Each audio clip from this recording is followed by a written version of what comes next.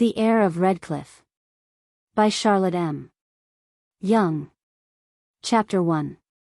The drawing room of Holywell House was one of the favored apartments, where a peculiar air of home seems to reside, whether seen in the middle of summer. All its large windows open to the garden, or, as when our story commences, its bright fire and stands of fragrant greenhouse plants contrasted with the wintry fog and leafless trees of November. There were two persons in the room, a young lady, who sat drawing at the round table, and a youth, lying on a couch near the fire, surrounded with books and newspapers, and a pair of crutches near him. Both looked up with a smile of welcome at the entrance of a tall, fine-looking young man, whom each greeted with, "Good morning, Philip." "Good morning, Laura." "Good morning, Charles. I am glad you are downstairs again. How are you today?" "No way remarkable, thank you," was the answer, somewhat wearily given by Charles. "You walked?" said Laura. "Yes." "Where's my uncle?" "I called at the post office, and brought a letter for him. It has the Morworth postmark," he added, producing it. "Where's that?" said Charles. "The post town to Redclyffe, Sir Guy Morville's place." "That old Sir Guy. What can he have to do with my father?" "Did you not know," said Philip, "that my uncle is to be guardian to the boy, his grandson?" "No, I did not." "Yes," said Philip, "when old Sir Guy made it an especial point that my father should take the guardianship, he only consented on condition that my uncle should be joined with him. So now my uncle is alone in the trust, and I cannot help thinking something must have happened at Redclyffe. It is certainly not Sir Guy's writing. It must wait, unless your curiosity will carry you out in search of Papa," said Charles. "He is somewhere about, zealously supplying the place of Jenkins." "Really, Philip," said Laura, "there is no telling how much good you have done him by convincing him of Jenkins' dishonesty. To say nothing of the benefit of being no longer cheated, the pleasure of having to overlook the farming is untold." Philip smiled, and came to the table where she was drawing. "Do you know this place?" said she, looking up in his face. "Stylehurst itself."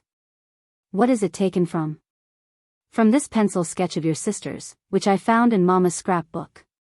You are making it very like, only the spire is too slender, and that tree, can't you alter the foliage? It is an ash." "Is it? I took it for an elm.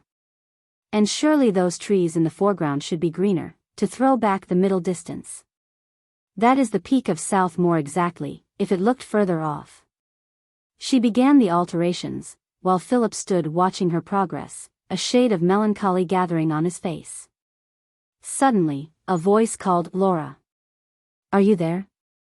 Open the door, and you will see." On Philip's opening it, in came a tall camellia. The laughing face, and light, shining curls of the bearer peeping through the dark green leaves. "Thank you." "Oh, is it you, Philip?" "Oh, don't take it. I must bring my own camellia to show Charlie." "You make the most of that one flower," said Charles. "Only see how many buds," and she placed it by his sofa. "Is it not a perfect blossom, so pure a white and so regular? And I am so proud of having beaten Mamma and all the gardeners, for not another will be out this fortnight, and this is to go to the horticultural show. Sam would hardly trust me to bring it in, though it was my nursing, not his." "Now, Amy," said Philip, when the flower had been duly admired, "you must let me put it into the window, for you. It is too heavy for you." "Oh, take care," cried Amabel, but too late. For, as he took it from her, the solitary flower struck against Charles's little table, and was broken off. "Oh, Amy, I am very sorry." "What a pity. How did it happen?" "Never mind," she answered, "it will last a long time in water. It was very unlucky. I am very sorry, especially because of the horticultural show." "Make all your apologies to Sam," said Amy, "his feelings will be more hurt than mine. I dare say my poor flower would have caught cold at the show, and never held up its head again." Her tone was gay, but Charles, who saw her face in the glass, betrayed her by saying, winking away a tear, "Oh, Amy, I never nursed a dear gazelle." Quoted Amy, with a merry laugh, and before any more could be said, there entered a middle-aged gentleman, short and slight, with a fresh, weather-beaten, good-natured face, grey whiskers, quick eyes, and a hasty, undecided air in look and movement. He greeted Philip heartily, and the letter was given to him. "Ha! Let us look. Not old Sir Guy's hand. What can be the matter? What? Dead? This is a sudden thing. Dead? Who? Sir Guy Morville? Yes, quite suddenly, poor old man." Then stepping to the door, he opened it, and called, "Mamma, just step here a minute, will you, Mamma?" The summons was obeyed by a tall, handsome lady, and behind her crept, with doubtful steps, as if she knew not how far to venture, a little girl of 11, her turned-up nose and shrewd face full of curiosity. She darted up to Amabel, who, though she shook her head, and held up her finger, smiled, and took the little girl's hand, listening meanwhile to the announcement. "Do you hear this, Mamma? Here's a shocking thing. Sir Guy Morville dead, quite suddenly." "Indeed? Well, poor man, I suppose no one ever repented or suffered more than he." "Who writes?" "His grandson, poor boy. I can hardly make out his letter." Holding it half a yard from his eyes, so that all could see a few lines of hasty, irregular writing, in a forcible hand, bearing marks of having been penned under great distress and agitation, he read aloud. "Dear Mr. Edmonstone, my dear grandfather died at 6 this morning. He had an attack of apoplexy yesterday evening, and never spoke again, though for a short time he knew me. We hope he suffered little. Markham will make all arrangements. We propose that the funeral should take place on Tuesday. I hope you will be able to come. I would write to my cousin, Philip Morville, if I knew his address, but I depend on you for saying all that ought to be said.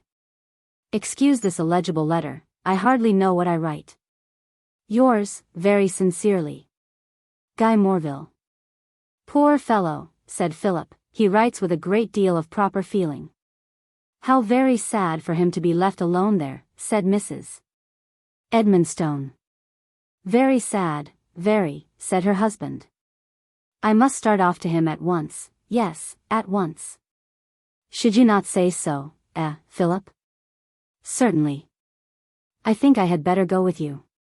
It would be the correct thing, and I should not like to fail in any token of respect for poor old Sir Guy." Of course," said Mr. Edmonstone, "it would be the correct thing. I am sure he was always very civil to us, and you are next heir after this boy."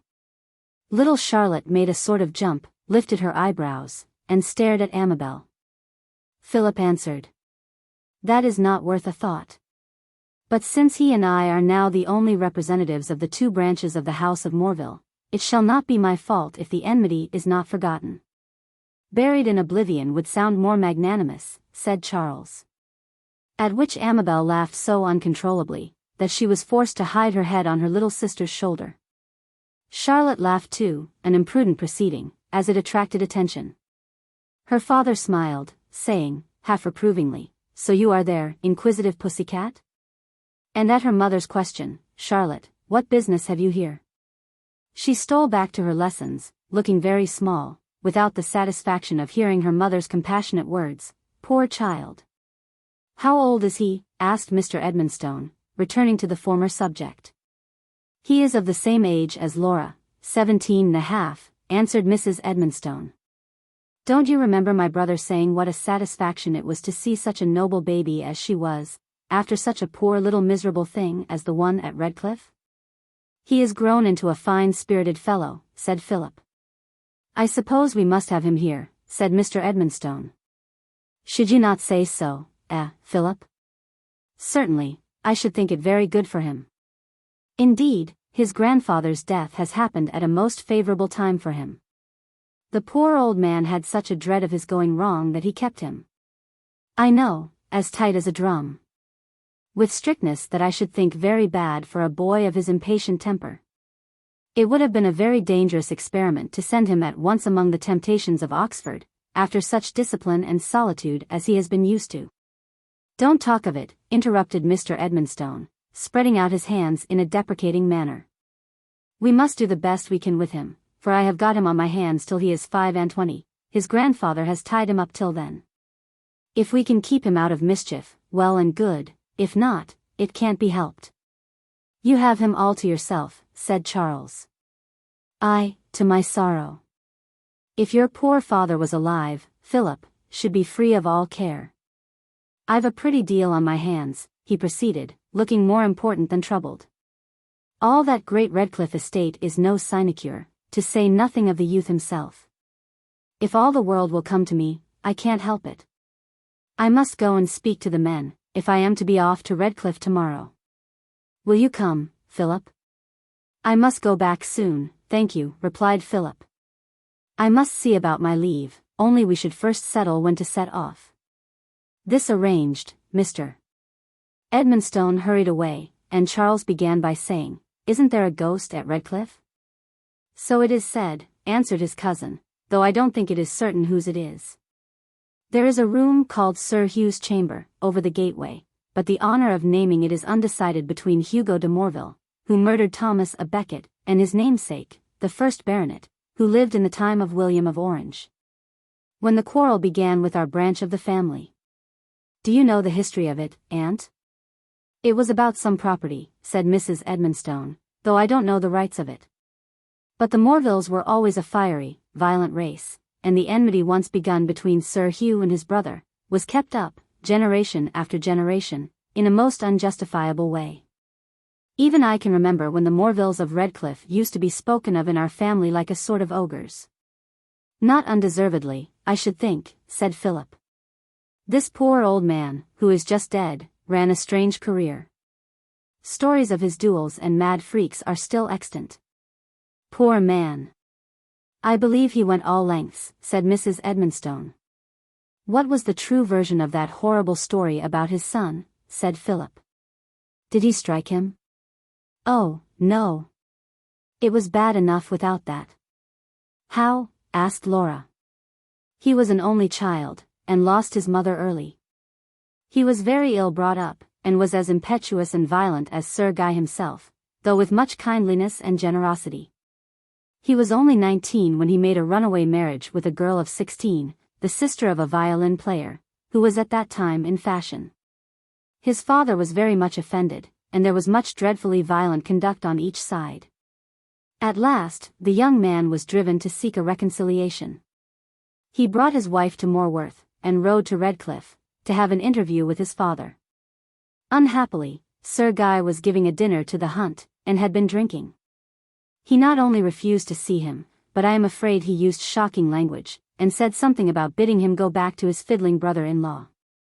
The son was waiting in the hall, heard everything, threw himself on his horse, and rushed away in the dark. His forehead struck against the branch of a tree, and he was killed on the spot. The poor wife? Asked Amabel, shuddering. She died the next day, when this boy was born. Frightful, said Philip. It might well make a reformation in old Sir Guy. I have heard that nothing could be more awful than the stillness that fell on that wretched party, even before they knew what had happened, before Colonel Harewood, who had been called aside by the servants, could resolve to come and fetch away the father. No wonder Sir Guy was a changed man from that hour. It was then that he sent for my father, said Philip. But what made him think of doing so? You know Colonel Harewood's house at Stylehurst? Many years ago, when these Mildred's races used to be so much more in fashion, Sir Guy and Colonel Harewood, and some men of that stamp, took that house amongst them, and used to spend some time there every year, to attend to something about the training of the horses. There were some malpractices of their servants, that did so much harm in the parish, that my brother was obliged to remonstrate. Sir Guy was very angry at first, but behaved better at last than any of the others. I suspect he was struck by my dear brother's bold, uncompromising ways, for he took to him to a certain degree, and my brother could not help being interested in him. There seemed to be so much goodness in his nature. I saw him once, and never did I meet any one who gave me so much the idea of a finished gentleman. When the poor son was about 14, he was with a tutor in the neighborhood, and used to be a good deal at Stylehurst, and, after the unhappy marriage, my brother happened to meet him in London, heard his story, and tried to bring about a reconciliation. Huh, said Philip, did not they come to Stylehurst? I have a dim recollection of somebody very tall, and a lady who sung. Yes. Your father asked them to stay there, that he might judge of her, and wrote to Sir Guy that she was a little, gentle, childish thing, capable of being molded to anything, and representing the mischief of leaving them to such society as that of her brother, who was actually maintaining them.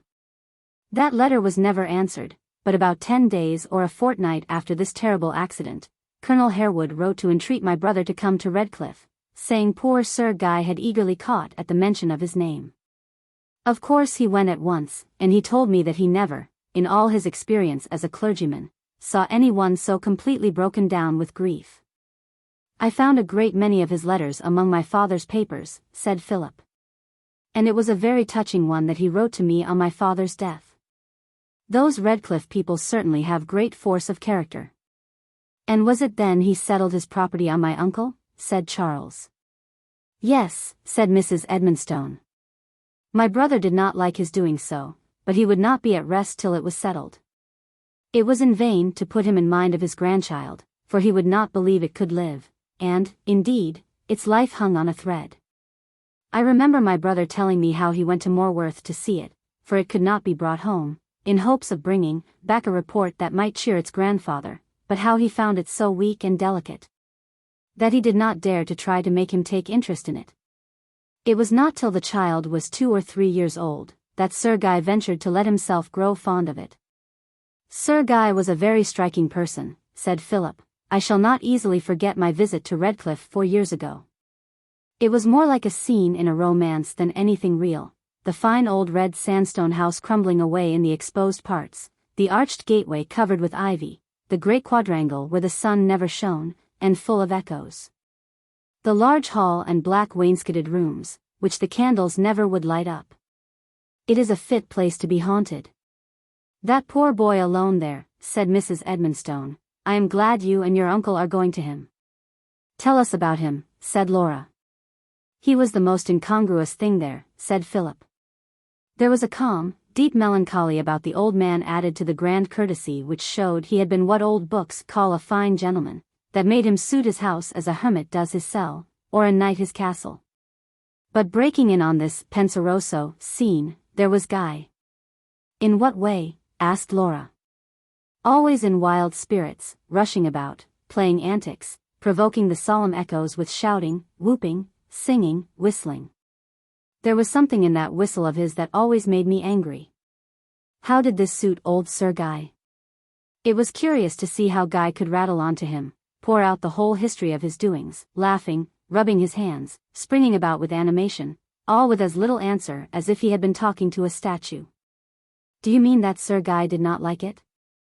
He did in his own way. There was now and then a glance or a nod, to show that he was attending, but it was such slight encouragement, that any less buoyant spirits must have been checked. Did you like him, on the whole? Asked Laura. I hope he has not this tremendous Morville temper. Oh, you don't say so. What a grievous thing. He is a fine fellow, said Philip, but I did not think Sir Guy managed him well. Poor old man, he was quite wrapped up in him, and only thought how to keep him out of harm's way. He would never let him be with other boys, and kept him so fettered by rules, so strictly watched, and so sternly called to account, that I cannot think how any boy could stand it. Yet, you say, he told everything freely to his grandfather, said Amy.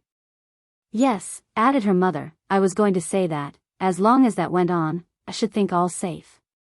As I said before, resumed Philip, he has a great deal of frankness, much of the making of a fine character, but he is a thorough Morville. I remember something that will show you his best and worst sides. You know Redclyffe is a beautiful place, with magnificent cliffs overhanging the sea, and fine woods crowning them. On one of the most inaccessible of these crags there was a hawk's nest, about halfway down, so that looking from the top of the precipice, we could see the old birds fly in and out. Well, what does Master Guy do, but go down this headlong descent after the nest? How he escaped alive no one could guess. And his grandfather could not bear to look at the place afterwards, but climb it he did, and came back with 2 young hawks, buttoned up inside his jacket. "There's a regular brick for you," cried Charles, delighted. His heart was set on training these birds. He turned the library upside down in search of books on falconry, and spent every spare moment on them. At last, a servant left some door open, and they escaped. I shall never forget Guy's passion. I am sure I don't exaggerate when I say he was perfectly beside himself with anger. "Poor boy," said Mrs. Edmonstone. "Serve the rascal right," said Charles. Nothing had any effect on him till his grandfather came out, and, at the sight of him, he was tamed in an instant, hung his head, came up to his grandfather, and said, "I am very sorry." Sir Guy answered, "My poor boy." And there was not another word. I saw Guy no more that day, and all the next he was quiet and subdued. But the most remarkable part of the story is to come. A couple of days afterwards we were walking in the woods, when, at the sound of Guy's whistle, we heard a flapping and rustling, and beheld, tumbling along, with their clipped wings, these 2 identical hawks, very glad to be caught. They drew themselves up proudly for him to stroke them, and their yellow eyes looked at him with positive affection. "Pretty creatures," said Amabel. "That is a very nice end to the story." "It is not the end," said Philip. I was surprised to see Guy so sober, instead of going into one of his usual raptures. He took them home, but the first thing I heard in the morning was, that he was gone to offer them to a farmer, to keep the birds from his fruit. "Did he do it of his own accord?" asked Laura. That was just what I wanted to know, but any hint about them brought such a cloud over his face that I thought it would be wanton to irritate him by questions. However, I must be going. "Goodbye, Amy, I hope your camellia will have another blossom before I come back. At least, I shall escape the horticultural meeting." "Goodbye," said Charles. "Put the feud in your pocket till you can bury it in old Sir Guy's grave, unless you mean to fight it out with his grandson, which would be more romantic and exciting." Philip was gone before he could finish. Mrs. Edmonstone looked annoyed, and Laura said, "Charlie, I wish you would not let your spirits carry you away." "I wish I had anything else to carry me away," was the reply. "Yes," said his mother, looking sadly at him. "Your high spirits are a blessing, but why misuse them? If they are given to support you through pain and confinement, why make mischief with them?" Charles looked more impatient than abashed, and the compunction seemed chiefly to rest with Amabel. "Now," said Mrs. Edmonstone, "I must go and see after my poor little prisoner." "Ah," said Laura, as she went, "it was no kindness in you to encourage Charlotte to stay, Amy, when you know how often that inquisitive temper has got her into scrapes." "I suppose so," said Amy, regretfully, "but I had not the heart to send her away."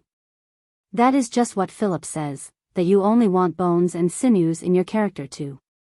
"Come, Laura," interrupted Charles, "I won't hear Philip's criticisms of my sister. I had rather she had no bones at all than that they stuck out and ran into me. There are plenty of angles already in the world, without sharpening hers." He possessed himself of Amy's round, plump, childish hand, and spread out over it his still whiter, and very bony fingers, pinching her soft pinky cushions, as he called them, not meant for studying anatomy upon. "Ah! You two spoil each other sadly," said Laura, smiling, as she left the room. "And what do Philip and Laura do to each other?" said Charles. "Improve each other, I suppose," said Amabel, in a shy, simple tone, at which Charles laughed heartily. "I wish I was as sensible as Laura," said she, presently, with a sigh. "Never was a more absurd wish," said Charles, tormenting her hands still more, and pulling her curls. "Unwish it forthwith. Where should I be without silly little Amy? If every one weighed my wit before laughing, should not often be in disgrace for my high spirits, as they call them." "I am so little younger than Laura," said Amy, still sadly, though smiling. "Folly," said Charles. "You are quite wise enough for your age, while Laura is so prematurely wise, that I am in constant dread that nature will take her revenge by causing her to do something strikingly foolish." "Nonsense," cried Amy, indignantly. "Laura do anything foolish? What I should enjoy, proceeded Charles, would be to see her over head and ears in love with this hero, and Philip properly jealous. How can you say such things, Charlie? Why? Was there ever a beauty who did not fall in love with her father's ward?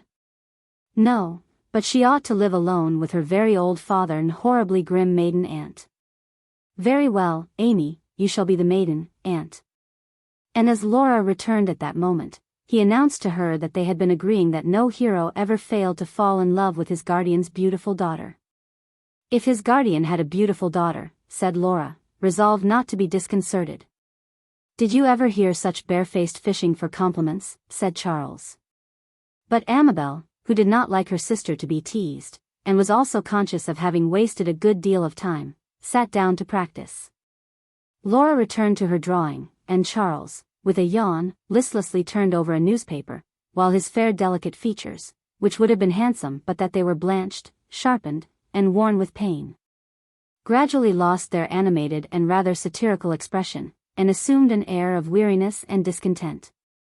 Charles was at this time 19, and for the last 10 years had been afflicted with a disease in the hip joint, which, in spite of the most anxious care, caused him frequent and severe suffering, and had occasioned such a contraction of the limb as to cripple him completely, while his general health was so much affected as to render him an object of constant anxiety. His mother had always been his most devoted and indefatigable nurse, giving up everything for his sake, and watching him night and day. His father attended to his least caprice, and his sisters were, of course, his slaves. So that he was the undisputed sovereign of the whole family. The two elder girls had been entirely under a governess till a month or two before the opening of our story, when Laura was old enough to be introduced. And the governess departing, the two sisters became Charles's companions in the drawing-room, while Mrs. Edmonstone, who had a peculiar taste and talent for teaching, undertook little Charlotte's lessons herself. Chapter 2. If the ill spirit have so fair a house, good things will strive to dwell with. The Tempest. One of the pleasantest rooms at Holywell was Mrs. Edmonstone's dressing-room, large and bay-windowed, over the drawing-room, having little of the dressing-room but the name, and a toilet table with a black and gold japanned glass, and curiously shaped boxes to match. Her room opened into it on one side, and Charles's on the other. It was a sort of upstairs parlor, where she taught Charlotte, cast up accounts, spoke to servants, and wrote notes, and where Charles was usually to be found, when unequal to coming downstairs.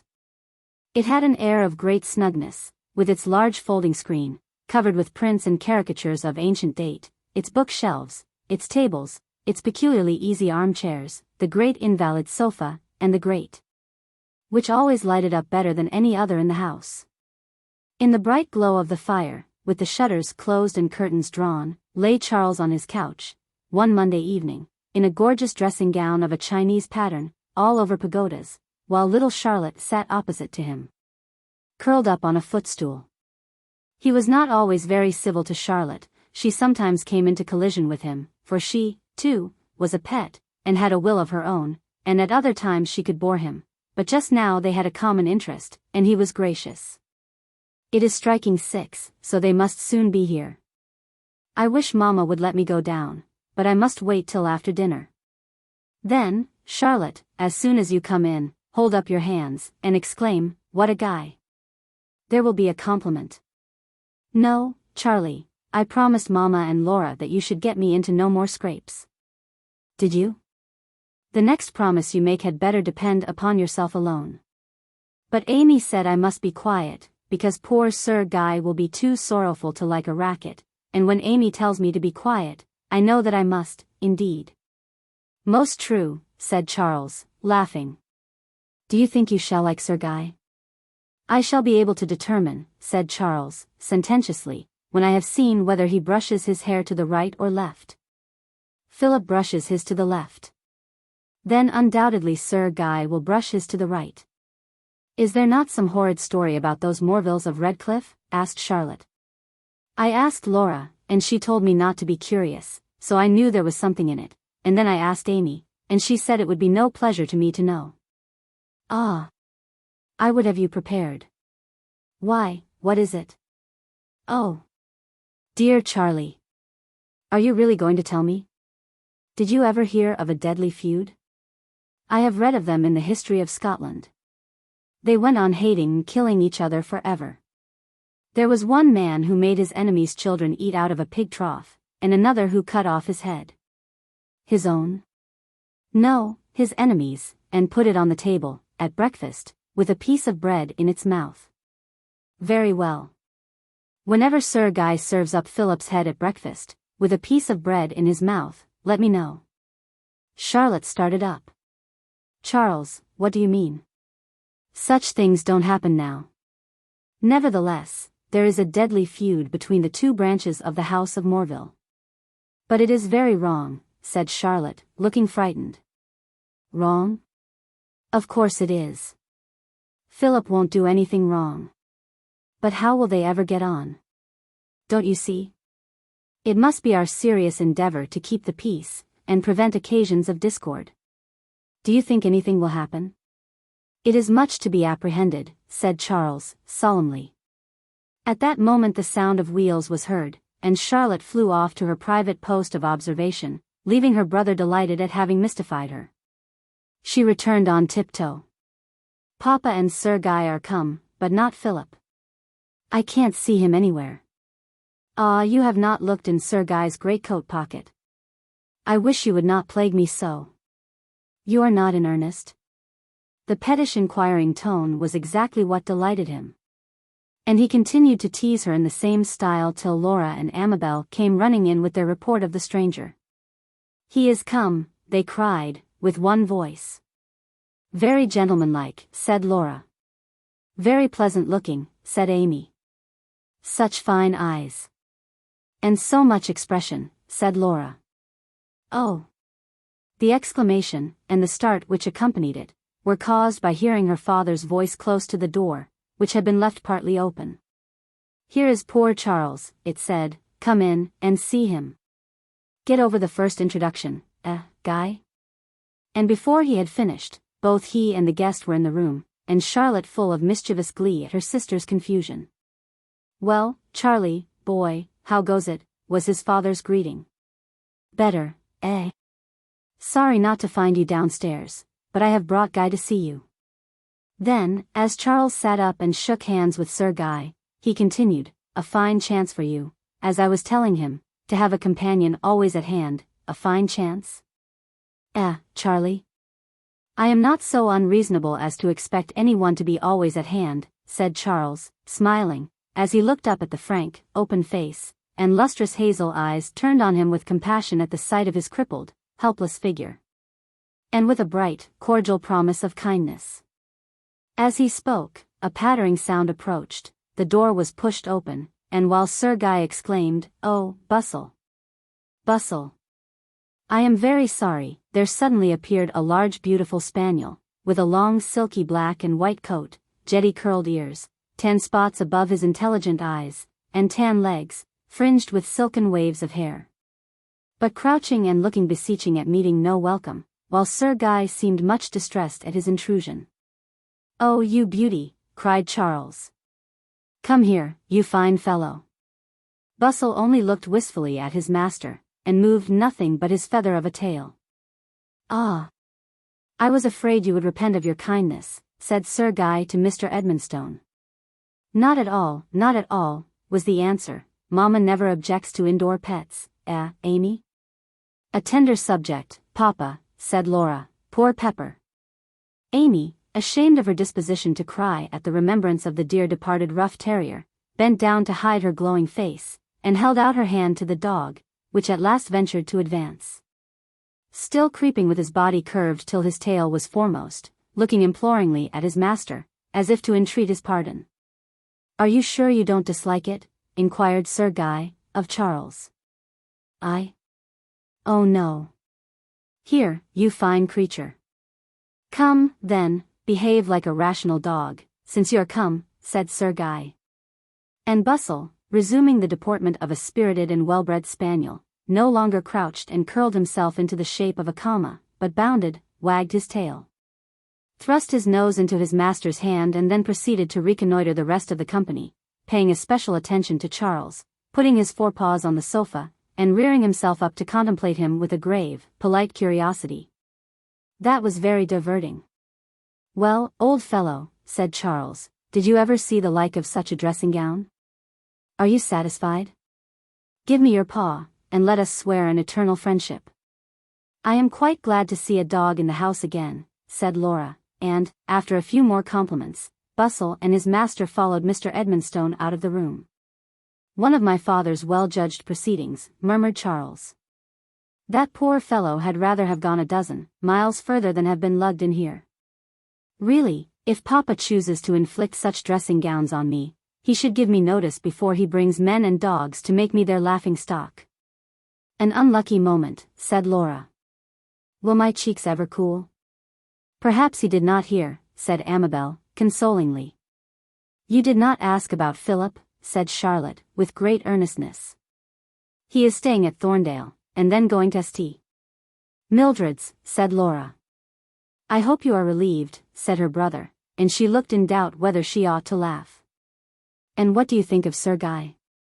"May he only be worthy of his dog," replied Charles. "Ah," said Laura, "many men are neither worthy of their wives, nor of their dogs." "D'Arth Henley, I suppose, is the foundation of that aphorism," said Charles. "If Margaret Morville could marry him, she could hardly be too worthy," said Laura. "Think of throwing away Philip's whole soul." "Oh, Laura, she could not lose that," said Amabel. Laura looked as if she knew more. But at that moment, both her father and mother entered, the former rubbing his hands, as he always did when much pleased, and sending his voice before him, as he exclaimed, "Well, Charlie, well, young ladies, is not he a fine fellow, eh?" "Rather undersized," said Charles. "Eh? He'll grow. He is not 18, you know, plenty of time, a very good height. You can't expect everyone to be as tall as Philip, but he's a capital fellow." "And how have you been, any pain?" Rather," said Charles, shortly, for he hated answering kind inquiries, when out of humor. "Ah, that's a pity. I was sorry not to find you in the drawing-room, but I thought you would have liked just to see him," said Mr. Edmonstone, disappointed, and apologizing. "I had rather have had some notice of your intention," said Charles, "would have made myself fit to be seen." "I am sorry. I thought you would have liked his coming," said poor Mr. Edmonstone, only half conscious of his offense. "But I see you are not well this evening." Worse and worse, for it was equivalent to openly telling Charles he was out of humor. And seeing, as he did, his mother's motive, he was still further annoyed when she hastily interposed a question about Sir Guy. "You should only hear them talk about him at Redclyffe," said Mr. Edmonstone. "No one was ever equal to him, according to them. Every one said the same, clergyman, old Markham, all of them. Such attention to his grandfather, such proper feeling, so good-natured, not a bit of pride. It is my firm belief that he will make up for all his family before him." Charles set up his eyebrows sarcastically. "How does he get on with Philip?"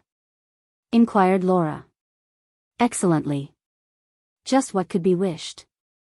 Philip is delighted with him, and I have been telling Guy all the way home what a capital friend he will be, and he is quite inclined to look up to him." Charles made an exaggerated gesture of astonishment, unseen by his father. "I told him to bring his dog. He would have left it, but they seemed so fond of each other, I thought it was a pity to part them, and that I could promise it should be welcome here." Mamma?" "Certainly. I am very glad you brought it. We are to have his horse and man in a little while. A beautiful chestnut, anything to raise his spirits. He is terribly cut up about his grandfather." It was now time to go down to dinner. And after Charles had made faces of weariness and disgust at all the viands proposed to him by his mother, almost imploring him to like them, and had at last ungraciously given her leave to send what he could not quite say he disliked, he was left to carry on his teasing of Charlotte, and his grumbling over the dinner, for about the space of an hour, when Amabel came back to him, and Charlotte went down. He exclaimed. "Another swan of my father's. Did not you like his looks? I saw only an angular hobbadehoy. But every one at Redclyffe speaks so well of him. As if the same things were not said of every heir to more acres than brains." However, I could have swallowed everything but the disposition to adore Philip. Either it was gammon on his part, or else the work of my father's imagination. For shame, Charlie. Is it within the bounds of probability that he should be willing, at the bidding of his guardian, to adopt as mentor his very correct and sententious cousin, a poor subaltern, and the next in the entail?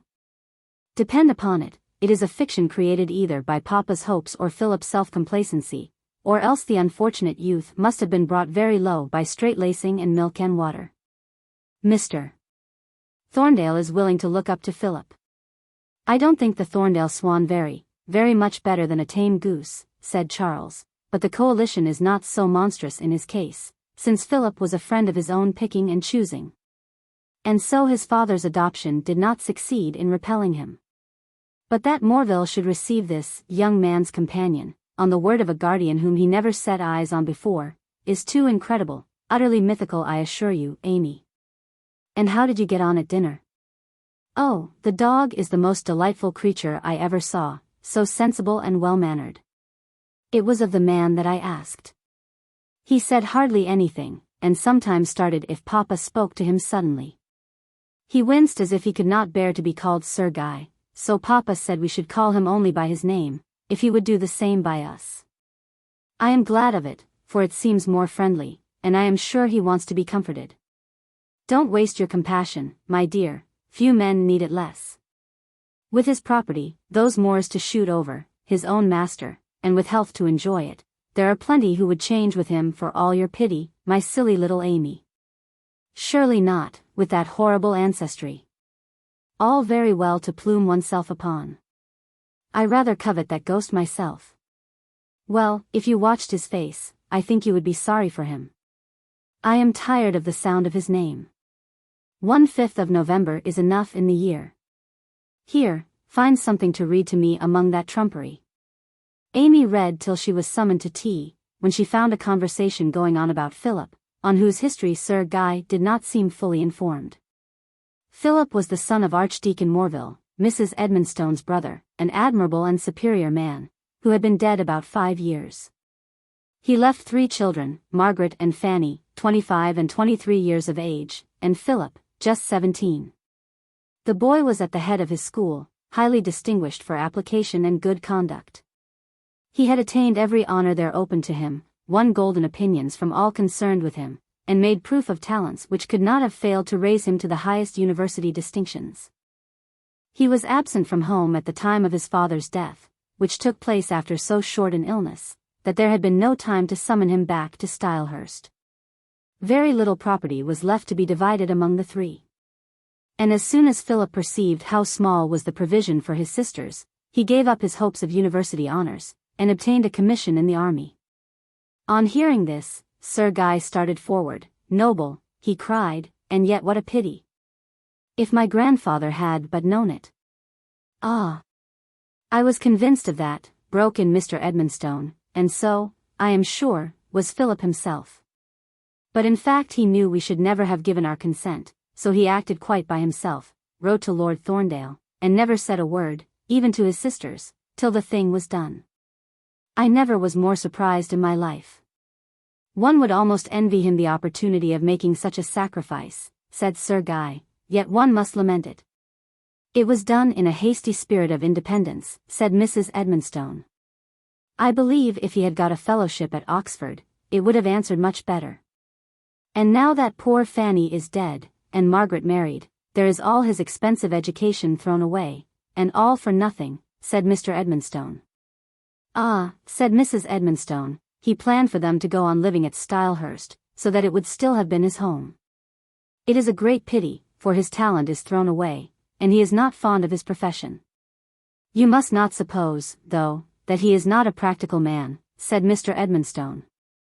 I had rather take his opinion than anyone's, especially about a horse, and there is no end to what I hear about his good sense, and the use he is of to the other young men. You should tell about Mr. Thorndale, Papa, said Laura. Ah, that is a feather in Master Philip's cap. Besides, he is your neighbor, at least, his father is. I suppose you know Lord Thorndale, said Mrs. Edmonstone, in explanation. I have seen him once at the quarter sessions, said Sir Guy. But he lives on the other side of Moorworth, and there was no visiting. Well, this youth, James Thorndale, the second son, was Philip's fag. Philip says he was always licking him, interposed Charlotte. He kept him out of some scrape or other, continued Mr. Edmonstone. Lord Thorndale was very much obliged to him, had him to stay at his house, took pretty much to him altogether. It was through him that Philip applied for his commission, and he has put his son into the same regiment, on purpose to have him under Philip's eye. There he is at Broadstone, as gentlemanlike a youth as I would wish to see. We will have him to dinner some day, and Maurice too, mamma. Maurice, he is a young Irish cousin of my own, a capital fellow at the bottom, but a regular thoroughgoing rattle. That was my doing. I told his father that he could not do better than put him into the th. Nothing like a steady friend and a good example, I said, and Kilkerran always takes my advice, and I don't think he has been sorry. Maurice has kept much more out of scrapes of late. Oh papa, exclaimed Charlotte, Maurice has been out riding on a hired horse, racing with Mr. Gordon, and the horse tumbled down at the bottom of East Hill, and broke its knees. That's the way, said Mr. Edmonstone, the instant my back is turned. Thereupon the family fell into a discussion of home affairs, and thought little more of their silent guest. Chapter 3. The hues of bliss more brightly glow, chastised by sober tints of woe. Grey. What use shall I make of him, said Charles to himself, as he studied Sir Guy Morville, who sat by the table, with a book in his hand. He had the unformed look of a growing boy, and was so slender as to appear taller than he really was. He had an air of great activity.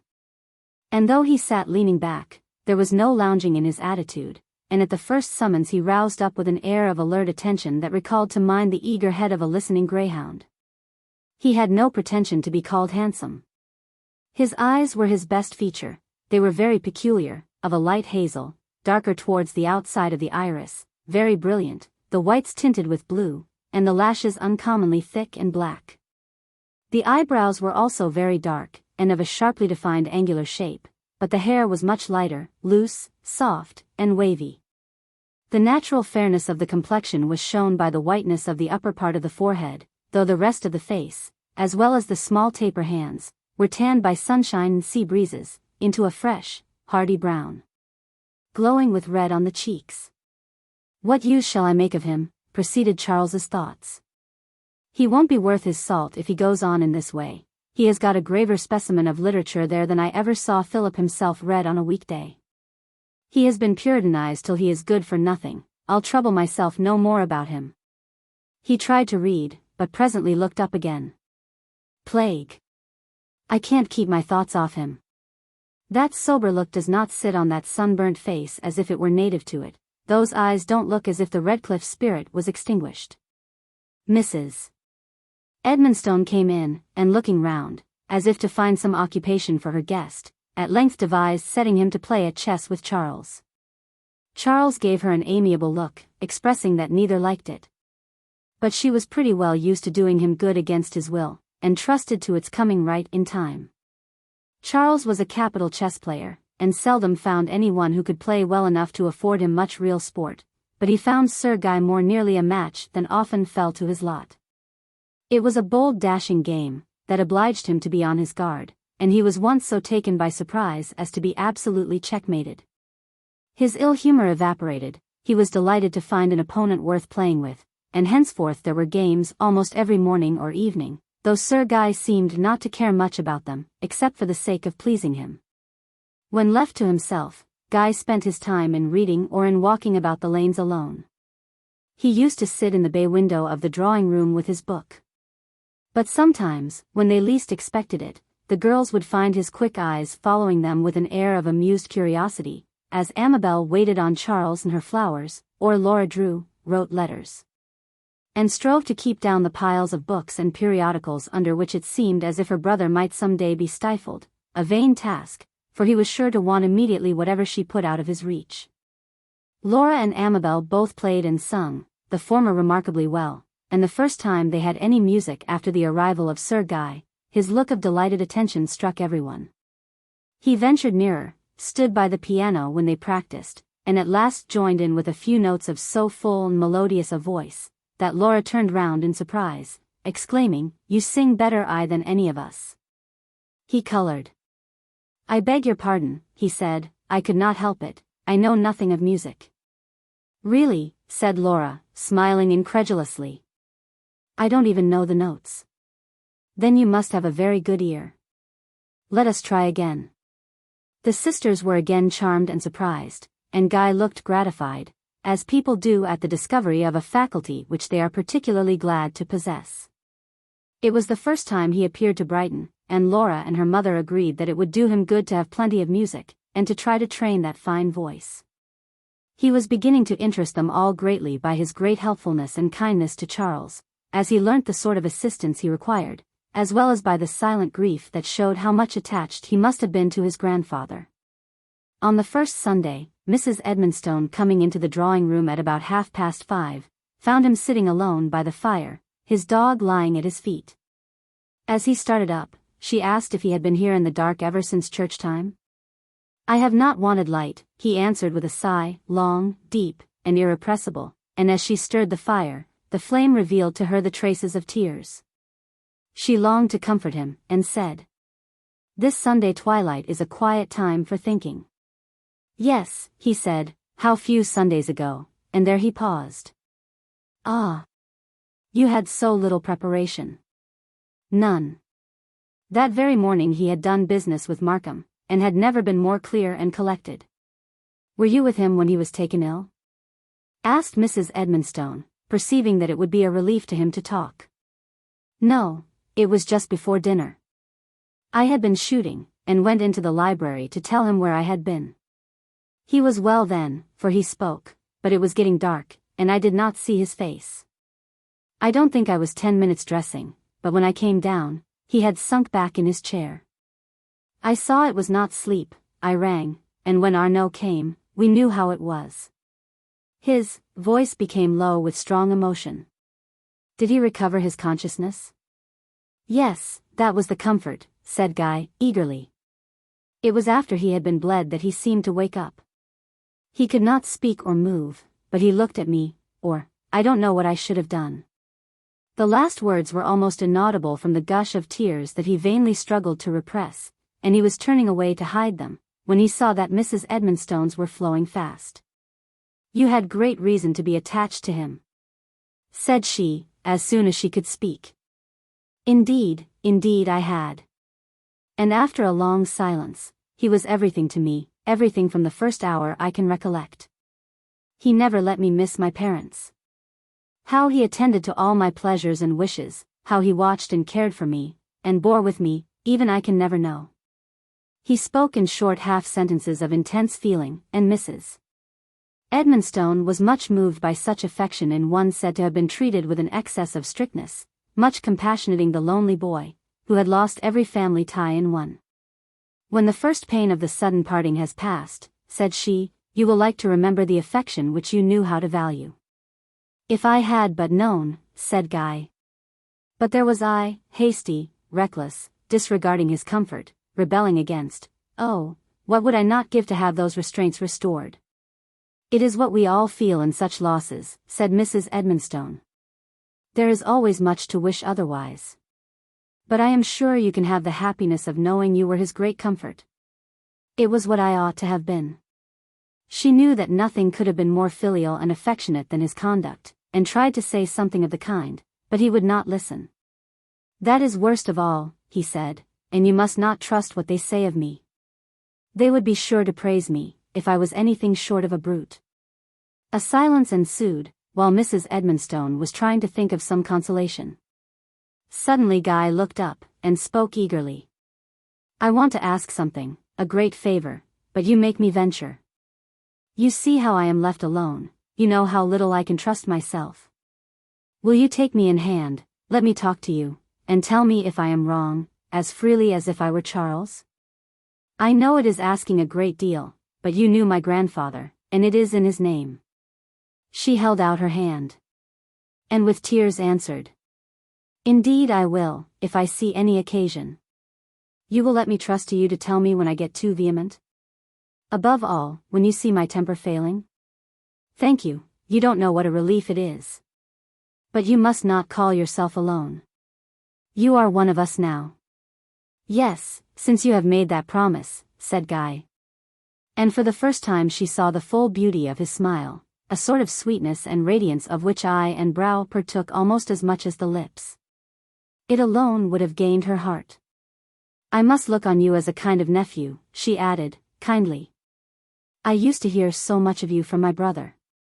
Oh, cried Guy, lighting up, Archdeacon Morville was always so kind to me.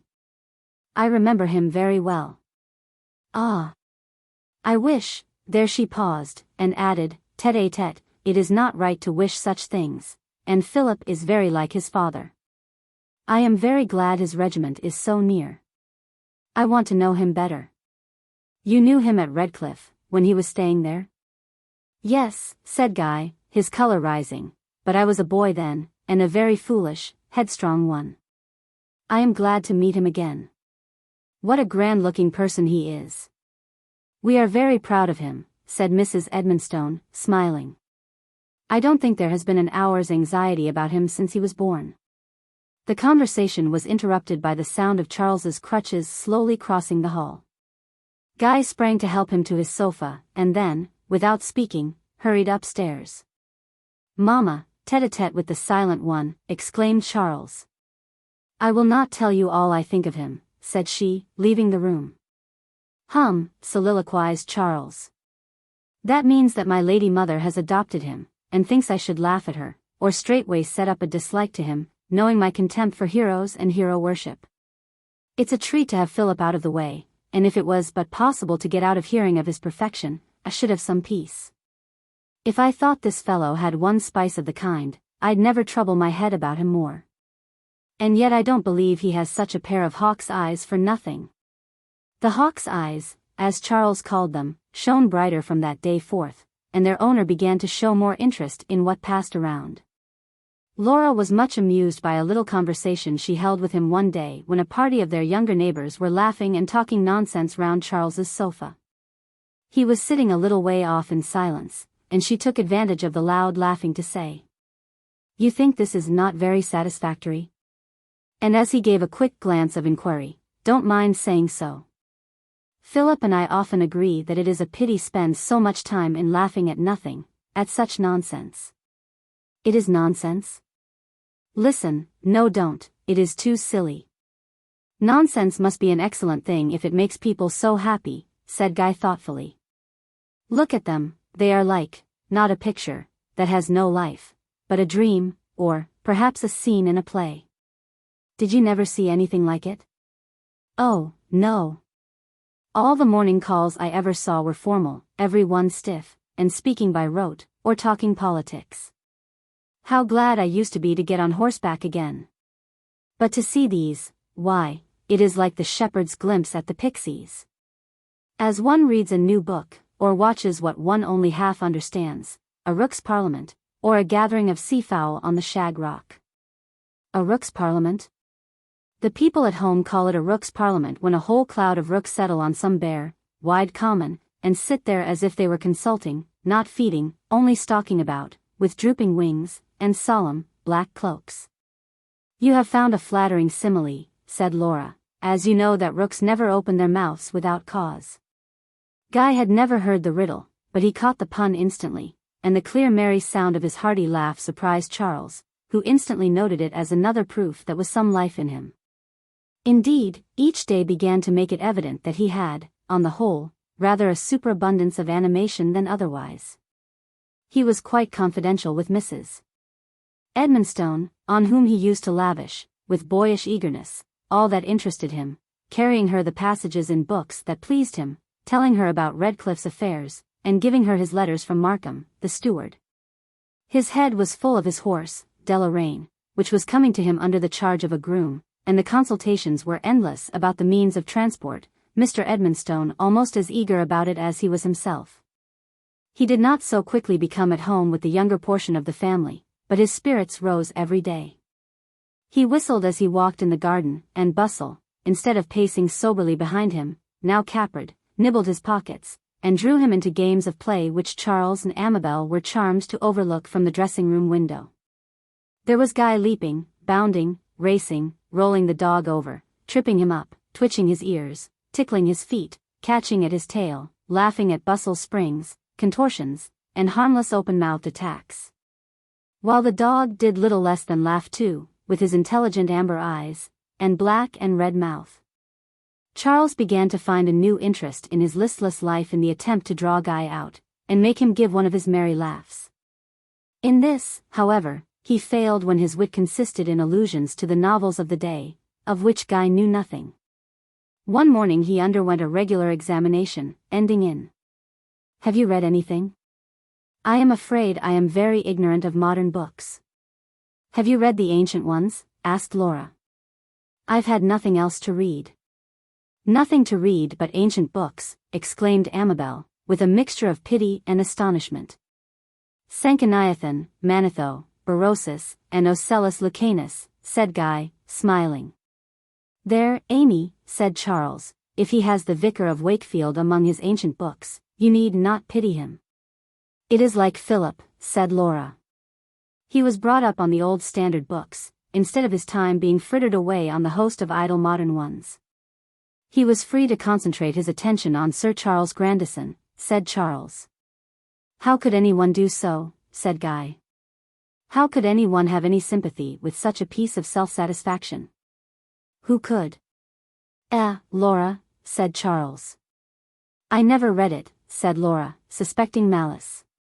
"What is your opinion of perfect heroes?" continued Charles. "Here comes one," whispered Amy to her brother, blushing at her piece of naughtiness, as Philip Morville entered the room. After the first greetings and inquiries after his sister, whom he had been visiting, Laura told him what they had been saying of the advantage of a scanty range of reading. "True," said Philip. "I have often been struck by finding how ignorant people are, even of Shakespeare, and I believe the blame chiefly rests on the cheap rubbish in which Charlie is nearly walled up there."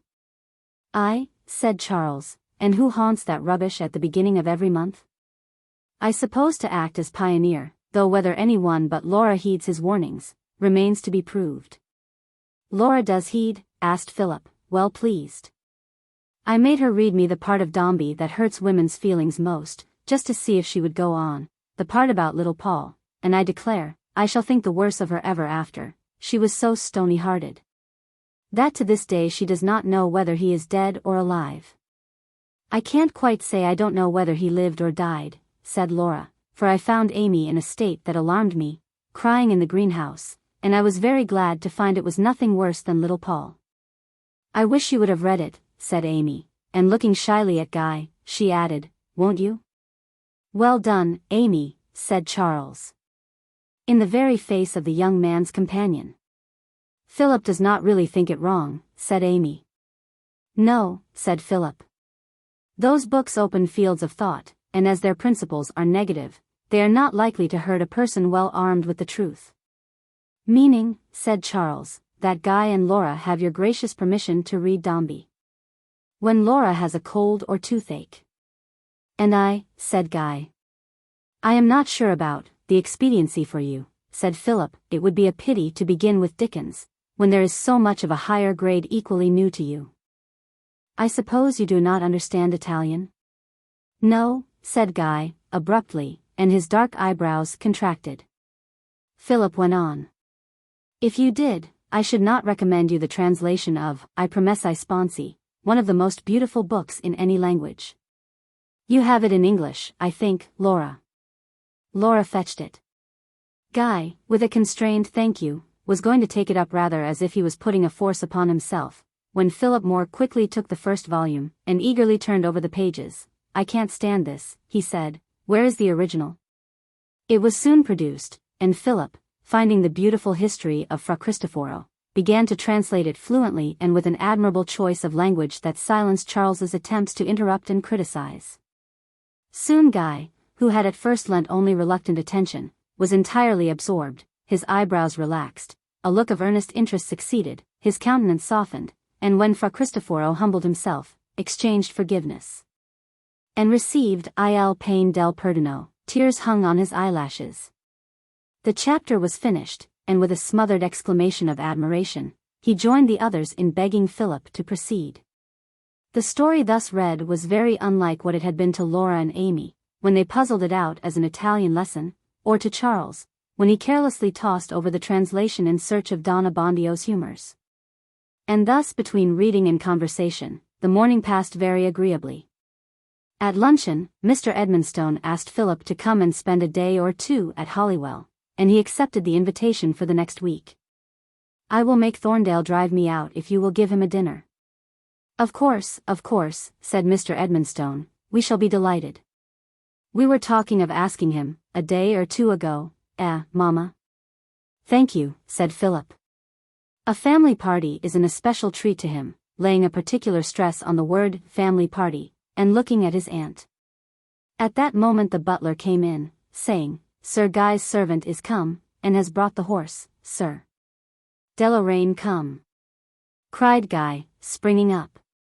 "Where?" "At the door, sir."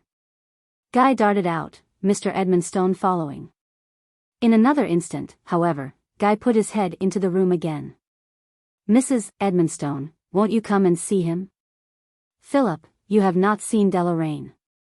Off he rushed, and the others were just in time to see the cordial look of honest gladness with which William, the groom, received his young master's greeting, and the delighted recognition between Guy, Bustle, and Deloraine. Guy had no attention for anything else till he had heard how they had prospered on the journey, and then he turned to claim his friend's admiration for the beautiful chestnut, his grandfather's birthday present. The ladies admired with earnestness that compensated for want of knowledge, the gentlemen with greater science and discrimination. Indeed, Philip, as a connoisseur, could not but, for the sake of his own reputation, discover something to criticize. Guy's brows drew together again, and his eyes glanced as if he was much inclined to resent the remarks, as attacks at once on Deloraine and on his grandfather, but he said nothing, and presently went to the stable with Mr. Edmonstone, to see about the horse's accommodations. Philip stood in the hall with the ladies. "So I perceive you have dropped the title already," observed he to Laura. "Yes," said Mrs. Edmonstone, replying for her daughter. It seemed to give him pain by reminding him of his loss, and he was so strange and forlorn just at first, that we were glad to do what we could to make him feel himself more at home. "Then you get on pretty well now?" The reply was in chorus with variations. "Oh, excellently." "He is so entertaining," said Charlotte. "He sings so beautifully," said Amabel. "He is so right-minded," said Mrs. Edmonstone. "So very well informed," said Laura. Then it all began again. "He plays chess so well," said Amy. "Bustle is such a dear dog," said Charlotte. "He is so attentive to Charlie," said Mrs. Edmonstone, going into the drawing-room to her son. "Papa says he will make up for the faults of all his ancestors," said Amabel. "His music." "Oh, his music," said Laura. "Philip," said Charlotte, earnestly, "you really should learn to like him." "Learn, impertinent little puss?" said Philip, smiling. "Why should I not like him?" "I was sure you would try," said Charlotte, impressively. "Is it hard?" said Amy. "But, oh, Philip, you could not help liking his singing." "I never heard such a splendid voice," said Laura. "So clear and powerful, and yet so wonderfully sweet in the low soft notes. And a very fine ear. He has a real talent for music." "Ah! Inherited, poor fellow," said Philip, compassionately. "Do you pity him for it?" said Amy, smiling. "Do you forget?" said Philip. "I would not advise you to make much of this talent in public. It is too much a badge of his descent." "Mamma did not think so," said Amy. "She thought it a pity he should not learn regularly, with such a talent. So the other day, when Mr. Radford was giving us a lesson, she asked Guy just to sing up and down the scale. I never saw anything so funny as old Mr. Radford's surprise. It was almost like the music lesson in La Figlia del Reggimento. He started, and looked at Guy, and seemed in a perfect transport, and now Guy is to take regular lessons." "Indeed." "But do you really mean," said Laura, "that if your mother had been a musician's daughter, and you had inherited her talent, that you would be ashamed of it?" Indeed, Laura, said Philip, with a smile, I am equally far from guessing what I should do if my mother had been anything but what she was, as from guessing what I should do if I had a talent for music. Mrs. Edmonstone here called her daughters to get ready for their walk, as she intended to go to East Hill, and they might as well walk with Philip as far as their roads lay together. Philip and Laura walked on by themselves, a little in advance of the others. Laura was very anxious to arrive at a right understanding of her cousin's opinion of Guy. I am sure there is much to like in him, she said. There is. But is it the highest praise to say there is much to like? People are not so cautious when they accept a man in toto. Then, do you not? Philip's answer was, he who the lion's whelp has nursed at home with fostering hand finds it a gentle thing at first, obedient to command. Do you think him a lion's whelp? I am afraid I saw the lion just now in his flashing eyes and contracted brow. There is an impatience of advice, a vehemence of manner that I can hardly deem satisfactory. I do not speak from prejudice, for I think highly of his candor, warmth of heart, and desire to do right, but from all I have seen, I should not venture as yet to place much dependence on his steadiness of character or command of temper. He seems to have been very fond of his grandfather, in spite of his severity. He is but just beginning to brighten up a little. Yes, his disposition is very affectionate, almost a misfortune to one so isolated from family ties. He showed remarkably well at Redclyffe, the other day, boyish of course, and without much self-command, but very amiably. It is very well for him that he is removed from thence, for all the people idolize him to such a degree that they could not fail to spoil him. It would be a great pity if he went wrong. Great, for he has many admirable qualities, but still they are just what persons are too apt to fancy compensation for faults. I never heard that any of his family, except perhaps that unhappy old Hugh, were deficient in frankness and generosity, and therefore these do not satisfy me. Observe, I am not condemning him, I wish to be perfectly just. All I say is, that I do not trust him till I have seen him tried. Laura did not answer, she was disappointed. Yet there was a justice and guardedness in what Philip said, that made it impossible to gainsay it, and she was pleased with his confidence. She thought how cool and prudent he was, and how grieved she should be if Guy justified his doubts. And so they walked on in such silence as is perhaps the strongest proof of intimacy. She was the first to speak, led to do so by an expression of sadness about her cousin's mouth. What are you thinking of, Philip? Of Locksley Hall. There is nonsense, there is affectation in that, Laura, there is scarcely poetry, but there is power, for there is truth. Of Locksley Hall. I thought you were at Stylehurst. So I was, but the one brings the other. I suppose you went to Stylehurst while you were at St. Mildred's? Did Margaret take you there? Margaret? Not she, she is too much engaged with her book club, and her soirees, and her societies of every sort and kind. How did you get on with the doctor? I saw as little of him as I could, and was still more convinced that he does not know what conversation is. Hem. Philip gave a deep sigh. No, the only thing to be done at St.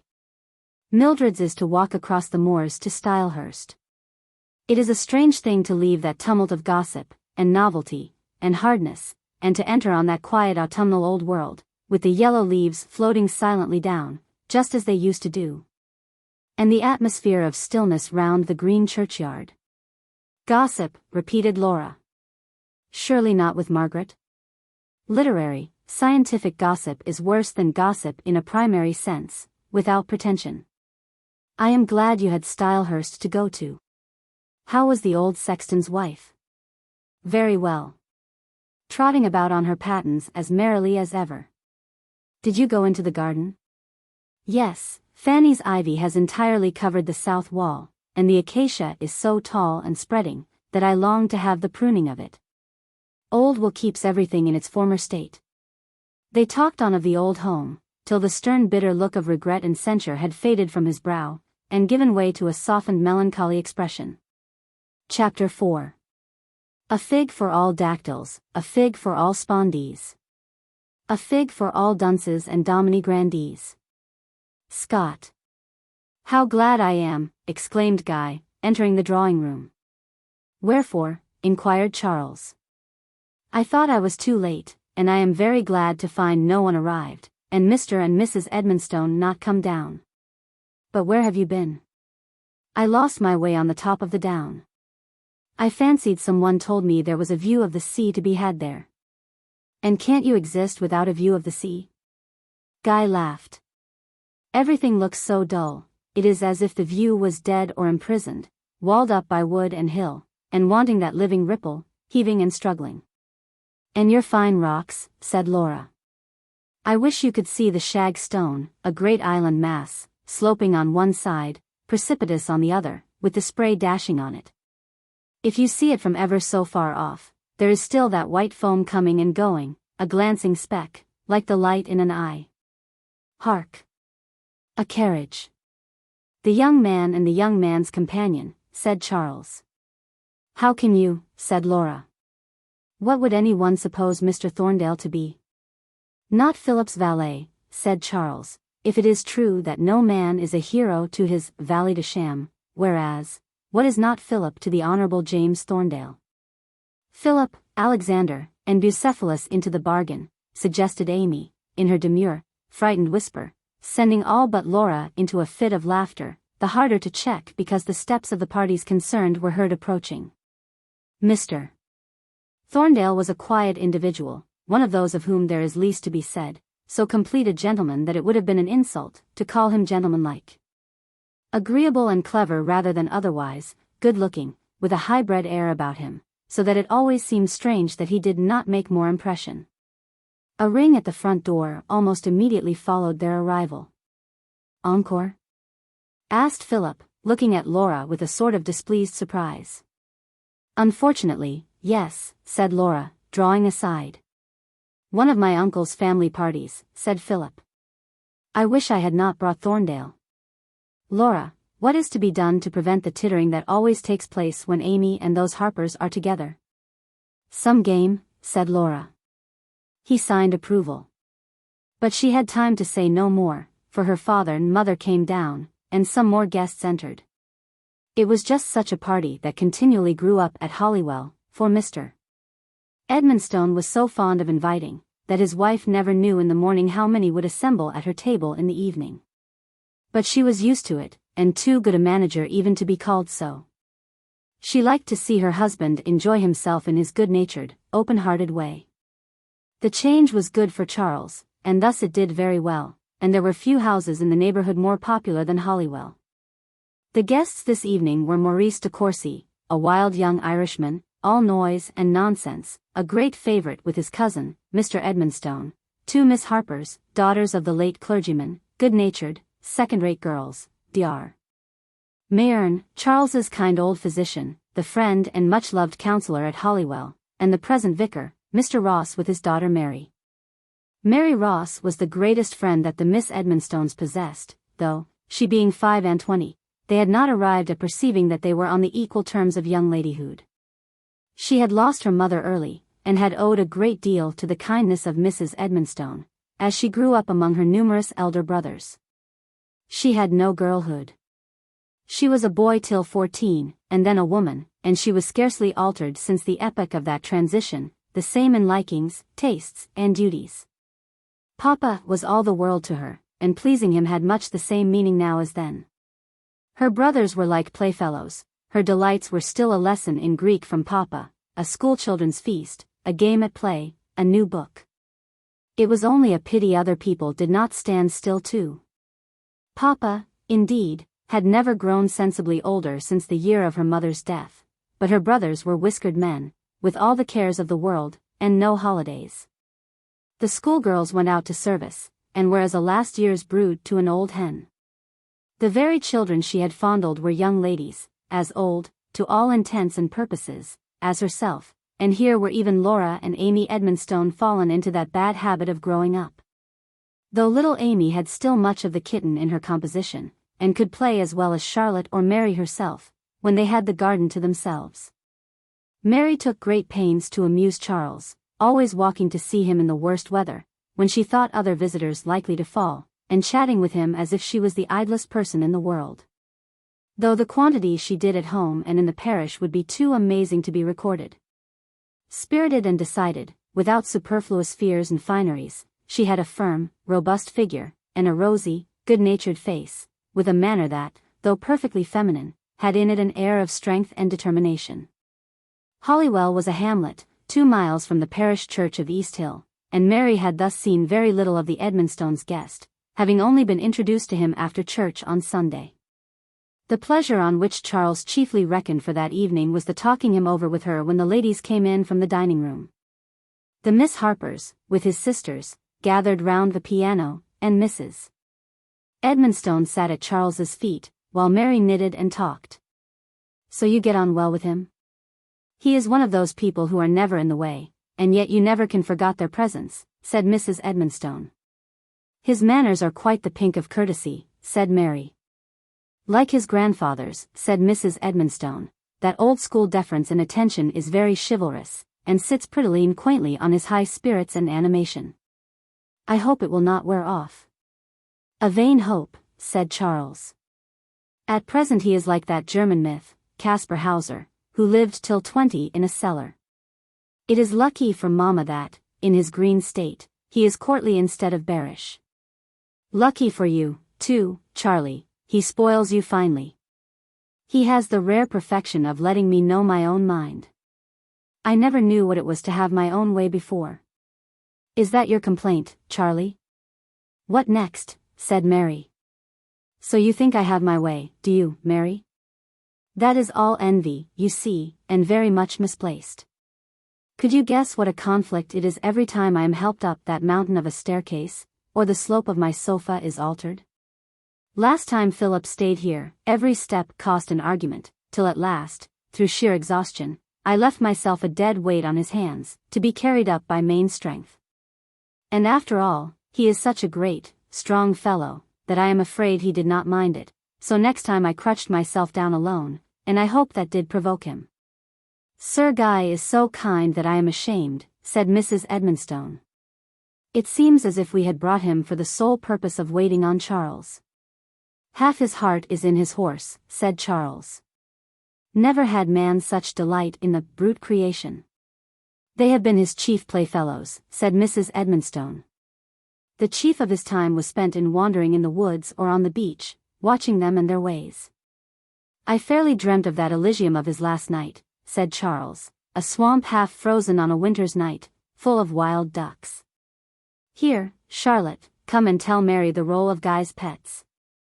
Charlotte began. "There was the seagull, and the hedgehog, and the fox, and the badger, and the jay, and the monkey, that he bought because it was dying, and cured it, only it died the next winter, and a toad, and a raven, and a squirrel, and—" "That will do, Charlotte." "Oh. But Mary has not heard the names of all his dogs. And Mary, he has cured Bustle of hunting my puss." We held them up to each other, and Puss hissed horribly, but Bustle did not mind it a bit.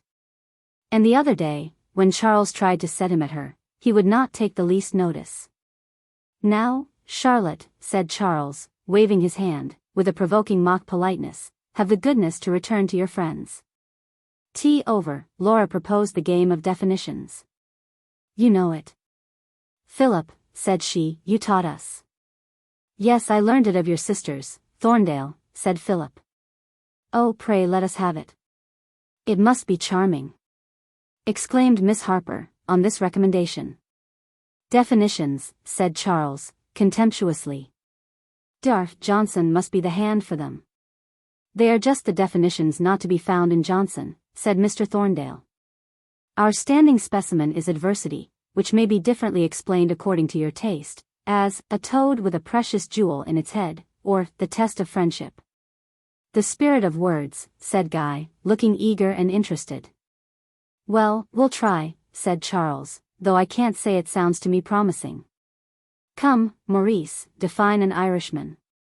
"No, don't let us be personal," said Laura. "I had thought of the word happiness. We are each to write a definition on a slip of paper, then compare them." The game was carried on with great spirit for more than an hour. It was hard to say, which made most fun, Maurice, Charles, or Guy. The last no longer a spectator, but an active contributor to the sport. When the breakup came, Mary and Amabel were standing over the table together, collecting the scattered papers, and observing that it had been very good fun. Some so characteristic, said Amy, such as Morris's definition of happiness, a row at Dublin. Some were very deep, though, said Mary, if it is not treason, should like to make out whose that other was of happiness. You mean this, said Amy, gleams from a brighter world, too soon eclipsed or forfeited. I thought it was Philip's, but it is Sir Guy's writing. How very sad. I should not like to think so. And he was so merry all the time. This is his, too, I see, this one about riches being the freight for which the traveller is responsible. There is a great deal of character in them, said Mary. I should not have wondered at any of us, penniless people, philosophizing in the fox and grape style, but, for him, and at his age. He has been brought up so as to make the theory of wisdom come early, said Philip. Who was nearer than she thought. Is that intended for disparagement? She asked quickly. I think very highly of him, he has a great deal of sense and right feeling, was Philip's sedate answer, and he turned away to say some last words to Mr. Thorndale. The Rosses were the last to depart, Mary in cloak and clogs, while Mr. Edmonstone lamented that it was in vain to offer the carriage. And Mary laughed, and thanked, and said the walk home with Papa was the greatest of treats in the frost and starlight. Don't I pity you, who always go out to dinner in a carriage, were her last words to Laura. Well, Guy, said Charlotte, how do you like it? Very much, indeed. It was very pleasant. You are getting into the fairy ring, said Laura, smiling. Aye, he said, smiling too, but it does not turn to tinsel. Would it if I saw more of it? And he looked at Mrs. Edmonstone. It would be no compliment to ourselves to say so, she answered. I suppose tinsel or gold depends on the using, said he, thoughtfully. There are some lumps of solid gold among those papers, I am sure, one, in particular, about a trifle. May I see that again? I mean. Little things. On little wings. Bear little souls to heaven. Oh. That was only a quotation, said Amy, turning over the definitions again with him, and laughing at some of the most amusing, while, in the meantime, Philip went to help Laura, who was putting some books away in the anteroom. Yes, Laura, he said, he has thought, mind, and soul, he is no mere rattle. No indeed. Who could help seeing his superiority over Maurice? If only he does not pervert his gifts, and if it is not all talk. I don't like such excess of openness about his feelings, it is too like talking for talking's sake. Mamma says it in the transparency of youthfulness. You know he has never been at school. So his thoughts come out in security of sympathy, without fear of being laughed at. But it is very late. Good night. The frost turned to rain the next morning, and the torrents streamed against the window, seeming to have a kind of attraction for Philip and Guy, who stood watching them. Guy wondered if the floods would be out at Redclyffe, and his cousins were interested by his description of the sudden, angry rush of the mountain streams, eddying fiercely along, bearing with them tree and rock, while the valleys became lakes. And the little mounds islets. And the trees looked strangely out of proportion when only their branches were visible. Oh! A great flood is famous fun, said he.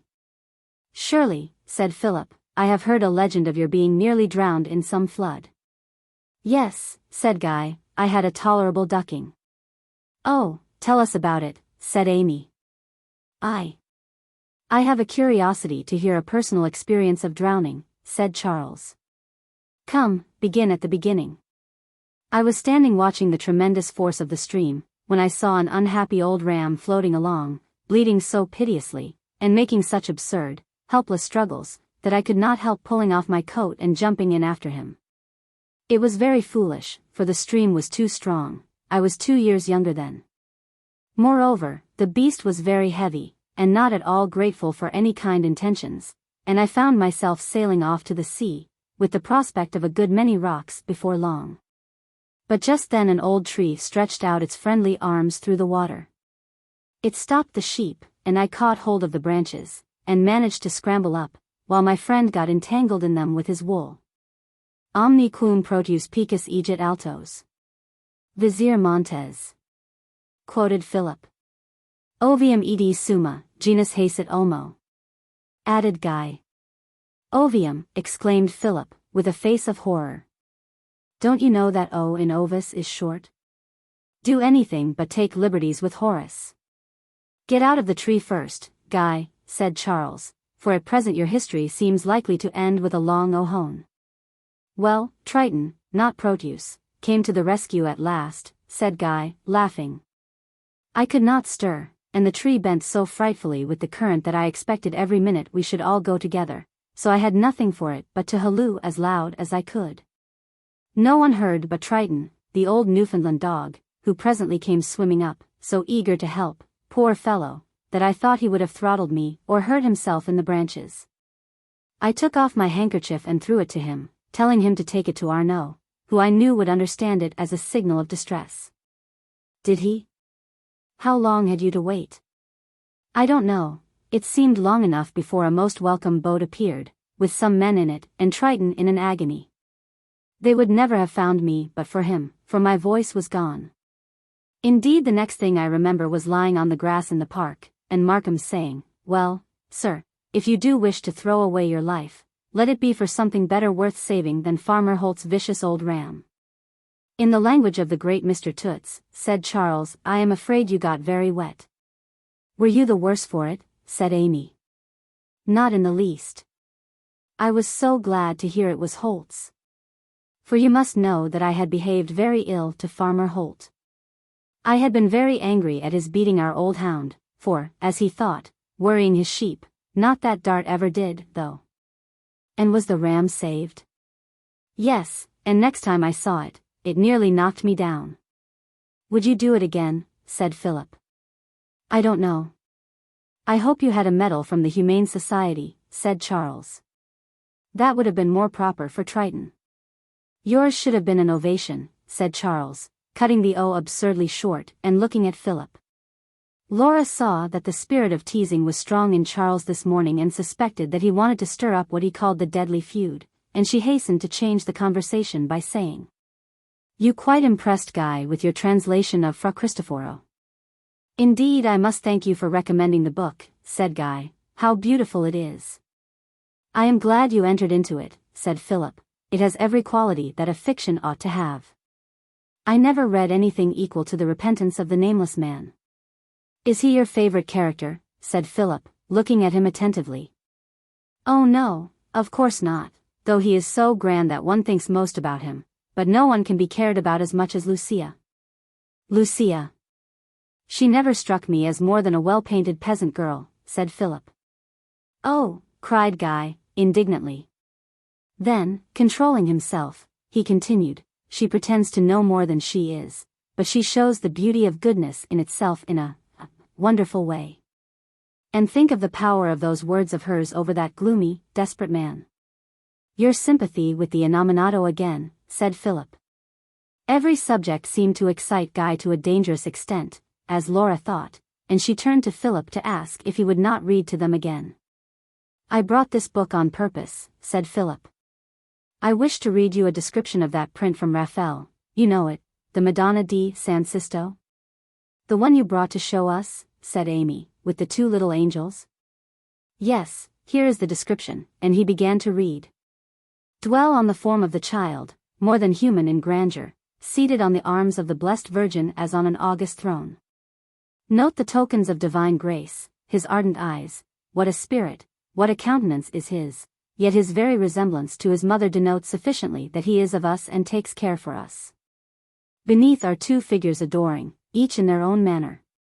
On one side is a pontiff, on the other a virgin, each a most sweet and solemn example, the one of aged, the other of maidenly piety and reverence. Between are two winged boys, evidently presenting a wonderful pattern of childlike piety.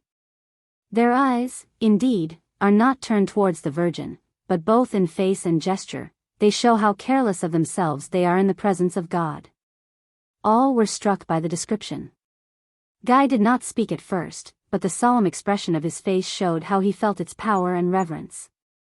Philip asked if they would like to hear more, and Charles assented. Amy worked, Laura went on with her perspective, and Guy sat by her side, making concentric circles with her compasses, or when she wanted them he tormented her parallel ruler.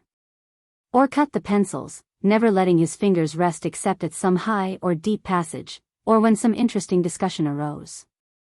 All were surprised when luncheon time arrived. Charles held out his hand for the book. It was given with a slight smile, and he exclaimed, "Latin. I thought you were translating. Is it your own property?" "Yes." "Is it very tough?" "I would read it, if anyone would read it with me." "Do you mean me?" said Guy. "I should like it very much, but you have seen how little Latin I know." "That is the very thing," said Charles. "That Ovis of yours was music. I would have made you a knight of the Golden Fleece on the spot. Tutors I could get by shoals, but a fellow dunce is inestimable." "It is a bargain, then," said Guy, "if Philip has done with the book and will lend it to us." The luncheon bell rang, and they all adjourned to the dining room.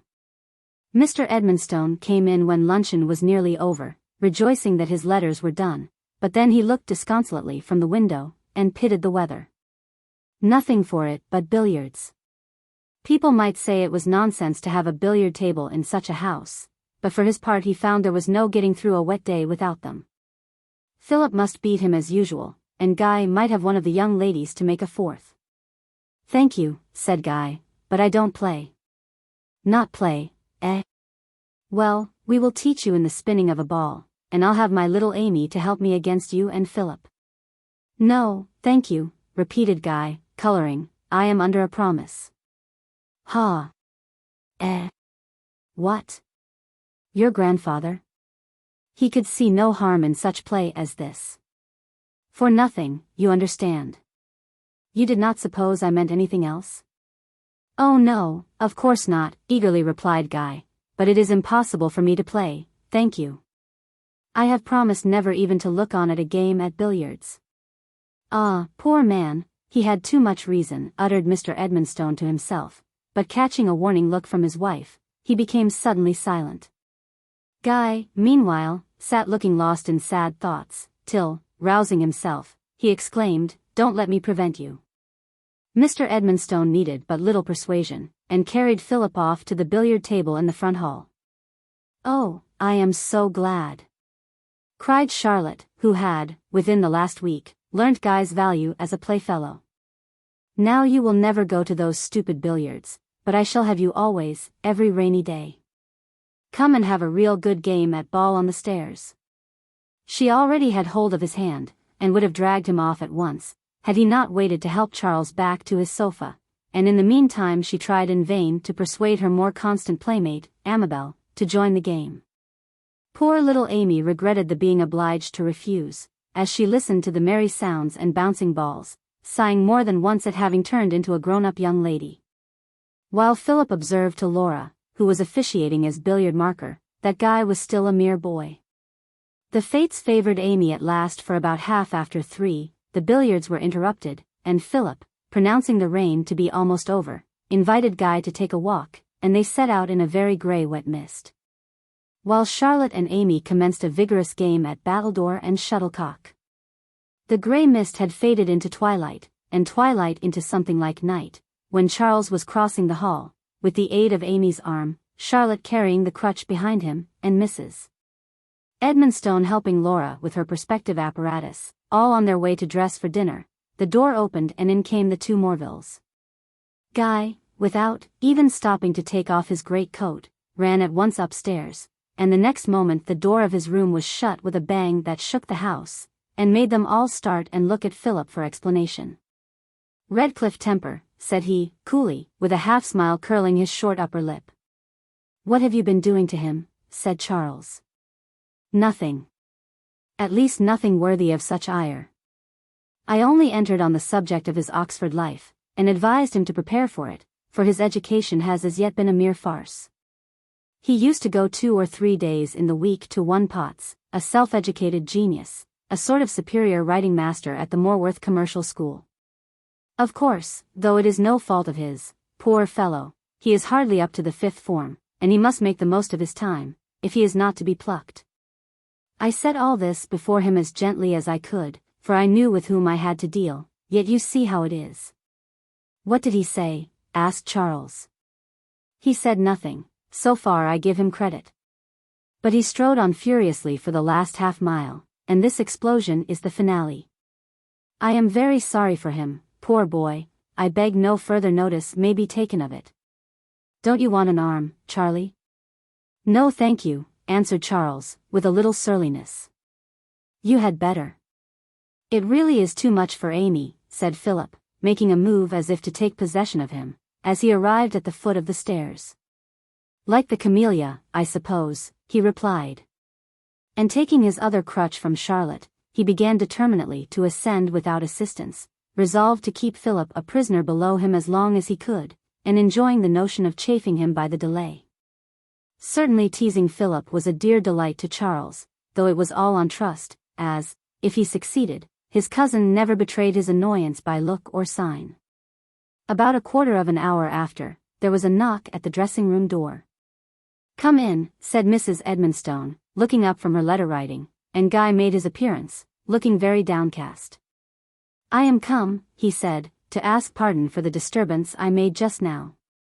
I was so foolish as to be irritated at Philip's manner, when he was giving me some good advice, and I am very sorry. What has happened to your lip? She exclaimed. He put his handkerchief to it. Is it bleeding still? It is a trick of mine to bite my lip when I am vexed. It seems to help to keep down words. There. I have given myself a mark of this hateful outbreak. He looked very unhappy, more so, Mrs. Edmonstone thought, than the actual offense required. You have only failed in part, she said. It was a victory to keep down words. The feeling is the thing, said Guy. Besides, I showed it plainly enough, without speaking. It is not easy to take advice from one so little your elder, began Mrs. Edmonstone, but he interrupted her. It was not the advice. That was very good, but he spoke with an effort, I am obliged to him. It was, no, I won't say what, he added, his eyes kindling, then changing in a moment to a sorrowful, resolute tone, yes, but I will, and then I shall make myself thoroughly ashamed. It was his veiled assumption of superiority, his contempt for all I have been taught. Just as if he had not every right to despise me, with his talent and scholarship, after such egregious mistakes as I had made in the morning. I gave him little reason to think highly of my attainments, but let him slight me as much as he pleases, he must not slight those who taught me. It was not Mr. Pott's fault. Even the name could not spoil the spirited sound of the speech, and Mrs. Edmonstone was full of sympathy. You must remember, she said, that in the eyes of a man brought up at public school, nothing compensates for the want of the regular classical education. I have no doubt it was very provoking. I don't want to be excused, thank you, said Guy. Oh, I am grieved, for I thought the worst of my temper had been subdued. After all that has passed, all I felt, I thought it impossible. Is there no hope for? He covered his face with his hands, then recovering and turning to Mrs. Edmonstone, he said, it is encroaching too much on your kindness to come here and trouble you with my confessions. No, no, indeed, said she, earnestly. Remember how we agreed that you should come to me like one of my own children. And, indeed, I do not see why you need grieve in this despairing way, for you almost overcame the fit of anger. And perhaps you were off your guard because the trial came in an unexpected way? It did, he said, eagerly. I don't mind being told point blank that I am a dunce, but that Mr. Potts, nay, by implication, my grandfather should be set at naught in that cool. But here I am again, said he, checking himself in the midst of his vehemence. He did not mean that, of course. I have no one to blame but myself. I am sure, said Mrs. Edmonstone, that if you always treat your failings in this way, you must subdue them at last. It is all failing, and resolving, and failing again, said Guy. Yes, but the failures become slighter and less frequent, and the end is victory. The end victory, repeated Guy, in a musing tone, as he stood leaning against the mantelshelf. Yes, to all who persevere and seek for help, said Mrs. Edmonstone. And he raised his eyes and fixed them on her with an earnest look that surprised her, for it was almost as if the hope came home to him as something new. At that moment, however, she was called away, and directly after a voice in the next room exclaimed, "Are you there, Guy? I want an arm," while he for the first time perceived that Charles's door was ajar. Charles thought all this a great fuss about nothing. Indeed, he was glad to find there was anyone who had no patience with Philip. And in his usual mischievous manner, totally reckless of the fearful evil of interfering with the influence for good which it was to be hoped that Philip might exert over Guy, he spoke thus, "I begin to think the world must be more docile than I have been disposed to give it credit for. How a certain cousin of ours has escaped numerous delicate hints to mind his own business is to me one of the wonders of the world. No one better deserves that his advice should be followed," said Guy, with some constraint. "An additional reason against it," said Charles. "Plague on that bell. I meant to have broken through your formalities and had a candid opinion of Don Philip before it rang. Then I am glad of it. I could hardly have given you a candid opinion just at present." Charles was vexed, but he consoled himself by thinking that Guy did not yet feel himself out of his leading strings, and was still on his good behavior. After such a flash as this there was no fear, but there was that in him which would create mischief and disturbance enough. Charles was well principled at the bottom, and would have shrunk with horror had it been set before him how dangerous might be the effect of destroying the chance of a friendship between Guy and the only person whose guidance was likely to be beneficial to him. But his idle, unoccupied life, and habit of only thinking of things as they concerned his immediate amusement, made him ready to do anything for the sake of opposition to Philip, and enjoy the vague idea of excitement to be derived from anxiety about his father's ward, whom at the same time he regarded with increased liking as he became certain that what he called the Puritan spirit was not native to him. At dinner time, Guy was as silent as on his first arrival, and there would have been very little conversation had not the other gentlemen talked politics, Philip leading the discussion to bear upon the duties and prospects of landed proprietors, and dwelling on the extent of their opportunities for doing good. He tried to get Guy's attention, by speaking of Redclyffe, of the large circle influenced by the head of the Morville family, and of the hopes entertained by Lord Thorndale that this power would prove a valuable support to the rightful cause. He spoke in vain. The young heir of Redclyffe made answers as brief, absent, and indifferent, as if all this concerned him no more than the Emperor of Morocco, and Philip, mentally pronouncing him sullen, turned to address himself to Laura. As soon as the ladies had left the dining room, Guy roused himself, and began by saying to his guardian that he was afraid he was very deficient in classical knowledge, that he found he must work hard before going to Oxford, and asked whether there was any tutor in the neighborhood to whom he could apply. Mr. Edmonstone opened his eyes, as much amazed as if Guy had asked if there was any executioner in the neighborhood who could cut off his head.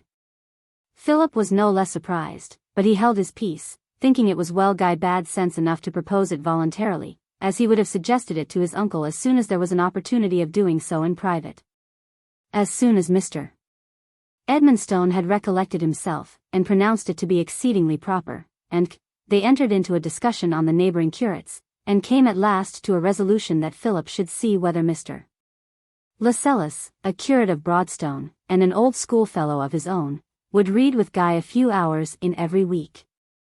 After this was settled, Guy looked relieved, though he was not himself all the evening, and sat in his old corner between the plants and the window, where he read a grave book, instead of talking, singing, or finishing his volume of 10,000 a Year. Charlotte was all this time ill at ease. She looked from Guy to Philip, from Philip to Guy.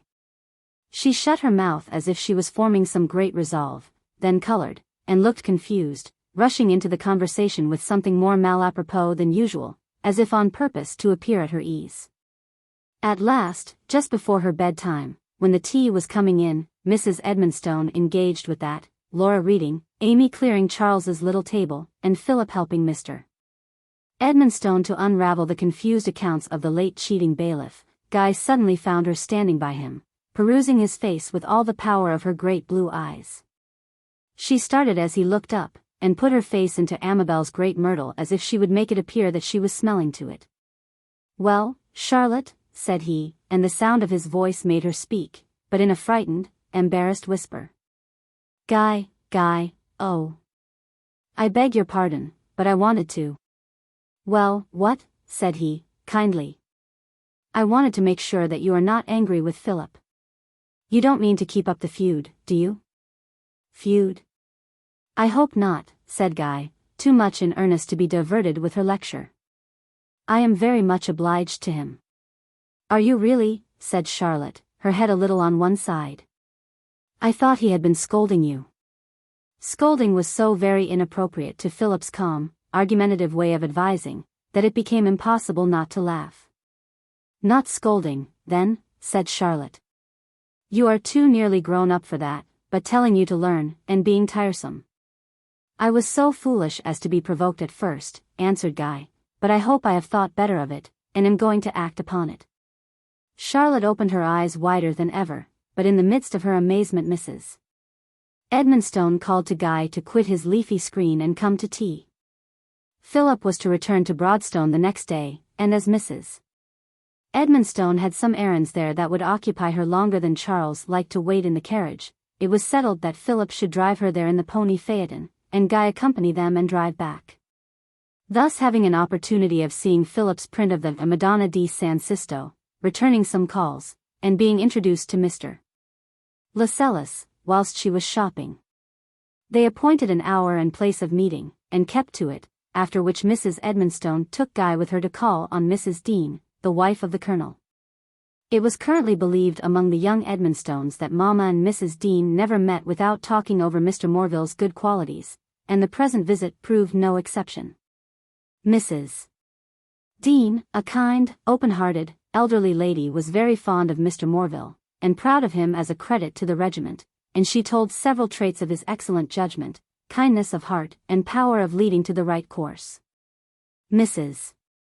Edmonstone listened, and replied with delight, and no less pleasure and admiration were seen reflected in her young friend's radiant face.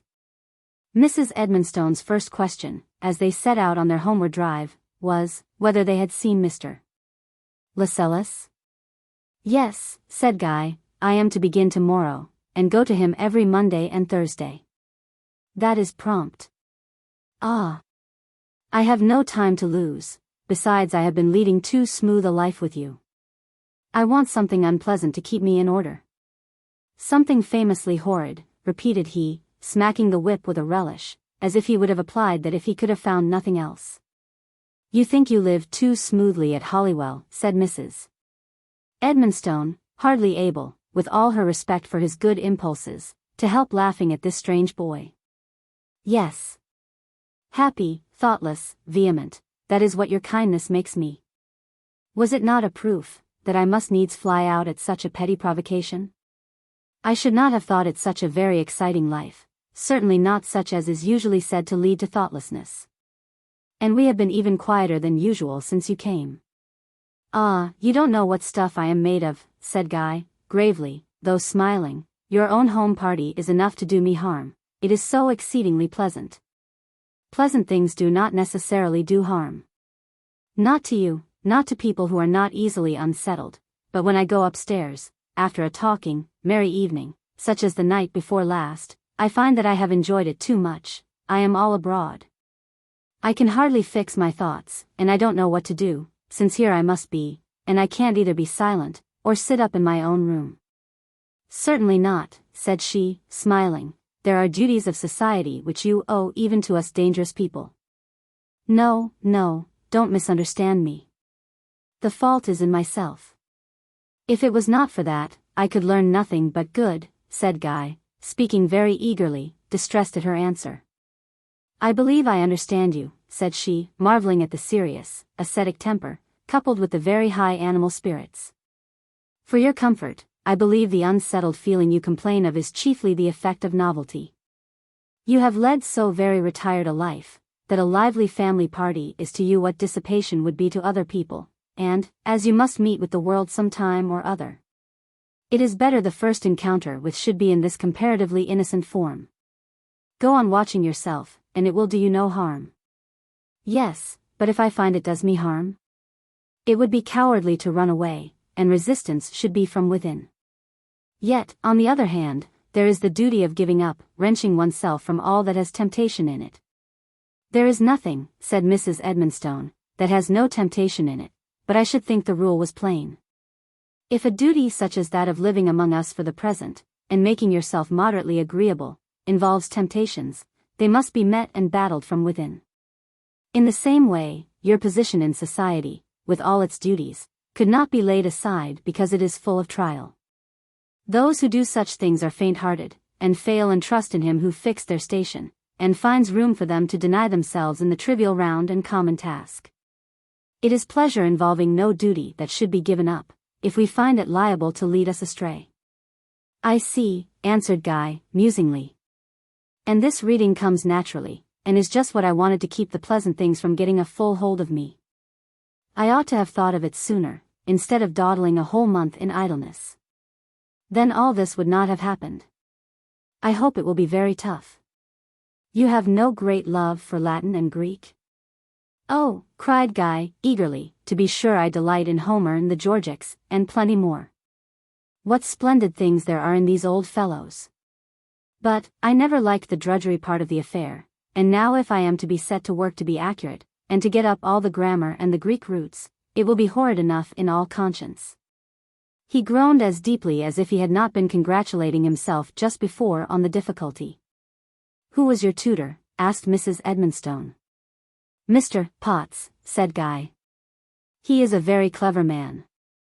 He had a common grammar school education, but he struggled on, taught himself a great deal, and at last thought it great promotion to be a teacher at the Commercial Academy, as they call it, at Morworth, where Markham's nephews went to school.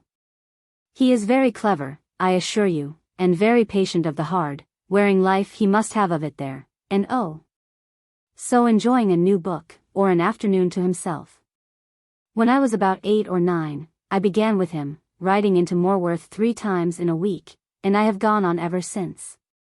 I am sure he has done the best he could for me, and he made the readings very pleasant by his own enjoyment. If Philip had known the difficulties that man has struggled through, and his beautiful temper, persevering in doing his best and being contented, I am sure he could never have spoken contemptuously of him. I am sure he would not, said Mrs.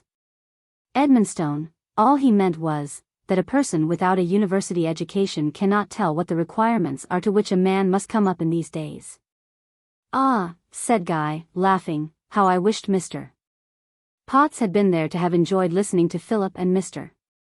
Lascelles discussing some new lexicon, digging down for roots of words, and quoting passages of obscure Greek poets at such a rate that if my eyes had been shut I could have thought them 2 withered old students in spectacles and snuff-colored coats.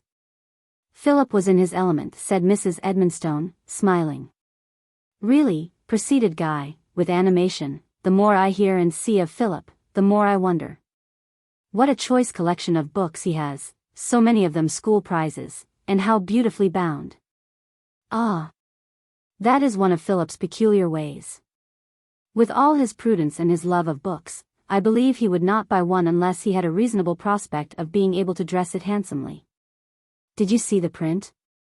Yes, that I did. What glorious loveliness! There is nothing that does it justice but the description in the lecture. Oh, I forgot, you have not heard it. You must let me read it to you by and by. Those 2 little angels, what faces they have! Perfect innocence, one full of reasoning, the other of unreasoning adoration. I see it, suddenly exclaimed Mrs. Edmonstone. I see what you are like in one of your looks, not by any means, in all, it is to the larger of those 2 angels. Very seldom, I should guess, said Guy, and sinking his voice, as if he was communicating a most painful fact, he added, my real likeness is old Sir Hugh's portrait at home. But what were we saying? Oh! About Philip. How nice those stories were of Mrs. Dean's.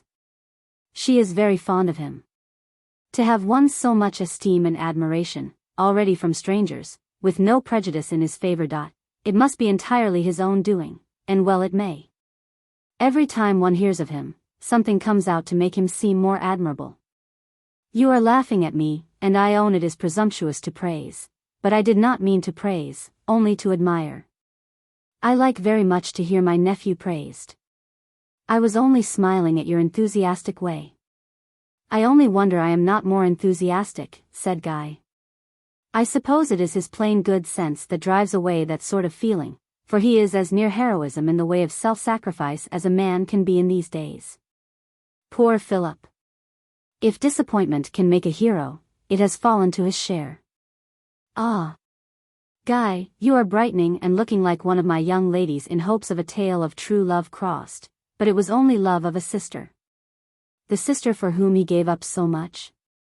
Yes, his sister Margaret.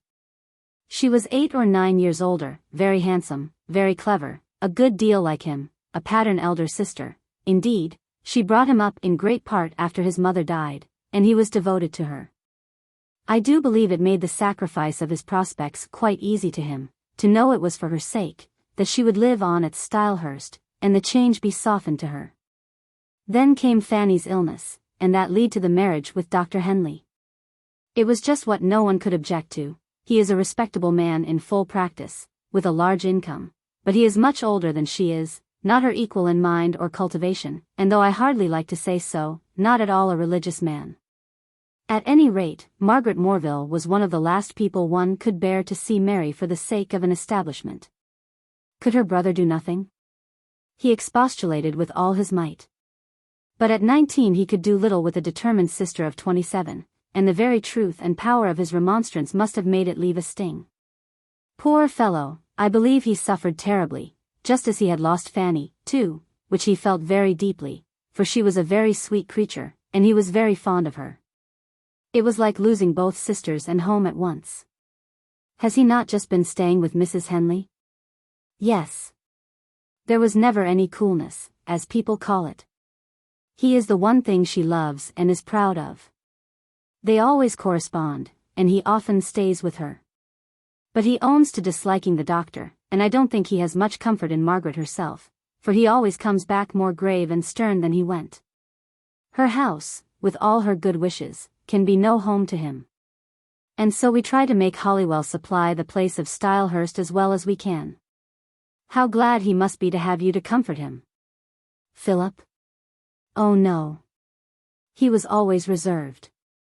Open to no one but Margaret, not even to his father, and since her marriage he has shut himself up within himself more than ever. It has, at least I think it is this that has given him a severity, an unwillingness to trust, which I believe is often the consequence of a great disappointment either in love or in friendship. Thank you for telling me, said Guy. I shall understand him better, and look up to him more. Oh. It is a cruel thing to find that what one loves is, or has not been, all one thought. What must he not have gone through? Mrs. Edmonstone was well pleased to have given so much assistance to Guy's sincere desire to become attached to his cousin, one of the most favorable signs in the character that was winning so much upon her. Chapter 5. A cloud was o'er my childhood's dream. I sat in solitude. I know not how, I know not why. But round my soul all drearily there was a silent shroud. Thoughts in past years. Mrs. Edmonstone was anxious to hear Mr. Lascelles' opinion of his pupil, and in time she learnt that he thought Sir Guy had very good abilities, and a fair amount of general information, but that his classical knowledge was far from accurate, and mathematics had been greatly neglected. He had been encouraged to think his work done when he had gathered the general meaning of a passage, or translated it into English verse, spirited and flowing, but often further from the original than he or his tutor could perceive. He had never been taught to work, at least as other boys study, and great application would be requisite to bring his attainments to a level with those of far less clever boys educated at a public school. Mr. Lascelles told him so at first. But as there were no reflections on his grandfather, or on Mr. Potts, Guy's lip did not suffer, and he only asked how many hours a day he ought to read. 3, said Mr. Lascelles, with a due regard to a probable want of habits of application. But then, remembering how much was undone, he added, that it ought to be 4 or more, if possible. For it shall be, said Guy, 5 if I can. His whole strength of will was set to accomplish these 4 hours, taking them before and after breakfast, working hard all the morning till the last hour before luncheon, when he came to read the lectures on poetry with Charles. Here, for the first time, it appeared that Charles had so entirely ceased to consider him as company, as to domineer over him like his own family. Used as Guy had been to an active out-of-doors life, and now turned back to authors he had read long ago, to fight his way through the construction of their language, not excusing himself one jot of the difficulty, nor turning aside from one mountain over which his own efforts could carry him, he found his work as tough and tedious as he could wish or fear, and by the end of the morning was thoroughly fagged. Then would have been the refreshing time for recreation in that pleasant idling place, the Holywell drawing-room. Any other time of day would have suited Charles as well for the reading, but he liked to take the hour at noon, and never perceived that this made all the difference to his friend of a toil or a pleasure. Now and then Guy gave tremendous yawns. And once when Charles told him he was very stupid, proposed a different time, but as Charles objected, he yielded as submissively as the rest of the household were accustomed to do. To watch Guy was one of Charles's chief amusements, and he rejoiced greatly in the prospect of hearing his history of his first dinner party. Mr., Mrs. and Miss Edmonstone, and Sir Guy Morville, were invited to dine with Mr. and Mrs. Brownlow. Mr. Edmonstone was delighted as usual with any opportunity of seeing his neighbors. Guy looked as if he did not know whether he liked the notion or not. Laura told him it would be very absurd and stupid, but there would be some good music, and Charles ordered her to say no more, that he might have the account, the next morning, from a fresh and unprejudiced mind. The next morning's question was, of course, how did you like your party? Oh, it was great fun. Guy's favorite answer was caught up in the midst, as Laura replied, it was just what parties always are. Come, let us have the history. Who handed who in to dinner? I hope Guy had Mrs. Brownlow. Oh no, said Laura, we had both the honorables. Not Philip. No, said Guy. The Fidus Actes was without his pious Aeneas. Very good, Guy, said Charles, enjoying the laugh. I could not help thinking of it, said Guy, rather apologizing, when I was watching Thorndale's manner. It is such an imitation of Philip, looking droller, I think, in his absence, than in his presence. I wonder if he is conscious of it. It does not suit him at all, said Mrs. Edmonstone, because he has no natural dignity. A man ought to be 6'1", person and mind, to suit with that grand, sedate, gracious way of Philip's, said Guy. There's Guy's measure of Philip's intellect, said Charles, just 6'1". As much more than other people's twice his height, said Guy. Who was your neighbor, Laura? Asked Amy. Mayerne. I was very glad of him, to keep off those hunting friends of Mr. Brownlow, who never ask anything but if one has been to the races, and if one likes balls. And how did Mrs. Brownlow behave? Said Charles. She is a wonderful woman, said Mrs. Edmonstone, in her quiet way, and Guy with an expression between drollery and simplicity, said, then there aren't many like her. I hope not, said Mrs. Edmonstone. Is she really a lady? Philip commonly calls her, that woman, said Charles. He has never got over her one night classing him with his, young man, and myself, as three of the shyest monkeys she ever came across. She won't say so of Maurice, said Laura, as they recovered the laugh. I heard her deluding some young lady by saying he was the eldest son, said Mrs. Edmonstone. Mamma, cried Amy, could she have thought so? I put in a gentle hint on Lord de Courcy's existence, to which she answered, in her quick way, oh I forgot, but then he is the second, and that's the next thing. If you could but have heard the stories she and Maurice were telling each other, said Guy. He was playing her off, I believe, for whatever she told, he capped it with something more wonderful. Is she really a lady? By birth, said Mrs. Edmonstone. It is only her high spirits and small judgment that make her so absurd. How loud she is, too, said Laura. What was all that about horses, Guy? She was saying she drove two such spirited horses, that all the grooms were afraid of them, and when she wanted to take out her little boy, Mr. Brownlow said, you may do as you like, my dear, but I won't have my son's neck broken, whatever you do with your own. So Maurice answered by declaring he knew a lady who drove not two, but four in hand, and when the leaders turned round and looked her in the face, gave a little nod, and said, "I'm obliged for your civility." "Oh! I wish I had heard that," cried Laura. "Did you hear her saying she smoked cigars?" Everyone cried out with horror or laughter. Of course, Maurice told a story of a lady who had a cigar case hanging at her chatelaine, and always took one to refresh her after a ball.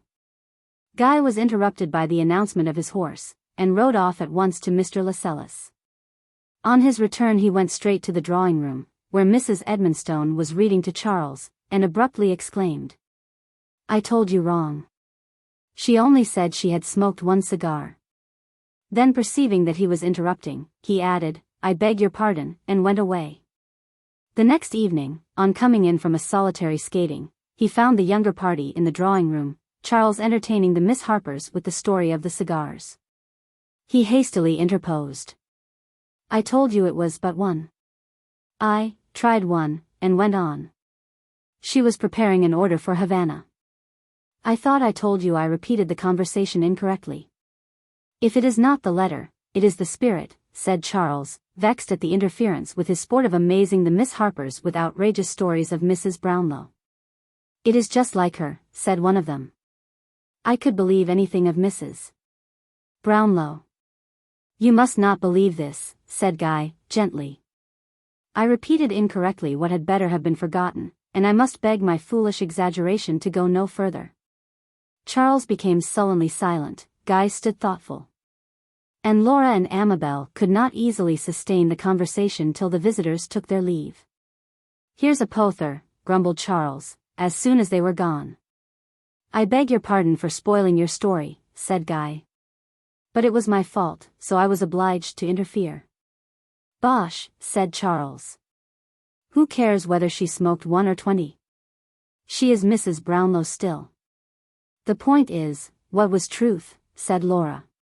"Straining at gnats," said Charles. "Little wings?" said Guy, glancing at Amabel.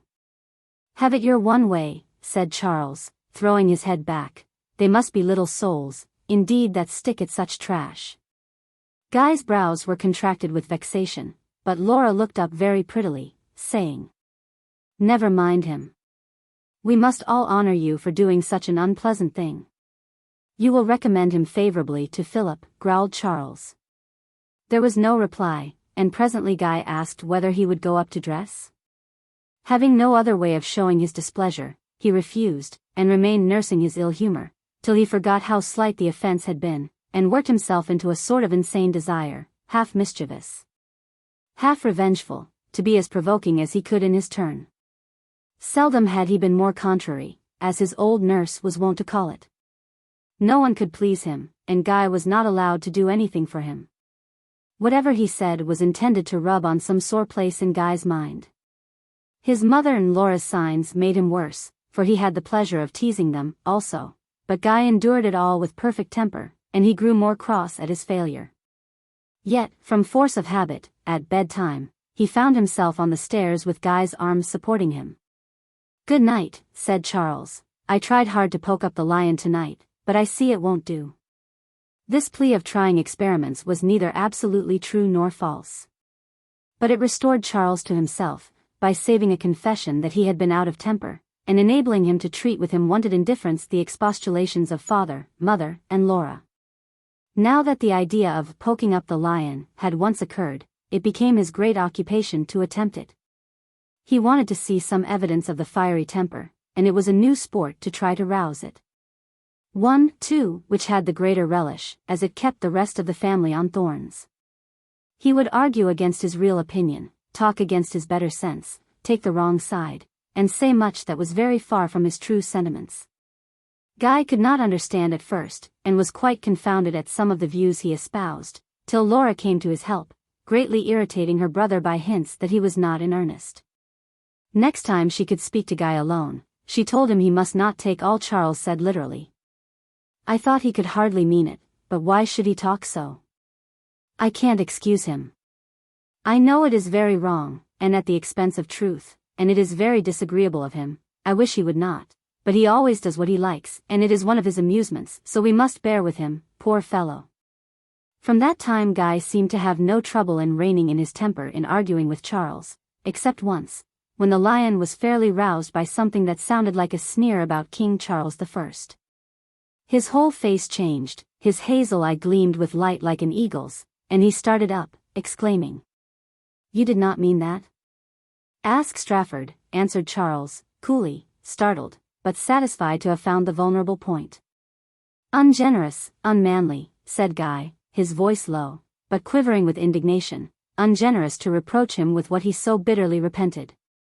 Could not his penitence, could not his own blood, but as he spoke, the gleam of wrath faded, the flush deepened on the cheek, and he left the room. "Huh," soliloquized Charles, "I've done it." I could fancy his wrath something terrific when it was once well up. I didn't know what was coming next, but I believe he has got himself pretty well in hand. It is playing with edged tools. And now I have been favored with one flash of the Morville eye, I'll let him alone, but it riled me to be treated as something beneath his anger, like a woman or a child. In about 10 minutes, Guy came back. "I am sorry that I was hasty just now," said he. "I did not know you had such personal feelings about King Charles." "If you would do me a kindness," proceeded Guy, "you would just say you did not mean it." "I know you do not, but if you would only say so." "I am glad you have the wit to see I have too much taste to be a roundhead." "Thank you," said Guy, "I hope I shall know your jest from your earnest another time. Only if you would oblige me, you would never jest again about King Charles." His brow darkened into a stern, grave expression, so entirely in earnest, that Charles, though making no answer, could not do otherwise than feel compliance unavoidable. Charles had never been so entirely conquered, yet, strange to say, he was not, as usual, rendered sullen. At night, when Guy had taken him to his room, he paused and said, "You are sure that you have forgiven me?" "What? You have not forgotten that yet?" said Charles. "Of course not." "I am sorry you bear so much malice," said Charles, smiling. "What are you imagining?" cried Guy. "It was my own part one was remembering, as I must, you know." Charles did not choose to betray that he did not see the necessity. "I thought King Charles's wrongs were rankling. I only spoke as taking liberties with a friend." "Yes," said Guy, thoughtfully, "it may be foolish, but I do not feel as if one could do so with King Charles. He is too near home, he suffered too much from scoffs and railings. His heart was too tender, his repentance too deep for his friends to add one word even in jest to the heap of reproach. How one would have loved him," proceeded Guy, wrapped up in his own thoughts, "loved him for the gentleness so little accordant with the rude times and the part he had to act, served him with half like a knight's devotion to his lady love, half like devotion to a saint. As Montrose did. Great, good, and just, could I but rate my grief, and thy too rigid fate. I'd weep the world in such a strain, as it should deluge once again. And, oh," cried he, with sudden vehemence, "how one would have fought for him."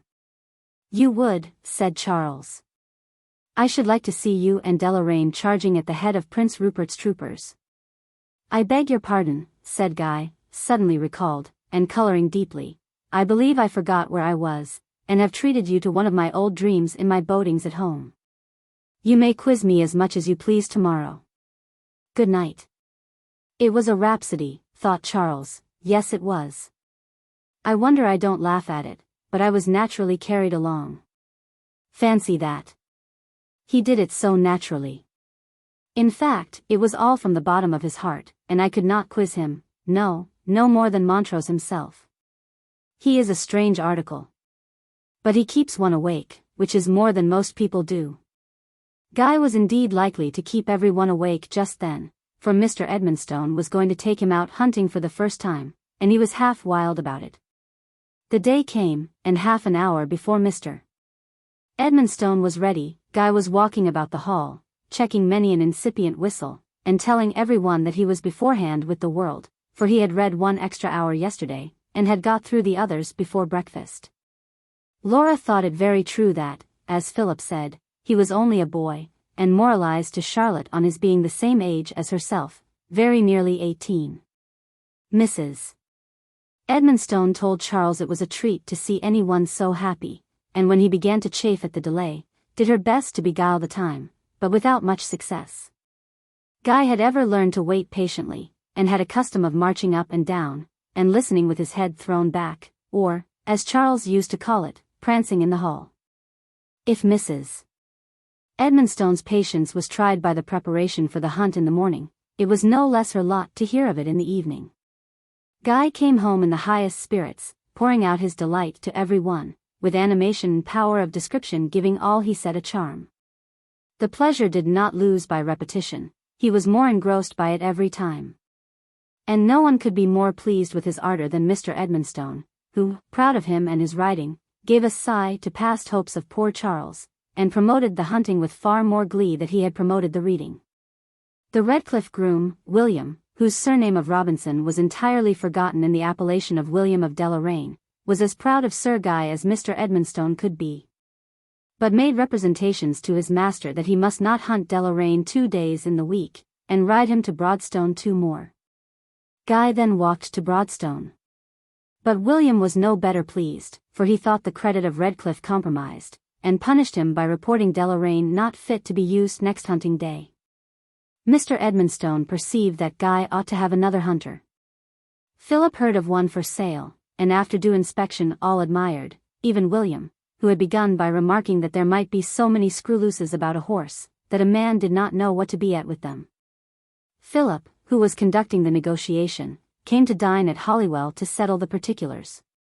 Guy was in a most eager state, and they and Mr. Edmonstone talked so long about horses, that they sent Charles to sleep. His mother began to read, and the 2 elder girls fell into a low, mysterious confabulation of their own till they were startled by a question from Philip as to what could engross them so deeply. It was, said Laura, a banshee story in Aveline de Courcy's last letter. I never like telling ghost stories to people who don't believe in them, half-whispered Amabel to her sister. Do you believe them? Asked Philip, looking full at her. Now I won't have little Amy ask the sort of question she most dislikes, interposed Laura. I had rather ask if you laugh at us for thinking many ghost stories inexplicable? Certainly not. The universal belief could hardly be kept up without some grounds, said Guy. That would apply as well to fairies, said Philip. Every one has an unexplained ghost story, said Amy. Yes, said Philip. But I would give something to meet anyone whose ghost story did not rest on the testimony of a friend's cousin's cousin, a very strong-minded person. I can't imagine how a person who has seen a ghost could ever speak of it, said Amy. Did you not tell us a story of pixies at Redclyffe? Said Laura. Oh yes, the people there believe in them firmly. Jonas Ledbury heard them laughing one night when he could not get the gate open, said Guy. Ah. You are the authority for ghosts, said Philip. I forgot that, said Laura. I wonder we never asked you about your Redclyffe ghost. You look as if you had seen it yourself, said Philip. You have not? Exclaimed Amy, almost frightened. Come, let us have the whole story, said Philip. Was it your own reflection in the glass? Was it old Sir Hugh? Or was it the murderer of Becket? Come, the ladies are both ready to scream at the right moment. Never mind about giving him a cocked hat, for with whom may you take a liberty, if not with an ancestral ghost of your own? Amy could not think how Philip could have gone on all this time. Perhaps it was because he was not watching how Guy's color varied, how he bit his lip.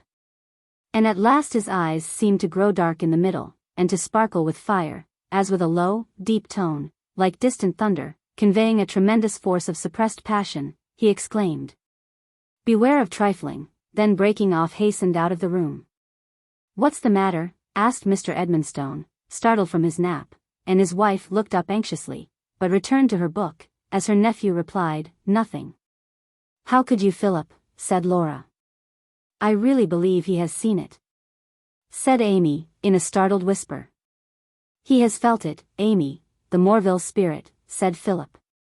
It is a great pity you spoke of putting a cocked hat to it, said Laura. He must have suspected us of telling you what happened about Mrs. Brownlow.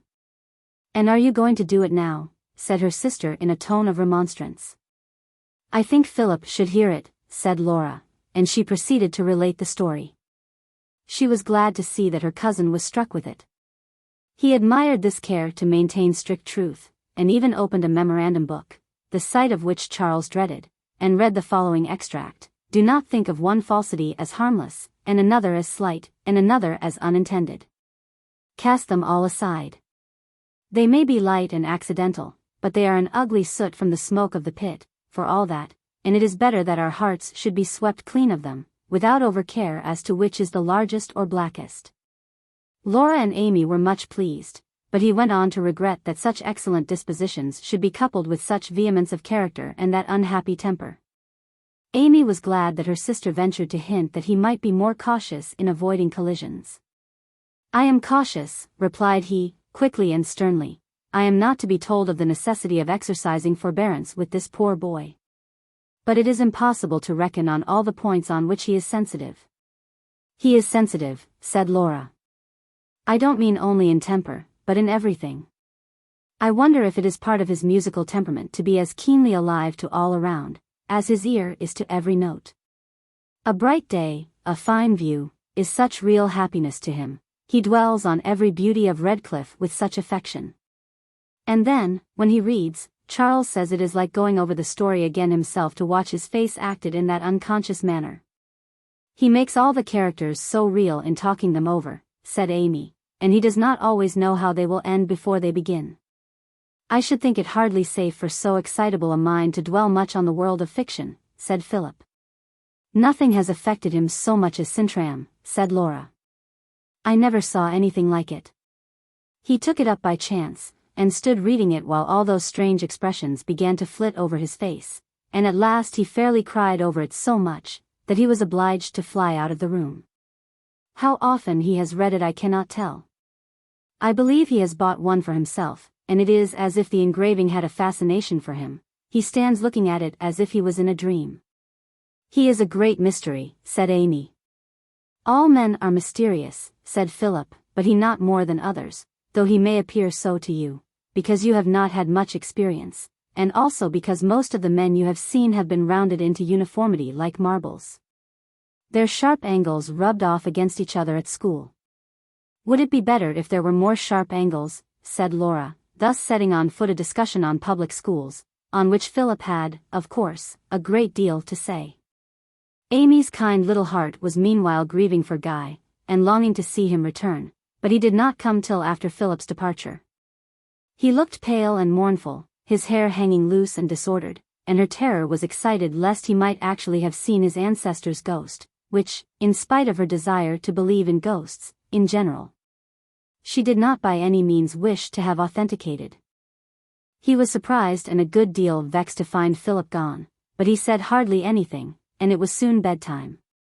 When Charles took his arm, he exclaimed, on finding his sleeve wet, "What can you have been doing?" "Walking up and down under the wall," replied Guy, with some reluctance. "What, in the rain?" "I don't know, perhaps it was." Amy, who was just behind, carrying the crutch, dreaded Charles's making any allusion to Sintram's wild locks and evening wanderings, but ever since the outburst about King Charles, the desire to tease and irritate Guy had ceased. They parted at the dressing-room door, and as Guy bade her good night, he pushed back the damp hair that had fallen across his forehead, saying, "I am sorry I disturbed your evening. I will tell you the meaning of it another time." "He has certainly seen the ghost," said silly little Amy, as she shut herself into her own room in such a fit of vague, eerie affright, that it was not till she had knelt down, and with her face hidden in her hands, said her evening prayer, that she could venture to lift up her head and look into the dark corners of the room. Another time. Her heart throbbed at the promise. The next afternoon, as she and Laura were fighting with a refractory branch of wisteria which had been torn down by the wind, and refused to return to its place, Guy, who had been with his tutor, came in from the stable-yard, reduced the trailing bough to obedience, and then joined them in their walk. He looked grave, was silent at first, and then spoke abruptly. "It is due to you to explain my behavior last night." "Amy thinks you must have seen the ghost," said Laura, trying to be gay. "Did I frighten you?" said Guy, turning round, full of compunction. No. I never saw it." I never even heard of its being seen. I am very sorry. I was very silly, said Amy, smiling. But, proceeded Guy, when I think of the origin of the ghost story, I cannot laugh, and if Philip knew all. Oh. He does not, cried Laura, he only looks on it as we have always done, as a sort of romantic appendage to Redclyffe. I should think better of a place for being haunted. I used to be proud of it, said Guy. I wanted to make out whether it was old Sir Hugh or the murderer of Becket, who was said to groan and turn the lock of dark Hugh's chamber. I hunted among old papers, and a horrible story I found.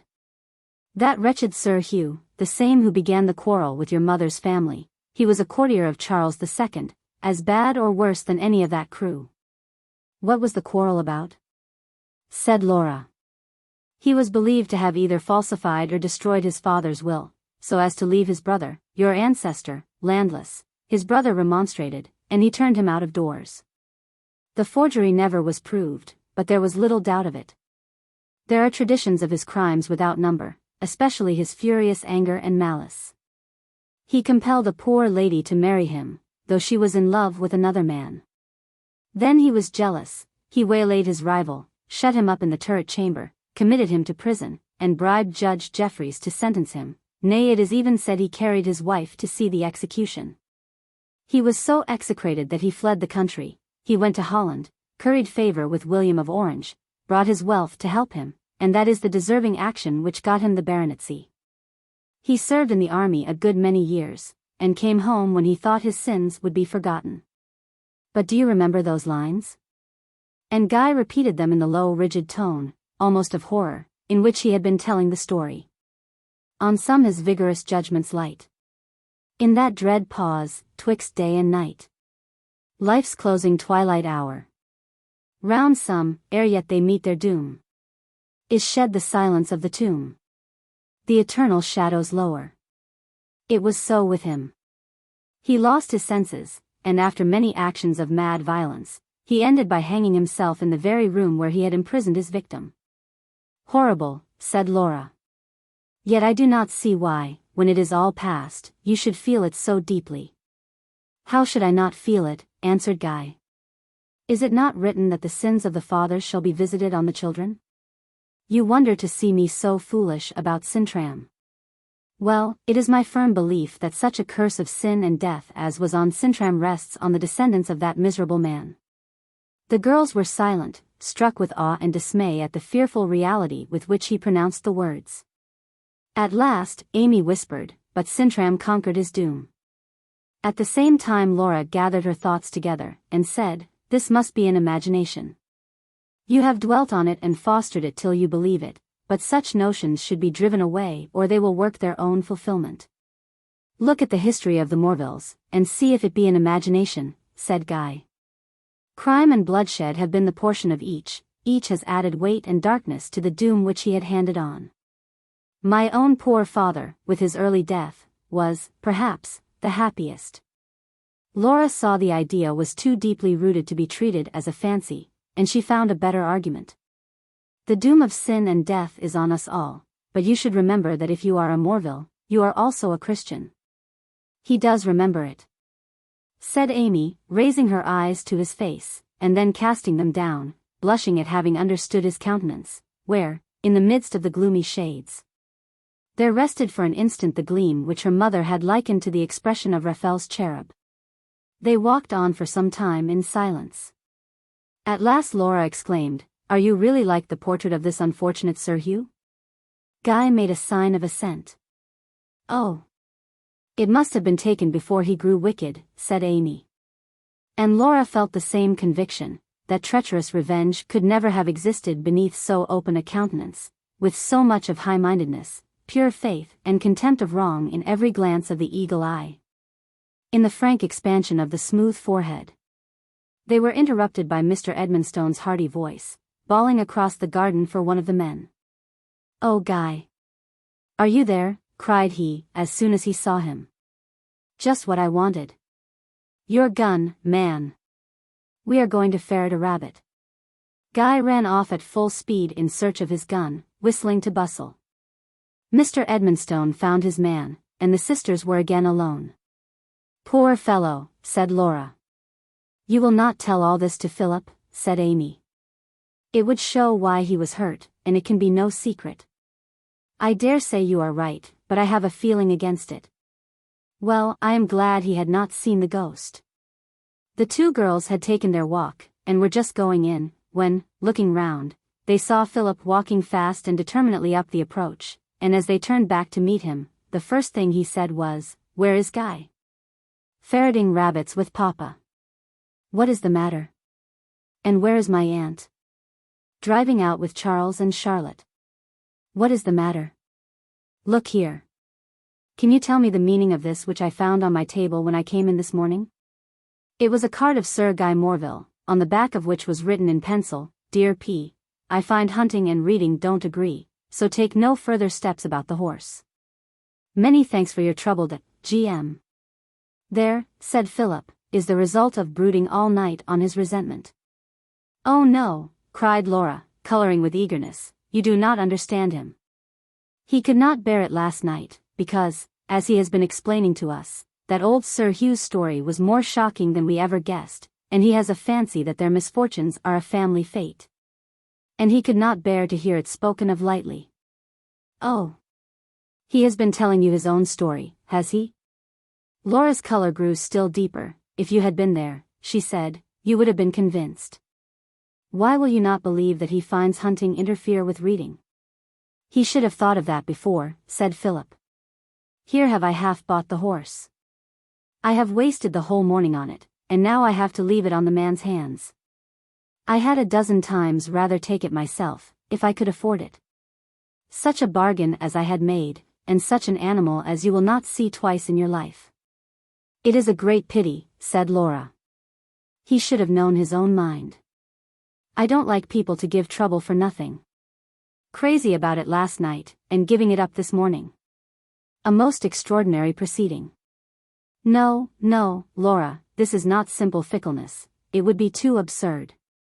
It is temper, which makes a man punish himself, in hopes of punishing others." Laura still spoke for Guy, and Amy rejoiced, for if her sister had not taken up the defense of the absent, she must, and she felt too strongly to be willing to speak.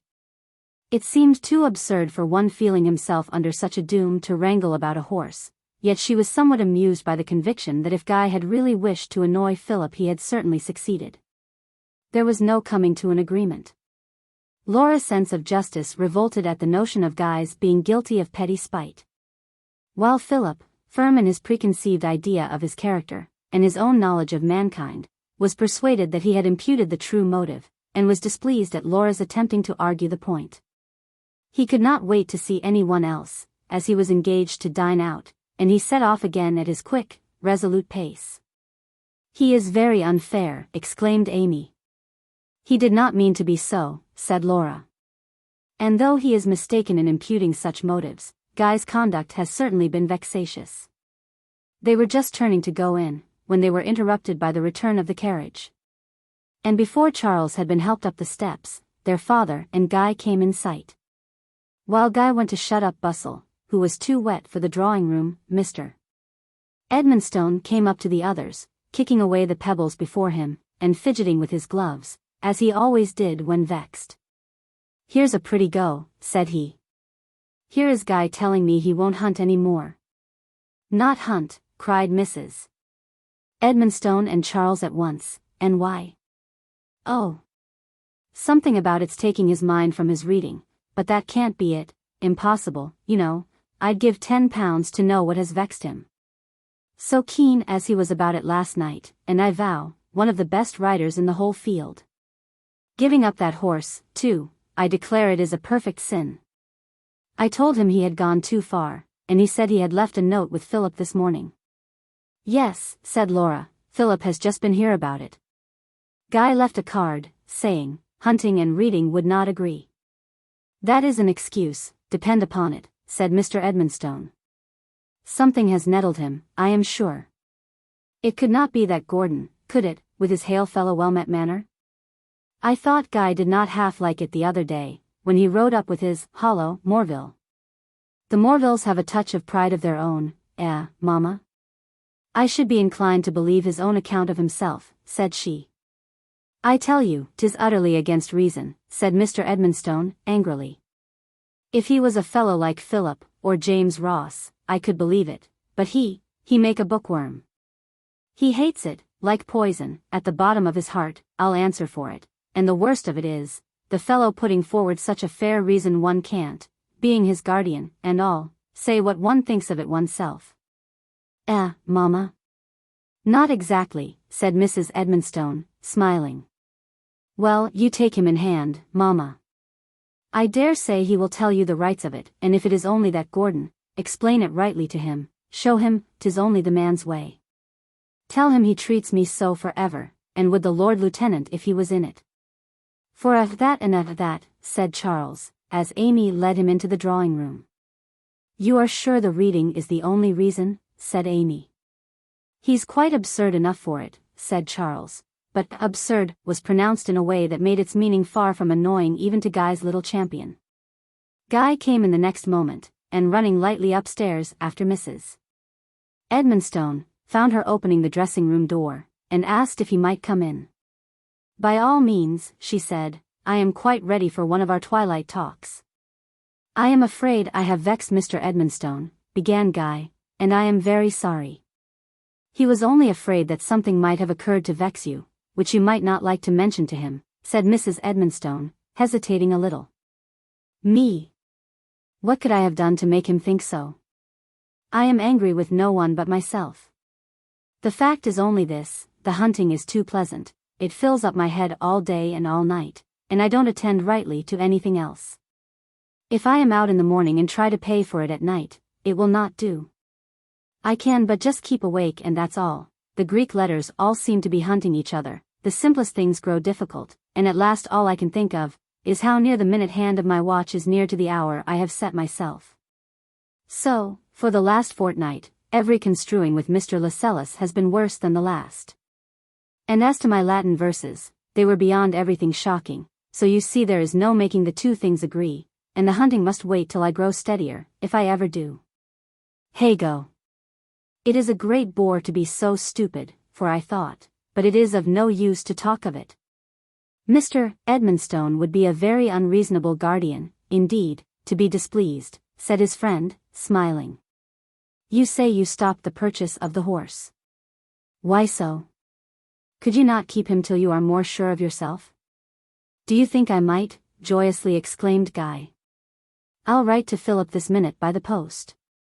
Such a splendid creature, it would do you good to see it, such action, such a neck, such spirit. It would be a shame not to secure it. But no, and he checked himself sorrowfully. I have made my mind before that I don't deserve it. If it was here, it would always have to be tried. If I heard the hounds I don't know I should keep from riding after them, whereas, now I can't, for William won't let me take Deloraine. No, I can't trust myself to keep such a horse, and not hunt. It will serve me right to see Mr. Brownlow on it, and he will never miss such a chance, and the depth of his sigh bore witness to the struggle it cost him.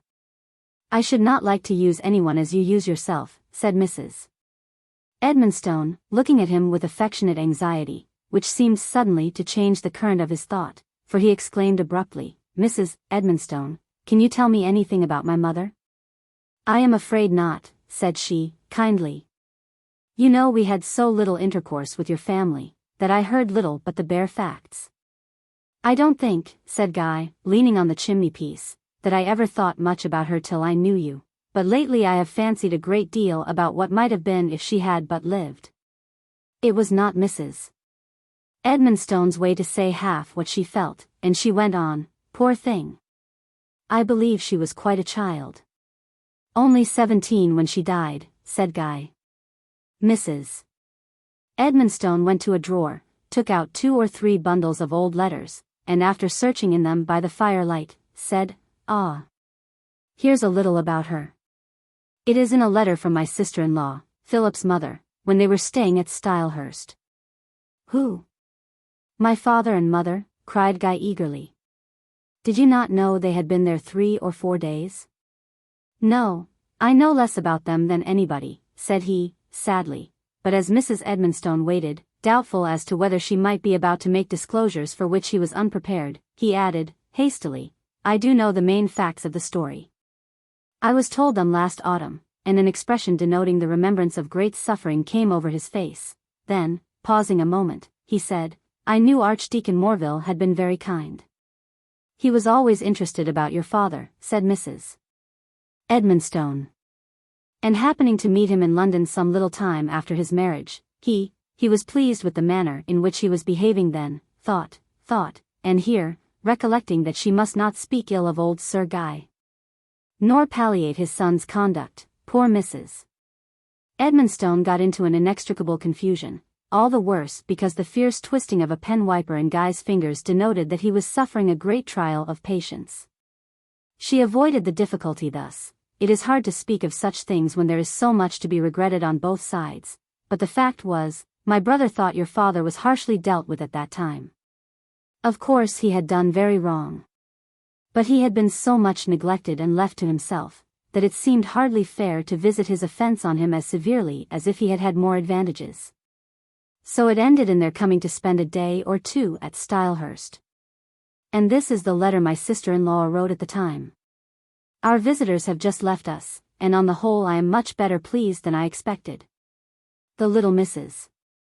Morville is a very pretty creature, and as engaging as long flaxen curls, apple blossom complexion, blue eyes, and the sweetest of voices can make her. So full of childish glee and playfulness, that no one would stop to think whether she was ladylike any more than you would with a child. She used to go singing like a bird about the house as soon as the first strangeness wore off, which was after her first game of play with Fanny and little Philip. She made them very fond of her, as indeed she would make every one who spent a day or two in the same house with her. I could almost defy Sir Guy not to be reconciled after one sight of her sweet sunny face. She is all affection and gentleness, and with tolerable training anything might be made of her, but she is so young in mind and manners, that one cannot even think of blaming her for her elopement, for she had no mother, no education but in music. And her brother seems to have forced it on, thrown her in Mr. Morville's way, and worked on his excitable temperament, until he hurried them into marriage. Poor little girl, I suppose she little guesses what she has done. But it was very pleasant to see how devotedly attached he seemed to her, and there was something beautiful in the softening of his impetuous tones when he said, Marianne. And her pride in him was very pretty, like a child playing at matronly airs. Guy gave a long, heavy sigh, brushed away a tear, and after a long silence, said, Is that all? All that I like to read to you. Indeed, there is no more about her. And it would be of no use to read all the reports that were going about. Ah. Here, said Mrs. Edmonstone, looking into another letter, she speaks of your father as a very fine young man, with most generous impulses, but here again she was obliged to stop, for the next sentence spoke of a noble character ruined by mismanagement. She never saw them again, continued Mrs. Edmonstone. Mr. Dixon, your mother's brother, had great influence with your father, and made matters worse, so much worse, that my brother did not feel himself justified in having any more to do with them. Ah. He went to America, said Guy. I don't know any more about him except that he came to the funeral and stood with his arms folded, not choosing to shake hands with my poor grandfather. After another silence he said, Will you read that again?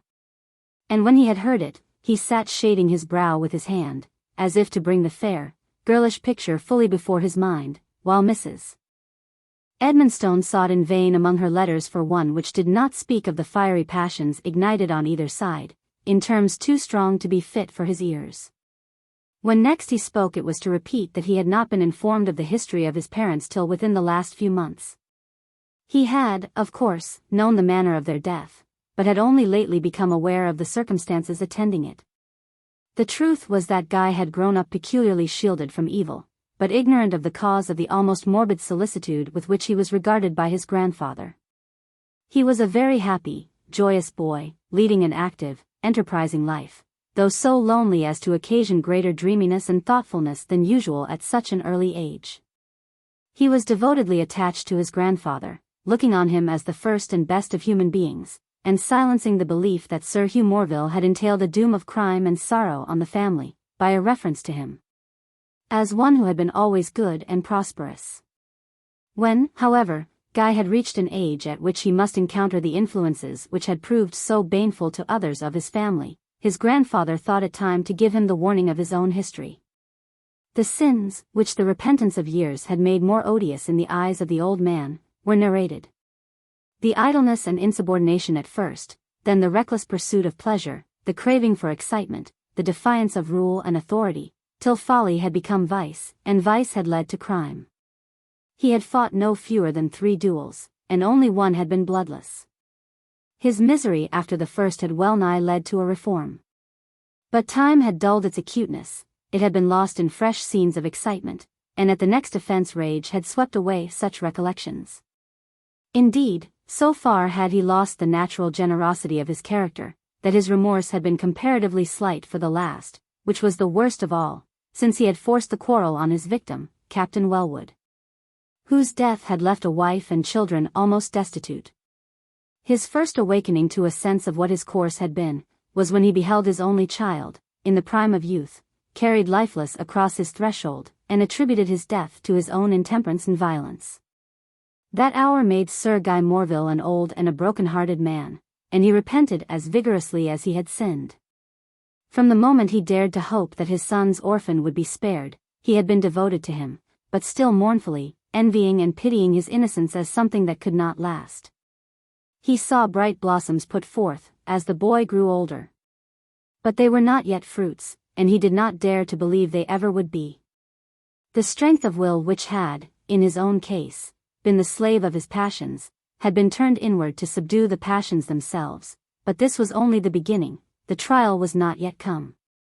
He could hope his grandson might repent, but this was the best that he dared to think possible. He could not believe that a Morville could pass unscathed through the world, or that his sins would not be visited on the head of his only descendant. And the tone of his narration was throughout such as might almost have made the foreboding cause its own accomplishment. The effect was beyond what he had expected. For a soul deeply dyed in guilt, even though loathing its own stains, had not the power of conceiving how foul was the aspect of vice, to one hitherto guarded from its contemplation, and living in a world of pure, lofty daydreams.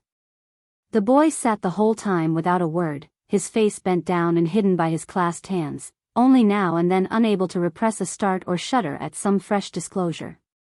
And when it was ended, he stood up, gazed round, and walked uncertainly, as if he did not know where he was. His next impulse was to throw himself on his knee beside his grandfather, and caress him as he used to when a child. The good night was spoken, and Guy was shut into his room, with his overwhelming emotions. His grandfather a blood-stained, remorseful man. The doom was complete, himself heir to the curse of Sir Hugh, and fated to run the same career. And as he knew full well, with the tendency to the family character strong within him, the germs of these hateful passions ready to take root downwards and bear fruit upwards, with the very countenance of Sir Hugh, and the same darkening, kindling eyes, of which traditions had preserved the remembrance. He was crushed for a while. The consciousness of strength not his own, of the still small voice that could subdue the fire, the earthquake, and the whirlwind, was slow in coming to him. And when it came, he, like his grandfather, had hope rather of final repentance than of keeping himself unstained.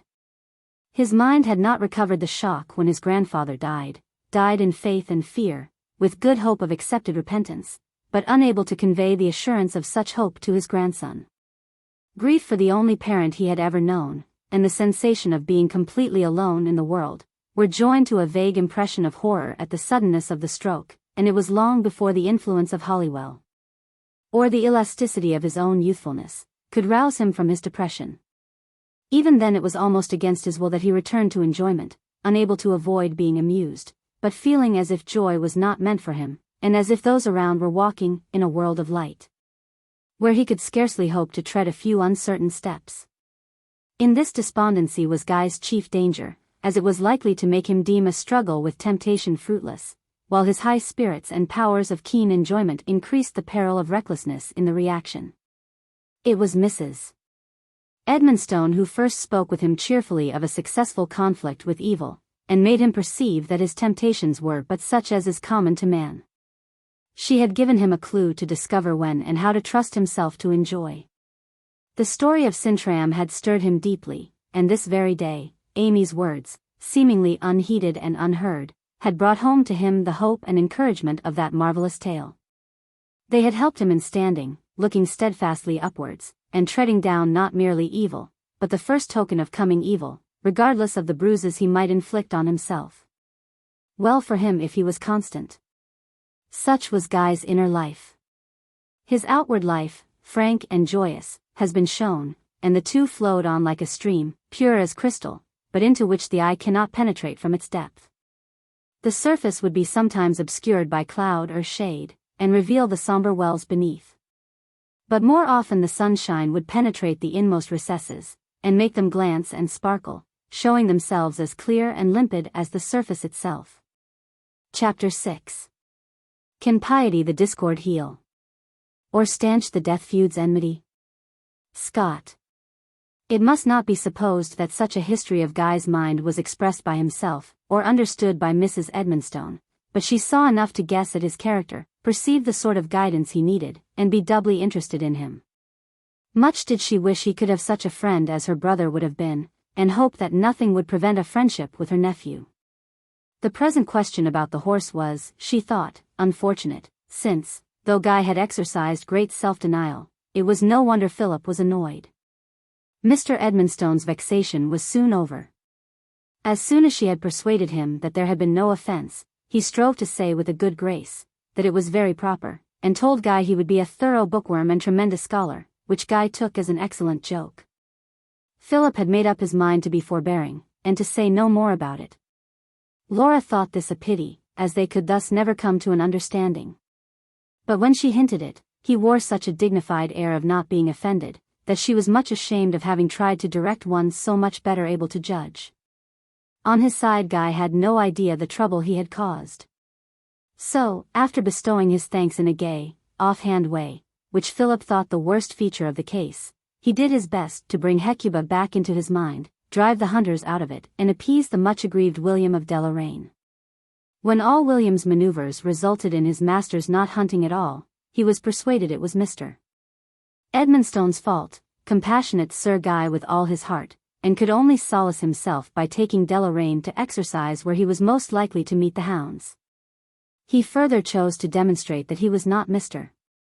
Edmonstone's servant, by disregarding some of his stable regulations, but as soon as this came to his master's knowledge, a few words were spoken so sharp and stern, that William never attempted to disobey again. It seemed as if it was the perception that so much was kept back by a strong force, that made Guy's least token of displeasure so formidable. A village boy, whom he caught misusing a poor dog, was found a few minutes after, by Mr. Ross, in a state of terror that was positively ludicrous, though it did not appear that Sir Guy had said or done much to alarm him. It was only the light in his eyes, and the strength of repressed indignation in his short broken words that had made the impression. It appeared as if the force of his anger might be fearful, if once it broke forth without control. Yet at the same time he had a gentleness and attention, alike to small and great, which, with his high spirit and good nature, his very sweet voice and pleasant smile, made him a peculiarly winning and engaging person. And few who saw him could help being interested in him. No wonder he had become in the eyes of the Edmonstones almost a part of their family. Mrs. Edmonstone had assumed a motherly control over him, to which he submitted with a sort of affectionate gratitude. One day Philip remarked that he never saw anyone so restless as Guy, who could neither talk nor listen without playing with something. Scissors, pencil, paper knife, or anything that came in his way, was sure to be twisted or tormented, or if nothing else was at hand, he opened and shut his own knife so as to put all the spectators in fear for his fingers. "Yes," said Laura, "I saw how it tortured your eyebrows all the time you were translating Schiller to us. I wondered you were not put out." "I consider that to be put out, by which you mean to have the intellect at the mercy of another's folly, is beneath a reasonable creature," said Philip, "but that I was annoyed, I do not deny. It is a token of a restless, ill-regulated mind." "Restless, perhaps," said Mrs. Edmonstone, "but not necessarily ill-regulated. I should think it rather a sign that he had no one to tell him of the tricks which mothers generally nip in the bud." I was going to say that I think he fidgets less, said Laura, but I think his chief contortions of the scissors have been when Philip has been here. They have, I believe, said her mother. I was thinking of giving him a hint. Well, Aunt, you are a tamer of savage beasts if you venture on such a subject, said Philip. Do you dare me? She asked, smiling. Why, I don't suppose he would do more than give you one of his lightning glances, but that, I think, is more than you desire. Considerably, said Mrs. Edmonstone, for his sake as much as my own. But, said Laura, Mamma has nearly cured him of pawing like a horse in the hall when he is kept waiting. He said he knew it was impatience, and begged her to tell him how to cure it. So she treated him as an old fairy might, and advised him in a grave, mysterious way, always to go and play the harmonious blacksmith, when he found himself getting into a taking, just as if it was a charm. And he always does it most dutifully. It has a very good effect, said Mrs. Edmonstone, for it is apt to act as a summons to the other party, as well as a sedative to him. I must say I am curious to see what you will devise this time, said Philip. Since you can't set him to play on the piano, and very few can bear to be told of a trick of the kind. In the course of that evening, Philip caused the great atlas to be brought out in order to make investigations on the local habitation of a certain Khan of Kipchak, who existed somewhere in the Dark Ages. Then he came to Marco Polo, and Sir John Mandeville. And Guy, who knew both the books in the library at Redclyffe, grew very eager in talking them over, and tracing their adventures, then to the Genoese merchants, where Guy confessed himself perfectly ignorant. Andrea Doria was the only Genoese he ever heard of, but he hunted out with great interest all the localities of their numerous settlements. Then came modern Italy, and its fallen palaces. Then the contrast between the republican merchant and aristocratic lord of the soil, then the corn laws. And then, and not till then, did Philip glance at his aunt, to show her Guy balancing a Venetian weight on as few of his fingers as could support it. Guy, said she, smiling, does that unfortunate glass inspire you with any arguments in favor of the Venetians? Guy put it down at once, and Philip proceeded to improved methods of farming, to enable landlords to meet the exigencies of the times. Guy had got hold of Mr. Edmonstone's spectacle case, and was putting its spring to a hard trial. Mrs. Edmonstone doubted whether to interfere again. She knew this was not the sort of thing that tried his temper, yet she particularly disliked playing him off, as it were for Philip's amusement, and quite as much letting him go on, and lower himself in her nephew's estimation. The spectacle case settled the matter. A crack was heard, it refused to snap at all, and Guy, much discomfited, made many apologies. Amy laughed. Philip was much too well-bred to do anything but curl his lip unconsciously. Mrs. Edmonstone waited till he was gone, then, when she was wishing Guy good night at Charles's door, she said, "The spectacle case forestalled me in giving you a lecture on sparing our nerves. Don't look so very full of compunction, it is only a trick which your mother would have stopped at 5 years old, and which you can soon stop for yourself." "Thank you, I will," said Guy. "I hardly knew I did it, but I am very sorry it has teased you." Thenceforward it was curious to see how he put down and pushed away all he had once begun to touch and torture. Mrs. Edmonstone said it was self-command in no common degree. And Philip allowed that to cure so inveterate a habit required considerable strength of will. However, he said, I always gave the Morvilles credit for an iron resolution. Yes, Amy, you may laugh. But if a man is not resolute in a little, he will never be resolute in great matters. And Guy has been resolute the right way this time, said Laura. May he always be the same, said Philip.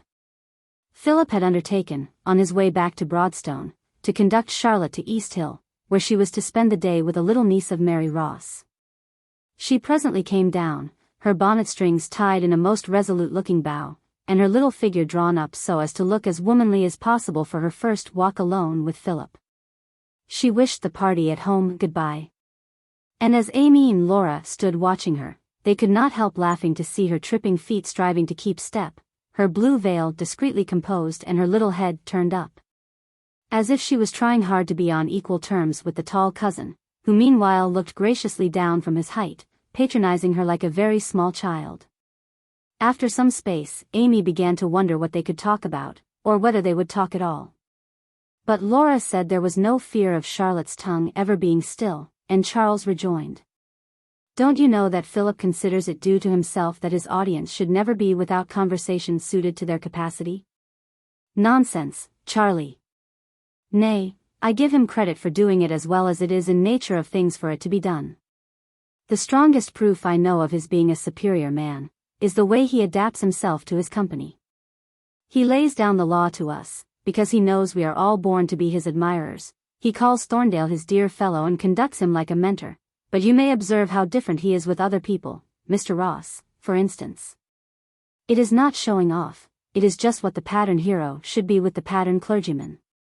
At a dinner party he is quite in his place, contents himself with leaving an impression on his neighbor that Mr. Morville is at home on every subject.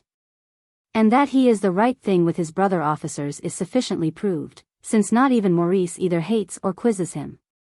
Well, Charlie, said Laura, well pleased, I am glad you are convinced at last. Do you think I ever wanted to be convinced that we were created for no other end than to applaud Philip? I was fulfilling the object of our existence by enlarging on a remark of Guy's, that nothing struck him more than the way in which Philip could adapt his conversation to the hearers. So the hint was not lost on me. And I came to the conclusion that it was a far greater proof of his sense than all the maxims he lavishes on us. I wonder Guy was the person to make the remark, said Laura. For it is strange that those two never appear to the best advantage together. Oh, Laura, that would be the very reason, said Amy. The very reason, said Charles. Draw out your meaning, Mississippi. Yes, said Amy, coloring, if Guy, if a generous person, I mean, were vexed with another sometimes, it would be the very reason he would make the most of all his goodness. Hi-ho, yawned Charles. What o'clock is it? I wonder when Guy is ever coming back from that Lascelles. Your wonder need not last long, said Laura, for I see him riding into the stable yard. In a few minutes he had entered. And, on being asked if he had met Philip and Charlotte, and how they were getting on, he replied, a good deal like the print of dignity and impudence, at the same time throwing back his shoulders, and composing his countenance to imitate Philip's lofty deportment and sedate expression, and the next moment putting his head on one side with a sharp little nod, and giving a certain espigal glance of the eye, and knowing twist of one corner of the mouth, just like Charlotte. By the by, added he, would Philip have been a clergyman if he had gone to Oxford? I don't know, I don't think it was settled, said Laura. Why? I could never fancy him one, said Guy. He would not have been what he is now if he had gone to Oxford, said Charles. He would have lived with men of the same powers and pursuits with himself, and have found his level. And that would have been a very high one, said Guy. It would. But there would be all the difference there is between a feudal prince and an eastern despot. He would know what it is to live with his match. But you don't attempt to call him conceited, cried Guy, with a sort of consternation. He is far above that, far too grand, said Amy. I should as soon think of calling Jupiter conceited, said Charles, and Laura did not know how far to be gratified, or otherwise. Charles had not overestimated Philip's readiness of self-adaptation. Charlotte had been very happy with him, talking over the Lady of the Lake, which she had just read, and being enlightened, partly to her satisfaction, partly to her disappointment, as to how much was historical.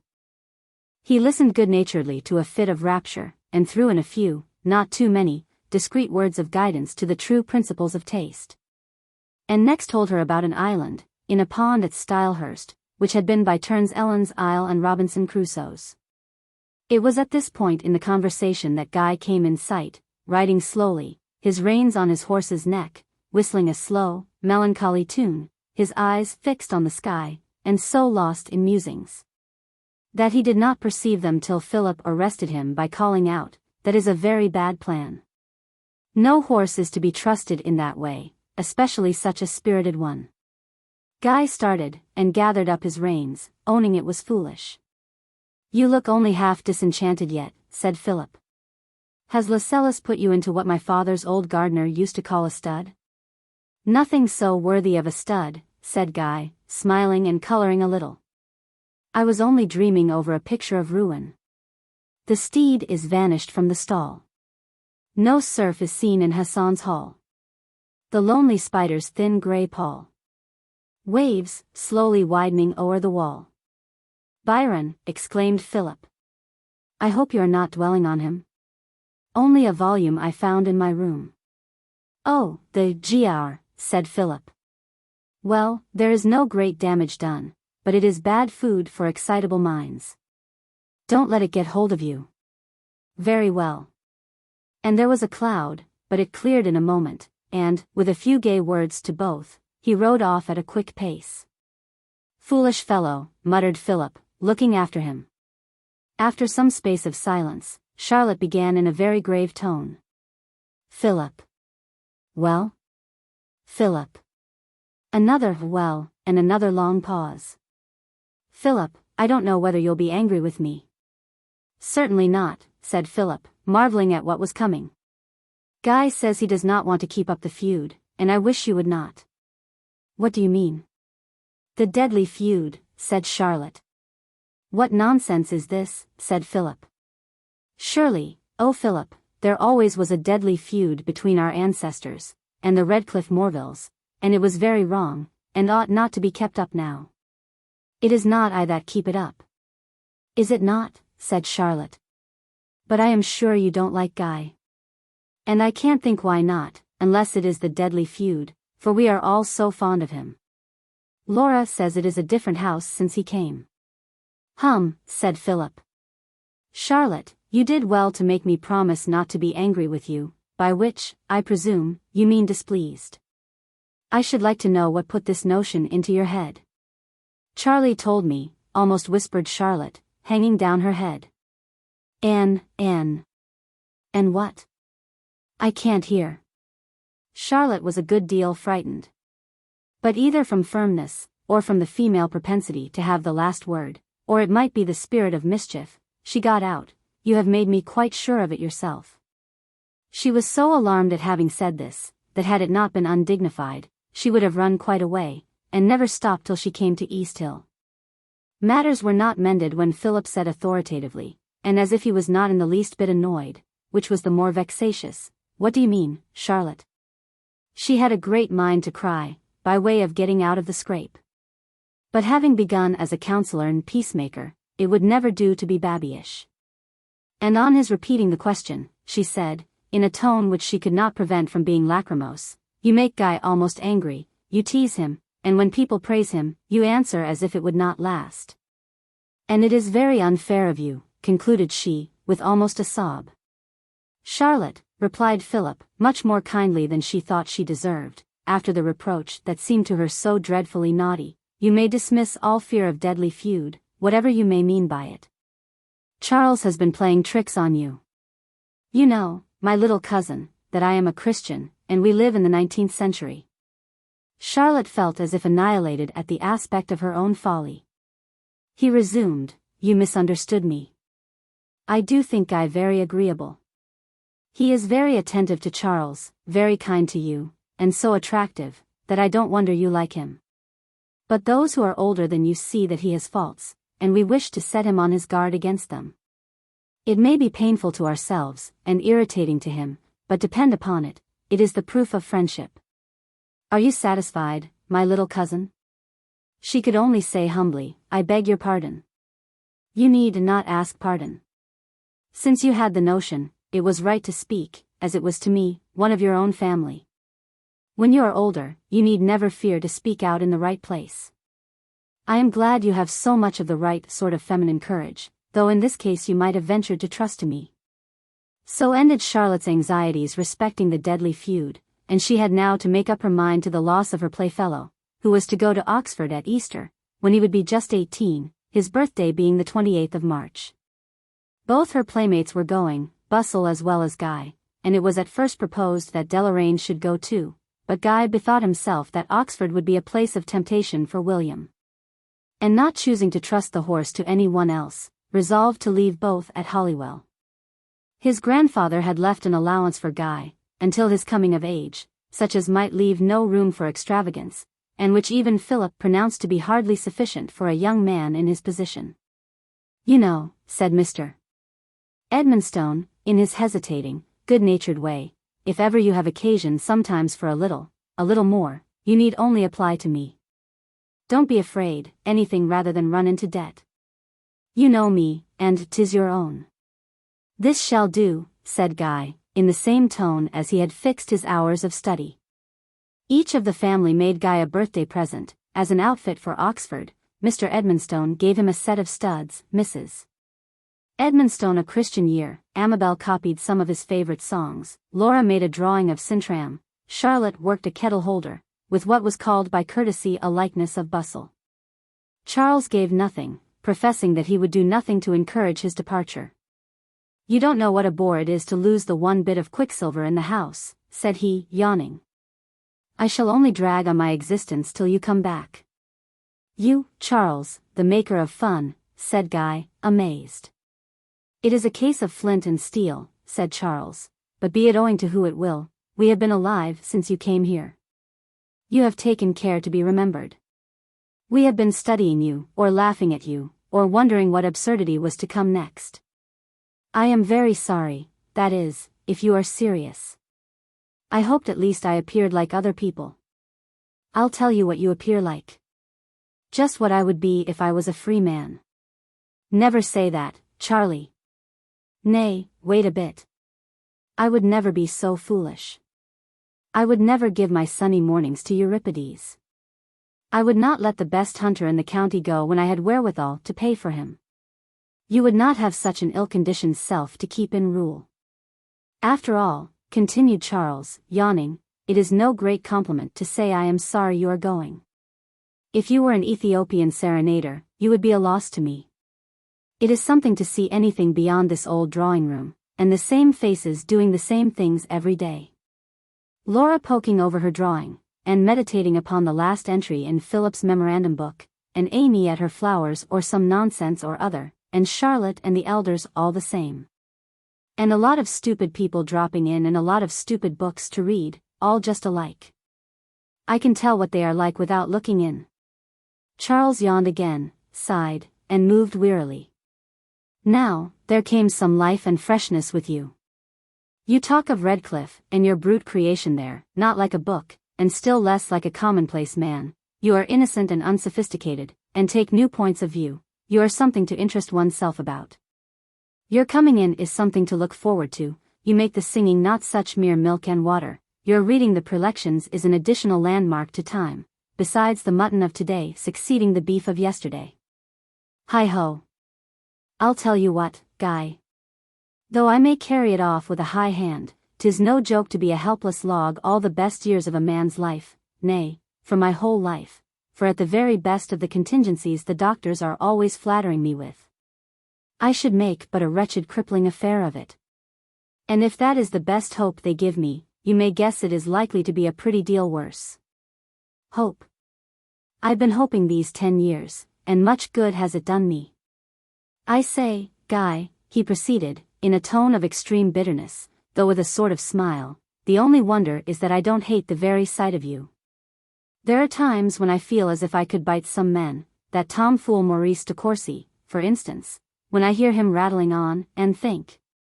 I know I have often talked thoughtlessly, I have feared afterwards I might have given you pain. No, you never have, you have carried me along with you. I like nothing better than to hear of your ridings, and shootings, and boatings. It is a sort of life. Charles had never till now alluded seriously to his infirmity before Guy, and the changing countenance of his auditor showed him to be much affected, as he stood leaning over the end of the sofa, with his speaking eyes earnestly fixed on Charles. Who went on. And now you are going to Oxford. You will take your place among the men of your day. You will hear and be heard of. You will be somebody. And I know I have what they call talent, I could be something. They think me an idle dog, but where's the good of doing anything? I only know if I was not condemned to this life, had it not been for a sort of involuntary respect to the gentle compassion of the softened hazel eyes regarding him so kindly. He would have used the violent expletive that trembled on his lip-winky face. If I was not chained down here, Master Philip should not stand alone as the paragon of the family. I've as much mother wit as he. That you have, said Guy. How fast you see the sense of a passage. You could excel very much if you only tried. Tried? And what am I to gain by it? I don't know that one ought to let talents rust, said Guy, thoughtfully. I suppose it is one's duty not, and surely it is a pity to give up those readings. I shall not get such another fellow dunce as you, said Charles, as I told you when we began, and it would be a mere farce to do it alone. I could not make myself, if I would. Can't you make yourself do what you please? Said Guy, as if it was the simplest thing in the world. Not a bit, if the other half of me does not like it. I forget it, or put it off, and it comes to nothing. I do declare, though, I would get something to break my mind on, merely as a medical precaution, just to freshen myself up, if I could find anyone to do it with. No, nothing in the shape of a tutor, against that I protest. Your sisters, suggested Guy. Laura is too intellectual already, and I don't mean to poach on Philip's manner, and if I made little Amy cease to be silly, I should do away with all the comfort I have left me in life. I don't know, though, if she swallowed learning after Mary Ross's pattern, that it need do her much harm. Amy came into the room at the moment. Amy, here is Guy advising me to take you to read something awfully wise every day, something that will make you as dry as a stick, and as blue as a gentianella, said Guy. I should not mind being like a gentianella, said Amy. But what dreadful thing were you setting him to do? To make you read all the folios in my uncle's old library, said Charles. All that Margaret has in keeping against Philip has a house of his own. Sancho somebody, and all you talked of when first you came, said Amy. We were talking of the hours reading that Charlie and I have had together lately, said Guy.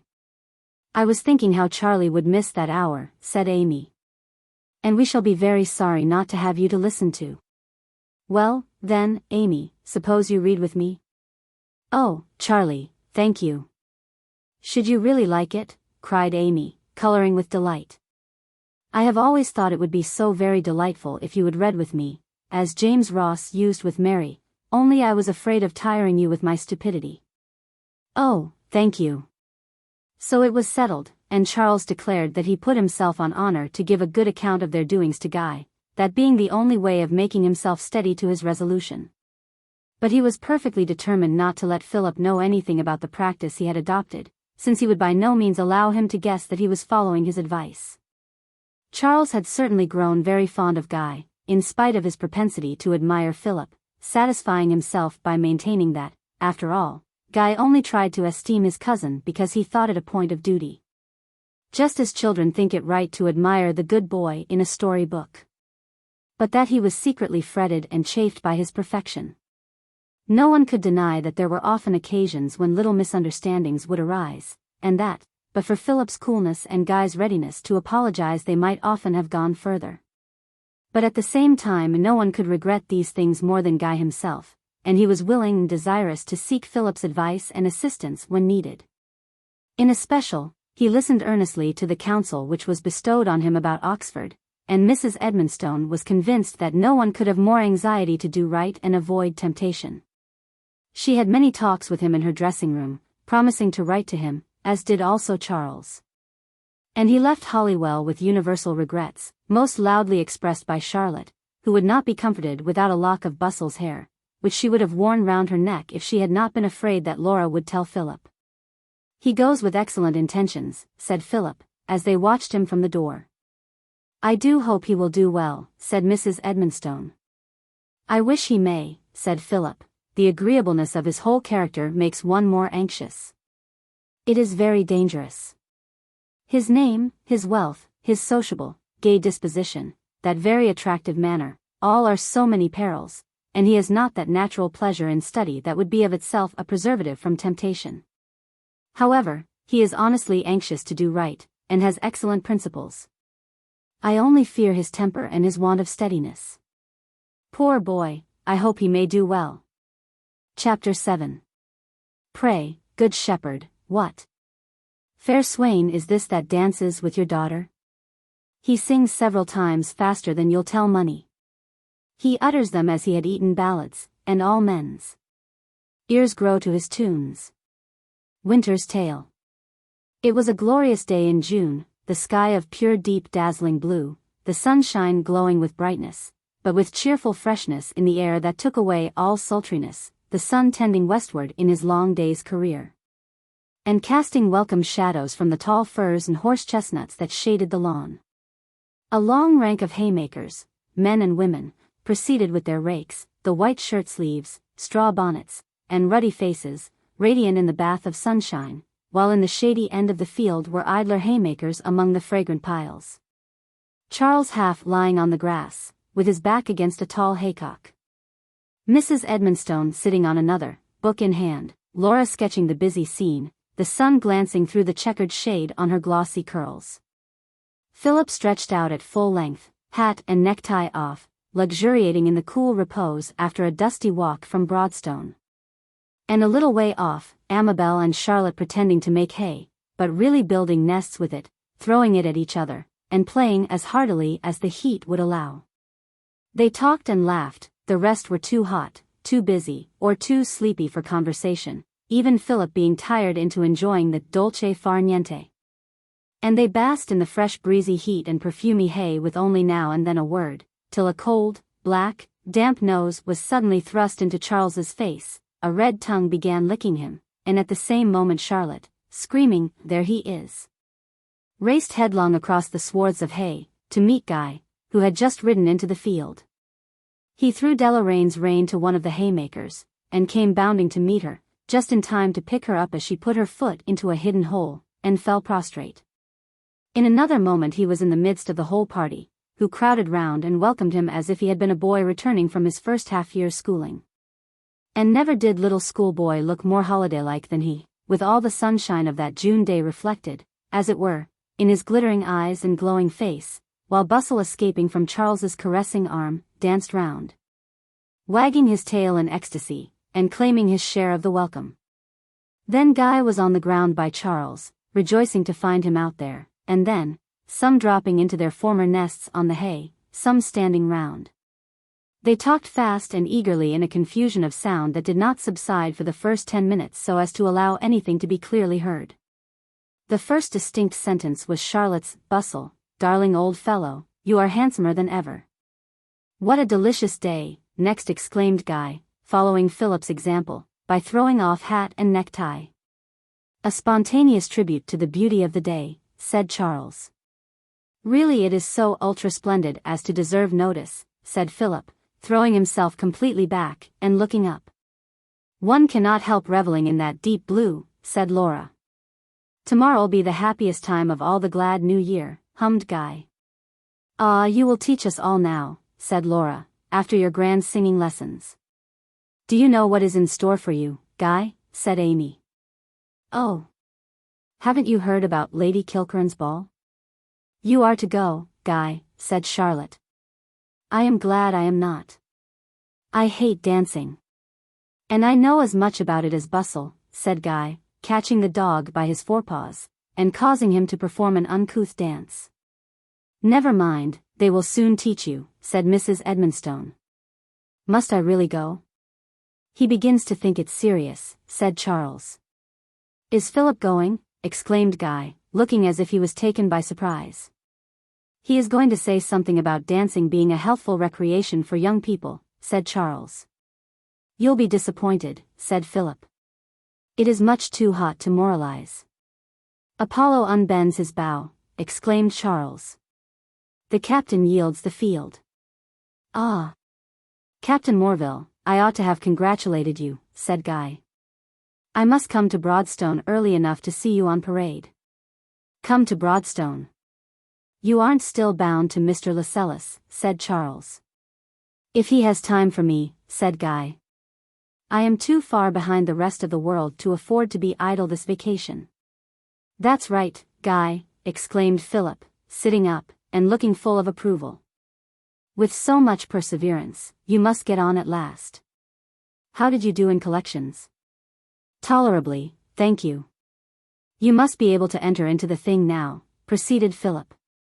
"What are you reading?" "Thucydides." "Have you come to Pericles' oration?" I must show you some notes that I have on that. Don't you get into the spirit of it now? Uphill work still, answered Guy, disentangling some cinders from the silky curls of Bustle's ear. Which do you like best, that or the ball? Asked Charles. The hayfield best of all, said Guy, releasing Bustle, and blinding him with a heap of hay. Of course, said Charlotte, who would not like haymaking better than that stupid ball? Poor Charlotte, said Mrs. Edmonstone. Commiseration which irritated Charlotte into standing up and protesting. Mamma, you know I don't want to go. No more do I, Charlotte, said her brother, in a mock-consoling tone. You and I know what is good for us, and despise sublunary vanities. But you will go, Guy, said Laura. Philip is really going. In spite of Lord Kilkerran's folly in going to such an expense as either taking Allonby or giving the ball, said Charles. I don't think it is my business to bring Lord Kilkerran to a sense of his folly, said Philip. I made all my protests to Maurice when first he started the notion, but if his father chose to take the matter up, it is no concern of mine. You will understand, Guy, said Charles, that this ball is specially got up by Maurice for Laura's benefit. Believe as little as you please of that speech, Guy, said Laura. The truth is that Lord Kilkerran is very good-natured, and Aveline was very much shocked to hear that Amy had never been to any ball, and I to only one, and so it ended in their giving one. When is it to be? On Thursday week, said Amy. I wonder if you will think Aveline as pretty as we do. She is Laura's great friend, is not she? I like her very much. I have known her all my life, and she has much more depth than those would think who only know her manner. And Laura looked pleadingly at Philip as she spoke. Are there any others of the family at home? Said Guy. The two younger girls, Mabel and Helen, and the little boys, said Amy. Lord de Courcy is in Ireland, and all the others are away.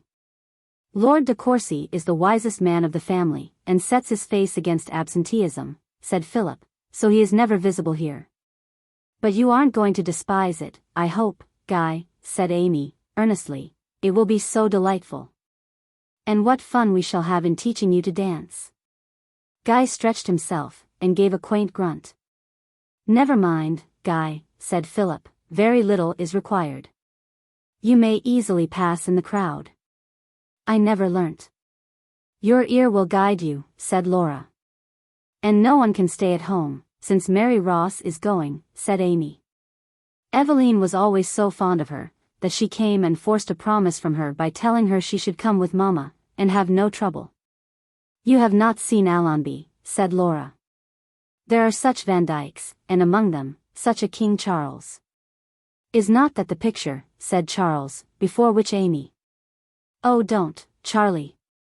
Was found dissolved in tears? I could not help it, murmured Amy, blushing crimson. There is all Charles's fate in his face, said Philip, earnest, melancholy, beautiful. It would stir the feelings, were it an unknown portrait. No, Amy, you need not be ashamed of your tears. But Amy turned away, doubly ashamed. I hope it is not in the ballroom, said Guy. No, said Laura, it is in the library. Charlotte, whose absence had become perceptible from the general quietness, here ran up with 2 envelopes, which she put into Guy's hands. One contained Lady Kilkerran's genuine card of invitation for Sir Guy Morville, the other Charlotte had scribbled in haste from Mr. Bustle. This put an end to all rationality. Guy rose with a growl and a roar, and hunted her over half the field, till she was caught, and came back out of breath and screaming, "We never had such a haymaking." So I think the haymakers will say, answered her mother, rising to go indoors. What ruin of haycocks! Oh, I'll set all that to rights, said Guy, seizing a hay fork. Stop, stop, take care, cried Charles. I don't want to be built up in the rick, and by, when my disconsolate family have had all the ponds dragged for me, Deloraine will be heard to complain that they give him very odd animal food. Who could resist such a piteous appeal? Said Guy, helping him to rise, and conducting him to his wheeled chair. The others followed, and when, shortly after, Laura looked out at her window, she saw Guy, with his coat off, toiling like a real haymaker, to build up the cocks in all their neat fairness and height, whistling meantime that the Queen of the May. And now and then singing a line. She watched the old cowman come up, touching his hat, and looking less cross than usual. She saw Guy's ready greeting, and perceived they were comparing the forks and rakes, the pooks and cocks of their counties. And, finally, she beheld her father ride into the field, and Guy spring to meet him. No one could have so returned to what was in effect a home, unless his time had been properly spent, and, in fact, all that Mr.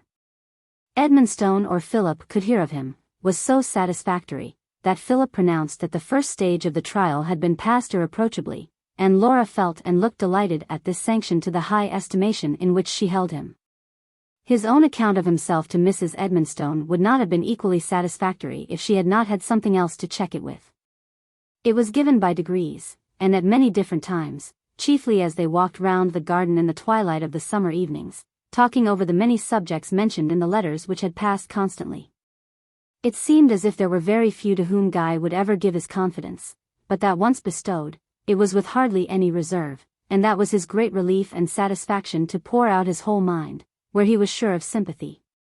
To her, then, he confided how much provoked he was with himself. His first term, he said, having only shown him what an intolerable fool he had to keep in order. By his account, he could do nothing without turning his own head, except study, and that stupefied it. Never was there a more idle fellow. He could work himself for a given time, but his sense would not second him. And was it not most absurd in him to take so little pleasure in what was his duty, and enjoy only what was bad for him?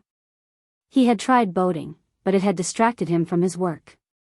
So he had been obliged to give it up, and had done so in a hasty, vehement manner, which had caused offense, and for which he blamed himself. It had been the same with other things, till he had left himself no regular recreation but walking and music. The last, he said, might engross him in the same way. But he thought, here he hesitated a little, there were higher ends for music, which made it come under Mrs. Edmonstone's rule, of a thing to be used guardedly, not disused. He had resumed light reading, too, which he had nearly discontinued before he went to Oxford. One wants something, he said, by way of refreshment, where there is no sea nor rock to look at, and no Laura and Amy to talk to. He had made one friend, a scholar of his own college, of the name of Wellwood. This name had been his attraction. Guy was bent on friendship with him. If, as he tried to make him out to be, he was the son of that Captain Wellwood whose death had weighed so heavily on his grandfather's conscience, feeling almost as if it were his duty to ask forgiveness in his grandfather's name. Yet scarcely knowing how to venture on advances to one to whom his name had such associations. However, they had gradually drawn together, and at length entered on the subject, and Guy then found he was the nephew, not the son of Captain Wellwood. Indeed, his former belief was founded on a miscalculation, as the duel had taken place 28 years ago. He now heard all his grandfather had wished to know of the family. There were 2 unmarried daughters, and their cousins spoke in the highest terms of their self-devoted life, promising what Guy much wished, that they should hear what deep repentance had followed the crime which had made them fatherless. He was to be a clergyman, and Guy admired him extremely, saying, however, that he was so shy and retiring, it was hard to know him well. From not having been at school, and from other causes, Guy had made few acquaintance. Indeed, he amused Mrs. Edmonstone by fearing he had been morose. She was ready to tell him he was an ingenious self-tormentor. But she saw that the struggle to do right was the mainspring of the happiness that beamed round him, in spite of his self-reproach, heartfelt as it was.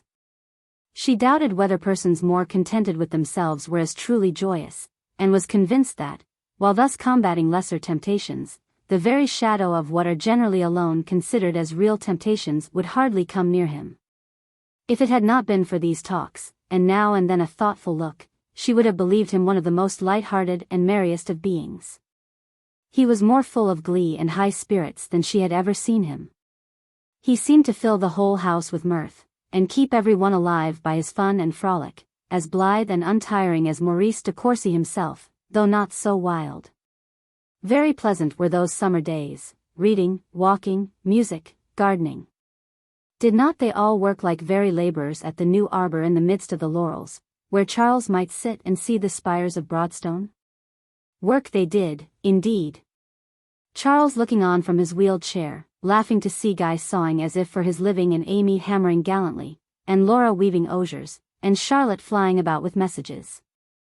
One day, they were startled by an exclamation from Charles. "Ah, ha! Patty, is that you?" and beheld the tall figure of a girl, advancing with a rapid, springing step, holding up her riding habit with one hand, with the other whisking her coral-handled whip.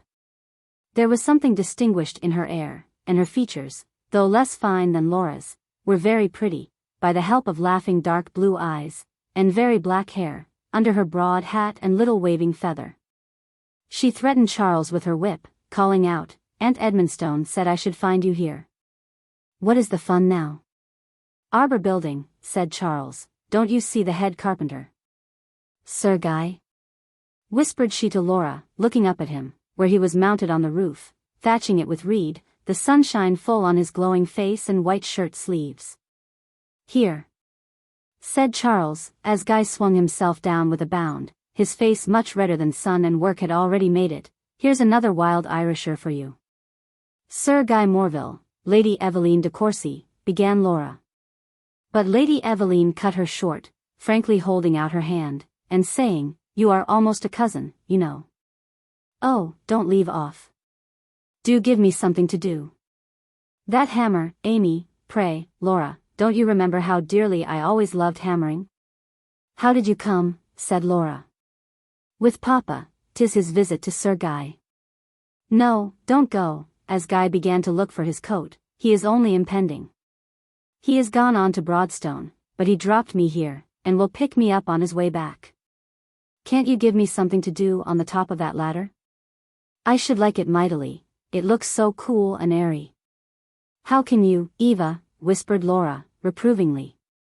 But Lady Aveline only shook her head at her, and declaring she saw a dangerous nail sticking out, began to hammer it in with such good will, that Charles stopped his ears, and told her it was worse than her tongue. "Go on about the ball, do." "Oh," said she earnestly, "do you think there is any hope of Captain Morville's coming?" "Oh yes," said Laura.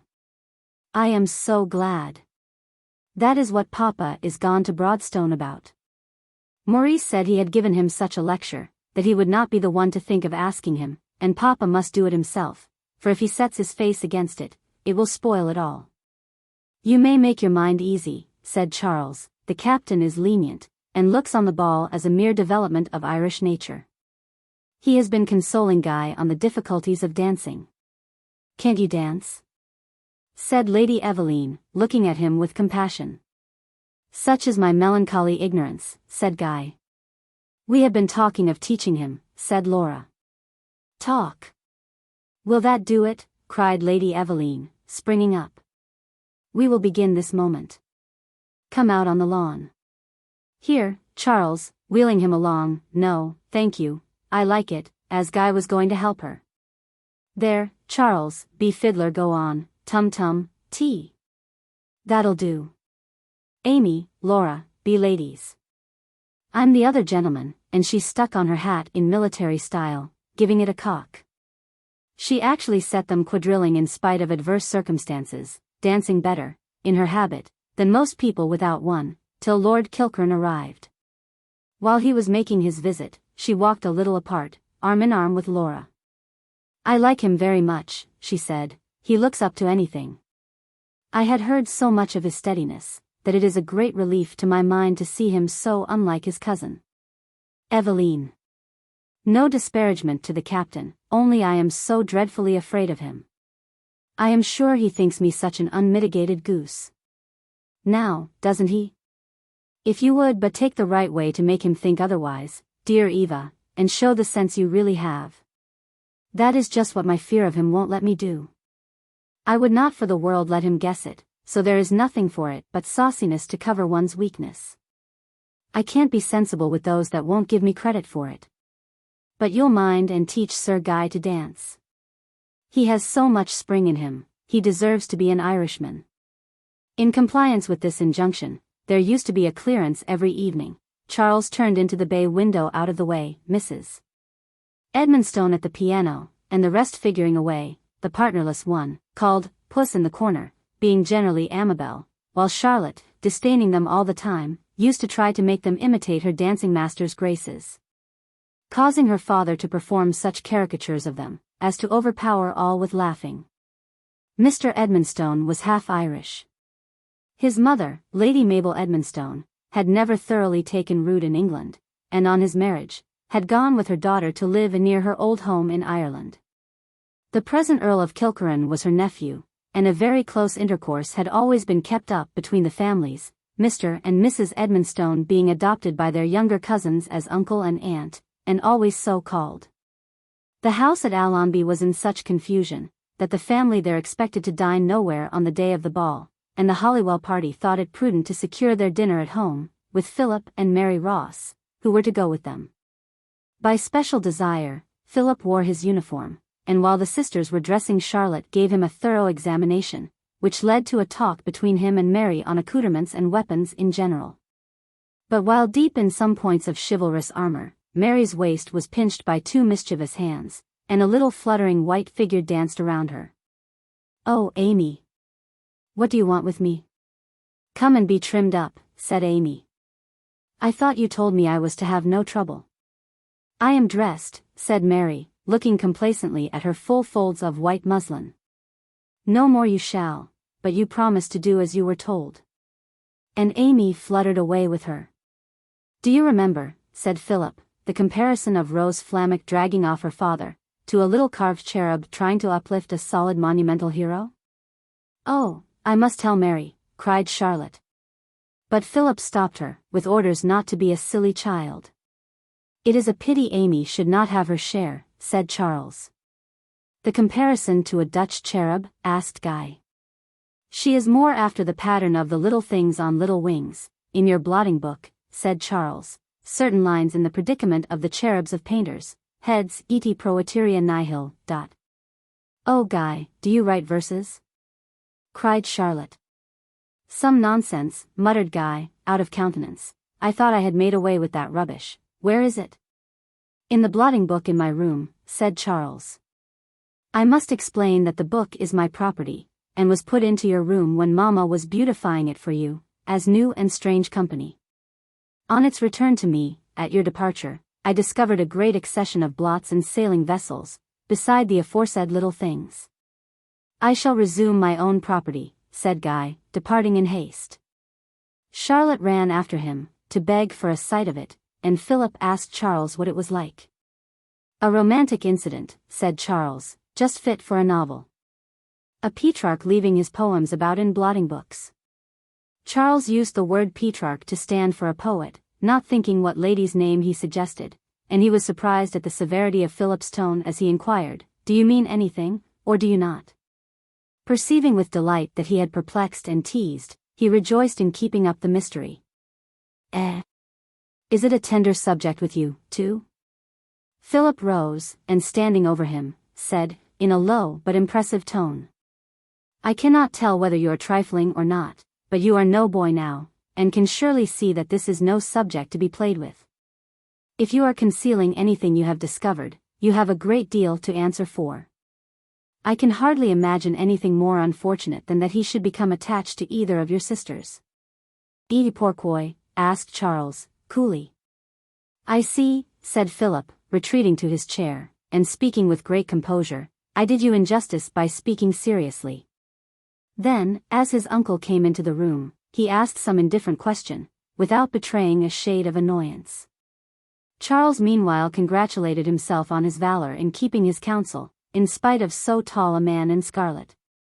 But he was much nettled at the last speech, for if a real attachment to his sister had been in question, he would never have trifled about it. Keenly alive to his cousin's injustice, he rejoiced in having provoked and mystified the impassible, though he little knew the storm he had raised beneath that serene exterior of perfect self-command. The carriages were announced, and Mr. Edmonstone began to call the ladies, adding tenfold to the confusion in the dressing-room. There was Laura being completed by the lady's maid, Amabel embellishing Mary, Mrs. Edmonstone with her arm loaded with shawls, Charlotte flourishing about. Poor Mary, it was much against her will, but she had no heart to refuse the wreath of geraniums that Amy's own hands had woven for her, and there she sat, passive as a doll, though in despair at their all waiting for her. For Laura's toilette was finished, and everyone began dressing her at once, while Charlotte, to make it better, screamed over the balusters that all were ready but Mary. Sir Guy was heard playing the harmonious blacksmith, and Captain Morville's step was heard, fast and firm. At last, when a long chain was put round her neck, she cried out, "I have submitted to everything so far, I can bear no more." Jumped up, caught hold of her shawl, and was putting it on, when there was a general outcry that they must exhibit themselves to Charles. They all ran down, and Amy, flying up to her brother, made a splendid sweeping curtsy, and twirled round in a pirouette. "Got up, regardless of expense," cried Charles, "display yourselves." The young ladies ranged themselves in imitation of the Book of Fashions. The sisters were in white, with wreaths of starry jessamine. It was particularly becoming to Laura's belladonna lily complexion, rich brown curls, and classical features, and her brother exclaimed, "Laura is exactly like Apollo playing the lyre, outside Mamma's old manuscript book of music." "Has not Amy made beautiful wreaths?" said Laura. She stripped the tree, and Guy had to fetch the ladder, to gather the sprays on the top of the wall. "Do you see your bit of myrtle, Guy," said Amy, pointing to it, on Laura's head, "that you tried to persuade me would pass for jessamine?" "Ah! It should have been all myrtle," said Guy. Philip leant meantime against the door. Laura only once glanced towards him, thinking all this too trifling for him, and never imagining the intense interest with which he gave a meaning to each word and look. "Well done, Mary," cried Charles, "they have furbished you up handsomely." Mary made a face, and said she should wonder who was the fashionable young lady she should meet in the pier glasses at Allenby. Then Mr. Edmonstone hurried them away, and they arrived in due time. The saloon at Allenby was a beautiful room, one end opening into a conservatory, full of colored lamps, fresh green leaves, and hothouse plants. There they found as yet only the home party, the good-natured, merry Lord Kilkerran, his quiet English wife, who had bad health, and looked hardly equal to the confusion of the evening, Maurice, and two younger boys. Aveline, and her two little sisters, Mabel and Helen. "This makes it hard on Charlotte," thought Amy, while the two girls dragged her off to show her the lamps in the conservatory, and the rest attacked Mrs. Edmonstone for not having brought Charlotte, reproaching her with hardness of heart of which they had never believed her capable, Lady Aveline, in especial. Talking with that exaggeration of her ordinary manner which her dread of Captain Morville made her assume. Little he recked of her, he was absorbed in observing how far Laura's conduct coincided with Charles's hints. On the first opportunity, he asked her to dance, and was satisfied with her pleased acquiescence. But the next moment Guy came up, and in an eager manner made the same request. "I am engaged," said she, with a bright, proud glance at Philip, and Guy pursued Amabel into the conservatory, where he met with better success. Mr. Edmonstone gallantly asked Mary if he was too old a partner, and was soon dancing with the step and spring that had once made him the best dancer in the county. Mrs. Edmonstone watched her flock, proud and pleased, thinking how well they looked and that, in especial, she had never been sensible how much Laura's and Philip's good looks excelled the rest of the world. They were much alike in the remarkable symmetry both of figure and feature, the color of the deep blue eye, and fairness of complexion.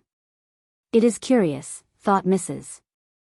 Edmonstone, that, so very handsome as Philip is, it is never the first thing remarked about him, just as his height never is observed till he is compared with other people. The fact is, that his superior sense carries off a degree of beauty which would be a misfortune to most men. It is that sedate expression and distinguished air that make the impression. How happy Laura looks, how gracefully she moves. No, it is not being foolish to think no one equal to Laura. My other pair, and she smiled much more, you happy young things, would not wish to see anything pleasanter than your merry faces. Little Amy looks almost as pretty as Laura, now she is lighted up by blush and smile, and her dancing is very nice, it is just like her laughing, so quiet and yet so full of glee. I don't think she is less graceful than her sister, but the complete enjoyment strikes one more. And as to enjoyment, there are those bright eyes of her partner's perfectly sparkling with delight, he looks as if it was a world of enchantment to him. Never had anyone a greater capacity for happiness than Guy. Mrs. Edmonstone might well retain her opinion when, after the quadrille, Guy came to tell her that he had never seen anything so delightful. And he entertained Mary Ross with his fresh, joyous pleasure, through the next dance. "Laura," whispered Aveline, "I've one ambition. Do you guess it?" "Don't tell him, but if he would, I should have a better opinion of myself ever after.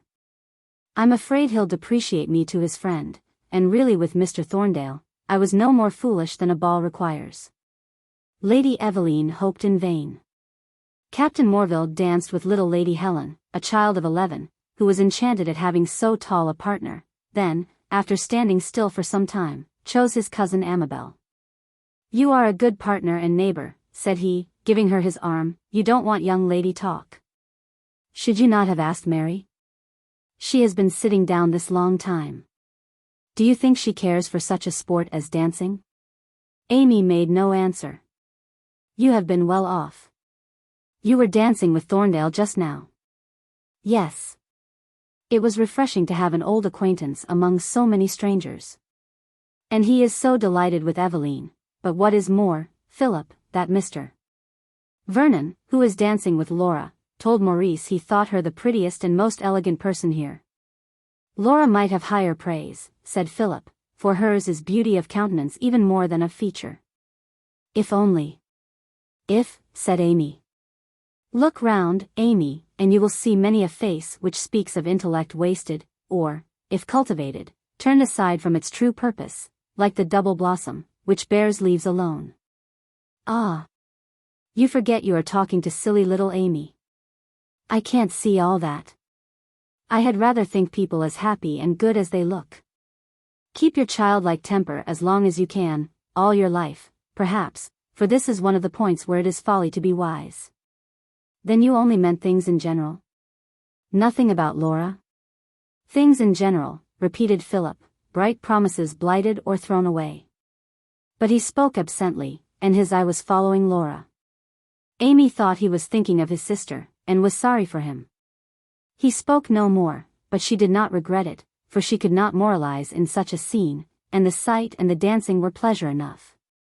Guy, in the meantime, had met an Oxford acquaintance, who introduced him to his sisters, pretty girls, whose father Mr. Edmonstone knew, but who was rather out of the Holywell visiting distance. They fell into conversation quickly, and the Miss Alstons asked him with some interest, which was the pretty Miss Edmonstone. Guy looked for the sisters, as if to make up his mind, for the fact was, that when he first knew Laura and Amy, the idea of criticizing beauty had not entered his mind, and to compare them was quite a new notion. "Nay," said he at last, "if you cannot discover for yourselves when they are both before your eyes, I will do nothing so invidious as to say which is the pretty one. I'll tell which is the eldest and which the youngest, but the rest you must decide for yourself." "I should like to know them," said Miss Alston. "Oh. They are both very nice-looking girls." "There, that is Laura, Miss Edmonstone," said Guy, "that tall young lady, with the beautiful hair and jessamine wreath." He spoke as if he was proud of her, and had a property in her. The tone did not escape Philip, who at that moment was close to them, with Amy on his arm, and, knowing the Alstons slightly, stopped and spoke, and introduced his cousin, Miss Amabel Edmonstone. At the same time Guy took one of the Miss Alstons away to get some tea. "So you knew my cousin at Oxford?" said Philip, to the brother. "Yes, slightly.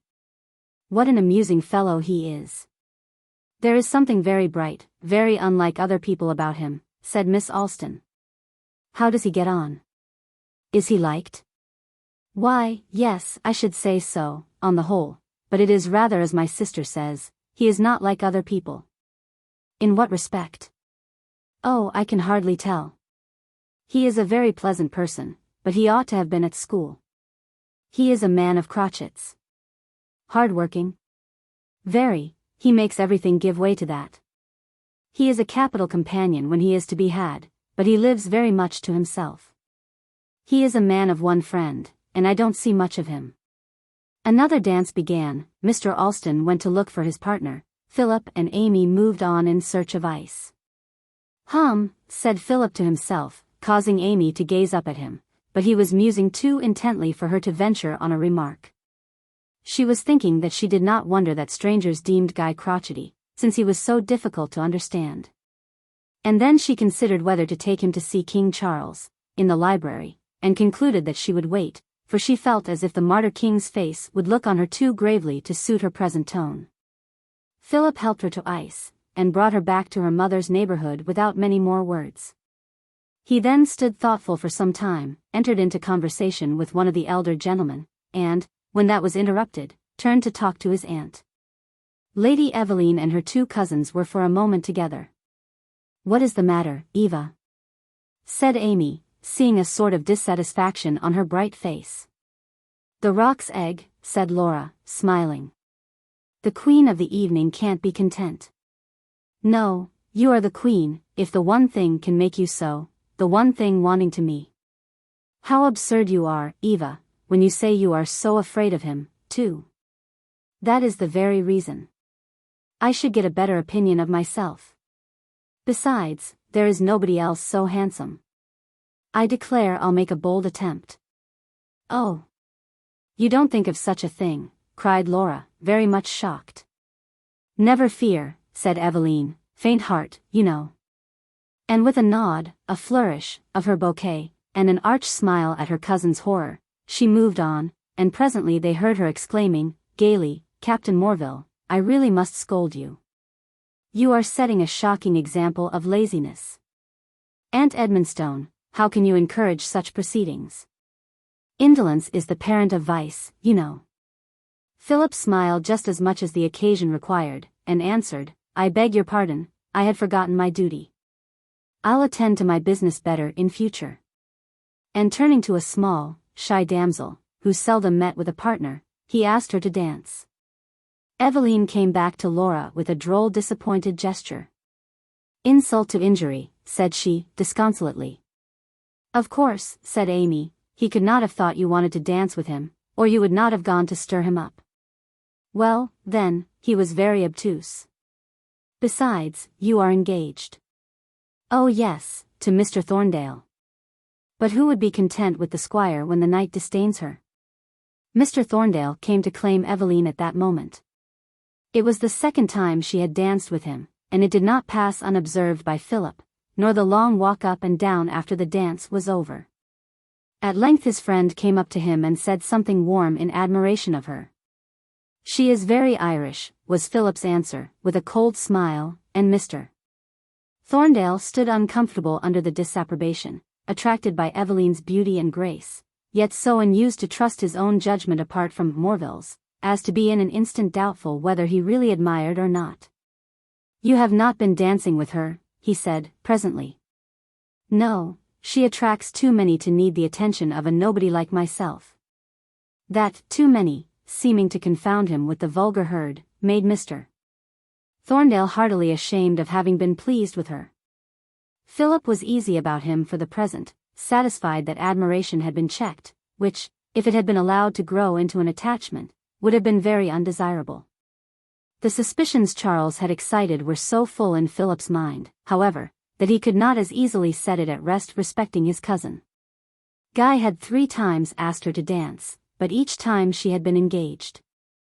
At last, just as the clock struck the hour at which the carriage had been ordered, he came up, and impetuously claimed her. "1 quadrille we must have, Laura, if you are not tired?" "No. Oh, no. I could dance till this time tomorrow." "We ought to be going," said Mrs. Edmonstone. "Oh pray, Mrs. Edmonstone, this one more," cried Guy, eagerly. "Laura owes me this one." "Yes, this one more, mamma," said Laura, and they went off together, while Philip remained, in a reverie, till requested by his aunt to see if the carriage was ready. The dance was over, the carriage was waiting, but Guy and Laura did not appear till, after 2 or 3 minutes spent in wonder and inquiries, they came quietly walking back from the library, where they had been looking at King Charles. All the way home the 4 ladies in the carriage never ceased laughing and talking. The 3 gentlemen in theirs acted diversely. Mr. Edmonstone went to sleep, Philip sat in silent thought, Guy whistled and hummed the tunes, and moved his foot very much as if he was still dancing. They met for a moment and parted again in the hall at Holywell, where the daylight was striving to get in through the closed shutters. Philip went on to Broadstone. Guy said he could not go to bed by daylight, called Bustle, and went to the river to bathe, and the rest crept upstairs to their rooms. And so ended Lord Kilkerran's ball. Chapter 8. Like Alexander, I will reign. And I will reign alone. My thoughts shall evermore disdain a rival near my throne. But I must rule and govern still, and always give the law, and have each subject at my will, and all to stand in awe. Montrose. One very hot afternoon, shortly after the ball, Captain Morville walked to Holywell, accelerating his pace under the influence of anxious reflections. He could not determine whether Charles had spoken in jest. But in spite of Guy's extreme youth, he feared there was ground for the suspicion excited by the hint, and was persuaded that such an attachment could produce nothing but unhappiness to his cousin. Considering how little confidence could be placed in Guy, he perceived that there was much to inspire affection, attractive qualities, amiable disposition, the talent for music, and now this recently discovered power of versifying, all were in Guy's favor, besides the ancient name and long ancestry, which conferred a romantic interest, and caused even Philip to look up to him with a feudal feeling as head of the family. There was also the familiar intercourse to increase the danger, and Philip, as he reflected on these things, trembled for Laura, and felt himself her only protector, for his uncle was nobody. Mrs. Edmonstone was infatuated, and Charles would not listen to reason. To make everything worse, he had that morning heard that there was to be a grand inspection of the regiment, and a presentation of colours. Colonel Dean was very anxious. And it was plain that in the interval the officers would be allowed little leisure. The whole affair was to end with a ball, which would lead to a repetition of what had already disturbed him. Thus meditating, Philip, heated and dusty, walked into the smooth green enclosure of Holywell. Everything, save the dancing clouds of insect youth which whirled in his face, was drooping in the heat. The house, every door and window opened, seemed gasping for breath. The cows sought refuge in the shade, the pony drooped its head drowsily, the leaves hung wearily, the flowers were faint and thirsty. And Bustle was stretched on the stone steps, mouth open, tongue out, only his tail now and then moving, till he put back his ears and crested his head to greet the arrival. Philip heard the sounds that had caused the motion of the sympathizing tail, the rich tones of Guy's voice. Stepping over the dog, he entered, and heard more clearly.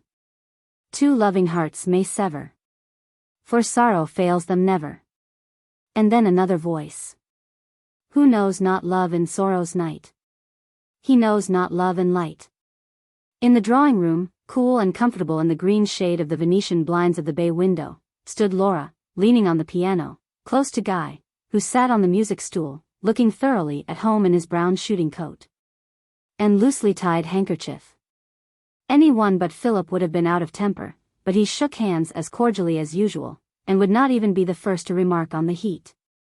Laura told him he looked hot and tired, and invited him to come out to the others, and cool himself on the lawn. She went for her parasol, Guy ran for her camp stool, and Philip, going to the piano, read what they had been singing. The lines were in Laura's writing, corrected, here and there, in Guy's hand. Be steadfast. Two loving hearts may sever, yet love shall fail them never. Love brightest beams in sorrow's night. Love is of life the light. Two loving hearts may sever, yet hope shall fail them never. Hope is a star in sorrow's night. Forget-me-not of light. Two loving hearts may sever, yet faith may fail them never. Trust on through sorrow's night. Faith is of love and hope the light.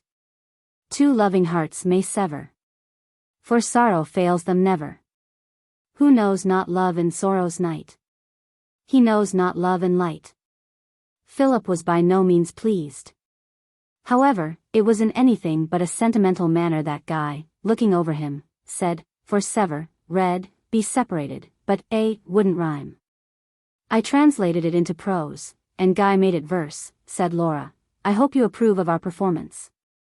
It is that thing of Helmine von Shei, Bihar, is it not? Said Philip, particularly civil, because he was so much annoyed. You have rendered the spirit very well, but you have sacrificed a good deal to your double rhymes. Yes.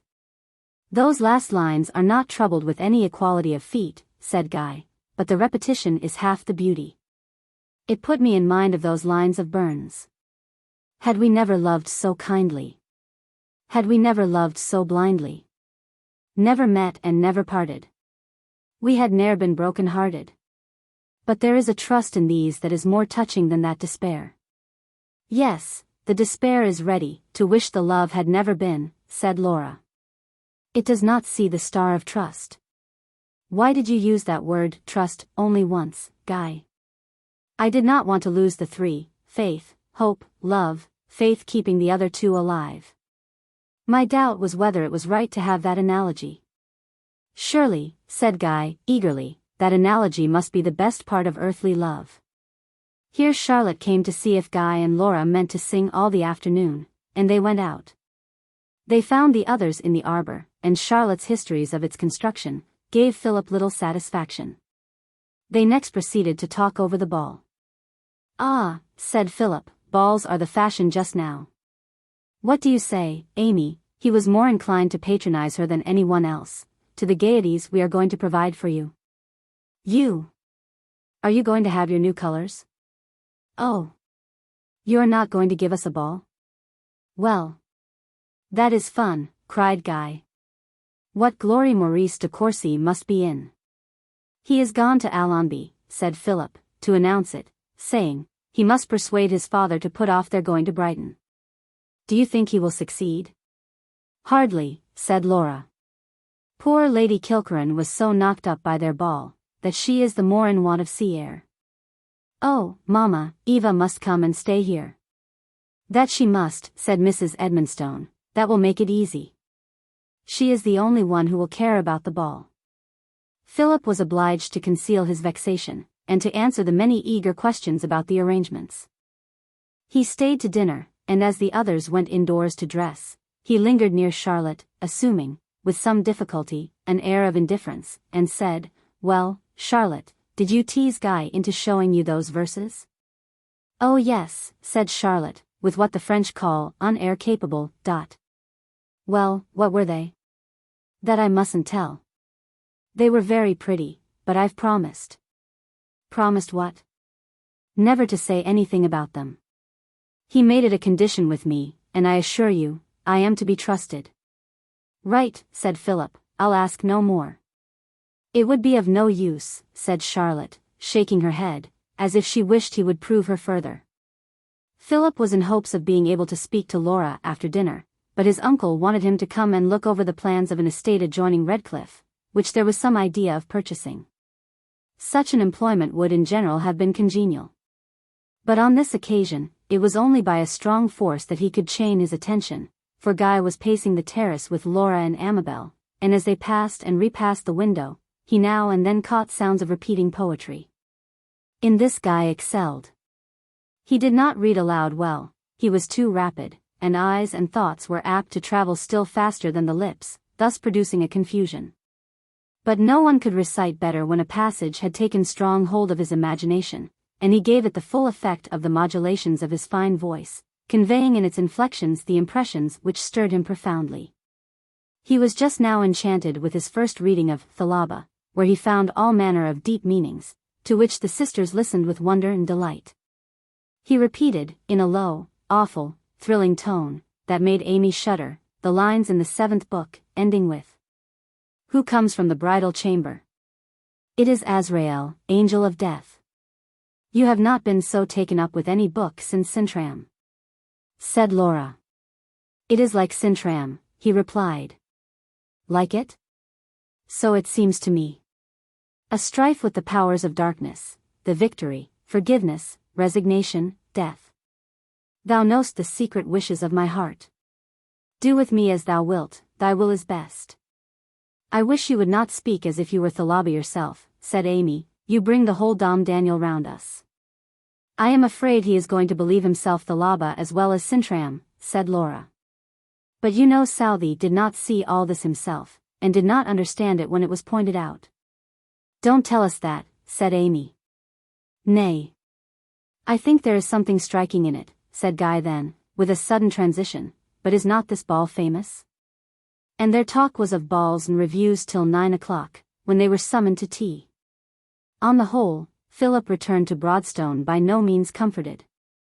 Never had he known so much difficulty in attending with patience to his duties as in the course of the next fortnight. They became a greater durance, as he at length looked his feelings full in the face, and became aware of their true nature. He perceived that the loss of Laura would darken his whole existence. Yet he thought that, were he only secure of her happiness, he could have resigned her in silence. Guy was, however, one of the last men in the world whom he could bear to see in possession of her. And probably she was allowing herself to be entangled, if not in heart, at least in manner. If so, she should not be unwarned. He had been her guide from childhood, and he would not fail her now. 3 days before the review, he succeeded in finding time for a walk to Holywell, not fully decided on the part he should act, though resolved on making some remonstrance. He was crossing a stile, about 1.5 miles from Holywell, when he saw a lady sitting on the stump of a tree, sketching, and found that fate had been so propitious as to send Laura thither alone. The rest had gone to gather mushrooms on a down, and had left her sketching the view of the spires of Broadstone, in the cleft between the high green hills. She was very glad to see him, and held up her purple and olive washes to be criticized. But he did not pay much attention to them. He was almost confused at the sudden manner in which the opportunity for speaking had presented itself. "It is a long time since I have seen you," said he, at last. "An unheard of time. Still longer since we have had any conversation." "I was just thinking so. Not since that hot haymaking, when Guy came home. Indeed, we have had so much amusement lately that I have hardly had time for thought. Guy says we are all growing dissipated." "Ah. Your German, and dancing, and music, do not agree with thought." "Poor music," said Laura, smiling. "But I am ready for a lecture. I have been feeling more like a butterfly than I like. I know you think me unjust about music, and I freely confess that I cannot estimate the pleasure it affords, but I doubt whether it is a safe pleasure. It forms common ground for persons who would otherwise have little in common, and leads to intimacies which occasion results never looked for." "Yes," said Laura, receiving it as a general maxim. "Laura, you complain of feeling like a butterfly. Is not that a sign that you were made for better things? But what can I do? I try to read early and at night, but I can't prevent the fun and gaiety, and, indeed, I don't think I would. It is innocent, and we never had such a pleasant summer. Charlie is so much more equable, and Mamma is more easy about him, and I can't help thinking it does them all good, though I do feel idle." "It is innocent, it is right for a little while," said Philip. "But your dissatisfaction proves that you are superior to such things. Laura, what I fear is, that this summer holiday may entangle you, and so fix your fate as to render your life no holiday." "Oh, Laura, take care, know what you are doing." "What am I doing?" asked Laura, with an alarmed look of ingenuous surprise. Never had it been so hard to maintain his composure as now, when her simplicity forced him to come to plainer terms. "I must speak," he continued, "because no one else will. Have you reflected whither this may tend? This music, this versifying, this admitting a stranger so unreservedly into your pursuits?" She understood now, and hung her head. He would have given worlds to judge of the face hidden by her bonnet. But as she did not reply, he spoke on, his agitation becoming so strong, that the struggle was perceptible in the forced calmness of his tone. "I would not say a word if he were worthy, but Laura, I have seen Locksley Hall acted once. Do not let me see it again in a way which would give me infinitely more pain."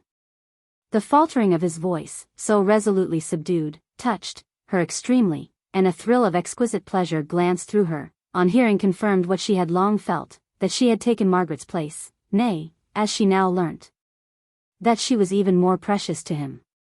She only thought of reassuring him. "No, you need never fear that. He has no such thought, I am sure." She blushed deeply, but looked in his face. "He treats us both alike, besides, He is so young. The mischief is not done, said Philip, trying to resume his usual tone. I only meant to speak in time. You might let your manner go too far, you might even allow your affections to be involved without knowing it, if you were not on your guard. Never, said Laura. Oh, no, I could never dream of that with Guy. I like Guy very much, I think better of him than you do, but oh no, he could never be my first and best, I could never care for him in that way. How could you think so, Philip? Laura, I cannot but look on you with what may seem over-solicitude. Since I lost Fanny, and worse than lost Margaret, you have been my home, my first, my most precious interest. Oh, Laura. And he did not even attempt to conceal the trembling and tenderness of his voice. Could I bear to lose you, to see you thrown away or changed, you, dearest, best of all? Laura did not turn away her head this time, but raising her beautiful face, glowing with such a look as had never beamed there before, while tears rose to her eyes, she said, Don't speak of my changing towards you. I never could. For if there is anything to care for in me, it is you that have taught it to me. If ever face plainly told another that he was her first and best, Laura's did so now. Away went misgivings, and he looked at her in happiness too great for speech. At least, he could not speak till he had mastered his emotion, but his countenance was sufficient reply. Even then, in the midst of this flood of ecstasy, came the thought, what have I done? He had gone further than he had ever intended. It was a positive avowal of love, and what would ensue? Cessation of intercourse with her, endless vexations, the displeasure of her family, loss of influence, contempt, and from Mr. Edmonstone, for the pretensions of a penniless soldier. His joy was too great to be damped, but it was rendered cautious. Laura, my own. What delight the words gave her, you have made me very happy. We know each other now, and trust each other forever. Oh yes, yes, nothing can alter what has grown up with us. It is forever, repeated Philip. But, Laura, let us be content with our own knowledge of what we are to each other. Do not let us call on others to see our happiness. Laura looked surprised, for she always considered any communication about his private feelings too sacred to be repeated, and wondered he should think the injunction necessary. I never can bear to talk about the best kinds of happiness, said she. But oh, and she sprang up, here they come. Poor Mrs. Edmonstone, as she walked back from her mushroom field, she little guessed that words had been spoken which would give the coloring to her daughter's whole life. She little guessed that her much-loved and esteemed nephew had betrayed her confidence. As she and the girls came up, Philip advanced to meet them, that Laura might have a few moments to recover, while with an effort he kept himself from appearing absent in the conversation that ensued. It was brief, for having answered some questions with regard to the doings on the important day, he said, that since he had met them he would not come on to Holywell, and bade them farewell, giving Laura a pressure of the hand which renewed the glow on her face. He walked back, trying to look through the dazzling haze of joy so as to see his situation clearly. It was impossible for him not to perceive that there had been an absolute declaration of affection, and that he had established a private understanding with his cousin. It was not, however, an engagement, nor did he at present desire to make it so. It was impossible for him as yet to marry, and he was content to wait without a promise, since that could not add to his entire reliance on Laura. He could not bear to be rejected by her parents, he knew his poverty would be the sole ground of objection, and he was not asking her to share it. He believed sincerely that a long, lingering attachment to himself would be more for her good than a marriage with one who would have been a high prize for worldly aims. And was satisfied that by winning her heart he had taken the only sure means of securing her from becoming attached to Guy, while secrecy was the only way of preserving his intercourse with her on the same footing, and exerting his influence over the family. It was calmly reflected, for Philip's love was tranquil, though deep and steady, and the rather sought to preserve Laura as she was than to make her anything more. And this very calmness contributed to his self-deception on this first occasion that he had ever actually swerved from the path of right. With an uncomfortable sensation, he met Guy riding home from his tutor, entirely unsuspicious. He stopped and talked of the preparations at Broadstone, where he had been over the ground with Maurice de Courcy, and had heard the band. "What did you think of it?" said Philip, absently. They should keep better time. Really, Philip, there is one fellow with a bugle that ought to be flogged every day of his life, said Guy, making a droll, excruciated face. How a few words can change the whole current of ideas. The band was connected with Philip, therefore he could not bear to hear it found fault with, and adduced someone's opinion that the man in question was one of the best of their musicians. Guy could not help shrugging his shoulders, as he laughed, and said, "Then I shall be obliged to take to my heels if I meet the rest. Goodbye." How conceited they have made that boy about his fine ear, thought Philip. I wonder he is not ashamed to parade his music, considering whence it is derived. Chapter 9. Ah! County Guy, the hour is nigh. The sun has left the lea. The orange flower perfumes the bower. The breeze is on the sea. The lark, his lay, who thrilled all day, sits hushed, his partner nigh. Breeze, bird, and flower, confess the hour. But where is County Guy? Scott. How was it meantime with Laura? The others were laughing and talking round her, but all seemed lost in the transcendent beam that had shone out on her. To be told by Philip that she was all to him that he had always been to her. This one idea pervaded her, too glorious, too happy for utterance, almost for distinct thought. The softening of his voice, and the look with which he had regarded her, recurred again and again, startling her with a sudden surprise of joy almost as at the first moment. Of the future Laura thought not. Never had a promise of love been made with less knowledge of what it amounted to. It seemed merely an expression of sentiments that she had never been without. For had she not always looked up to Philip more than any other living creature, and gloried in being his favorite cousin? Ever since the time when he explained to her the plates in the encyclopedia, and made her read Joyce's scientific dialogues, when Amy took fright at the first page. That this might lead further did not occur to her. She was 18, she had no experience, not even in novels, she did not know what she had done. And above all, she had so learnt to surrender her opinions to Philip, and to believe him always right, that she would never have dreamt of questioning wherever he might choose to lead her. Even the caution of secrecy did not alarm her, though she wondered that he thought it required, safe as his confidence always was with her. Mrs. Edmonstone had been so much occupied by Charles's illness, as to have been unable to attend to her daughters in their girlish days, and in the governess's time the habit had been disused of flying at once to her with every joy or grief. Laura's thoughts were not easy of access, and Philip had long been all in all to her. She was too ignorant of life to perceive that it was her duty to make this conversation known. Or, more truly, she did not awaken her mind to consider that anything could be wrong that Philip desired. On coming home, she ran up to her own room, and sitting by the open window, gave herself up to that delicious dream of newfound joy. There she still sat when Amy came in, opening the door softly, and treading lightly and airily as she entered, bringing 2 or 3 roses of different tints. "Laura.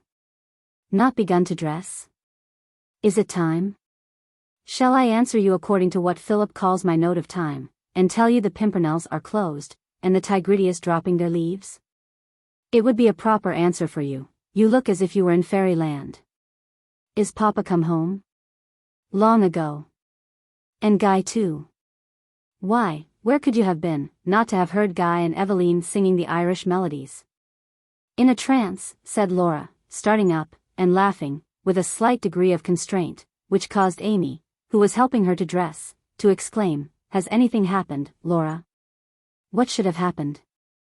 "I can't guess, unless the fairies in the great ring on Ashendown came to visit you when we were gone. But seriously, dear Laura, are you sure you are not tired? Is nothing the matter?" "Nothing at all, thank you. I was only thinking over the talk I had with Philip." "Oh." Amy never thought of entering into Philip's talks with Laura, and was perfectly satisfied. By this time Laura was herself again, come back to common life, and resolved to watch over her intercourse with Guy. Since, though she was convinced that all was safe at present, she had Philip's word for it that there might be danger in continuing the pleasant freedom of their behavior. Nothing could be more reassuring than Guy's demeanor. His head seemed entirely full of the Thursday, and of a plan of his own for enabling Charles to go to the review. It had darted into his head while he was going over the ground with Maurice. It was so long since Charles had thought it possible to attempt any amusement away from home, and former experiments had been so unsuccessful, that it had never even occurred to him to think of it. But he caught at the idea with great delight and eagerness. Mrs. Edmonstone seemed not to know what to say. She had much rather that it had not been proposed. Yet it was very kind of Guy, and Charles was so anxious about it that she knew not how to oppose him. She could not bear to have Charles in a crowd, helpless as he was. And she had an unpleasing remembrance of the last occasion when they had taken him to a flower show, where they had lost, first Mr. Edmonstone, next the carriage, and lastly, Amy and Charlotte, all had been frightened, and Charles laid up for 3 days from the fatigue. Answers, however, met each objection. Charles was much stronger. Guy's arm would be ready for him. Guy would find the carriage.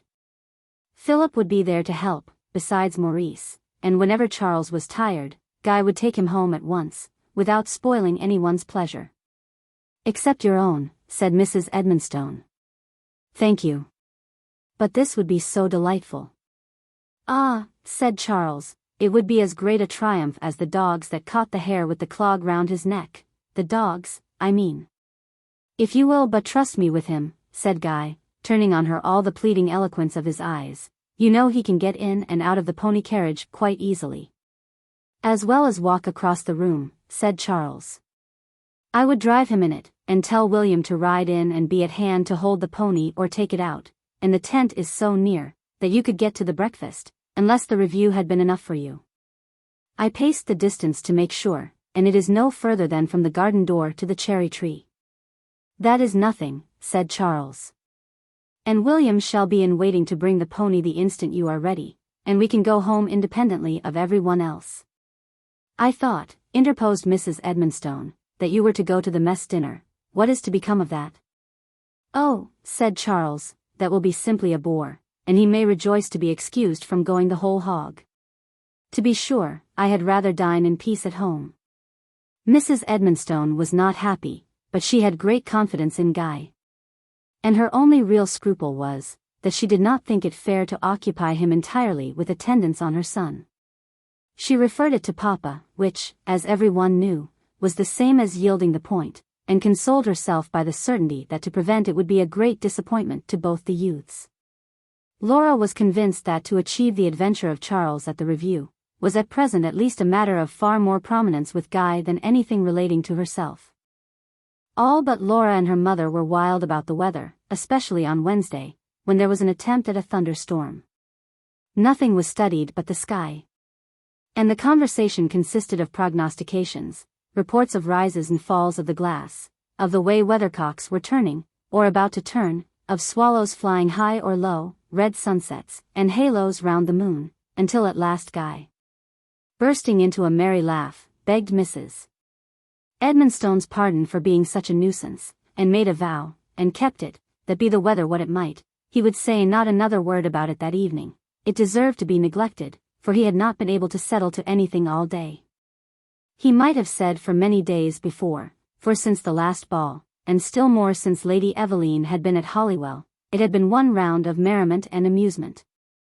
Scrambling walks, tea-drinkings out of doors, dances among themselves, or with the addition of the Harpers, were the order of the day. Amy, Aveline, and Guy could hardly come into the room without dancing, and the piano was said to acknowledge nothing but waltzes, polkas, and now and then an Irish jig, for the special benefit of Mr. Edmonstone's ears. The morning was almost as much spent in mirth as the afternoon, for the dawdlings after breakfast, and before luncheon, had a great tendency to spread out and meet. There was new music and singing to be practiced, or preparations made for evening's diversion, or councils to be held, which Laura's absence could not break up, though it often made Amy feel how much less idle and frivolous Laura was than herself. Aveline said the same, but she was visiting, and it was a time to be idle, and Mr. Lascelles seemed to be of the same opinion with regard to his pupil. For, when Guy was vexed at not having done as much work as usual, he only laughed at him for expecting to be able to go to balls, and spend a summer of gaiety, while he studied as much as at Oxford. Thursday morning was all that heart could wish, the air cooled by the thunder, and the clouds looking as if raining was foreign to their nature. Mr. and Mrs. Edmonstone, their daughters, and Lady Aveline, were packed inside and outside the great carriage, while Guy, carefully settling Charles in the low phaeton, putting in all that any one recommended, from an air cushion to an umbrella, flourished his whip, and drove off with an air of exultation and delight. Everything went off to admiration. No one was more amused than Charles. The scene was so perfectly new and delightful to one accustomed to such a monotonous life, that the very sight of people was a novelty. Nowhere was there so much laughing and talking as in that little carriage, and whenever Mrs. Edmonstone's anxious eye fell upon it, she always saw Charles sitting upright, with a face so full of eager interest as to banish all thought of fatigue. Happy, indeed, he was. He enjoyed the surprise of his acquaintance at meeting him. He enjoyed Dr. Mayern's laugh and congratulation. He enjoyed seeing how foolish Philip thought him, nodding to his mother and sisters, laughing at the dreadful faces Guy could not help making at any particularly discordant note of the offensive bugle. And his capabilities rising with his spirits, he did all that the others did, walked further than he had done for years, was lifted up steps without knowing how, sat out the whole breakfast, talked to all the world. And well earned the being thoroughly tired, as he certainly was when Guy put him into the carriage and drove him home, and still more so when Guy all but carried him upstairs, and laid him on the sofa in the dressing-room. However, his mother announced that it would have been so unnatural if he had not been fatigued, that she should have been more anxious, and leaving him to repose, they all, except Mr. Edmonstone, who had stayed to dine at the mess, sat down to dinner. Amy came down dressed just as the carriage had been announced, and found Laura and Aveline standing by the table, arranging their bouquets, while Guy, in the dark, behind the piano, was playing, not, as usual, in such cases, the harmonious blacksmith, but a chant. "Is Mamma ready?" asked Laura. "Nearly," said Amy, "but I wish she was not obliged to go. I am sure she cannot bear to leave Charlie." "I hope she is not going on my account," said Aveline. "No," said Laura, "we must go. It would so frighten Papa if we did not come. Besides, there is nothing to be uneasy about with Charles." "Oh no," said Amy, "she says so, only she is always anxious, and she is afraid he is too restless to go to sleep. We must get home as fast as we can, if you don't mind, Eva," said Laura, remembering how her last dance with Guy had delayed them. "Can I do any good to Charlie?" said Guy, ceasing his music. "I don't mean to go." "Not go?" cried the girls in consternation. "He is joking," said Aveline. "But, I declare," added she, advancing towards him, "he is not dressed." "Come, nonsense, this is carrying it too far, you'll make us all too late, and then I'll set Maurice at you." "I am afraid it is no joke," said Guy, smiling. "You must go." "It will never do for you to stay away," said Laura, decidedly. "Are you tired?" "Aren't you well?" asked Amy. "Quite well, thank you, but I am sure I had better not." Laura thought she had better not seem anxious to take him, so she left the task of persuasion to the others, and Amy went on. "Neither Mamma nor Charlie could bear to think you stayed because of him." "I don't, I assure you, Amy. I meant it before. I have been gradually finding out that it must come to this." "Oh, you think it a matter of right and wrong. But you don't think balls wrong?" "Oh no, only they won't do for such an absurd person as I am. The last turned my head for a week, and I am much too unsteady for this." "Well, if you think it a matter of duty, it can't be helped," said Amy sorrowfully, "but I am very sorry." "Thank you," said Guy, thinking it compassion, not regret. "But I shall do very well. I shall be all the happier tomorrow for a quiet hour at my Greek, and you'll tell me all the fun." "You liked it so much," said Amy, "but you have made up your mind and I ought not to tease you." "That's right, Amy." "He does it on purpose to be teased," said Aveline, "and I never knew anybody so provoking. Mind, Sir Guy, if you make us all too late, you shan't have the ghost of a quadrille with me." "I shall console myself by quadrilling with Andromache," said Guy. "Come, no nonsense, off to dress directly." How can you have the conscience to stand there when the carriage is at the door? I shall have great pleasure in handing you in when you are ready. Laura, Amy. Does he really mean it? I am afraid he does, said Amy. Aveline let herself fall on the sofa as if fainting. Oh, she said, take him away. Let me never see the face of him again. I'm perfectly overcome. All my teaching thrown away. I am sorry for you, said Guy, laughing. And how do you mean to face Maurice? Tell him his first bugle has so distracted me that I can't answer for the consequences if I come tonight. Mrs. Edmonstone came in, saying, Come, I have kept you waiting shamefully, but I have been consoling myself by thinking you must be well entertained, as I heard no harmonious blacksmith. Papa will be wondering where we are. Oh, Mama. Guy won't go. Guy. Is anything the matter? Nothing, thank you, only idleness. This will never do. You really must go, Guy. Indeed. I think not. Pray don't order me, Mrs. Edmonstone. What o'clock is it, Amy? Past 10. Papa will be in despair. What is to be done? How long do you take to dress, Guy? Not under an hour, said Guy, smiling. Nonsense. But if there was time I should certainly send you. Self-discipline may be carried too far, Guy. But now it can't be helped, I don't know how to keep Papa waiting any longer. Laura, what shall I do? Let me go to Charles, answered Guy. Perhaps I can read him to sleep. Thank you, but don't talk, or he will be too excited. Reading would be the very thing. It will be a pretty story to tell everyone who asks for you that I have left you to nurse my son. No, for no such good reason, said Guy, only because I am a great fool. Well, Sir Guy, I am glad you can say one sensible word, said Lady Aveline. Too true, I assure you, he answered, as he handed her in. Good night. You will keep the quadrille for me till I am rational. He handed the others in, and shut the door. Mrs. Edmonstone, ruffled out of her composure, exclaimed. Well, this is provoking. Every one will be vexed, said Laura. It will be so stupid, said Amy. I give him up, said Aveline. I once had hopes of him. If it was not for Papa, I really would turn back this moment and fetch him, cried Mrs. Edmonstone, starting forward. I'm sure it will give offense. I wish I had not consented. He can't be made to see that his presence is of importance to any living creature, said Laura. What is the reason of this whim, said Aveline.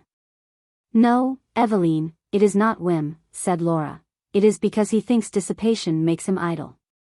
Then if he is idle I wonder what the rest of the world is, said Aveline.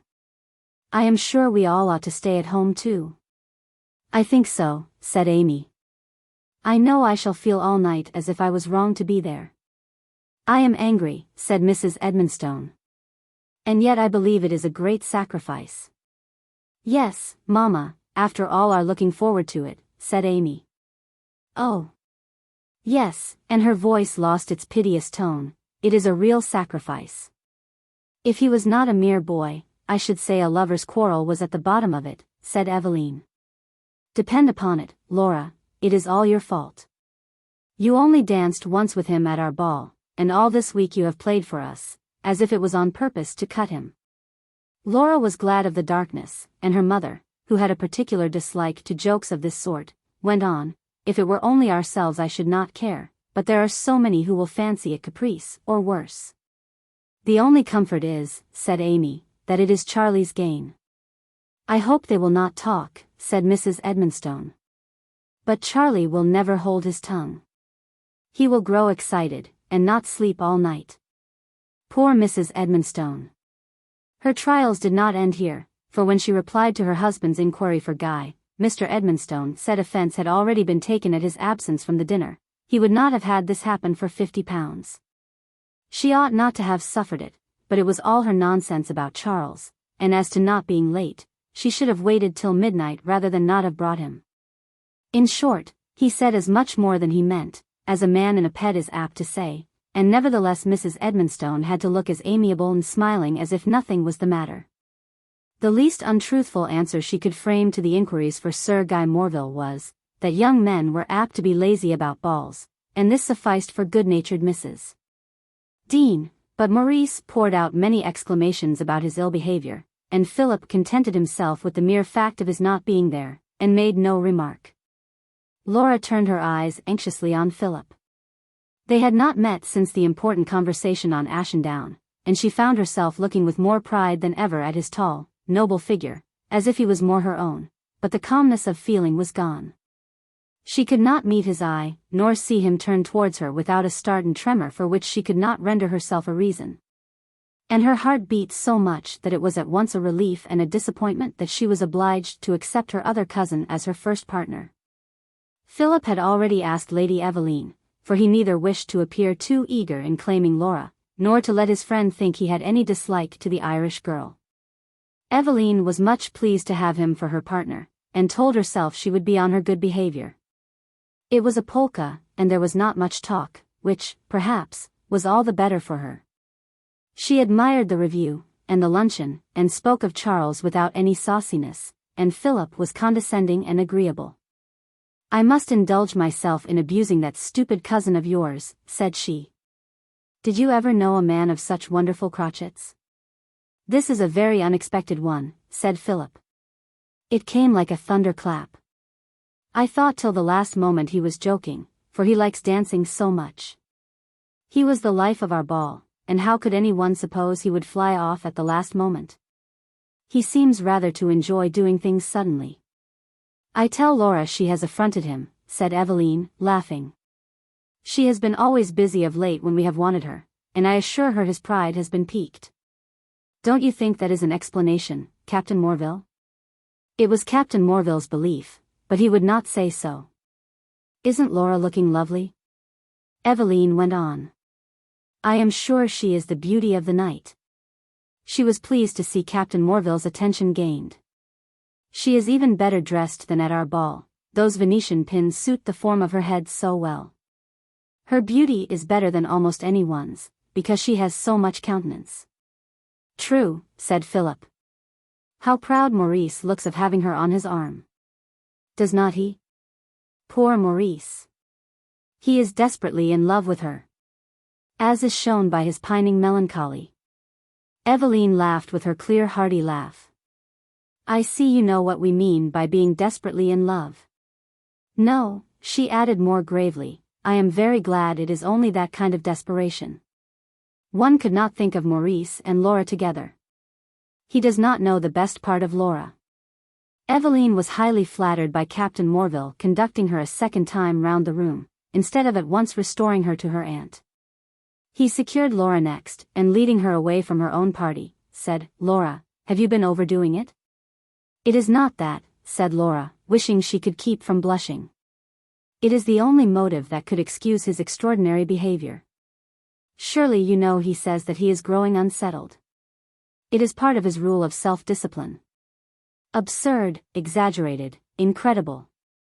This is the same story as there was about the horse. It is either caprice or temper, and I am convinced that some change in your manner, nay, I say unconscious, and am far from blaming you, is the cause. Why else did he devote himself to Charles, and leave you all on my uncle's hands in the crowd? We could shift for ourselves much better than Charlie. This confirms my belief that my warning was not mistimed. I wish it could have been done without decidedly mortifying him and rousing his temper, because I am sorry others should be slighted. But if he takes your drawing back so much to heart, it shows that it was time you should do so. If I thought I had. It was visible to others, to another, I should say. Oh, that is only Aveline's nonsense. The only difference I am conscious of having made, was keeping more upstairs, and not trying to persuade him to come here tonight. I have no doubt it was this that turned the scale. He only waited for persuasion, and you acted very wisely in not flattering his self-love." "Did I? I did not know it." "A woman's instinct is often better than reasoning, Laura. To do the right thing without knowing why. But come, I suppose we must play our part in the pageant of the night. For that evening Laura, contrary to the evidence of her senses, was persuaded by her own lover that Guy was falling in love with her. And after musing all through the dance, she said, "What do you think of the scheme that has been started for my going to Ireland with Papa?" "You're going to Ireland?" "Yes. You know none of us, except Papa, have seen Grandmama since Charles began to be ill, and there is some talk of his taking me with him when he goes this summer. I knew he was going, but I thought it was not to be till later in the year, not till after the long vacation. So he intended, but he finds he must be at home before the end of October, and it would suit him best to go in August." "Then what becomes of Guy?" "He stays at Holywell. It will be much better for Charles to have him there while Papa is away. I thought when the plan was first mentioned I should be sorry, except that it is quite right to go to Grandmama. But if it is so, about Guy, this absence would be a good thing. It would make a break, and I could begin again on different terms." "Wisely judged, Laura." "Yes, on that account it would be very desirable, though it will be a great loss to me, and I can hardly hope to be so near you on your return." "Ah. Yes, so I feared," sighed Laura. "But we must give up something. And for Guy's own sake, poor fellow, it will be better to make a break, as you say. It will save him pain by and by.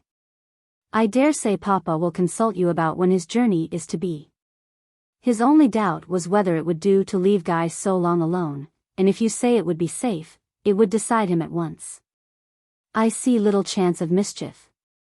Guy has few temptations here, and a strong sense of honor. Besides, I shall be at hand. Taking all things into consideration, Laura, I think that, whatever the sacrifice to ourselves, it is expedient to recommend his going at once, and your accompanying him." All the remainder of the evening Philip was occupied with attentions to the rest of the world, but Laura's eyes followed him everywhere, and though she neither expected nor desired him to bestow more time on her, she underwent a strange restlessness and impatience of feeling. Her numerous partners teased her by hindering her from watching him moving about the room, catching his tones, and guessing what he was talking of. Not that she wanted to meet his eye, for she did not like to blush, nor did she think it pleased him to see her do so, for he either looked away immediately or conveyed a glance which she understood as monitory. She kept better note of his countenance than of her own partner's. Mr. Thorndale, meanwhile, kept aloof from Lady Aveline de Courcy, but Captain Morville perceived that his eyes were often turned towards her, and well knew it was principle, and not inclination, that held him at a distance. He did indeed once ask her to dance, but she was engaged, and he did not ask her to reserve a future dance for him, but contented himself with little Amy. Amy was doing her best to enjoy herself, because she thought it ungrateful not to receive pleasure from those who wished to give it, but to her it wanted the zest and animation of Lady Kilkern's ball. Besides, she knew she had been as idle as Guy, or still more so, and she thought it wrong she should have pleasure while he was doing penance. It was on her mind, and damped her spirits, and though she smiled, and talked, and admired, and danced lightly and gaily, there was a sensation of weariness throughout, and no one but Aveline was sorry when Mrs. Edmonstone sent Maurice to see for the carriage. Philip was one of the gentlemen who came to shawl them. As he put Laura's cloak round her shoulders he was able to whisper, "Take care, you must be cautious," self-command.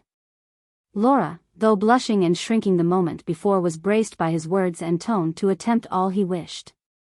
She looked up in what she meant to be an indifferent manner, and made some observation in a careless tone, anything rather than let Philip think her silly.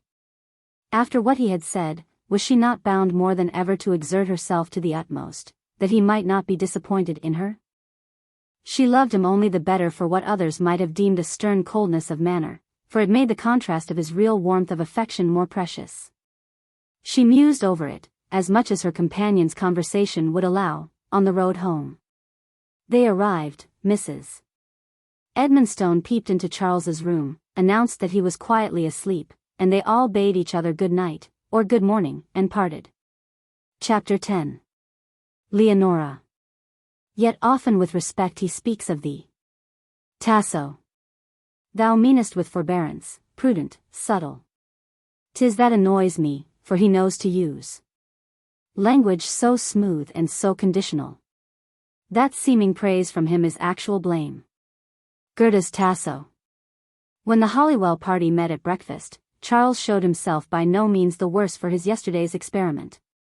He said he had gone to sleep in reasonable time, lulled by some poetry, he knew not what, of which Guy's voice had made very pretty music, and he was now full of talk about the amusement he had enjoyed yesterday, which seemed likely to afford food for conversation for many a week to come.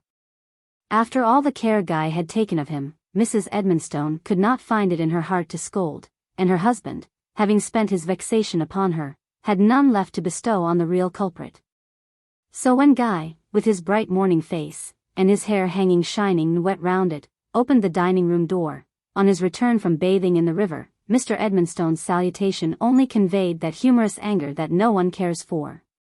"Good morning to you, Sir Guy Morville. I wonder what you have to say for yourself." "Nothing," said Guy, smiling. Then, as he took his place by Mrs. Edmonstone, "I hope you are not tired after your hard day's work?" "Not at all, thank you." "Amy, can you tell me the name of this flower?" "Oh. Have you really found the arrowhead? How beautiful. Where did you get it?" "I didn't know it grew in our river. There is plenty of it in that reedy place beyond the turn. I thought it looked like something out of the common way." "Yes. What a purple eye it has. I must draw it." "Oh, thank you. And, Charlotte, Bustle has found you a moorhen's nest. How delightful. Is it where I can go and see the dear little things?" "It is rather a swamp, but I have been putting down stepping stones for you, and I dare say I can jump you across." "It was that which made me so late, for which I ought to have asked pardon," said he to Mrs. Edmonstone, with his look of courtesy. Never did man look less like an offended lover, or like a morose self-tormentor. "There are others later," said Mrs. Edmonstone, looking at Lady Aveline's empty chair.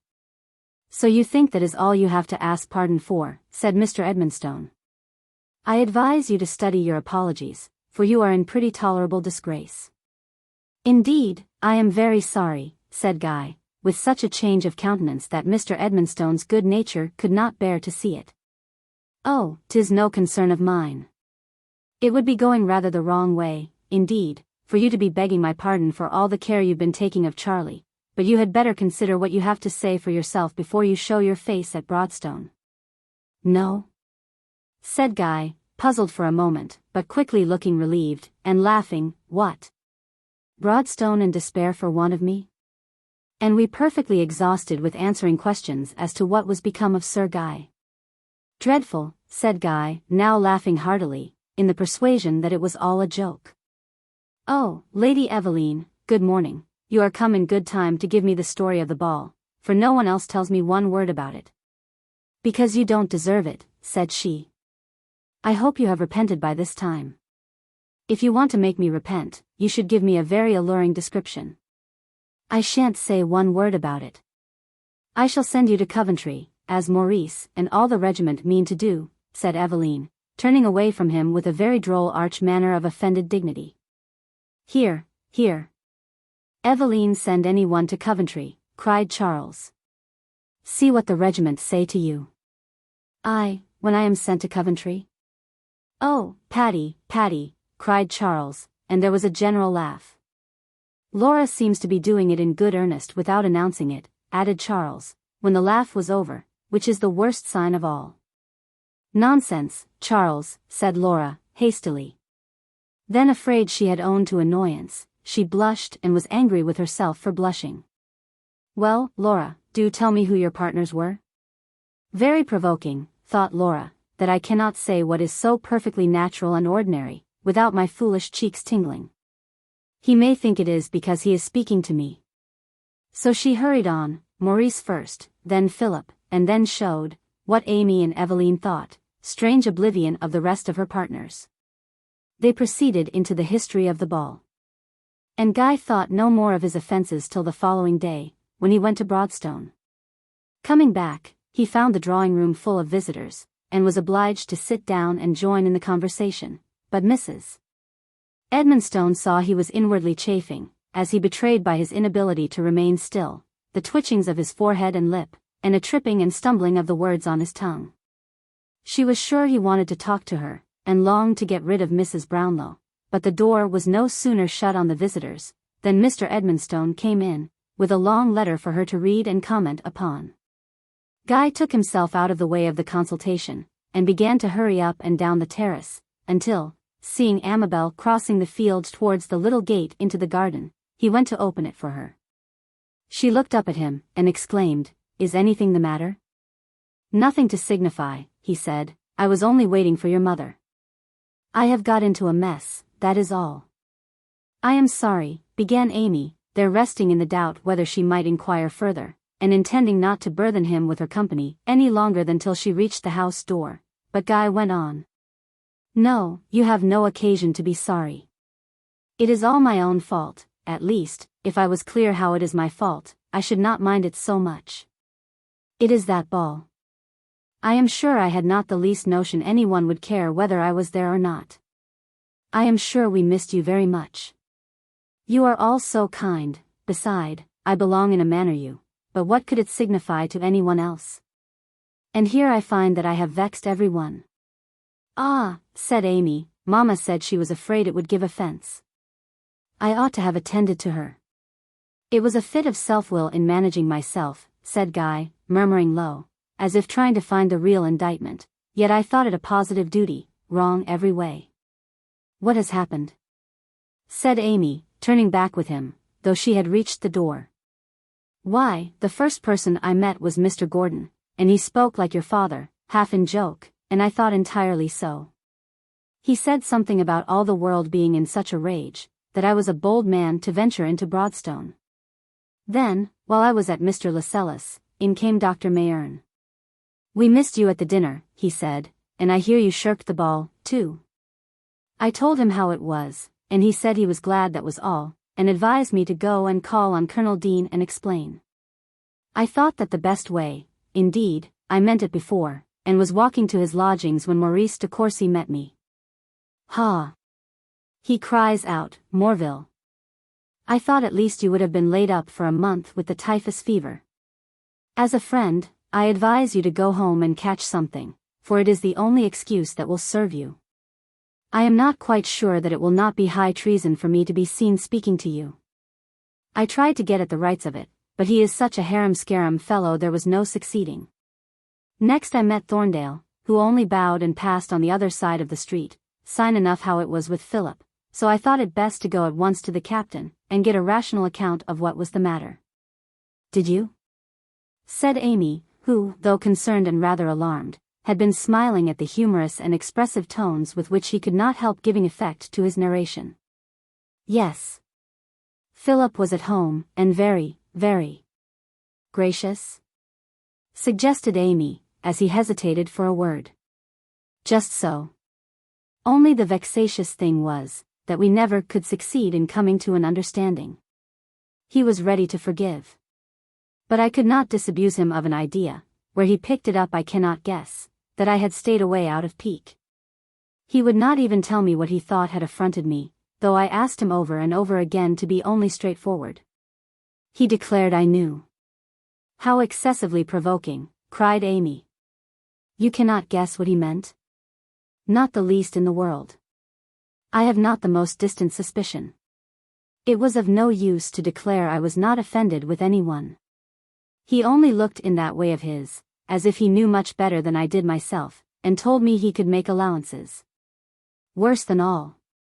How horrid of him. No, don't spoil me. No doubt he thinks he has grounds, and my irritation was unjustifiable. Yes, I got into my old way. He cautioned me, and nearly made me mad. I never was nearer coming to a regular outbreak. Always the same. Fool that I am. Now, Guy, that is always your way. When other people are provoking, you abuse yourself. I am sure Philip was so, with his calm assertion of being right. The more provoking, the more trial for me. But you endured it. You say it was only nearly an outbreak. You parted friends? I am sure of that. Yes, it would have been rather too bad not to do that. Then why do you scold yourself, when you really had the victory? The victory will be if the inward feeling as well as the outward token is ever subdued. Oh, that must be in time, of course. Only let me hear how you got on with Colonel Dean. He was very good-natured, and would have laughed it off, but Philip went with me, and looked grand, and begged in a solemn way that no more might be said. I could have got on better alone, but Philip was very kind, or, as you say, gracious. And provoking, added Amy, only I believe you do not like me to say so. It is more agreeable to hear you call him so at this moment than is good for me. I have no right to complain, since I gave the offense. The offense? The absenteeing myself. Oh. That you did because you thought it right. I want to be clear that it was right. What do you mean? Cried she, astonished. It was a great piece of self-denial, and I only felt it wrong not to be doing the same. Nay, how should such creatures as you need the same discipline as I? She exclaimed to herself how far from his equal she was, how weak, idle, and self-pleasing she felt herself to be, but she could not say so, the words would not come. And she only drooped her little head, humbled by his treating her as better than himself. He proceeded. Something wrong I have done, and I want the clue. Was it self-will in choosing discipline contrary to your mother's judgment? Yet she could not know all. I thought it her kindness in not liking me to lose the pleasure. Besides, one must act for oneself, and this was only my own personal amusement.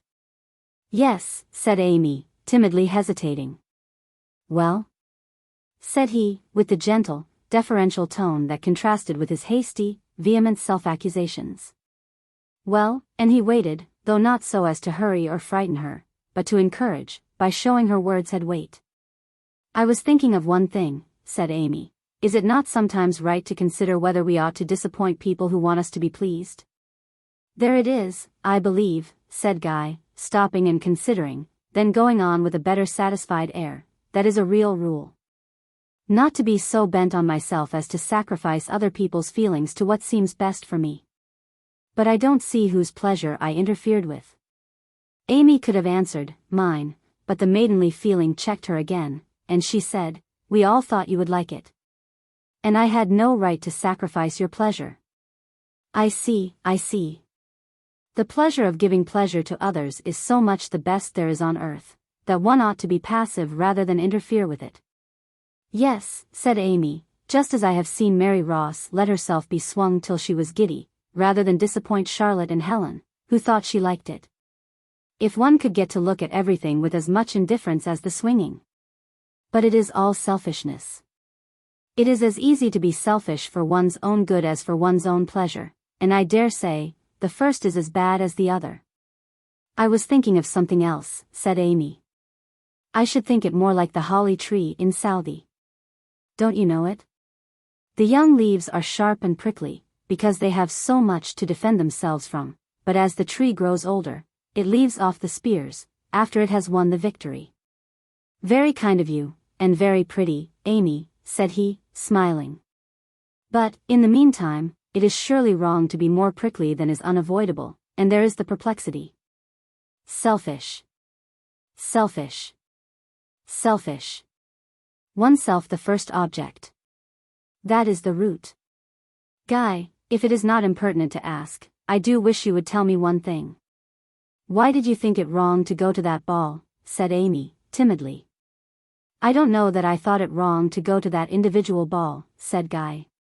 But my notion was, that altogether I was getting into a rattling idle way, never doing my proper quantity of work, or doing it properly, and talking a lot of nonsense sometimes. I thought, last Sunday, it was time to make a short turn somewhere and bring myself up. I could not, or did not get out of the pleasant talks as Laura does, so I thought giving up this ball would punish me at once, and set me on a new tack of behaving like a reasonable creature. Don't call yourself too many names, or you won't be civil to us. We all, except Laura, have been quite as bad. Yes, but you had not so much to do. We ought, said Amy, but I meant to be reasonable when Aveline is gone. Perhaps I ought to have waited till then, but I don't know. Lady Aveline is so amusing that it leads to farther dawdling, and it would not do to wait to resist the temptation till it is out of the way. As he spoke, they saw Mrs. Edmonstone coming out, and went to meet her. Guy told her his trouble, detailing it more calmly than before he had found out his mistake. She agreed with him that this had been in forgetting that his attending the ball did not concern only himself, but he then returned to say that he could not see what difference it made, except to their own immediate circle. If it was not you, Guy, who made that speech, I should call it fishing for a compliment. You forget that rank and station make people sought after. I suppose there is something in that, said Guy, thoughtfully. At any rate, it is no bad thing to think so, it is so humiliating. That is not the way most people would take it. No? Does not it prevent one from taking any attention as paid to one's real self? The real flattering thing would be to be made as much of as Philip is, for one's own merits, and not for the handle to one's name. Yes, I think so, said Amy. Well, then, as if he wished to gather the whole conversation into one resolve, the point is to consider whether abstaining from innocent things that may be dangerous to oneself mortifies other people. If so, the vexing them is a certain wrong, whereas the mischief of taking the pleasure is only a possible contingency. But then one must take it out of oneself some other way, or it becomes an excuse for self-indulgence. Hardly with you, said Mrs. Edmonstone, smiling. Because I had rather go at it at once, and forget all about other people. You must teach me consideration, Mrs. Edmonstone, and in the meantime will you tell me what you think I had better do about this scrape? Let it alone, said Mrs. Edmonstone. You have begged everyone's pardon, and it had better be forgotten as fast as possible. They have made more fuss already than it is worth. Don't torment yourself about it any more, for, if you have made a mistake, it is on the right side, and on the first opportunity, I'll go and call on Mrs. Dean, and see if she is very implacable. The dressing bell rang, and Amy ran upstairs, stopping at Laura's door, to ask how she prospered in the drive she had been taking with Charles and Aveline. Amy told her of Guy's trouble, and awkward question, inquired if she could guess what it could be that Philip imagined that Guy had been offended at. Can't he guess, said poor Laura, to gain time, and brushing her hair over her face. No, he has no idea, though Philip protested that he knew, and would not tell him. Philip must have been most tiresome. What? Has Guy been complaining? No, only angry with himself for being vexed. I can't think how Philip can go on so. Hush. Hush, Amy, you know nothing about it. He has reasons.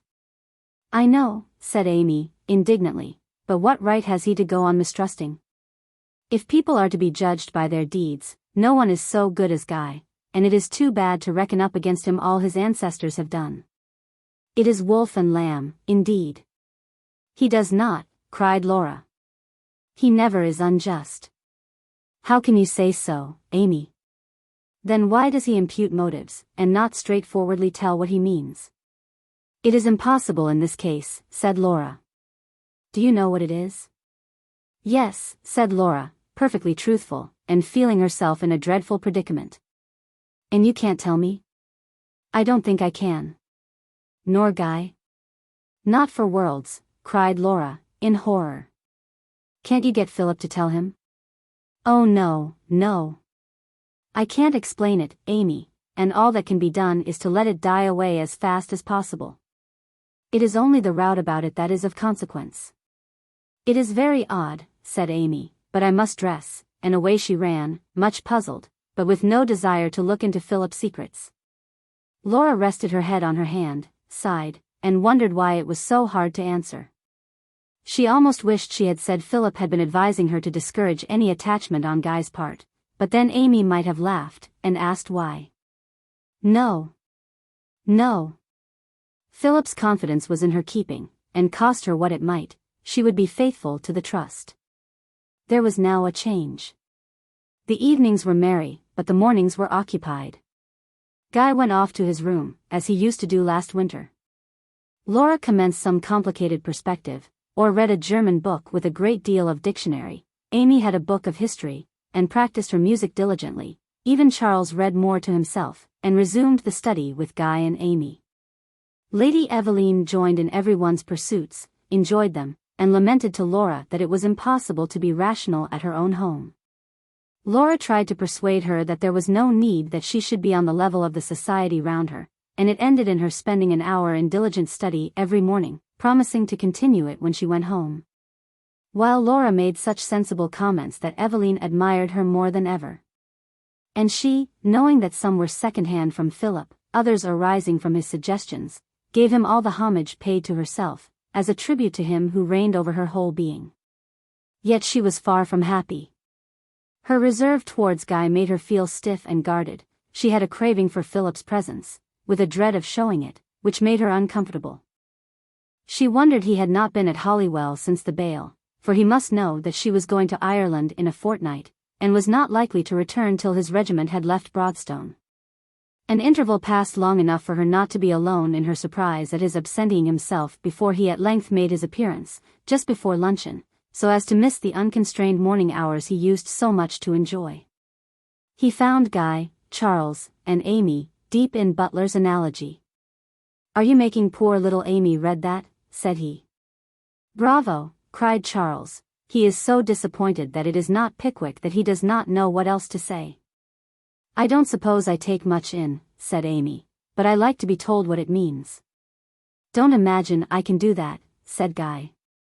"I never spent much time over it," said Philip, "but I should think you were out of your depth." "Very well," said Charles. "We will return to Dickens to oblige you."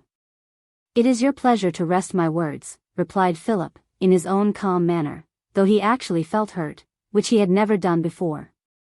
His complacency was less secure, so that there was more need for self-assertion. "Where are the rest?" he asked. "Laura and Aveline are making a dictation lesson agreeable to Charlotte," said Amy. "I found Eva making mistakes on purpose." "How much longer does she stay?" "Till Tuesday. Lord Kilkerran is coming to fetch her." Charlotte entered, and immediately ran upstairs to announce her cousin's arrival. Laura was glad of this previous notice, and hoped her blush and tremor were not observed. It was a struggle, through luncheon time, to keep her color and confusion within bounds. But she succeeded better than she fancied she did, and Philip gave her as much help as he could, by not looking at her. Seeing that he dreaded nothing so much as her exciting suspicion, she was at once braced and alarmed. Her father was very glad to see him, and reproached him for making himself a stranger, while her sisters counted up the days of his absence. "There was the time, to be sure, when we met you on Ashendown, but that was a regular cheat. Laura had you all to herself." Laura bent down to feed Bustle, and Philip felt his color deepening. Mr. Edmonstone went on to ask him to come and stay at Holywell for a week, vowing he would take no refusal. A week was out of the question, said Philip, but he could come for 2 nights. Amabel hinted that there was to be a dinner party on Thursday, thinking it fair to give him warning of what he disliked, but he immediately chose that very day. Again he disconcerted all expectations, when it was time to go out. Mrs. Edmonstone and Charles were going to drive, the young ladies and Guy to walk, but Philip disposed himself to accompany his uncle in a survey of the wheat. Laura perceived that he would not risk taking another walk with her when they might be observed. It showed implicit trust to leave her to his rival. But she was sorry to find that caution must put an end to the freedom of their intercourse, and would have stayed at home, but that Aveline was so wild and unguarded that Mrs. Edmonstone did not like her to be without Laura as a check on her, especially when Guy was of the party. There was some comfort in that warm pressure of her hand when she bade Philip goodbye, and on that she lived for a long time. He stood at the window watching them till they were out of sight, then moved towards his aunt, who with her bonnet on, was writing an invitation for Thursday, to Mr. Thorndale. "I was thinking," said he, in a low voice, "if it would not be as well, if you liked, to ask Thorndale here for those 2 days." "If you think so," returned Mrs. Edmonstone, looking at him more inquiringly than he could well bear. "You know how he enjoys being here, and I owe them all so much kindness." "Certainly, I will speak to your uncle," said she, going in search of him. She presently returned, saying they should be very glad to see Mr. Thorndale, asking him at the same time, in her kind tones of interest, after an old servant for whom he had been spending much thought and pains. The kindness cut him to the heart, for it evidently arose from a perception that he was ill at ease, and his conscience smote him. He answered shortly, and was glad when the carriage came. He lifted Charles into it, and stood with folded arms as they drove away. "The air is stormy," said Charles, looking back at him. "You thought so, too," said Mrs. Edmonstone, eagerly. "You did." "I have wondered for some time past." It was very decided today, that long absence, and there was no provoking him to be sententious. His bringing his young man might be only to keep him in due subjection. But his choosing the day of the party, and above all, not walking with the young ladies. "It not like himself," said Mrs. Edmonstone, in a leading tone. "Either the sweet youth is in love, or in the course of some strange transformation." "In love!" she exclaimed. "Have you any reason for thinking so?" "Only as a solution of phenomena, but you look as if I had hit on the truth." "I hope it is no such thing, yet." "Yet," repeated Charles, seriously. "I think he has discovered the danger." "The danger of falling in love with Laura?" "Well, it would be odd if he was not satisfied with his own work. But he must know how preposterous that would be." "And you think that would prevent it?" said his mother, smiling. "He is just the man to plume himself on making his judgment conquer his inclination, setting novels at defiance. How magnanimously he would resolve to stifle a hopeless attachment. That is exactly what I think he is doing. I think he has found out the state of his feelings, and is doing all in his power to check them by avoiding her, especially in tete-a-tetes, and an unconstrained family party. I am nearly convinced that is his reason for bringing Mr. Thorndale, and fixing on the day of the dinner. Poor fellow, it must cost him a great deal, and I long to tell him how I thank him." "Him. I don't think it unlikely," said Charles.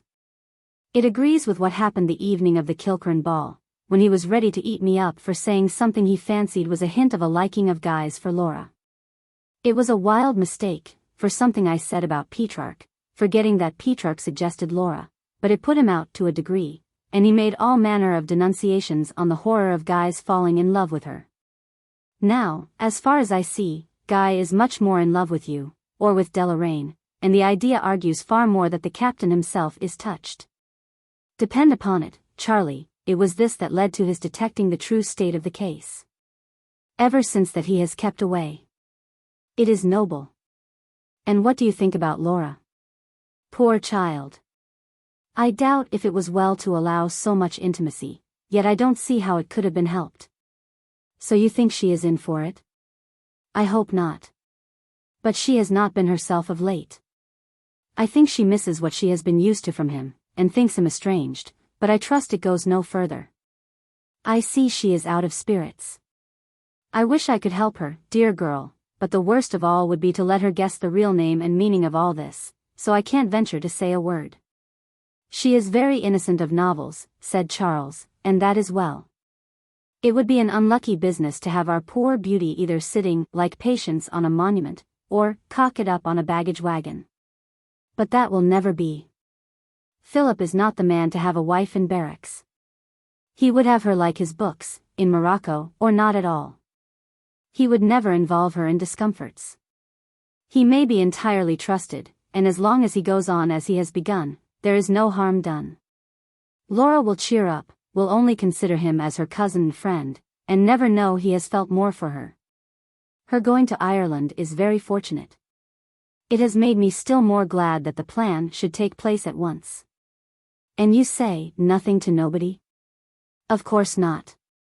We must not let him guess we have observed anything. There is no need to make your father uncomfortable, and such things need not dawn on Amy's imagination. It may be wondered at that Mrs. Edmonstone should confide such a subject to her son, but she knew that in a case really affecting his sister, and thus introduced, his silence was secure. In fact, confidence was the only way to prevent the shrewd, unscrupulous raillery which would have caused great distress, and perhaps led to the very disclosure to be deprecated. Of late, too, there had been such a decrease of petulance in Charles, as justified her in trusting him, and lastly, it must be observed that she was one of those open-hearted people who cannot make a discovery nor endure an anxiety without imparting it. Her tact, indeed, led her to make a prudent choice of confidants, and in this case her son was by far the best, though she had spoken without premeditation. Her nature would never have allowed her to act as her daughter was doing. She would have been without the strength to conceal her feelings, especially when deprived of the safety valve of free intercourse with their object. The visit took place as arranged, and very uncomfortable it was to all who looked deeper than the surface. In the first place, Philip found there the last person he wished his friend to meet, Lady Aveline, who had been persuaded to stay for the dinner party, but Mr.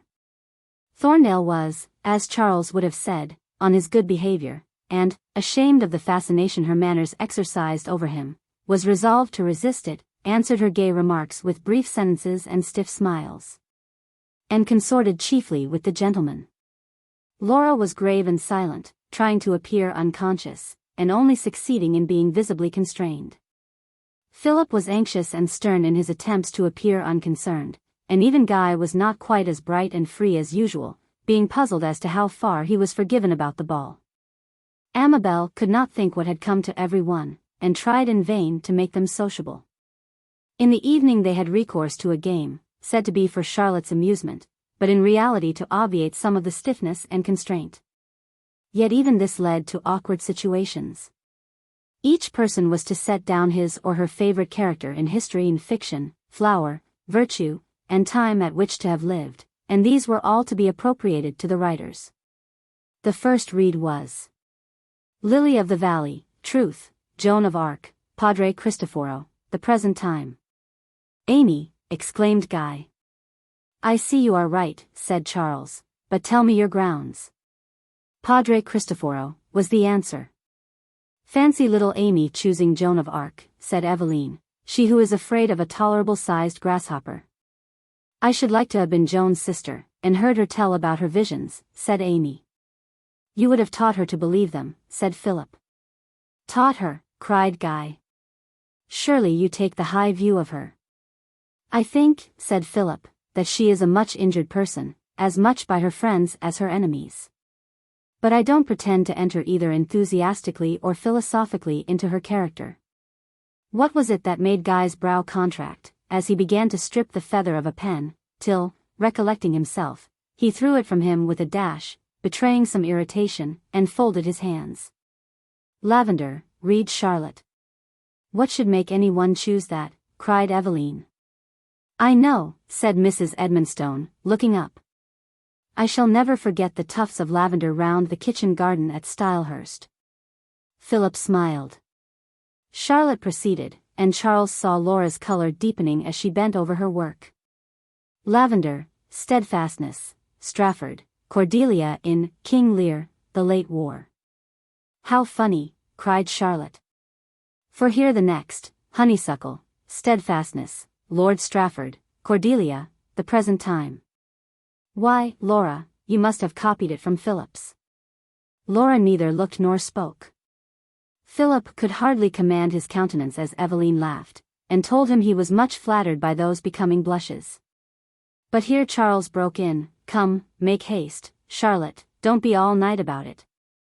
And as Charlotte paused, as if to make some dangerous remark, he caught the paper, and read the next himself. Nothing so startled Philip as this desire to cover their confusion. Laura was only sensible of the relief of having attention drawn from her by the laugh that followed. A shamrock, Captain Rock, the tailor that was blue-molded for want of abating, patriotism, the time of Malachy with the collar of gold. Eva! Cried Charlotte.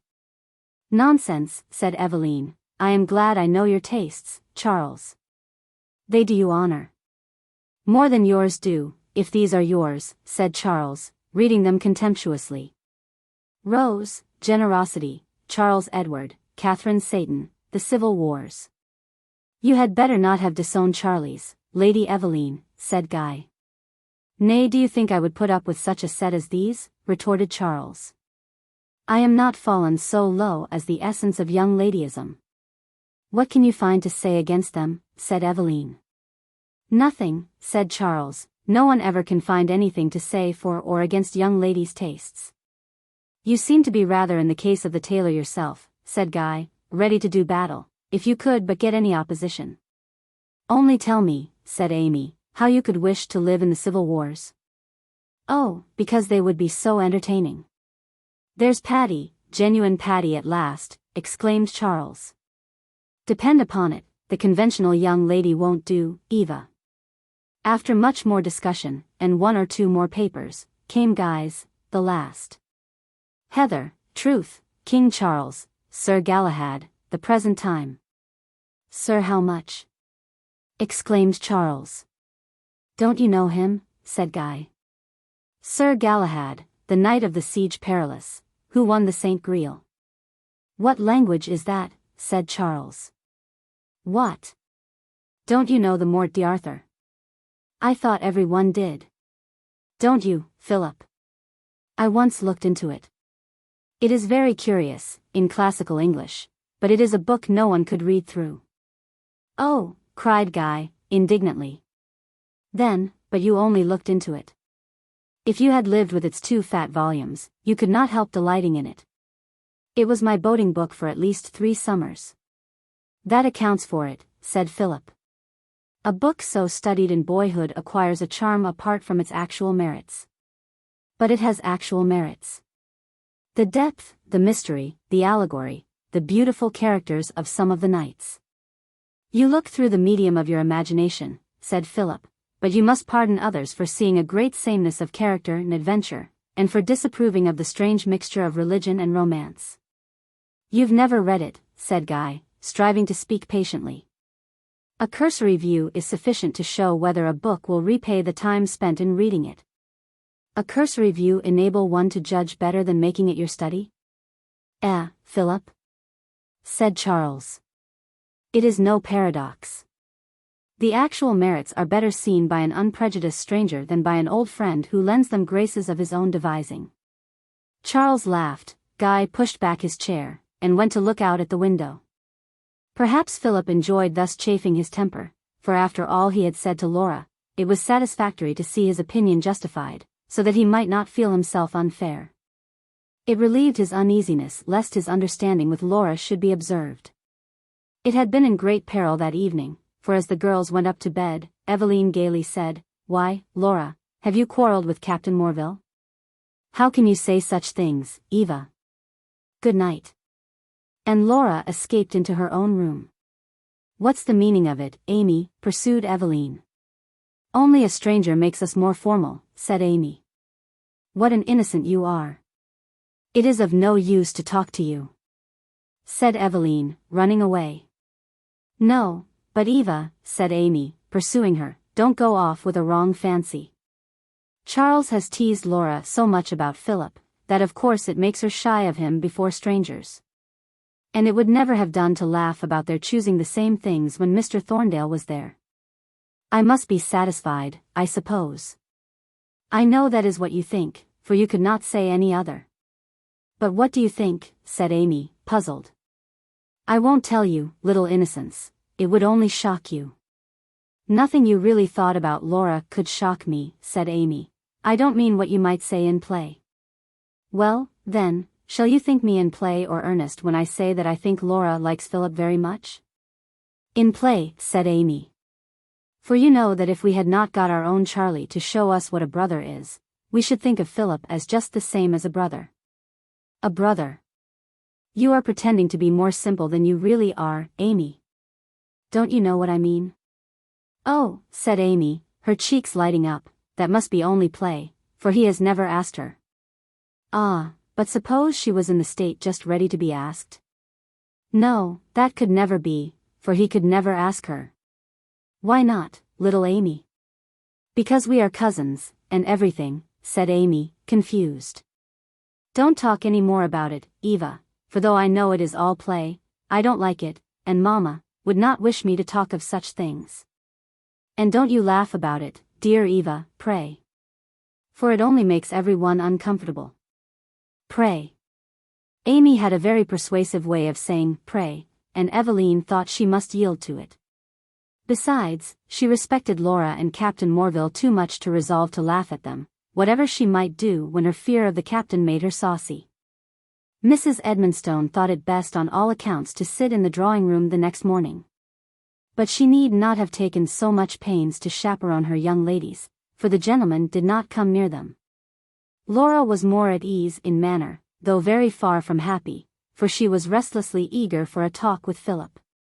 While he was resolved not to seek a private interview, sure that it would excite suspicion, and willing to lose the consciousness of his underhand proceedings. This was the day of the dinner party, and Laura's heart leaped as she calculated that it must fall to Philip's lot to hand her in to dinner. She was not mistaken, he did give her his arm. And they found themselves most favorably placed, for Philip's other neighbor was Mrs. Brownlow, talking at a great rate to Mr. de Courcy, and on Laura's side was the rather deaf Mr. Haley, who had quite enough to do to talk to Miss Brownlow. Charles was not at table, and not one suspicious eye could rest on them, yet it was not till the second course was in progress that he said anything which the whole world might not have heard.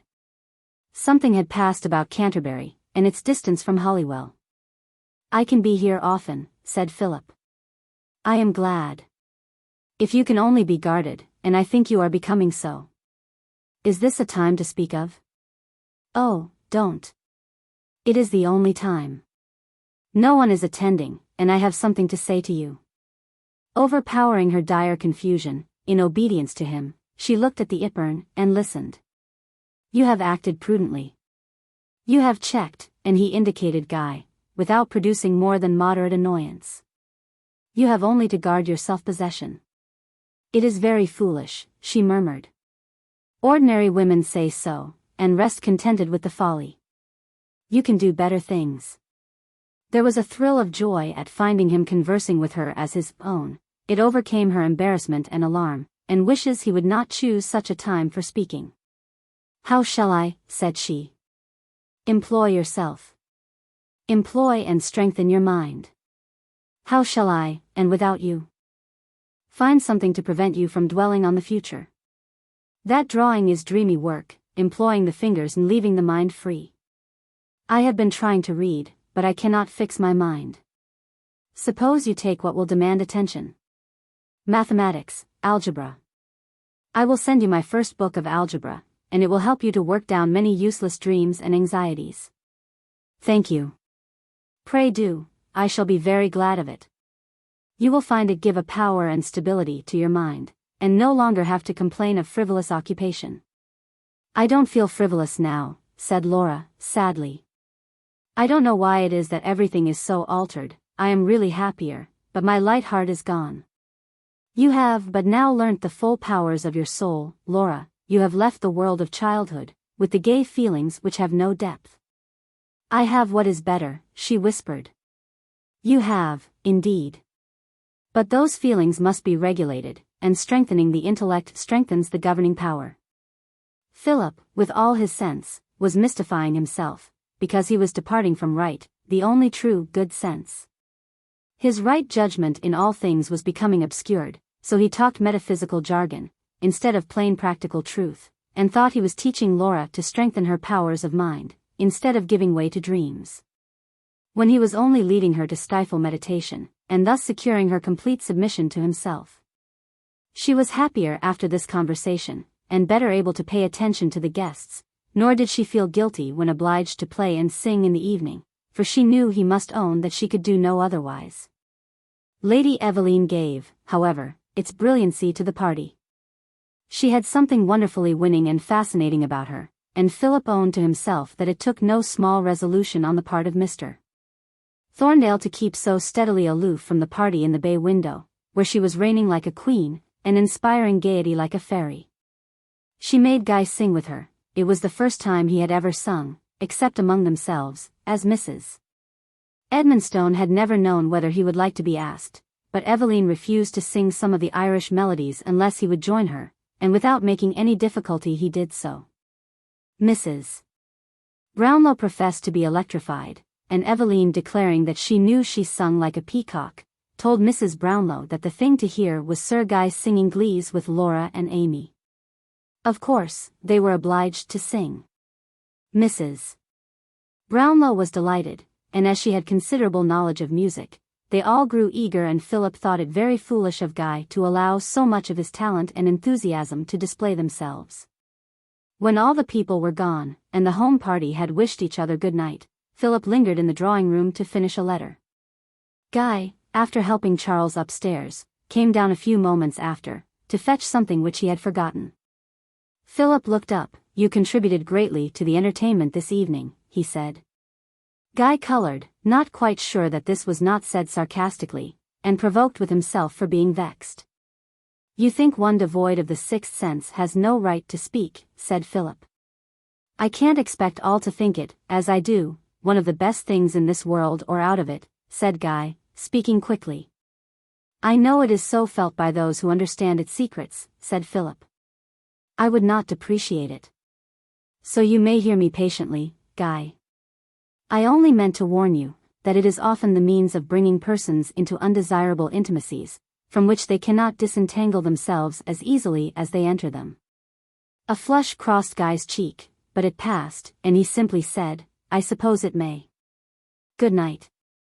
Philip looked after him, and pondered on what it was that had annoyed him, manner, words, or advice. He ascribed it to Guy's unwillingness to be advised, since he had observed that his counsel was apt to irritate him, though his good sense often led him to follow it. In the present case, Philip thought Mrs. Brownlow and her society by no means desirable for a youth like Guy, and he was quite right.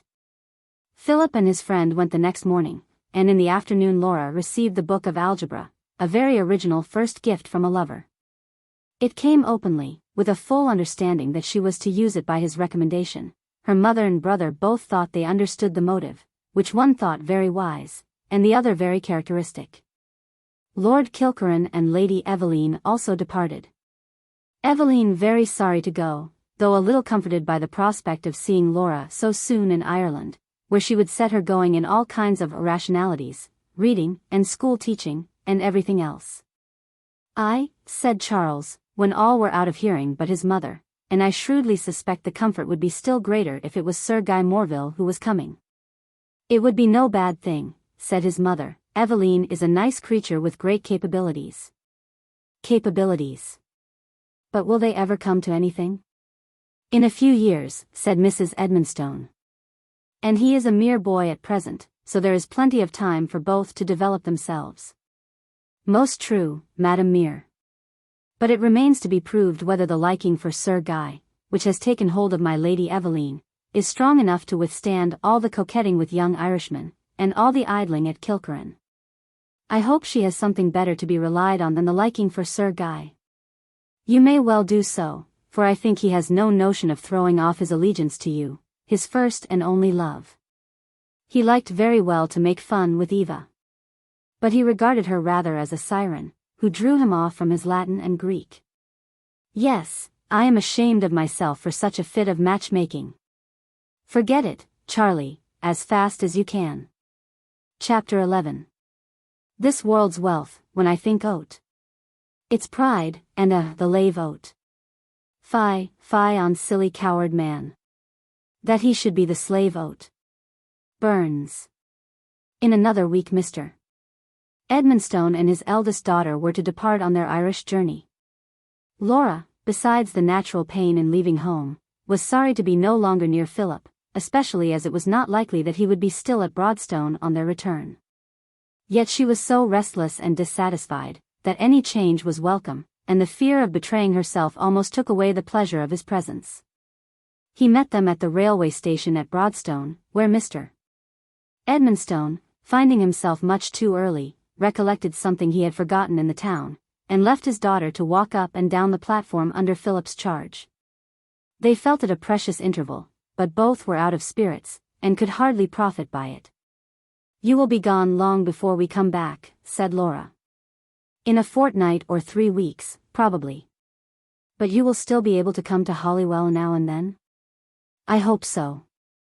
It is all the pleasure I can look for. We shall never see such a summer again." "Oh, it has been a memorable one." "Memorable." "Yes.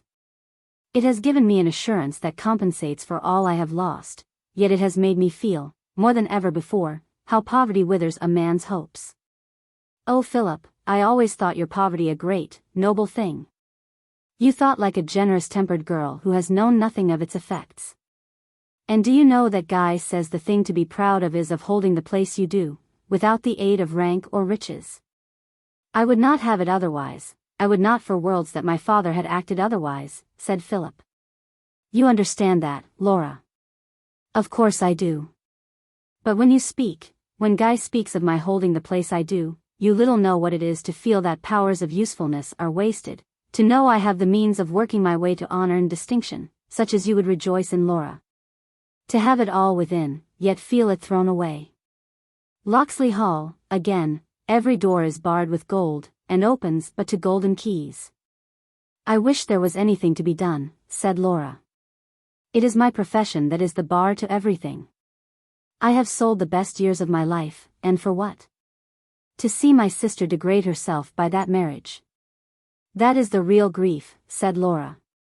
But for that, I should never have cast a look back on what I relinquished. However, why do I talk of these things, these vain regrets? They only occurred because my welfare does not concern myself alone, and here's your father. Mr. Edmonstone returned, out of breath, in too much bustle remark his daughter's blushes. Even when the train was moving off, he still had his head out at the window, calling to Philip that they should expect a visit from him as soon as ever they returned. Such cordiality gave Philip a pang. And in bitterness of spirit he walked back to the barracks. On the way he met Mrs. Dean, who wanted to consult him about inviting his cousin, Sir Guy, to a dinner party she intended to give next week. Such an agreeable, sensible youth, and we feel we owe him some attention. He took so much pains to make apologies about the ball. I dare say he will be very happy to come. We will write at once. He is a very fine young man, without a shade of vanity or nonsense. Yes, he has very pleasant, unaffected manners. I am sure he will do credit to his estate. It is a very handsome fortune, is it not? It is a very large property. I am glad of it. I have no doubt we shall see him one of the first men of his time. These words brought into contrast in Philip's mind the difference between Guy's position and his own. The mere possession of wealth was winning for Guy, at an age when his merits could only be negative, that estimation which his own tried character had scarcely achieved, placing him not merely on a level with himself, but in a situation where happiness and influence came unbidden. His own talents, attainments, and equal, if not superior claims, to gentle blood, could not procure him what seemed to lie at Guy's feet. His own ability and Laura's heart alone were what wealth could not effect. Yet when he thought how the want of it wasted the one, and injured the hopes of the other, he recurred to certain visions of his sister Margaret's, in days gone by, of what he was to do as Sir Philip, Lord of Redclyffe. He was speculating on what would have happened had Guy died in his sickly infancy, when, suddenly recollecting himself, he turned his mind to other objects. Guy was not much charmed with Mrs. Dean's invitation. He said he knew he must go to make up for his rudeness about the ball, but he grumbled enough to make Mrs. Edmonstone laugh at him for being so stupid as to want to stay humdrum in the chimney corner. No doubt it was very pleasant there.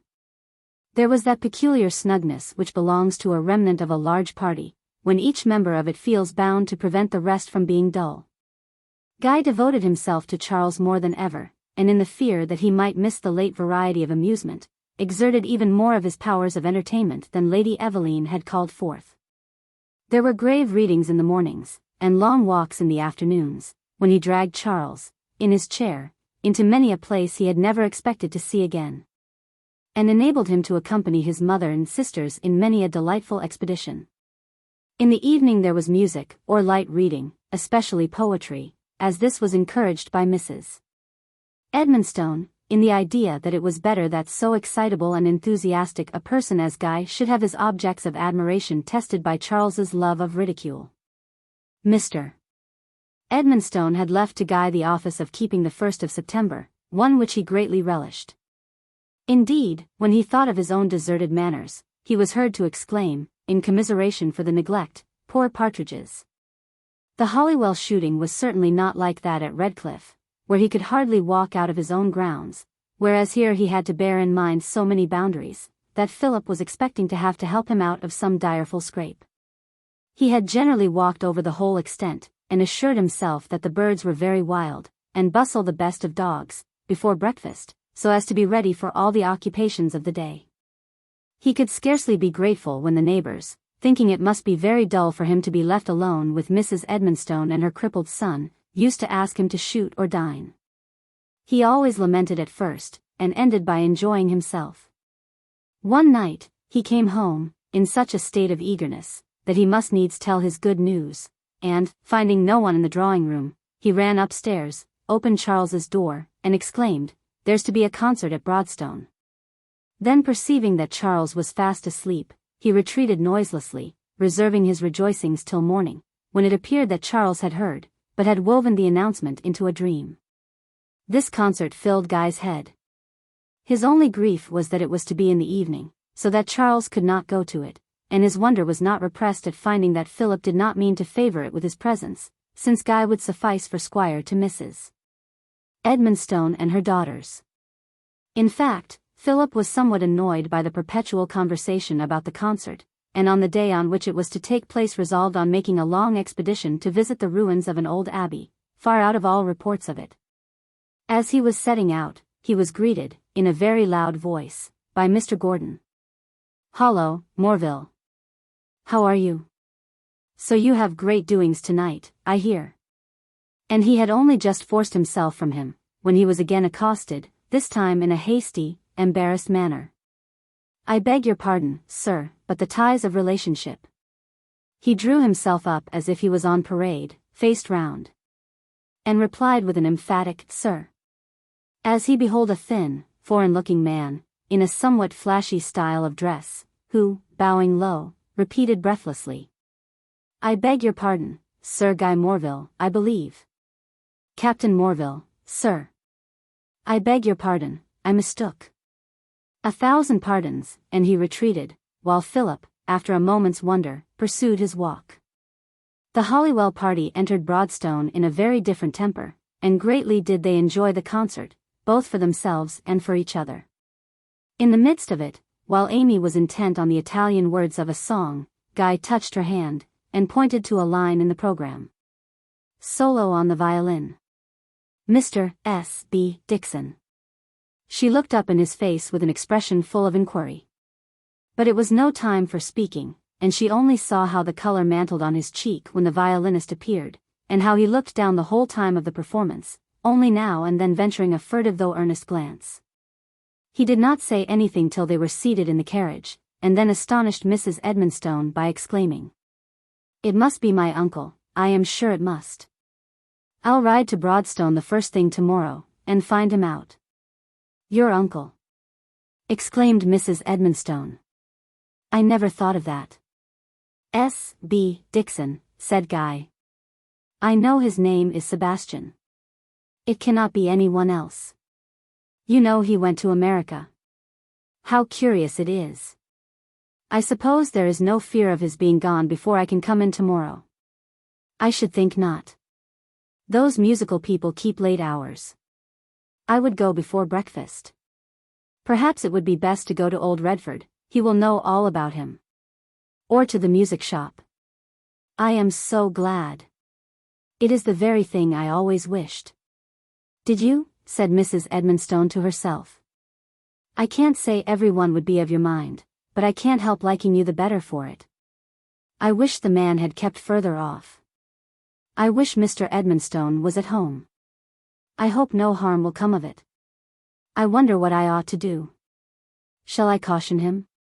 No, I don't think I can spoil his happiness, and perhaps the man may be improved. He is his nearest relation, and I have no right to interfere. His own good sense will protect him, but I wish Mr. Edmonstone was at home." She therefore did not check his expressions of delight, nor object to his going to Broadstone early the next morning.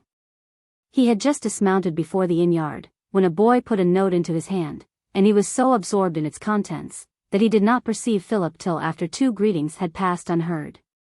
When at length he was recalled, he started, and exclaimed, rapturously, as he put the note into his cousin's hand, "See here, it is himself." "Who?" "My uncle. My poor mother's own brother. Sebastian Bach Dixon, read Philip. Ha! It was he who took me for you yesterday. I saw him at the concert, I was sure it could be no other. I came in on purpose to find him, and here he is waiting for me. Is not it a happy chance?" "Happy," echoed Philip, in a far different tone. "How I have longed for this, for anyone who could remember and tell me of her, of my mother, my poor, dear young mother. And her own brother. I have been thinking of it all night, and he knows I am here, and is as eager as myself. He is waiting for me," ended Guy, hurrying off. "Stop," said Philip, gravely. "Think before acting. I seriously advise you to have nothing to do with this man, at least personally. Let me see him, and learn what he wants." "He wants me," impatiently answered Guy. "You are not his nephew." "Thank heaven," thought Philip. "Do you imagine your relationship is the sole cause of his seeking you?" "I don't know, I don't care," cried Guy, with vehemence. "I will not listen to suspicions of my mother's brother. It is more than suspicion. Hear me calmly. I speak for your good. I know this man's influence was fatal to your father. I know he did all in his power to widen the breach with your grandfather."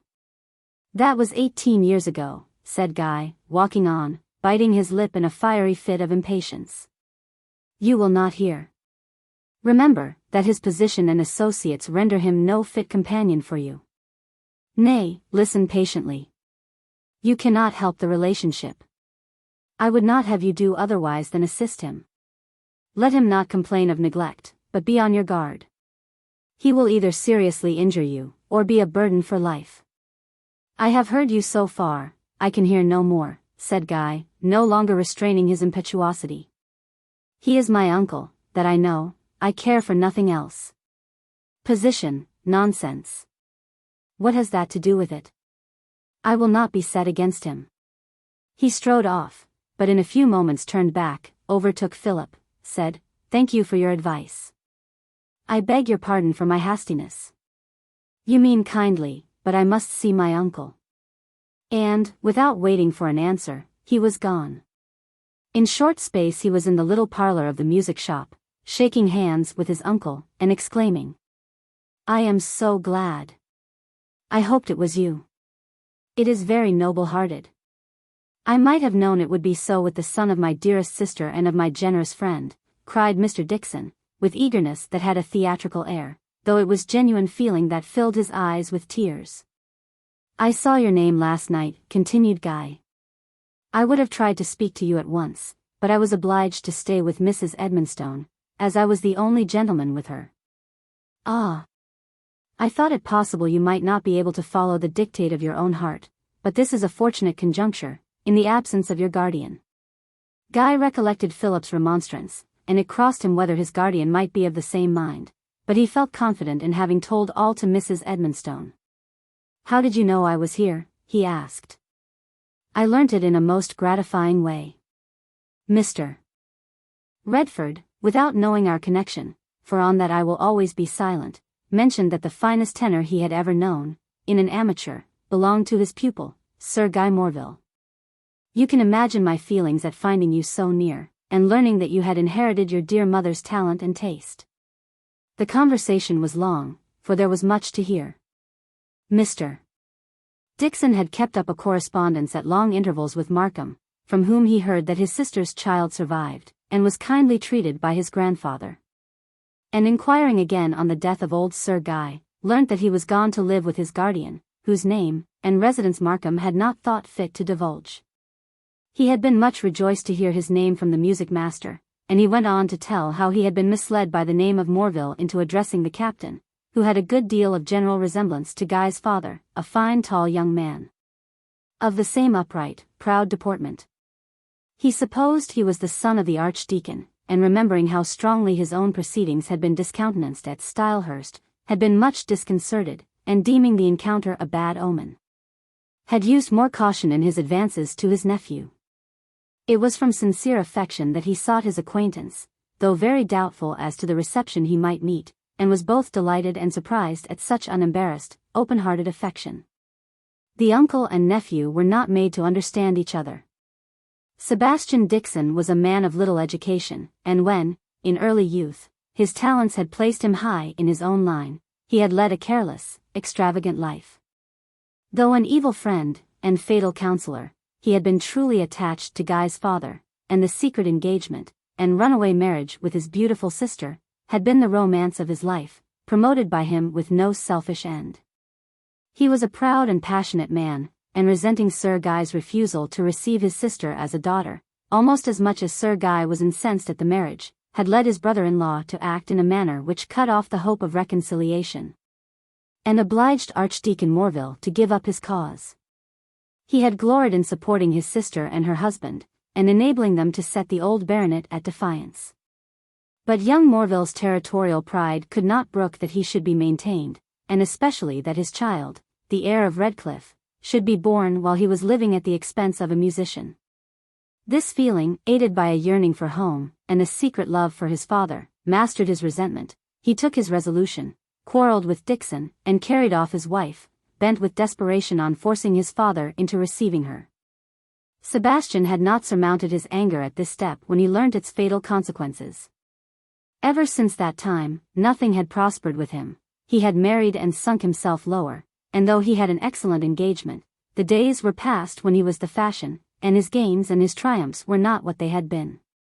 He had a long list of disappointments and jealousies with which to entertain Guy, on his side, though resolved to like him, and dreading to be too refined to be friends with his relations. Could not feel as thoroughly pleased as he intended to have been. Music was, however, a subject on which they could meet with equal enthusiasm, and by means of this, together with the aid of his own imagination, Guy contrived to be very happy. He stayed with his uncle as long as he could, and promised to spend a day with him in London, on his way to Oxford, in October. The next morning, when Philip knew that Guy would be with his tutor, he walked to Holywell, came straight up to his aunt's dressing room, asked her to send Charlotte down to practice, and, seating himself opposite to her, began. "What do you mean to do about this unfortunate rencontre? Do you mean Guy and his uncle? He is very much pleased, poor boy. I like his entire freedom from false shame. A little true shame would be hardly misplaced about such a connection. It is not his fault, and I hope it will not be his misfortune," said Mrs. Edmonstone.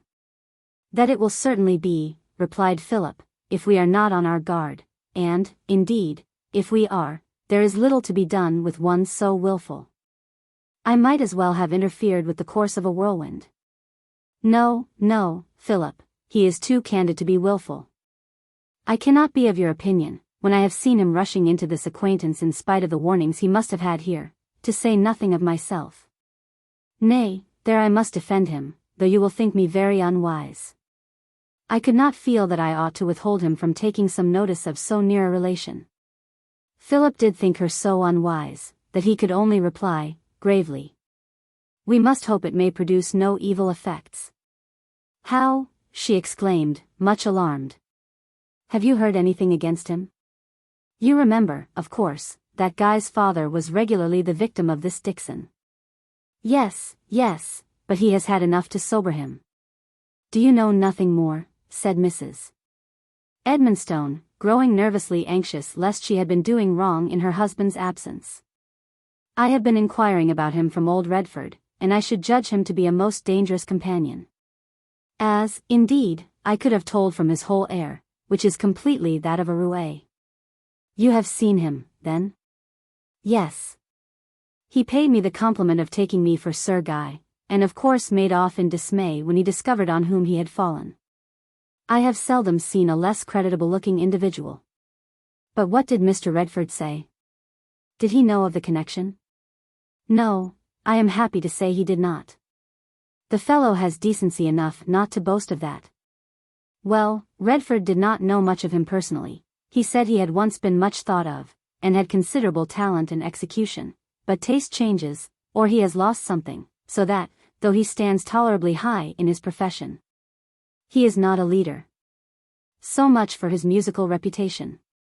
As to his character, he is one of those people who are called no one's enemy but their own, exactly the introduction Guy has hitherto happily wanted to every sort of mischief." "I think," said Mrs. Edmonstone, trying to console herself, "that Guy is too much afraid of small faults to be invited by larger evils. While he punishes himself for an idle word, he is not likely to go wrong in greater matters. Not at present. Is the man in debt or difficulties? Guy heard nothing of that, and I thought it a good sign. I don't suppose he is. He ought not, for he has a fixed salary, besides what he gets by playing at concerts when it is not the London season. The wasting money on a spendthrift relation would be a far less evil than what I apprehend. I wish I knew what to do. It is very unlucky that your uncle is from home. Very. Mrs. Edmonstone was frightened by the sense of responsibility, and was only anxious to catch hold of something to direct her. What would you have me do? She asked, hopelessly.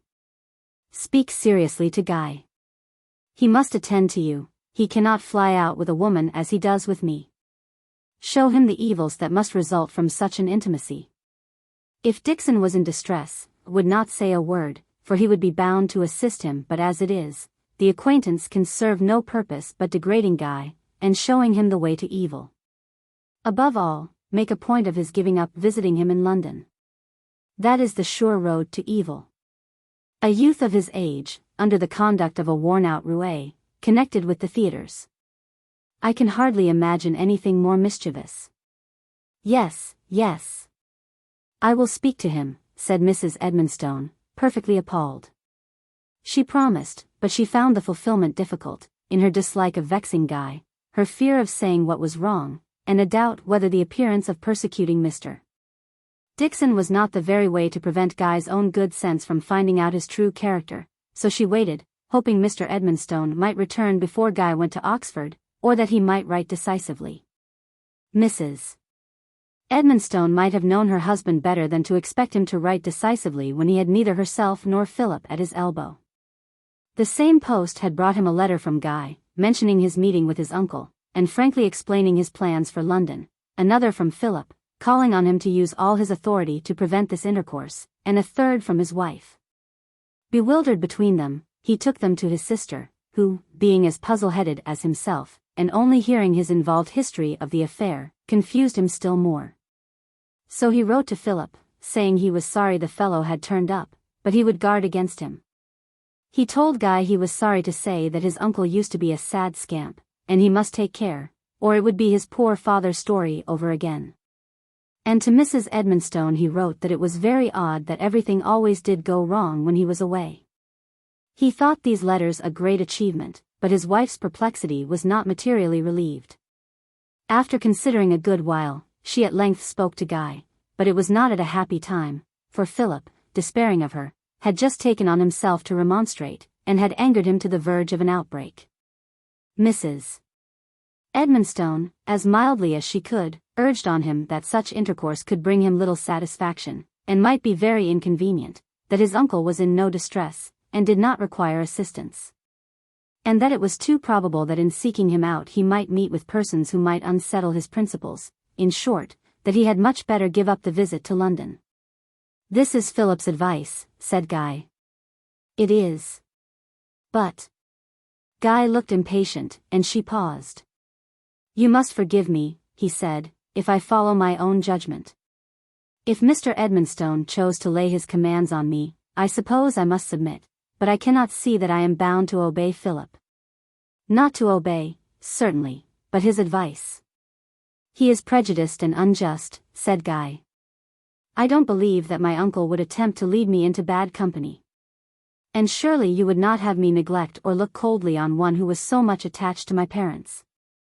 If he is not a gentleman, and is looked down on by the world, it is not for his sister's son to make him conscious of it. I like your feelings, Guy, I can say nothing against it, but that I am much afraid your uncle is not highly principled. You have only Philip's account of him. You are resolved? Yes. I do not like not to take your advice, but I do believe this is my duty. I do not think my determination is made in self-will, said Guy, thoughtfully. I cannot think that I ought to neglect my uncle, because I happen to have been born in a different station, which is all I have heard proved against him, he added, smiling. You will forgive me, will you not, for not following your advice? For really and truly, if you will let me say so, I think you would not have given it if Philip had not been talking to you.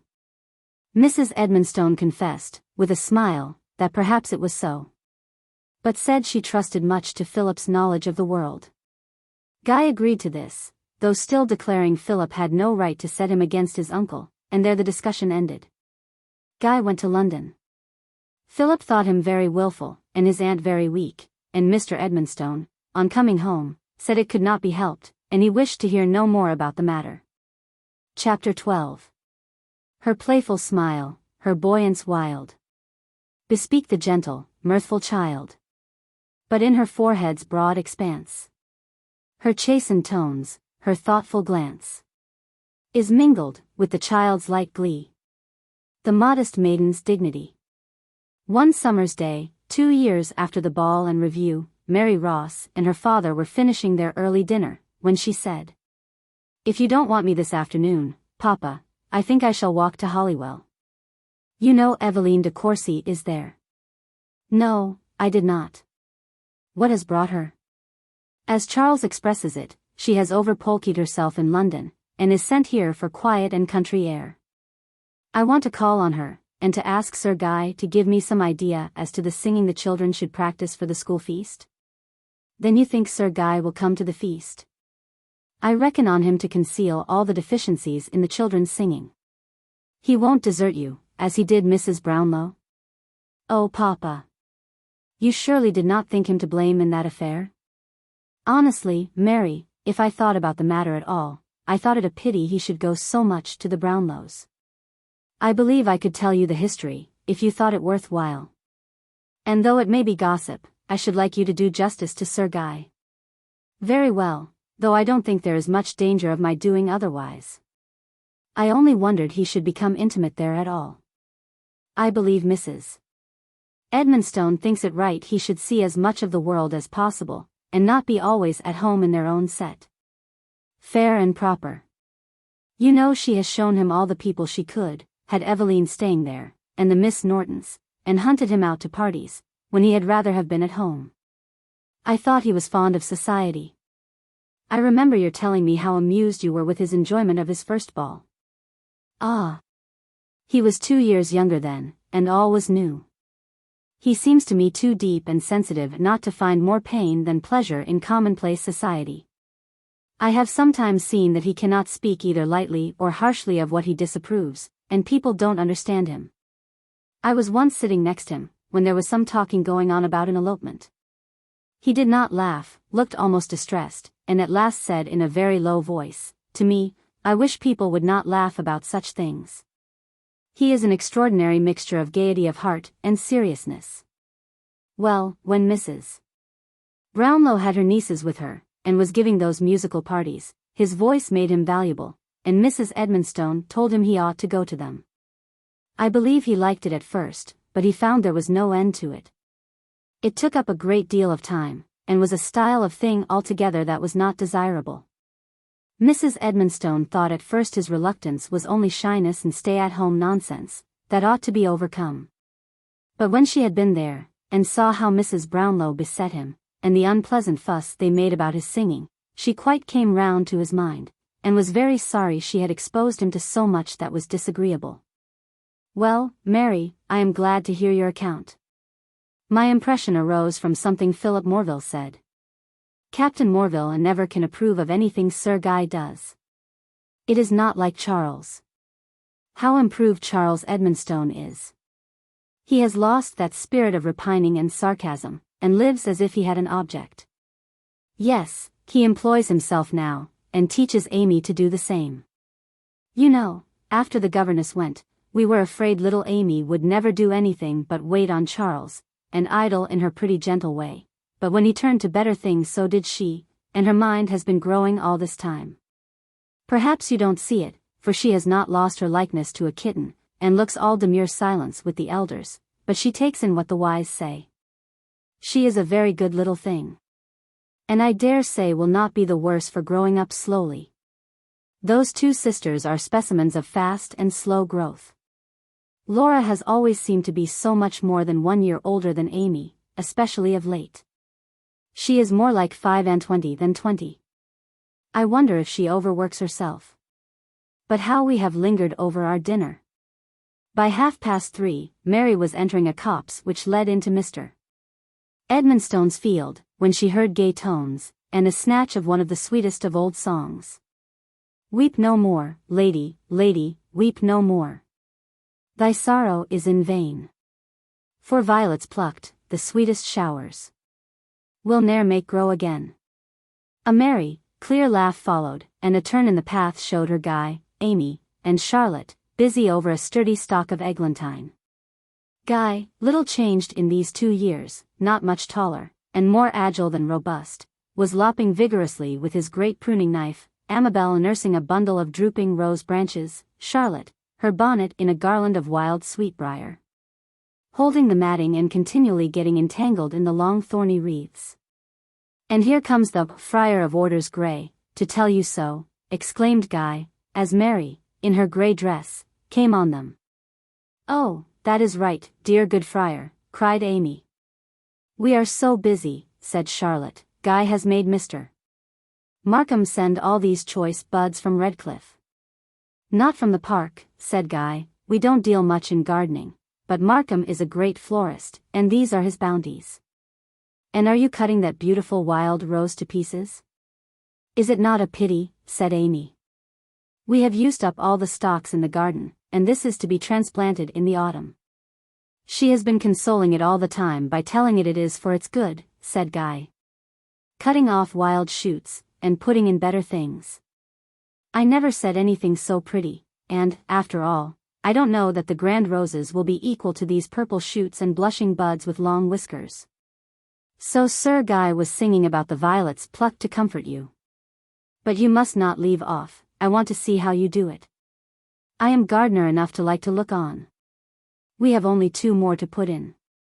Knife and fingers were busy, and Mary admired the dexterity with which the slit was made in the green bark, well armed with firm red thorns, and the tiny scarlet gem inserted, and bound with cotton and matting.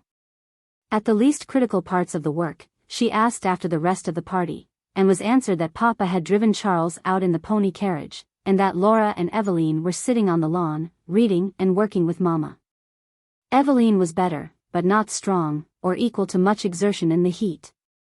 Mary went on to speak of her school feast and ask her questions. "Oh Guy, you must not go before that," cried Charlotte. "Are you going away?" "He is very naughty, indeed," said Charlotte. "He is going, I don't know where all, to be stupid, and read mathematics." "A true bill, I am sorry to say," said Guy. "I am to join a reading party for the latter part of the vacation. I hope not before Thursday week, though we are not asking you to anything worth staying for."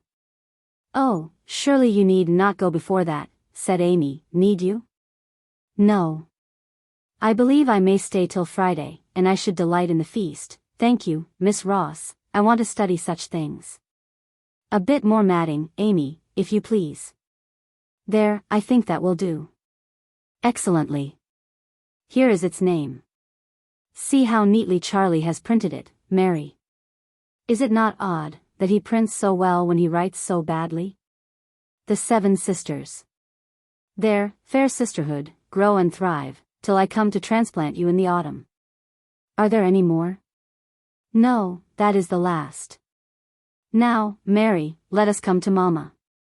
Guy waited to clear the path of the numerous trailing briary branches, and the others walked on, Amy telling how sorry they were to lose Guy's vacation, but that he thought he could not give time enough to his studies here, and had settled at Oxford, to make one of a reading party, under the tutorship of his friend, Mr. Wellwood. "Where do they go?" "It is not settled. Guy wished it to be the seaside, but Philip has been recommending a farmhouse in Stylehurst parish, rather nearer St. Mildred's Wells than Stylehurst, but quite out in the moor, and an immense way from both." "Do you think it will be the place?" "Yes, Guy thinks it would suit Mr. Wellwood, because he has friends at St. Mildred's, so he gave his vote for it. He expects to hear how it is settled today or tomorrow." Coming out on the lawn, they found the 3 ladies sitting under the acacia, with their books and work. Laura did, indeed, look older than her real age, as much above 20 as Amy looked under 19. She was prettier than ever, her complexion exquisite in delicacy, her fine figure and the perfect outline of her features more developed. But the change from girl to woman had passed over her, and set its stamp on the anxious blue eye, and almost oppressed brow. Mary thought it would be hard to define where was that difference. It was not want of bloom, for of that Laura had more than any of the others, fresh, healthy, and bright, while Amy was always rather pale, and Lady Aveline was positively wan and faded by London and late hours. Nor was it loss of animation, for Laura talked and laughed with interest and eagerness, nor was it thought, for little Amy, when at rest, wore a meditative, pensive countenance. But there was something either added or taken away, which made it appear that the serenity and carelessness of early youth had fled from her, and the air of the cares of life had come over her. Mary told her plans: church service at 4, followed by a tea drinking in the fields, tea in the garden for the company, and play for the school children and all who liked to join them. Every one likes such festivals, which have the recommendation of permitting all to do as they please, bringing friends together in perfect ease and freedom, with an object that raises them above the rank of mere gatherings for the pleasure of rich neighbors. Mrs. Edmonstone gladly made the engagement, and Lady Aveline promised to be quite well, and to teach the children all manner of new games, though she greatly despised the dullness of English children, and had many droll stories of the stupidity of Laura's pupils, communicated to her, with perhaps a little exaggeration, by Charles, and still further embellished by herself, for the purpose of exciting Charlotte's indignation. Mary proceeded to her consultation about the singing, and was conducted by Guy and Amy to the piano, and when her ears could not be indoctrinated by their best efforts, they more than half engaged to walk to East Hill, and have a conversation with the new schoolmaster, whom Mary pitied for having fallen on people so unable to appreciate his musical training as herself and her father.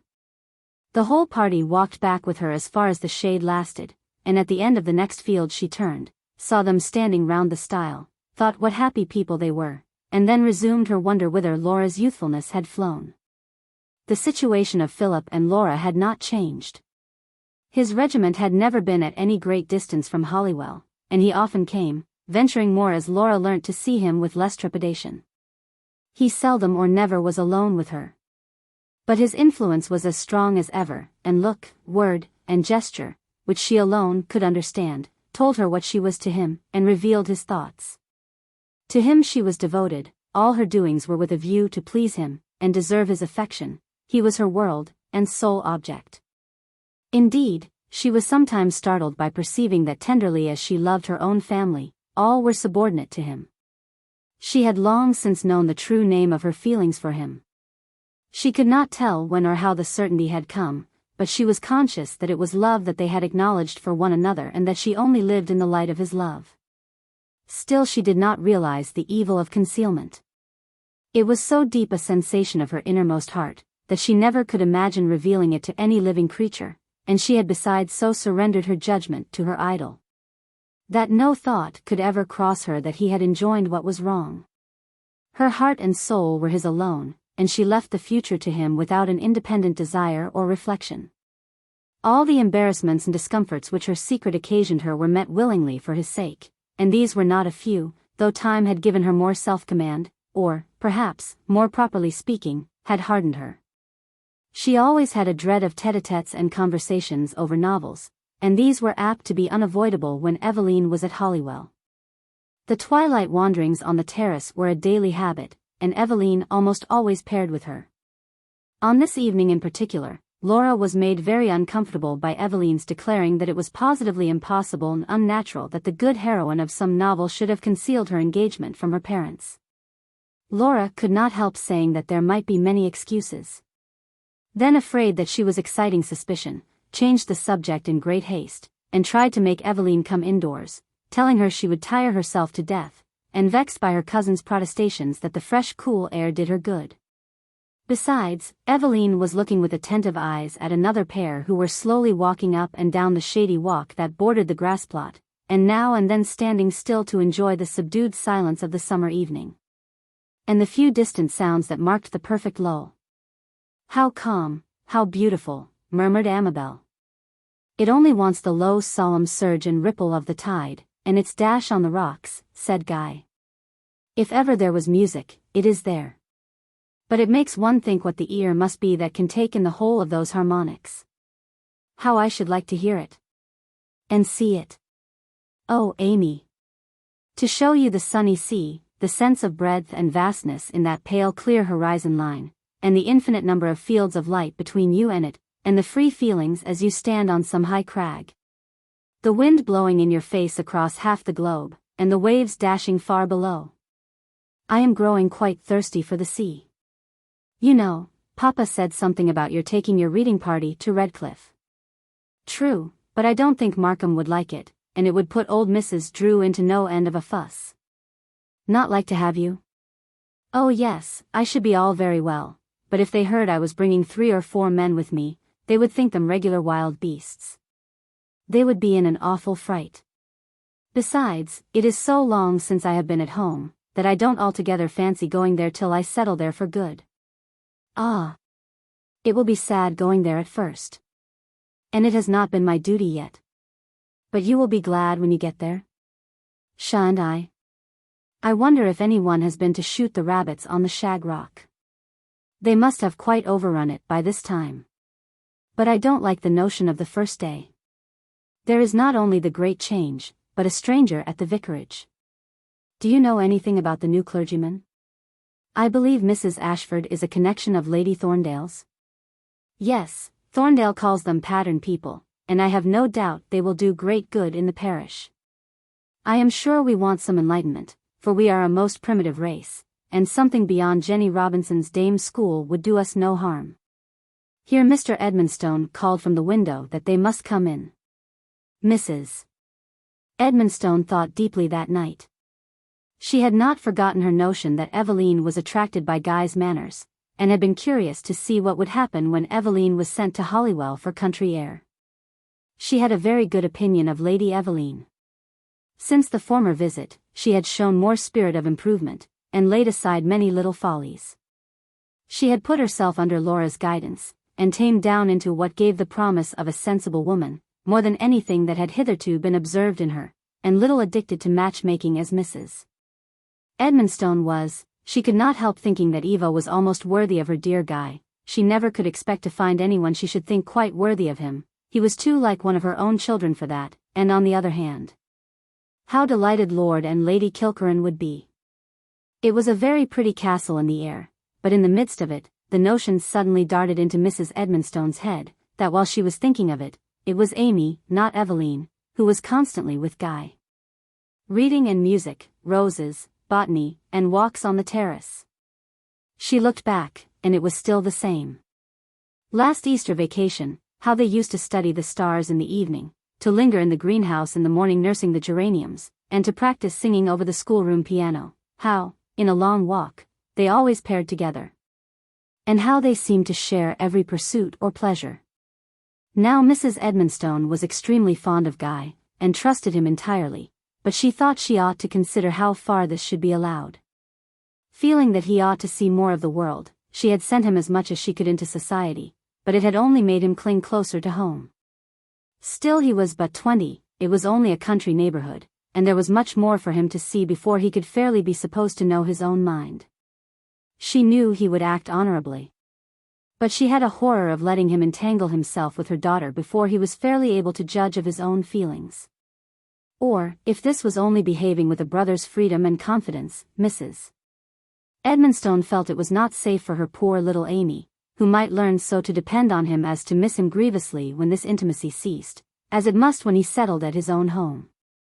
It would be right, while it was still time, to make her remember that they were not brother and sister, and by checking their present happy, careless, confidential intercourse, to save her from the chill which seemed to have been cast on Laura. Mrs. Edmonstone was the more anxious, because she deeply regretted not having been sufficiently watchful in Laura's case, and perhaps she felt an unacknowledged conviction that if there was real love on Guy's part, it would not be hurt by a little reserve on Amy's. Yet to have to speak to her little innocent daughter on such a matter disturbed her so much, that she could hardly have said about it, if Amy had not, at that very moment, knocked at her door. "My dear, what has kept you up so late?" "We have been sitting in Eveline's room, Mamma, hearing about her London life, and then we began to settle our plans for tomorrow, and I came to ask what you think of them. You know Guy has promised to go and hear the East Hill singing, and we were proposing, if you did not mind it, to take the pony carriage and the donkey, and go in the morning to East Hill, have luncheon, and get Mary to go with us to the top of the Great Down, where we have never been. Guy has been wanting us, for a long time past, to go and see the view, and saying there is a track quite smooth enough to drive Charlie to the top. Amy wondered at her mother's look of hesitation. In fact, the scheme was so accordant with their usual habits that it was impossible to find any objection, yet it all hinged on Guy, and the appointment at East Hill might lead to a great many more. Do you wish us to do anything else, Mamma? We don't care about it. No, my dear, said Mrs. Edmonstone, I see no reason against it. But, and she felt as if she was making a desperate plunge, there is something I want to say to you. Amy stood ready to hear, but Mrs. Edmonstone paused. Another effort, and she spoke. Amy, my dear, I don't wish to find fault, but I thought of advising you to take care. About Guy. The very brilliant pink which instantly overspread Amy's face made her mother think her warning more expedient. You have been spending a great deal of time with him of late, very sensibly and pleasantly, I know. I don't blame you at all, my dear, so you need not look distressed. I only want you to be careful. You know, though we call him cousin, he is scarcely a relation at all. Oh Mamma, don't go on, said poor little Amy, hurriedly, indeed I am very sorry. For Amy understood that it was imputed to her that she had been forward and unmaidenly. Mrs. Edmonstone saw her extreme distress, and, grieved at the pain she had inflicted, tried to reassure her as much as might be safe. Indeed, my dear, you have done nothing amiss. I only intended to tell you to be cautious for fear you should get into a way of going on which might not look well. Don't make any great difference, I only meant that there should not be quite so much singing and gardening alone with him, or walking in the garden in the evening. You can manage to draw back a little, so as to keep more with me or with Laura, and I think that will be the best way. Every word, no matter what, increased the burning of poor Amy's cheeks. A broad accusation of flirting would have been less distressing to many girls than this mild and delicate warning was to one of such shrinking modesty and maidenly feeling. She had a sort of consciousness that she enjoyed partaking in his pursuits, and this made her sense of confusion and shame overwhelming. What had she been thoughtlessly doing? She could not speak, she could not look. Her mother put her arm round her, and Amy hid her head on her shoulder, and held her fast. Mrs. Edmonstone kissed and caressed the little fluttering bird, then saying, "Good night, my own dear child," unloosed her embrace. "Good night, dear Mamma," whispered Amy. "I am very sorry." "You need not be sorry, my dear, only be careful. Good night." And it would be hard to say whether the mother or the daughter had the hottest cheeks. Poor little Amy! What was her dismay as she asked herself, again and again, what she had been doing and what she was to do. The last was plain, she knew what was right, and do it she must. There would be an end of much that was pleasant, and a fresh glow came over her as she owned how very, very pleasant, but if it was not quite the thing, if Mamma did not approve, so it must be. True, all her doings received their zest from Guy, her heart bounded at the very sound of his whistle, she always heard his words through all the din of a whole party, nothing was complete without him, nothing good without his approval. But so much the more shame for her. It was a kind of seeking him which was of all things the most shocking. So there should be an end of it, never mind the rest. Amy knelt down, and prayed that she might keep her resolution. She did not know how much of her severity towards herself was learned from the example that had been 2 years before her. Nor did she think whether the seeking had been mutual. She imagined it all her own doing, and did not guess that she would give pain to Guy by withdrawing herself from him. The morning gave vigor to her resolution, and when Laura came to ask what Mamma thought of their project, Amy looked confused, said she did not know, she believed it would not do. But just then in came her mother, to say she had been considering of the expedition, and meant to join it herself. Amy understood, blushed, and was silently grateful. When Laura wanted to alter her demeanor towards Guy, being perfectly cool, and not in the least conscious, she had acted with great judgment, seen exactly what to do, and what to leave undone, so as to keep up appearances. But it was not so with Amy. She was afraid of herself, and was in extremes. She would not come down till the last moment, that there might be no talking in the window. She hardly spoke at breakfast time, and adhered closely to Laura and Aveline when they wandered in the garden. Presently Charles looked out from the dressing-room window, calling, "Amy, Guy is ready to read." "I can't come." "Read without me," she answered, hoping Charlie would not be vexed, and feeling her face light up again. The hour for the expedition came, and Amy set off walking with Laura, because Guy was with Mrs. Edmonstone. But presently, after holding open a gate for Charlotte, who was on the donkey, he came up to the sisters, and joined in the conversation. Amy saw something in the hedge, a foxglove, she believed. It would have done as well if it had been a nettle. She stopped to gather it, hoping to fall behind them, but they waited for her. She grew silent, but Guy appealed to her. She ran on to Charlotte and her donkey, but at the next gate Guy had joined company again. At last she put herself under her mother's wing, and by keeping with her did pretty well all the time she was at East Hill. But when they went on, she was riding the donkey, and it, as donkeys always are, was resolved on keeping ahead of the walkers, so that as Guy kept by her side, it was a more absolute tete-a-tete than ever. At the top of the hill they found a fine view, rich and extensive, broad woods, fields waving with silvery barley, trim meadows, fair hazy blue distance, and a dim line of sea beyond. This, as Amy knew, was Guy's delight, and further, what she would not tell herself, was that he chiefly cared for showing it to her.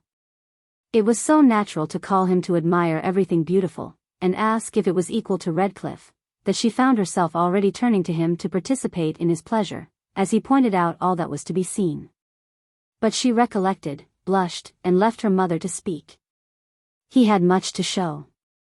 There was a hanging wood on one side of the hill, whence he had brought her more than one botanical prize, and she must now visit their native haunts. It was too great a scramble for Mrs. Edmonstone. With all her goodwill, Aveline was to be kept still, and not to tire herself. Laura did not care for botany, nor love brambles, and Amy was obliged to stand and look into the wood, saying, "No, thank you, I don't think I can," and then run back to Mary and Charles. While Charlotte was loudly calling out that it was delightful fun, and that she was very stupid. In another minute Guy had overtaken her, and in his gentle, persuasive voice, was telling her it was very easy, and she must come and see the bird's nest orchises. She would have liked it above all things, but she thought it very kind of Guy not to seem angry when she said, "No, thank you." Mary, after what she had seen yesterday, could not guess at the real reason, or she would have come with her. But she thought Amy was tired, and would rather not. Poor Amy was tired, very tired, before the walk was over, but her weary looks made it worse, for Guy offered her his arm. "No thank you," she said, "I am getting on very well." And she trudged on resolutely, for her mother was in the carriage, and to lag behind the others would surely make him keep with her. Mrs. Edmonstone was very sorry for her fatigue, but Amy found it a good excuse for not wandering in the garden, or joining in the music. It had been a very uncomfortable day. She hoped she had done right. At any rate, she had the peaceful conviction of having tried to do so. The next day, Amy was steady to her resolution. No reading with the two youths, though Charles scolded her.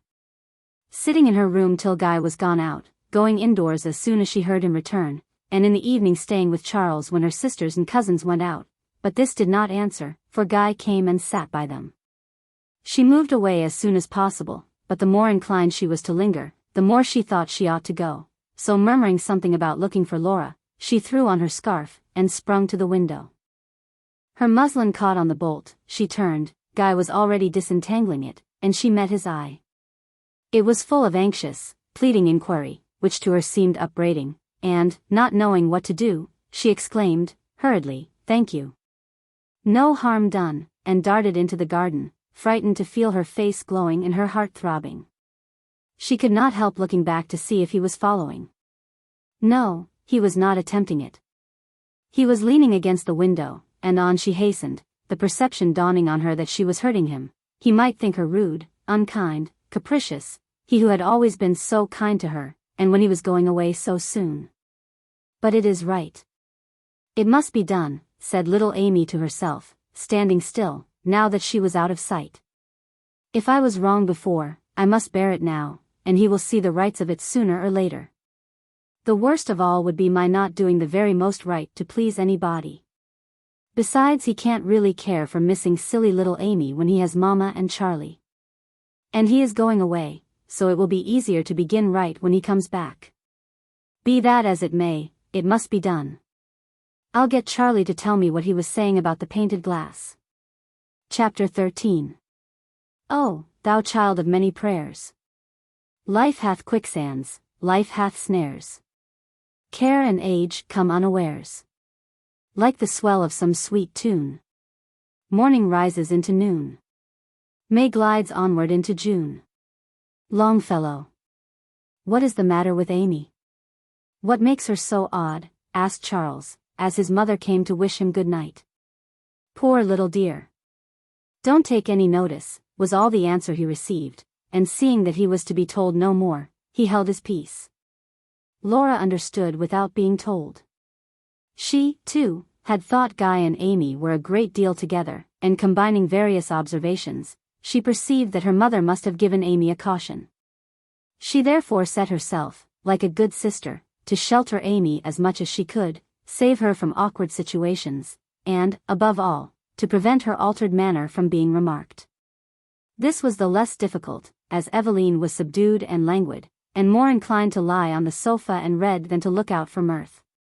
As to poor little Amy, her task was in one way become less hard, for Guy had ceased to haunt her, and seemed to make it his business to avoid all that could cause her embarrassment. But in another way it hurt her much more, for she now saw the pain she was causing. If obliged to do anything for her, he would give a look as if to ask pardon, and then her rebellious heart would so throb with joy as to cause her dismay at having let herself fall into so hateful a habit as wishing to attract attention.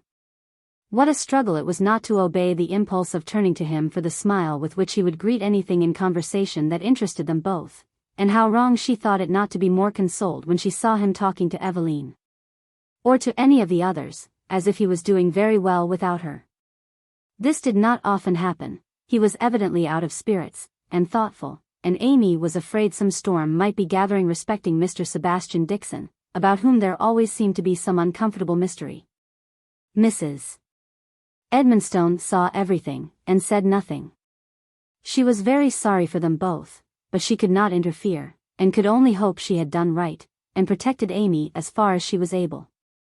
She was vexed now and then to see Aveline give knowing smiles and significant glances, feared that she guessed what was going on, and wondered whether to give her a hint not to add to Amy's confusion. But her great dislike to enter on such a subject prevailed, and she left things to take their course, thinking that, for once, Guy's departure would be a relief. The approach of anything in the shape of a party of pleasure was one of the best cures for Aveline's ailments, and the evening before Mary's tea drinking, she was in high spirits, laughing and talking a great deal, and addressing herself chiefly to Guy. He exerted himself to answer, but it did not come with life and spirit, his countenance did not light up, and at last Aveline said, "Ah, I see I am a dreadful bore. I'll go away, and leave you to repose." "Lady Aveline," he exclaimed, in consternation, "what have I been doing? What have I been thinking of?" "Nay, that is best known to yourself, though I think perhaps I could divine," said she, with that archness and grace that always seemed to remove the unfavorable impression that her proceedings might have given. "Shall I?" "No, no," he answered, coloring crimson, and then trying to laugh off his confusion, and find some answer, but without success. And Aveline, perceiving her aunt's eyes were upon her, suddenly recollected that she had gone quite as far as decorum allowed, and made as masterly a retreat as the circumstances permitted. "Well, I have always thought a penny for your thoughts the boldest offer in the world, and now it is proved." This scene made Mrs. Edmonstone doubly annoyed, the next morning, at waking with a disabling headache, which made it quite impossible for her to attempt going to Mary Ross's fete. With great sincerity, Amy entreated to be allowed to remain at home, but she thought it would only be making the change more remarkable. She did not wish Mary to be disappointed. Among so many ladies, Amy could easily avoid getting into difficulties, while Laura would, she trusted, be able to keep Aveline in order. The day was sunny, and all went off to admiration. The gentleman presided over the cricket, and the ladies over the blind man's buff and thread my needle. But perhaps Mary was a little disappointed that, though she had Sir Guy's bodily presence, the peculiar blitheness and animation which he usually shed around him were missing. He sung at church, he filled tiny cups from huge pitchers of tea, he picked up and pacified a screaming child that had tumbled off a gate, he was as good-natured and useful as possible, but he was not his joyous and brilliant self. Amy devoted herself to the smallest fry, played assiduously for 3/4 of an hour with a fat, grave boy of 3, who stood about 1.5 yards from her, solemnly throwing a ball into her lap, and never catching it again. Took charge of many caps and bonnets, and walked about with Louisa Harper, a companion whom no one envied her. In conclusion, the sky clouded over, it became chilly, and a shower began to fall. Laura pursued Aveline, and Amy hunted up Charlotte from the utmost parts of the field, where she was the very center of, winding up the clock, and sorely against her will, dragged her off the wet grass. About 60 yards from the house, Guy met them with an umbrella, which, without speaking, he gave to Charlotte. Amy said, "Thank you," and again came that look. Charlotte rattled on, and hung back to talk to Guy, so that Amy could not hasten on without leaving her shelterless. It may be believed that she had the conversation to herself. At the door they met Mary and her father, going to dismiss their flock, who had taken refuge in a cart shed at the other end of the field. Guy asked if he could be of any use, Mr. Ross said no, and Mary begged Amy and Charlotte to go up to her room, and change their wet shoes. There, Amy would fain have stayed, flushed and agitated as those looks made her. But Charlotte was in wild spirits, delighted at having been caught in the rain, and obliged to wear shoes a mile too large, and eager to go and share the fun in the drawing-room. There, in the twilight, they found a mass of young ladies herded together, making a confused sound of laughter, and giggling, while at the other end of the room Amy could just see Guy sitting alone in a dark corner. Charlotte's tongue was soon the loudest in the medley, to which Amy did not at first attend, till she heard Charlotte saying, "Ah! You should hear Guy sing that." "What?" she whispered to Aveline. "The Land of the Leal," was the answer. "I wish he would sing it now," said Ellen Harper. "This darkness would be just the time for music," said Aveline. "It is quite a witching time." "Why don't you ask him?" said Ellen. "Come, Charlotte, there's a good girl, go and ask him." "Shall I?" said Charlotte, whispering and giggling with an affectation of shyness. "No, no, Charlotte," said Laura. "No." "Why not?" said Aveline. "Don't be afraid, Charlotte." "He is so grave," said Charlotte. Aveline had been growing wilder and less guarded all day, and now, partly liking to tease and surprise the others, and partly emboldened by the darkness, she answered, "It will do him all manner of good. Here, Charlotte, I'll tell you how to make him. Tell him Amy wants him to do it." "I tell him so," cried Ellen, and they laughed in a manner that overpowered Amy with horror and shyness. She sprung to seize Charlotte and stop her. She could not speak, but Louisa Harper caught her arm, and Laura's grave orders were drowned in a universal titter, and suppressed exclamation, "Go, Charlotte, go, we will never forgive you if you don't." "Stop." Amy struggled to cry, breaking from Louisa, and springing up in a sort of agony. Guy, who had such a horror of singing anything deep in pathos or religious feeling to mixed or unfit auditors, asked to do so in her name. "Stop." "Oh, Charlotte." It was too late. Charlotte, thoughtless with merriment, amused at vexing Laura, set up with applause, and confident in Guy's good nature, had come to him, and was saying, "Oh, Guy, Amy wants you to come and sing us the Land of the Leal." Amy saw him start up. What did he think of her? Oh, what? He stepped towards them. The silly girls cowered as if they had roused a lion. His voice was not loud, it was almost as gentle as usual. But it quivered, as if it was hard to keep it so, and, as well as she could see, his face was rigid and stern as iron. "Did you wish it, he said, addressing himself to her, as if she was the only person present. Her breath was almost gone. "Oh. I beg your pardon," she faltered.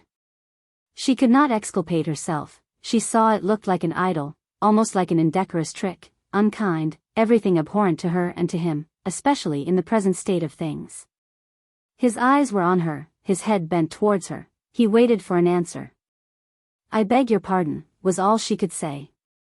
There was, yes, there was, one of those fearful flashes of his kindling eye. She felt as if she was shrinking to nothing. She heard him say, in a low, hoarse tone, "I am afraid I cannot." Then Mr. Ross, Mary, lights came in, there was a bustle and confusion, and when next she was clearly conscious, Laura was ordering the carriage. When it came, there was an inquiry for Sir Guy. "He is gone home," said Mr. Ross. "I met him in the passage, and wished him good night." Mr. Ross did not add what he afterwards told his daughter, that Guy seemed not to know whether it was raining or not, that he had put an umbrella into his hand, and seen him march off at full speed, through the pouring rain, with it under his arm.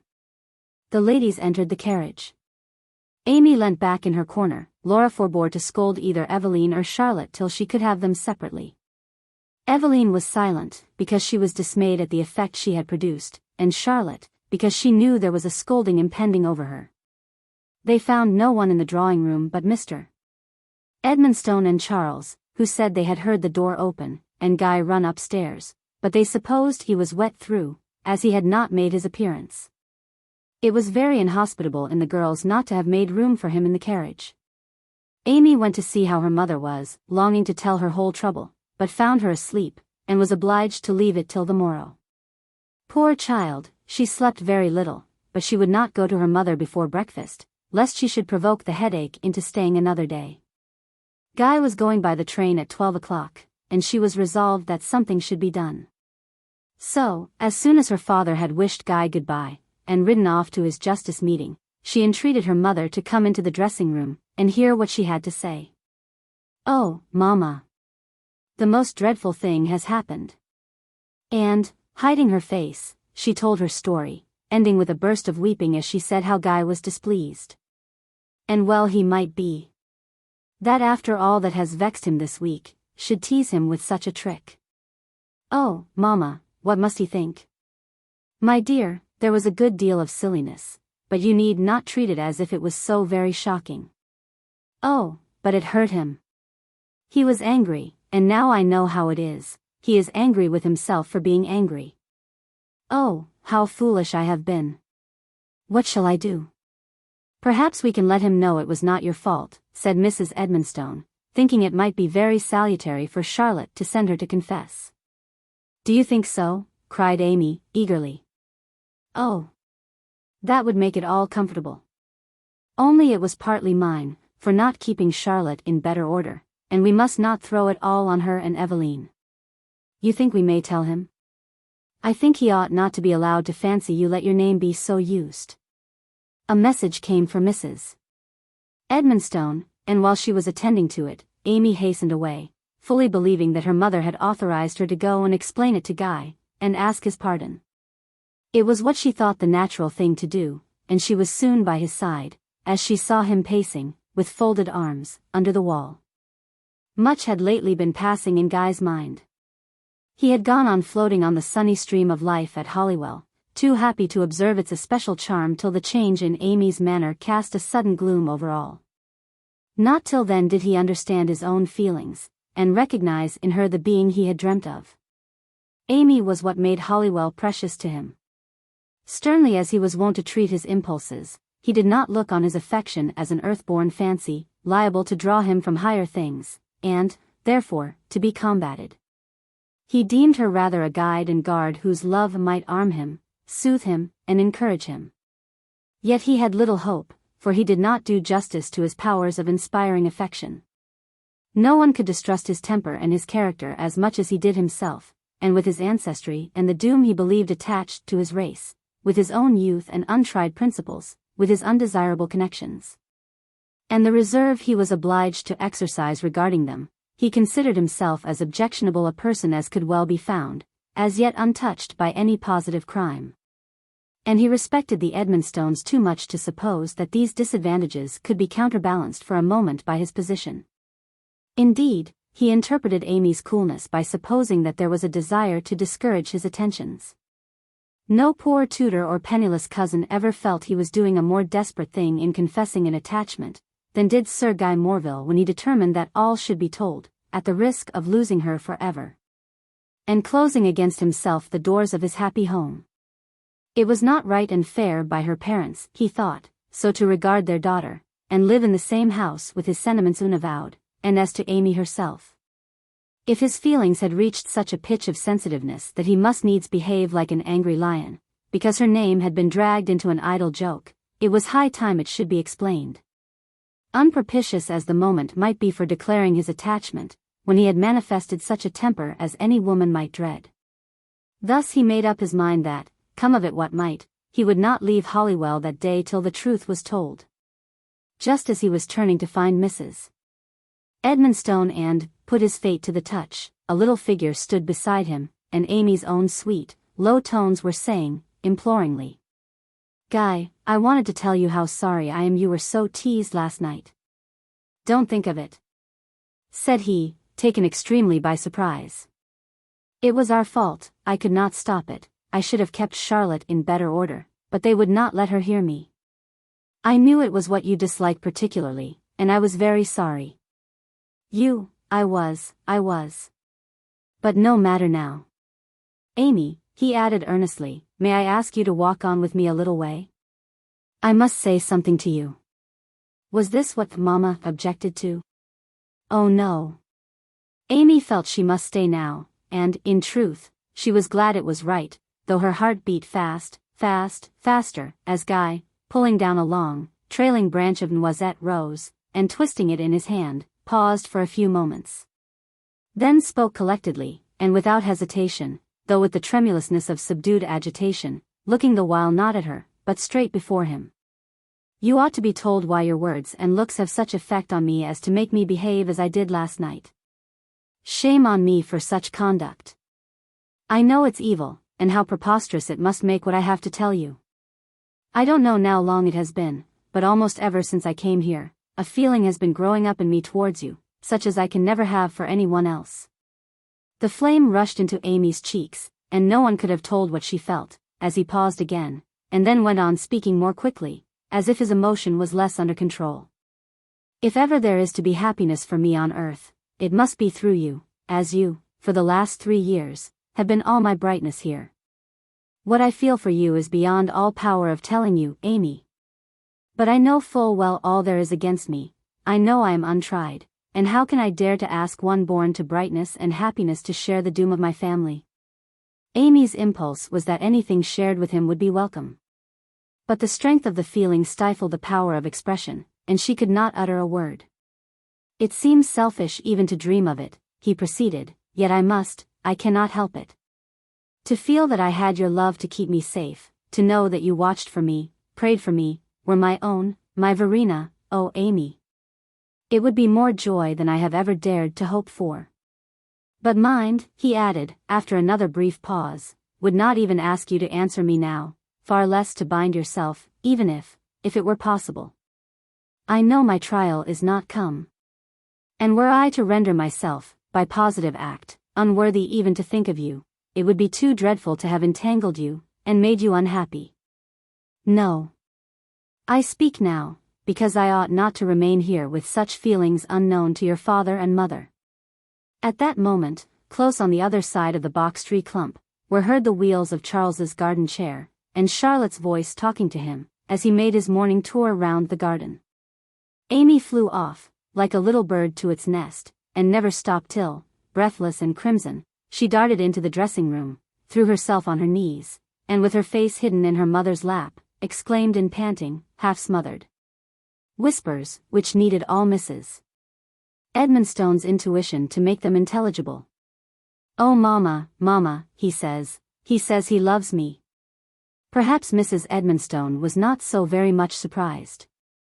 But she had no time to do more than raise and kiss the burning face, and see, at a moment's glance, how bright was the gleam of frightened joy, in the downcast eye and troubled smile. When 2 knocks, given rapidly, were heard, and almost at the same moment the door opened, and Guy stood before her, his face no less glowing than that which Amy buried again on her mother's knee. "Come in, Guy," said Mrs. Edmonstone, as he stood doubtful for a moment at the door, and there was a sweet smile of proud, joyful affection on her face, conveying even more encouragement than her tone. Amy raised her head, and moved as if to leave the room. "Don't go," he said, earnestly, "unless you wish it." Amy did not wish it, especially now that she had her mother to save her confusion, and she sat on a footstool, holding her mother's hand, looking up to Guy, whenever she felt bold enough. And hanging down her head when he said what showed how much more highly he prized her than silly little Amy could deserve. "You know what I am come to say," he began, standing by the mantel-shelf, as was his wont in his conferences with Mrs. Edmonstone. And he repeated the same in substance as he had said to Amy in the garden, though with less calmness and coherence, and far more warmth of expression, as if, now that she was protected by her mother's presence, he exercised less force in self-restraint. Never was anyone happier than was Mrs. Edmonstone. Loving Guy so heartily, seeing the beauty of his character in each word, rejoicing that such affection should be bestowed on her little Amy, exulting in her having won such a heart, and touched and gratified by the free confidence with which both had at once hastened to pour out all to her, not merely as a duty, but in the full ebullition of their warm young love. The only difficulty was to bring herself to speak with prudence becoming her position, whilst she was sympathizing with them as ardently as if she was not older than both of them put together. When Guy spoke of himself as unproved, and undeserving of trust, it was all she could do to keep from declaring there was no one whom she thought so safe. "Well, you go on as you have begun, Guy. If you tell me to hope." "Oh, Mrs. Edmonstone, is it wrong that an earthly incentive to persevere should have power which sometimes seems greater than the true one?" "There is the best and strongest ground of all for trusting you," said she. "If you spoke keeping right only for Amy's sake, then I might fear, but when she is second, there is confidence indeed." "If speaking were all," said Guy. "There is one thing I ought to say," she proceeded. "You know you are very young, and though I don't know that I can say so in my own person, a prudent woman would say, that you have seen so little of the world, that you may easily meet a person you would like better than such a quiet little dull thing as your guardian's daughter." The look that he cast on Amy was worth seeing, and then, with a smile, he answered, "I am glad you don't say it in your own person. It is very bold and presumptuous in me to say anything at all in Papa's absence," said Mrs. Edmonstone, smiling. "But I am sure he will think in the same way, that things ought to remain as they are, and that it is our duty not to allow you to be, or to feel otherwise than entirely at liberty." "I dare say it may be right in you," said Guy, grudgingly. "However, I must not complain. It is too much that you should not reject me altogether." To all three that space was as bright a gleam of sunshine as ever embellished life, so short as to be free from a single care, a perfectly serenely happy present, the more joyous from having been preceded by vexations. Each of the two young things learning that there was love where it was most precious. Guy especially, isolated and lonely as he stood in life, with his fear and mistrust of himself, was now not only allowed to love, and assured beyond his hopes that Amy returned his affection, but found himself thus welcomed by the mother, and gathered into the family where his warm feelings had taken up their abode, while he believed himself regarded only as a guest and a stranger. They talked on, with happy silences between, Guy standing all the time with his branch of roses in his hand, and Amy looking up to him, and trying to realize it, and to understand why she was so very, very happy. No one thought of time till Charlotte rushed in like a whirlwind, crying, "Oh, here you are. We could not think what had become of you. There has Deloraine been at the door these 10 minutes, and Charlie sent me to find you, for he says if you are too late for Mrs. Henley's dinner, she will write such an account of you to Philip as you will never get over." Very little of this was heard, there was only the instinctive consternation of being too late. They started up, Guy threw down his roses, caught Amy's hand and pressed it, while she bent down her head, hiding the renewed blush. He dashed out of the room, and up to his own, while Mrs. Edmonstone and Charlotte hurried down. In another second, he was back again, and once more Amy felt the pressure of his hand on hers. "Goodbye," he said, and she whispered another "goodbye." The only words she had spoken. One moment more he lingered. "My Verena," said he, but the hurrying sounds in the hall warned him. He sprang down to the drawing room. Even Charles was on the alert, standing, leaning against the table, and looking eager, but Guy had not time to let him speak. He only shook hands, and wished goodbye, with a sort of vehement agitated cordiality, concealed by his haste. "Where's Amy?" cried Charlotte. "Amy? Is not she coming to wish him goodbye?" He said something, of which "upstairs" was the only audible word, held Mrs. Edmonstone's hand fast, while she said, in a low voice, "You shall hear from Papa tomorrow," then sprung on his horse, and looked up. Amy was at the window. He saw her head bending forward, under its veil of curls, in the midst of the roses round the lattice. Their eyes met once more. He gave one beamy smile, then rode off at full speed, with bustle racing after him, while Amy threw herself on her knees by her bed, and with hands clasped over her face, prayed that she might be thankful enough and never be unworthy of him. Everyone wanted to get rid of everyone else except Mrs. Edmonstone, for all but Charlotte guessed at the state of the case, and even she perceived that something was going on. Lady Aveline was in a state of great curiosity. But she had mercy. She knew that they must tell each other before it came to her turn, and very good-naturedly she invited Charlotte to come into the garden with her, and kept her out of the way by a full account of her last fancy ball, given with so much spirit and humor that Charlotte could not help attending. Charles and Laura gained little by this kind maneuver, for their mother was gone up again to Amy, and they could only make a few conjectures. Charles nursed his right hand, and asked Laura how hers felt. She looked up from her work, to which she had begun to apply herself diligently, and gazed at him inquiringly, as if to see whether he intended anything. "For my part," he added, "I certainly thought he meant to carry off the hands of some of the family." "I suppose we shall soon hear it explained," said Laura, quietly. "Soon? If I had as many available legs as you, would I wait for other people soon?" "I should think she had rather be left to Mamma," said Laura, going on with her work. "Then you do think there is something in it," said Charles, peering up in her face. But he saw he was teasing her, recollected that she had long seemed out of spirits, and forbore to say any more. He was, however, too impatient to remain longer quiet, and presently Laura saw him adjusting his crutches. "Oh, Charlie! I am sure it will only be troublesome." "I am going to my own room," said Charles, hopping off. "I presume you don't wish to forbid that." His room had a door into the dressing room, so that it was an excellent place for discovering all from which they did not wish to exclude him, and he did not believe he should be unwelcome. For though he might pretend it was all fun and curiosity, he heartily loved his little Amy. The tap of his crutches, and the slow motion with which he raised himself from step to step, was heard, and Amy, who was leaning against her mother, started up, exclaiming, "Oh, Mamma, here comes Charlie. May I tell him? I am sure I can't meet him without." "I suspect he has guessed it already," said Mrs. Edmonstone, going to open the door, just as he reached the head of the stairs, and then leaving them. "Well, Amy," said he, looking full at her carnation cheeks, "are you prepared to see me turn lead-colored, and fall into convulsions, like the sister with the spine complaint?" "Oh, Charlie! You know it. But how?"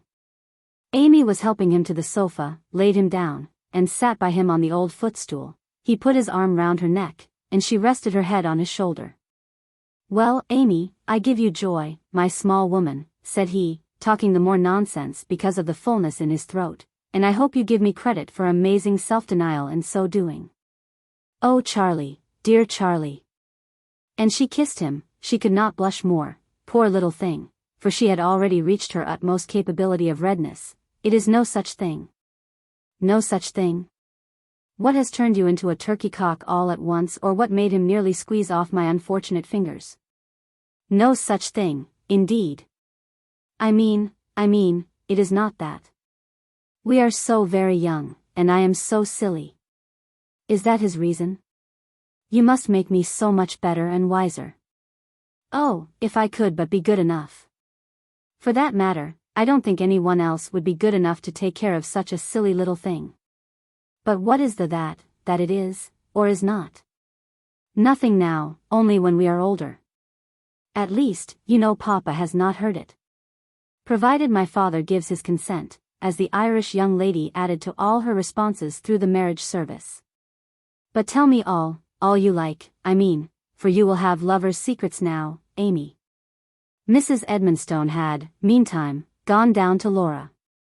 Poor Laura, as soon as her brother had left the room, she allowed the fixed composure of her face to relax into a restless, harassed, almost miserable expression, and walked up and down with agitated steps. Oh, wealth, wealth. Her lips formed the words, without uttering them. What cruel differences it makes. All smooth here. Young, not to be trusted, with strange reserves, discreditable connections, that family, that fearful temper, showing itself even to her. All will be overlooked. Papa will be delighted, I know he will. And how is it with us? Proved, noble, superior, owned as such by all, as Philip is, yet, for that want of hateful money, he would be spurned. And, for this, the love that has grown up with our lives must be crushed down and hidden. Our life is wearing out in wearying self-watching. The lock of the door turned, and Laura had resumed her ordinary expression before it opened, and her mother came in, but there was anything but calmness beneath. For the pang of self-reproach had come. Was it thus that she prepared to hear these tidings of her sister? Well, Laura, began Mrs. Edmonstone, with the eager smile of one bringing delightful news, and sure of sympathy. It is so, then, said Laura. Dear, little Amy. I hope, and her eyes filled with tears. But she had learnt to dread any outbreak of feeling, conquered it in a minute, and said, What has happened? How does it stand? It stands, at least as far as I can say without Papa, as the dear Guy very rightly and wisely wished it to stand. There is no positive engagement, they are both too young, but he thought it was not right to remain here without letting us know his sentiments towards her. A pang shot through Laura, but it was but for a moment. Guy might doubt where Philip need never do so. Her mother went on. Their frankness and confidence are most beautiful. We know dear little Amy could not help it, but there was something very sweet, very noble, in his way of telling all. Another pang for Laura. But no. It was only poverty that was to blame. Philip would speak as plainly if his prospects were as fair. Oh, I hope it will do well, said she. It must, it will, cried Mrs. Edmonstone, giving way to her joyful enthusiasm of affection. It is nonsense to doubt, knowing him as we do. There is not a man in the world with whom I could be so happy to trust her. Laura could not hear Guy set above all men in the world, and she remembered Philip's warning to her, 2 years ago. There is much that is very good and very delightful about him, she said, hesitatingly. You are thinking of the Morville temper, said her mother, but I am not afraid of it. A naturally hot temper, controlled like his by strong religious principle, is far safer than a cool easy one, without the principle. Laura thought this going too far, but she felt some compensation due to Guy, and acknowledged how strongly he was actuated by principle. However, and it was well for her, they could not talk long, for Aveline and Charlotte were approaching, and she hastily asked what was to be done about telling Eva, who could not fail to guess something. We must tell her, and make her promise absolute secrecy, said Mrs. Edmonstone. I will speak to her myself, but I must wait till I have seen Papa. There is no doubt of what he will say, but we have been taking quite liberties enough in his absence. Laura did not see her sister till luncheon, when Amy came down, with a glow on her cheeks that made her so much prettier than usual, that Charles wished Guy could have seen her. She said little, and ran up again as soon as she could. Laura followed her, and the two sisters threw their arms fondly round each other, and kissed repeatedly. Mamma has told you? Said Amy. Oh, it has made me so very happy, and everyone is so kind. Dear Amy. I'm only afraid. He has begun so well. Oh, nonsense. You cannot think I could be so foolish as to be afraid for him. Oh no. But if he should take me for more than I am worth? Oh Laura, Laura. What shall I do to be as good and sensible as you? I must not be silly little Amy any more. Perhaps he likes you best as you are. I don't mean cleverness, I can't help that, and he knows how stupid I am, but I am afraid he thinks there is more worth in me. Don't you know, he has a sort of sunshine in his eyes and mind, that makes all he cares about seem to him brighter and better than it really is. I am afraid he is only dressing me up with that sunshine. It must be strange sunshine that you want to make you better and brighter than you are, said Laura, kissing her. I'll tell you what it is, said Amy, folding her hands, and standing with her face raised. It won't do now, as you told me once, to have no bones in my character. I must learn to be steady and strong, if I can. For if this is to be, he will depend on me. I don't mean to advise him, for he knows better than anybody, but to be, you know what, if vexation or trouble was to come. And Laura, think if he was to depend on me, and I was to fail. Oh, do help me to have firmness and self-command, like you. It was a long time ago that we talked of your wanting bones. Yes, before he came, but I never forget it. Laura was obliged to go out with Aveline.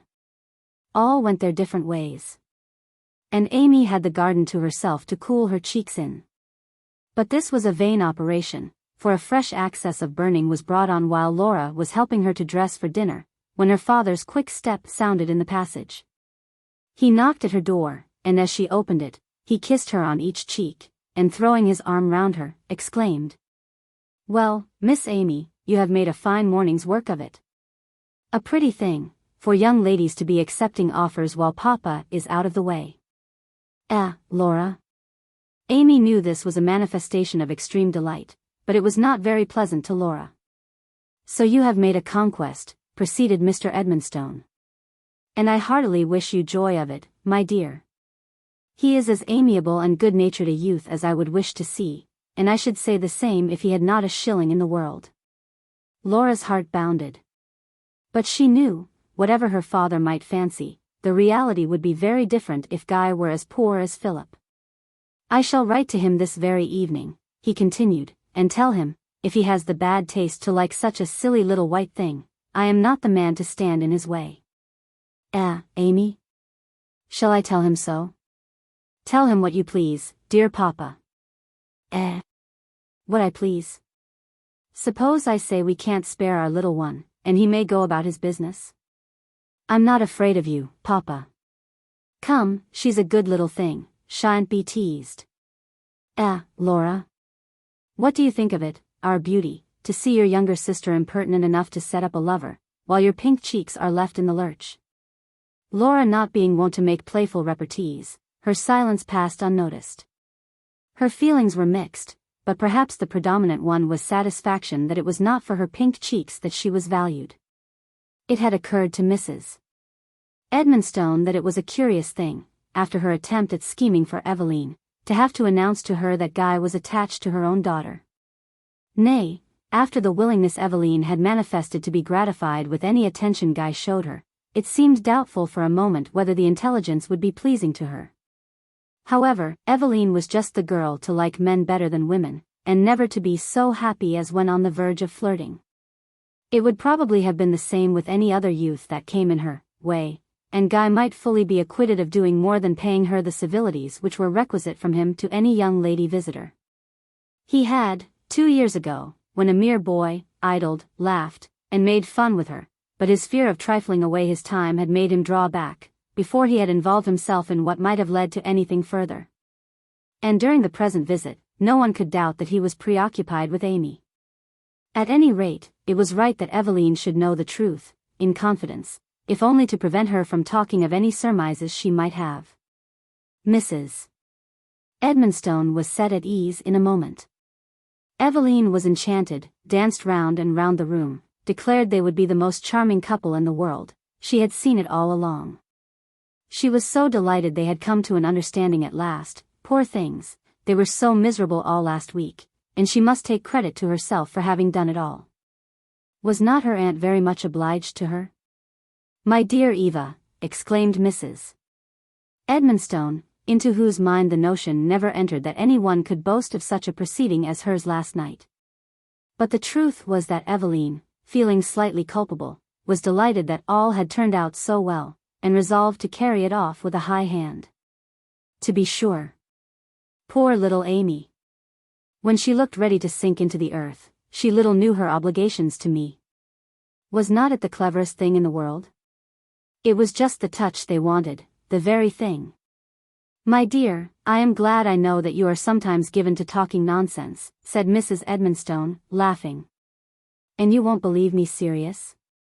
You won't be grateful to me for my lucky hit, said Aveline, looking comically injured. Oh, auntie, that is very hard, when I shall believe to my dying day that I did it. Why, Eva, if I thought it had been done by design, should find it very hard to forgive you for it at all, rather hard even to accept Guy. So you had better not try to disturb my belief that it was only that spirit of mischief that makes you now and then a little mad. Oh dear. What a desperate scolding you must have given poor little Charlotte, exclaimed Aveline, quaintly. Mrs. Edmonstone could not help laughing as she confessed that she had altogether forgotten Charlotte. Then you will. You'll go on forgetting her, cried Aveline.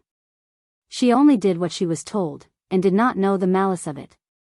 There, you're relenting. There's a good aunt. And now, if you won't be grateful, as any other mamma in the world would have been, and as I calculated on, when I pretended to have been a prudent, designing woman. Instead of a wild mischievous monkey, at least you'll forgive me enough to invite me to the wedding. Oh! What a beauty of a wedding it will be! I'd come from Kilkerran all the way on my bare knees to see it. And you'll let me be bridesmaid, and have a ball after it? There is no saying what I may do, if you'll only be a good girl, and hold your tongue. I don't want to prevent your telling anything to your mamma, of course, but pray don't let it go any further. Don't let Maurice hear it, I have especial reasons for wishing it should not be known. You know it is not even an engagement, and nothing must be done which can make Guy feel in the least bound. Aveline promised, and Mrs. Edmonstone knew that she had sense and proper feeling enough for her promise to deserve trust. Chapter 14. For falsehood now doth flow, and subject faith doth ebby, which would not be, if reason ruled, or wisdom weave the webby. The daughter of debate, that eke discord doth sow, shall reap no gain where former rule hath taught still peace to grow. Queen Elizabeth. Athenaeum Terrace. St. Mildred's. August 4th. My dear Philip, thank you for returning the books, which were brought safely by Sir Guy. I am sorry you do not agree in my estimate of them. I should have thought your strong sense would have made you perceive that reasoning upon fact, and granting nothing without tangible proof, were the best remedy for a dreamy romantic tendency to the weakness and credulity which are in the present day termed poetry and faith. It is curious to observe how these vague theories reduce themselves to the absurd when brought into practice. There are two Miss Wellwoods here, daughters of that unfortunate man who fell in a duel with old Sir Guy Morville, who seem to make it their business to become the general subject of animadversion, taking pauper children into their house, where they educate them in a way to unfit them for their station, and teach them to observe a sort of monastic rule, preaching the poor people in the hospital to death, visiting the poor at all sorts of strange hours. Dr. Henley actually found one of them, at 12 o'clock at night, in a miserable lodging-house, filled with the worst description of inmates. Quite young women, too, and with no mother or elder person to direct them. But it is the fashion among the attendants at the new chapel to admire them. This subject has diverted me from what I intended to say. With respect to the young baronet, your description agrees with all I have hitherto seen, though I own I expected a Redcliffe Morville to have more of the heroes de Roman, or rather of the grand tragic cast of figure, as, if I remember right, was the case with this youth's father. A much finer and handsomer young man. Sir Guy is certainly gentlemanlike, and has that sort of agreeability which depends on high animal spirits. I should think him clever, but superficial, and with his mania for music, he can hardly fail to be merely an accomplished man. In spite of all you said of the Redclyffe temper, I was hardly prepared to find it so ready to flash forth on the most inexplicable provocations. It is like walking on a volcano. I have seen him 2 or 3 times draw himself up, bite his lip, and answer with an effort and a sharpness that shows how thin a crust covers the burning lava. But I acknowledge that he has been very civil and attentive, and speaks most properly of what he owes to you. I only hope he will not be hurt by the possession of so large a property so early in life, and I have an idea that our good aunt at Holywell has done a good deal to raise his opinion of himself. We shall, of course, show him every civility in our power, and give him the advantage of intellectual society at our house. His letters are directed to this place, as you know. Southmore Farm is out of the cognizance of the post. They seem to keep up a brisk correspondence with him from Holywell. Few guardians' letters are, I should guess, honored with such deepening color as his while reading one from my uncle. He tells me he has been calling at Stylehurst. It is a pity, for his sake, that Colonel Harewood is at home, for the society of those sons is by no means advisable for him.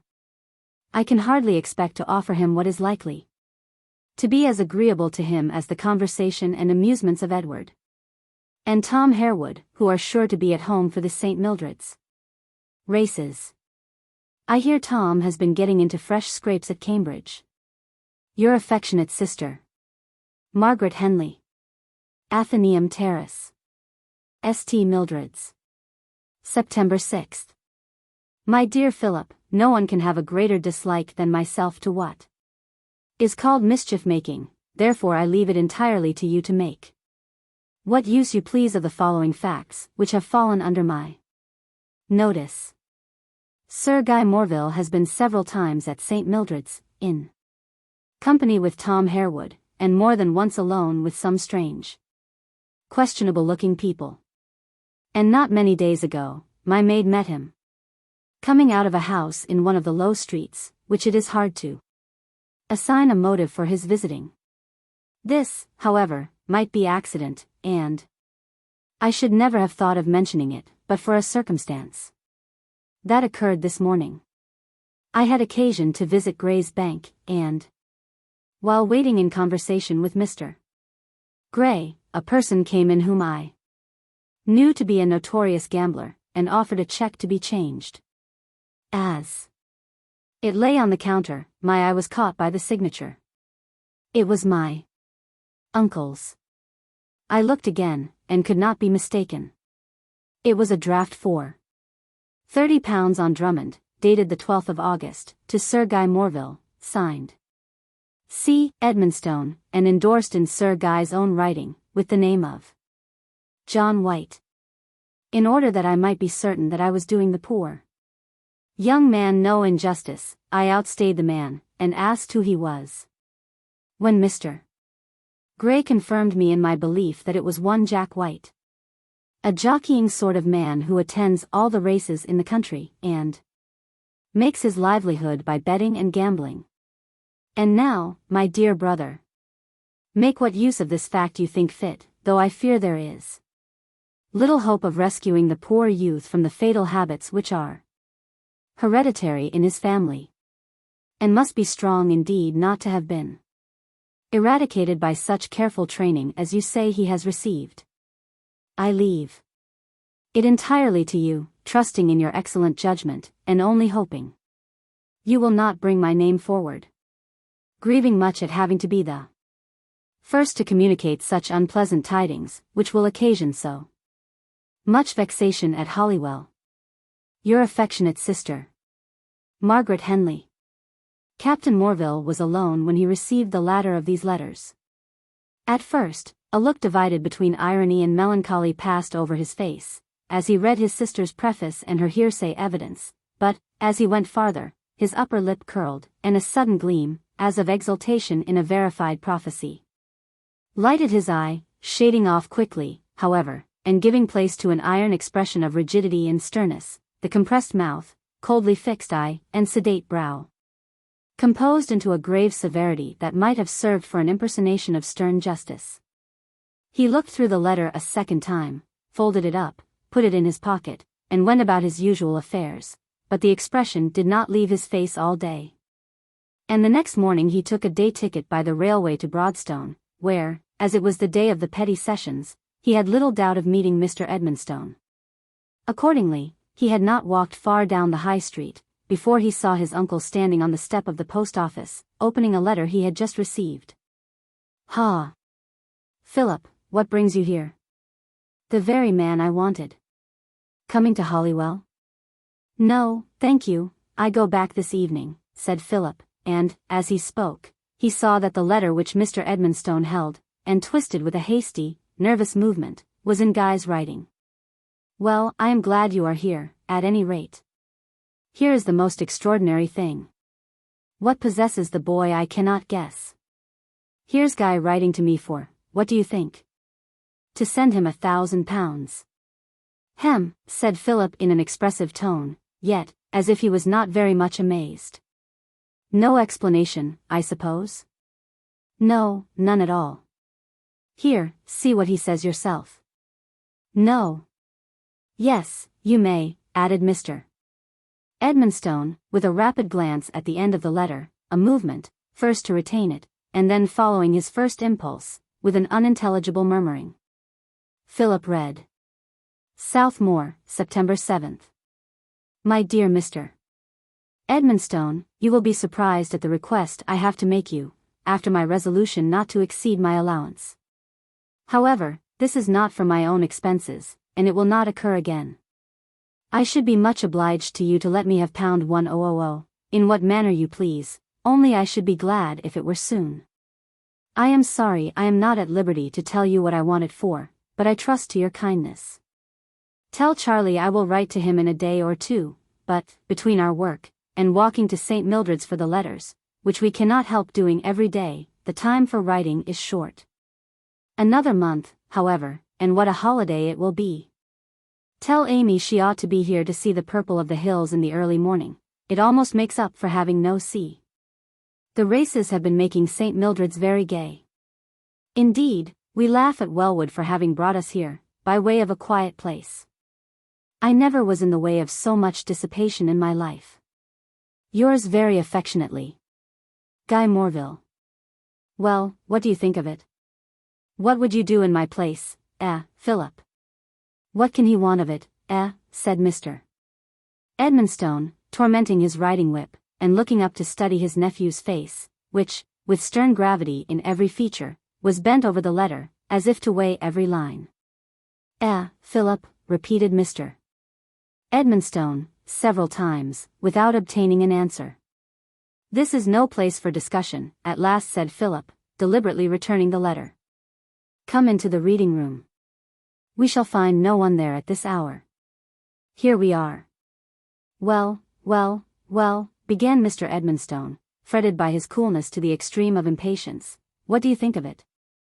He can't be after any mischief, 'tis not in the boy, when he is all but, pooh. What am I saying? Well, what do you think? I am afraid it confirms but too strongly a report which I received yesterday. From your sister? Does she know anything about it? Yes, from my sister. But I was very unwilling to mention it, because she particularly requests that her name may not be used. I came here to see whether you had heard of Guy lately, so as to judge whether it was needful to speak of it. This convinces me. But I must beg, in the first instance, that you will not mention her, not even to my aunt. Well, yes, very well. I promise. Only let me hear. Young Harewood has, I fear, led him into bad company. There can now be no doubt that he has been gambling. Philip was not prepared for the effect of these words. His uncle started up, exclaiming, "Gambling! Impossible! Some confounded slander! I don't believe one word of it.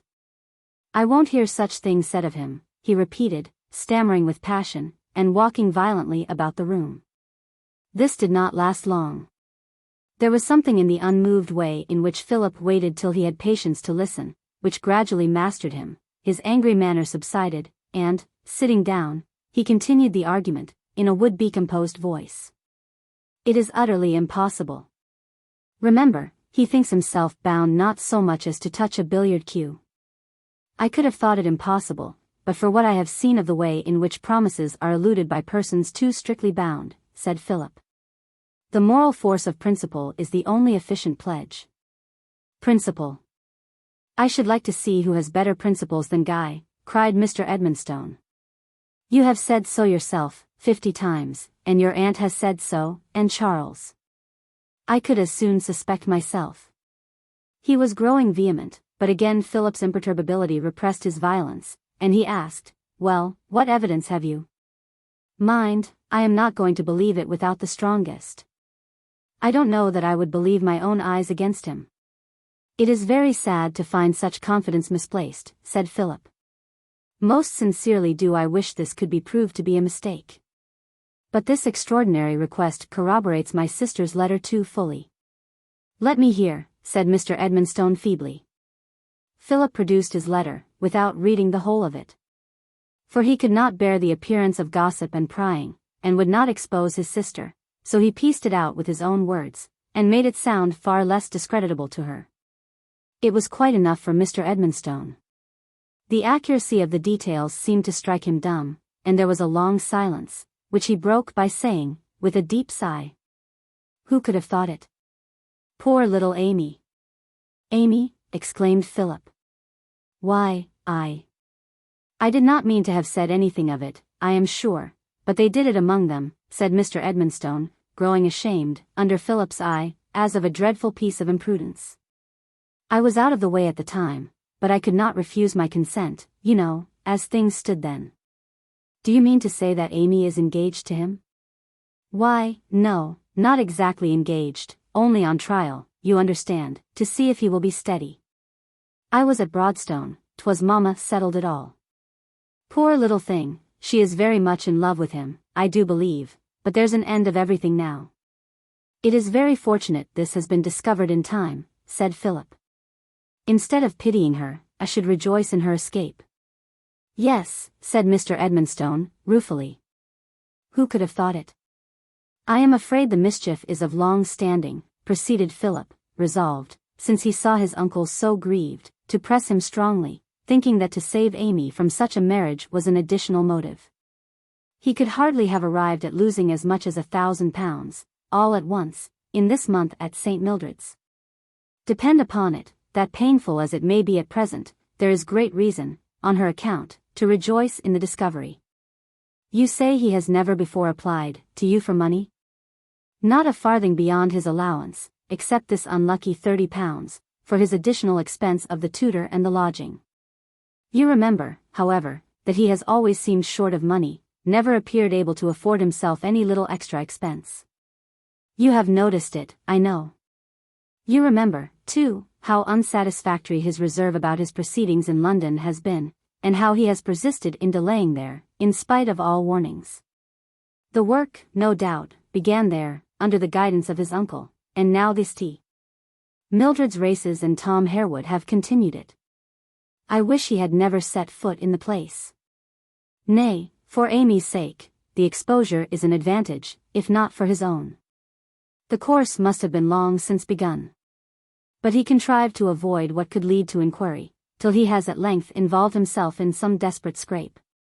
You see, he especially desires to have the money soon, and he never even attempts to say you would approve of the object. Yes. He has the grace not to say that. Altogether, it is worse than I could have thought possible, said Philip. I could have believed him unstable and thoughtless. But the concealment, and the attempting to gain poor Amy's affections in the midst of such a course. Aye, cried Mr. Edmonstone, now fully provoked, there is the monstrous part. He thought I was going to give up my poor little girl to a gambler, did he? But he shall soon see what I think of him, riches, Redclyffe, title, and all. I knew that would be your feeling. Feel. Yes, and he shall feel it, too. So, Sir Guy, you thought you had an old fool of a guardian, did you, whom you could blind as you pleased? But you shall soon see the difference. Better begin cautiously, suggested Philip. Remember his unfortunate temper, and write coolly. Coolly? You may talk of coolness, but 'tis enough to make one's blood boil to be served in such a way. With the face to be sending her messages in the very same letter. That is a pass beyond me, to stand coolly to see my daughter so treated. I would only give him the opportunity of saying what he can for himself. He may have some explanation. I'll admit of no explanation. Passing himself off for steadiness itself. Daring to think of my daughter, and all the time going on in this fashion. I hate underhand ways. I'll have no explanation. He may give up all thoughts of her. I'll write and tell him so before I'm a day older, nay, before I stir from this room. My little Amy, indeed. Philip put no obstacles in the way of this proposal, for he knew that his uncle's displeasure, though hot at first, was apt to evaporate in exclamations. And he thought it likely that his good nature, his partiality for his ward, his dislike to causing pain to his daughter, and, above all, his wife's blind confidence in Guy, would, when once at home, so overpower his present indignation as to prevent the salutary strictness which was the only hope of reclaiming Guy. Beside, a letter written under Philip's inspection was likely to be more guarded, as well as more forcible, than an unassisted composition of his own, as was, indeed, pretty well proved by the commencement of his first attempt. My dear Guy, I am more surprised than I could have expected at your application. Philip read this aloud, so as to mark its absurdity, and he began again. I am greatly astonished, as well as concerned, at your application, which confirms the unpleasant reports. Why say anything of reports, said Philip. Reports are nothing. A man is not forced to defend himself from reports. Yes, the accounts I have received. No. You say there is not to be a word of Mrs. Henley. Not a word that can lead her to be suspected. Confirms, sighed Mr. Edmonstone. Don't write as if you went on hearsay evidence.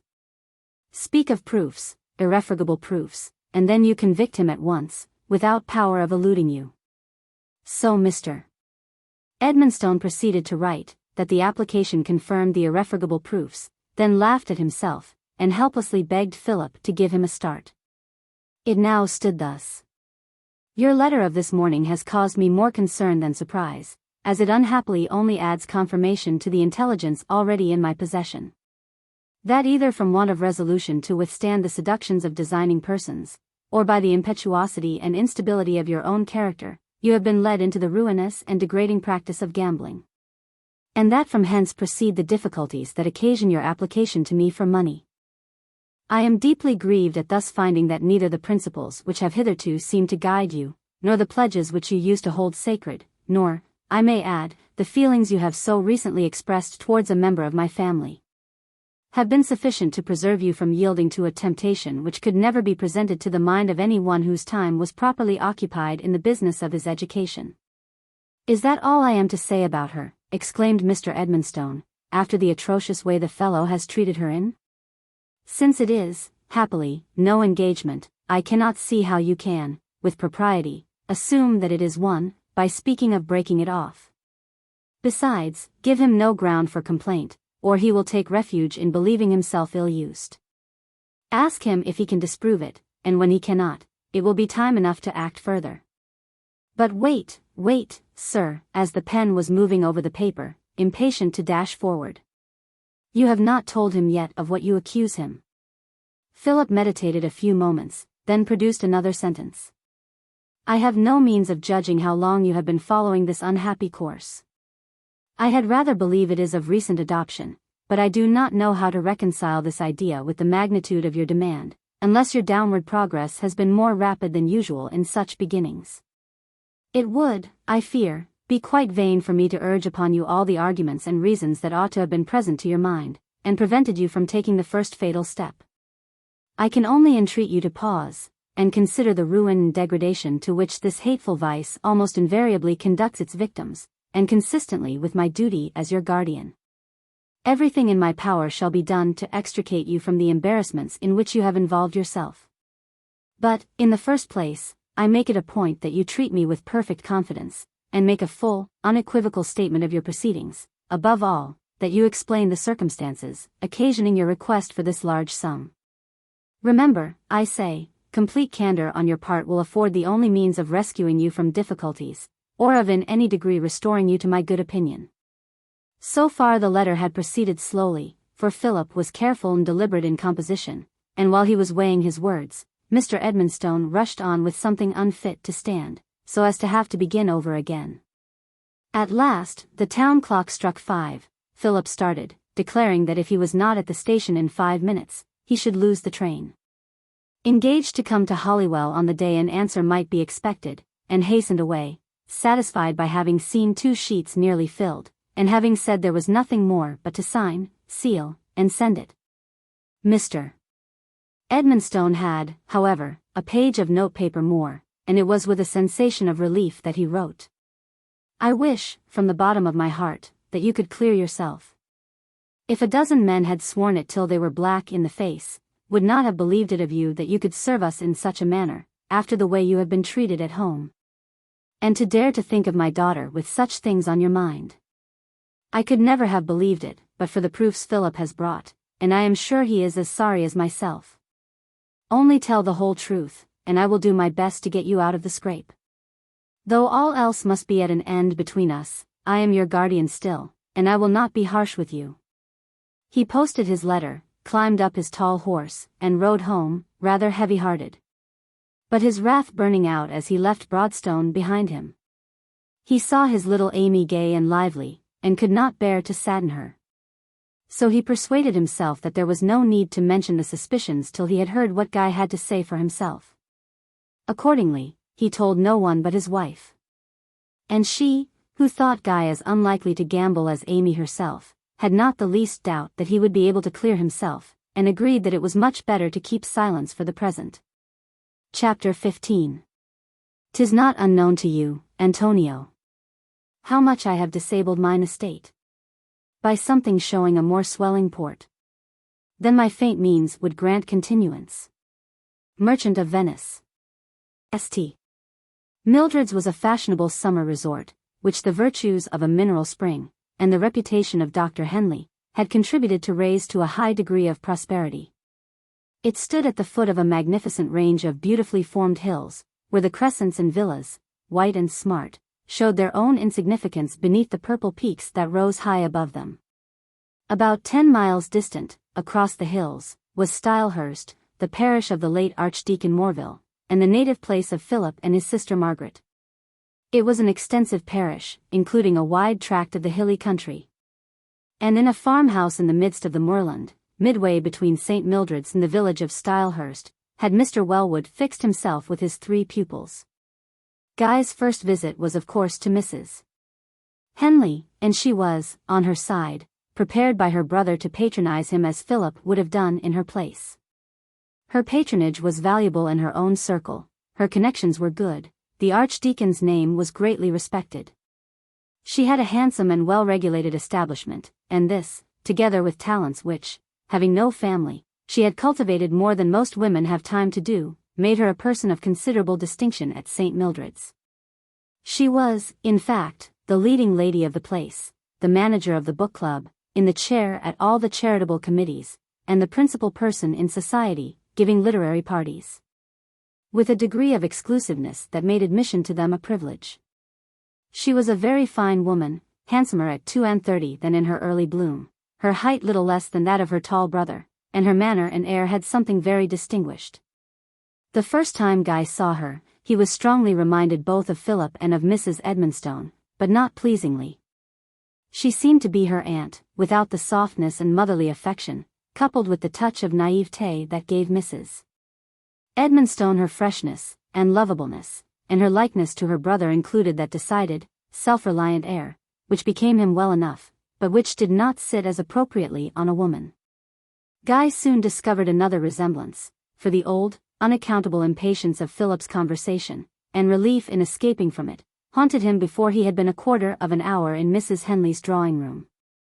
She asked after the Holywell party. She had not seen her cousins since her marriage, and happily for his feelings, passed over Laura and Amy as if they were nonentities. But they were all too near his heart for him to be able with patience to hear poor Charles's temper regretted, and still less the half-sarcastic, half-compassionate tone in which she implied that her aunt spoilt him dreadfully, and showed how cheap she hold both Mr. and Mrs. Edmonstone.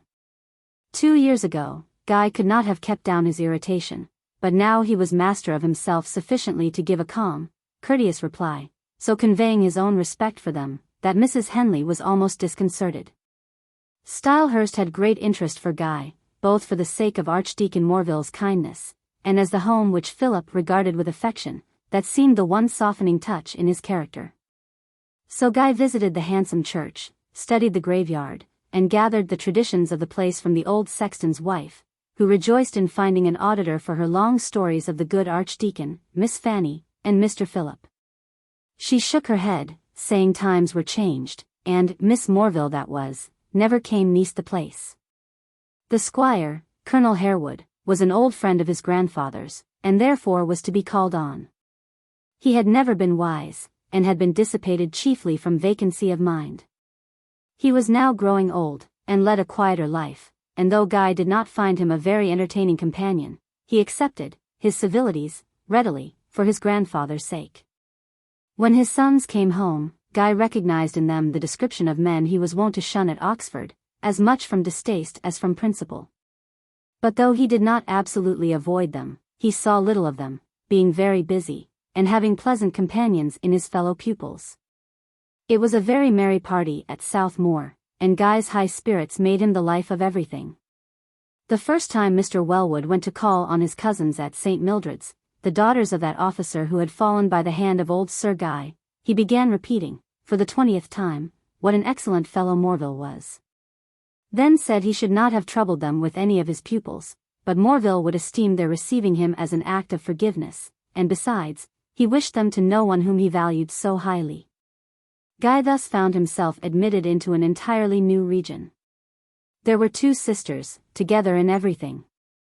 Jane, the younger, was a kind-hearted, commonplace person, who would never have looked beyond the ordinary range of duties and charities. But Elizabeth was one of those who rise up, from time to time, as burning and shining lights. It was not spending a quiet, easy life, making her charities secondary to her comforts, but devoting time, strength, and goods. Not merely giving away what she could spare, but actually sharing all with the poor, reserving nothing for the future. She not only taught the young, and visited the distressed, but she gathered orphans into her house, and nursed the sick day and night. Neither the means or the strength of the 2 sisters could ever have been supposed equal to what they were known to have achieved. It seemed as if the power grew with the occasion, and as if they had some help which could not fail them. Guy venerated them more and more, and many a long letter about them was written to Mrs. Edmonstone for Amy to read. There is certainly a tyrannous hate in the world for unusual goodness, which is a rebuke to it, and there was a strong party against the sisters. At the head of it was Mrs. Henley, who had originally been displeased at their preferring the direction of the clergyman to that of the ladies' committee, though the secret cause of her dislike was, perhaps, that Elizabeth Wellwood was just what Margaret Morville might have been. So she blamed them, not, indeed, for their charity, but for slight peculiarities which might well have been lost in the brightness of the works of mercy. She spoke as with her father's authority, though, if she had been differently disposed, she might have remembered that his system and principles were the same as theirs, and that, had he been alive, he would probably have fully approved of their proceedings. Archdeacon Morville's name was of great weight, and justified many persons, in their own opinion, in the opposition made to Miss Wellwood, impeding her usefulness, and subjecting her to endless petty calumnies. These made Guy very angry. He knew enough of the Archdeacon through Mrs. Edmonstone, and the opinions held by Philip, to think his daughter was ascribing to him what he had never held, but, be that as it might, Guy could not bear to hear good evil spoken of. And his indignation was stirred as he heard these spiteful reports uttered by people who sat at home at ease, against one whose daily life was only too exalted for their imitation. His brow contracted, his eye kindled, his lip was bitten, and now and then, when he trusted himself to reply, it was with a keen, sharp power of rebuke that made people look round, astonished to hear such forcible words from one so young. Mrs. Henley was afraid of him, without knowing it. She thought she was sparing the Morville temper when she avoided the subject, but as she stood in awe of no one else, except her brother, she disliked him accordingly. One evening Guy had been dining at Dr. Henley's, and was setting out, enjoying his escape from Mrs. Henley and her friends, and rejoicing in the prospect of a 5 miles walk over the hills by moonlight. He had only gone the length of 2 streets, when he saw a dark figure at a little distance from him, and a voice which he had little expected to hear, called out. Sir Guy himself. No one else could whistle that Swedish air so correctly. My uncle, exclaimed Guy. I did not know that you were here. Mr. Dixon laughed, said something about a fortunate rencontre, and began an account about a concert somewhere or other, mixed up with something about his wife and child, all so rambling and confused, that Guy, beginning to suspect he had been drinking, was only anxious to get rid of him, asked where he lodged, and talked of coming to see him in the morning. He soon found, however, that this had not been the case, at least not to any great extent. Dixon was only nervous and excited, either about something he had done, or some request he had to make, and he went on walking by his nephew's side, talking in a strange, desultory way of open, generous-hearted fellows overlooking a little indiscretion, and of Guy's riches, which he seemed to think inexhaustible. If there is anything that you want me to do for you, tell me plainly what it is, said Guy, at last. Mr. Dixon began to overwhelm him with thanks, but he cut them short. I promise nothing. Let me hear what you want, and I can judge whether I can do it. Sebastian broke out into exclamations at the words, if I can, as if he thought everything in the power of the Heir of Redclyffe. Have I not told you, said Guy, that for the present I have very little command of money? Hush. No more of that, he added, sternly, cutting off an imprecation which his uncle was commencing on those who kept him so short. And you are content to bear it?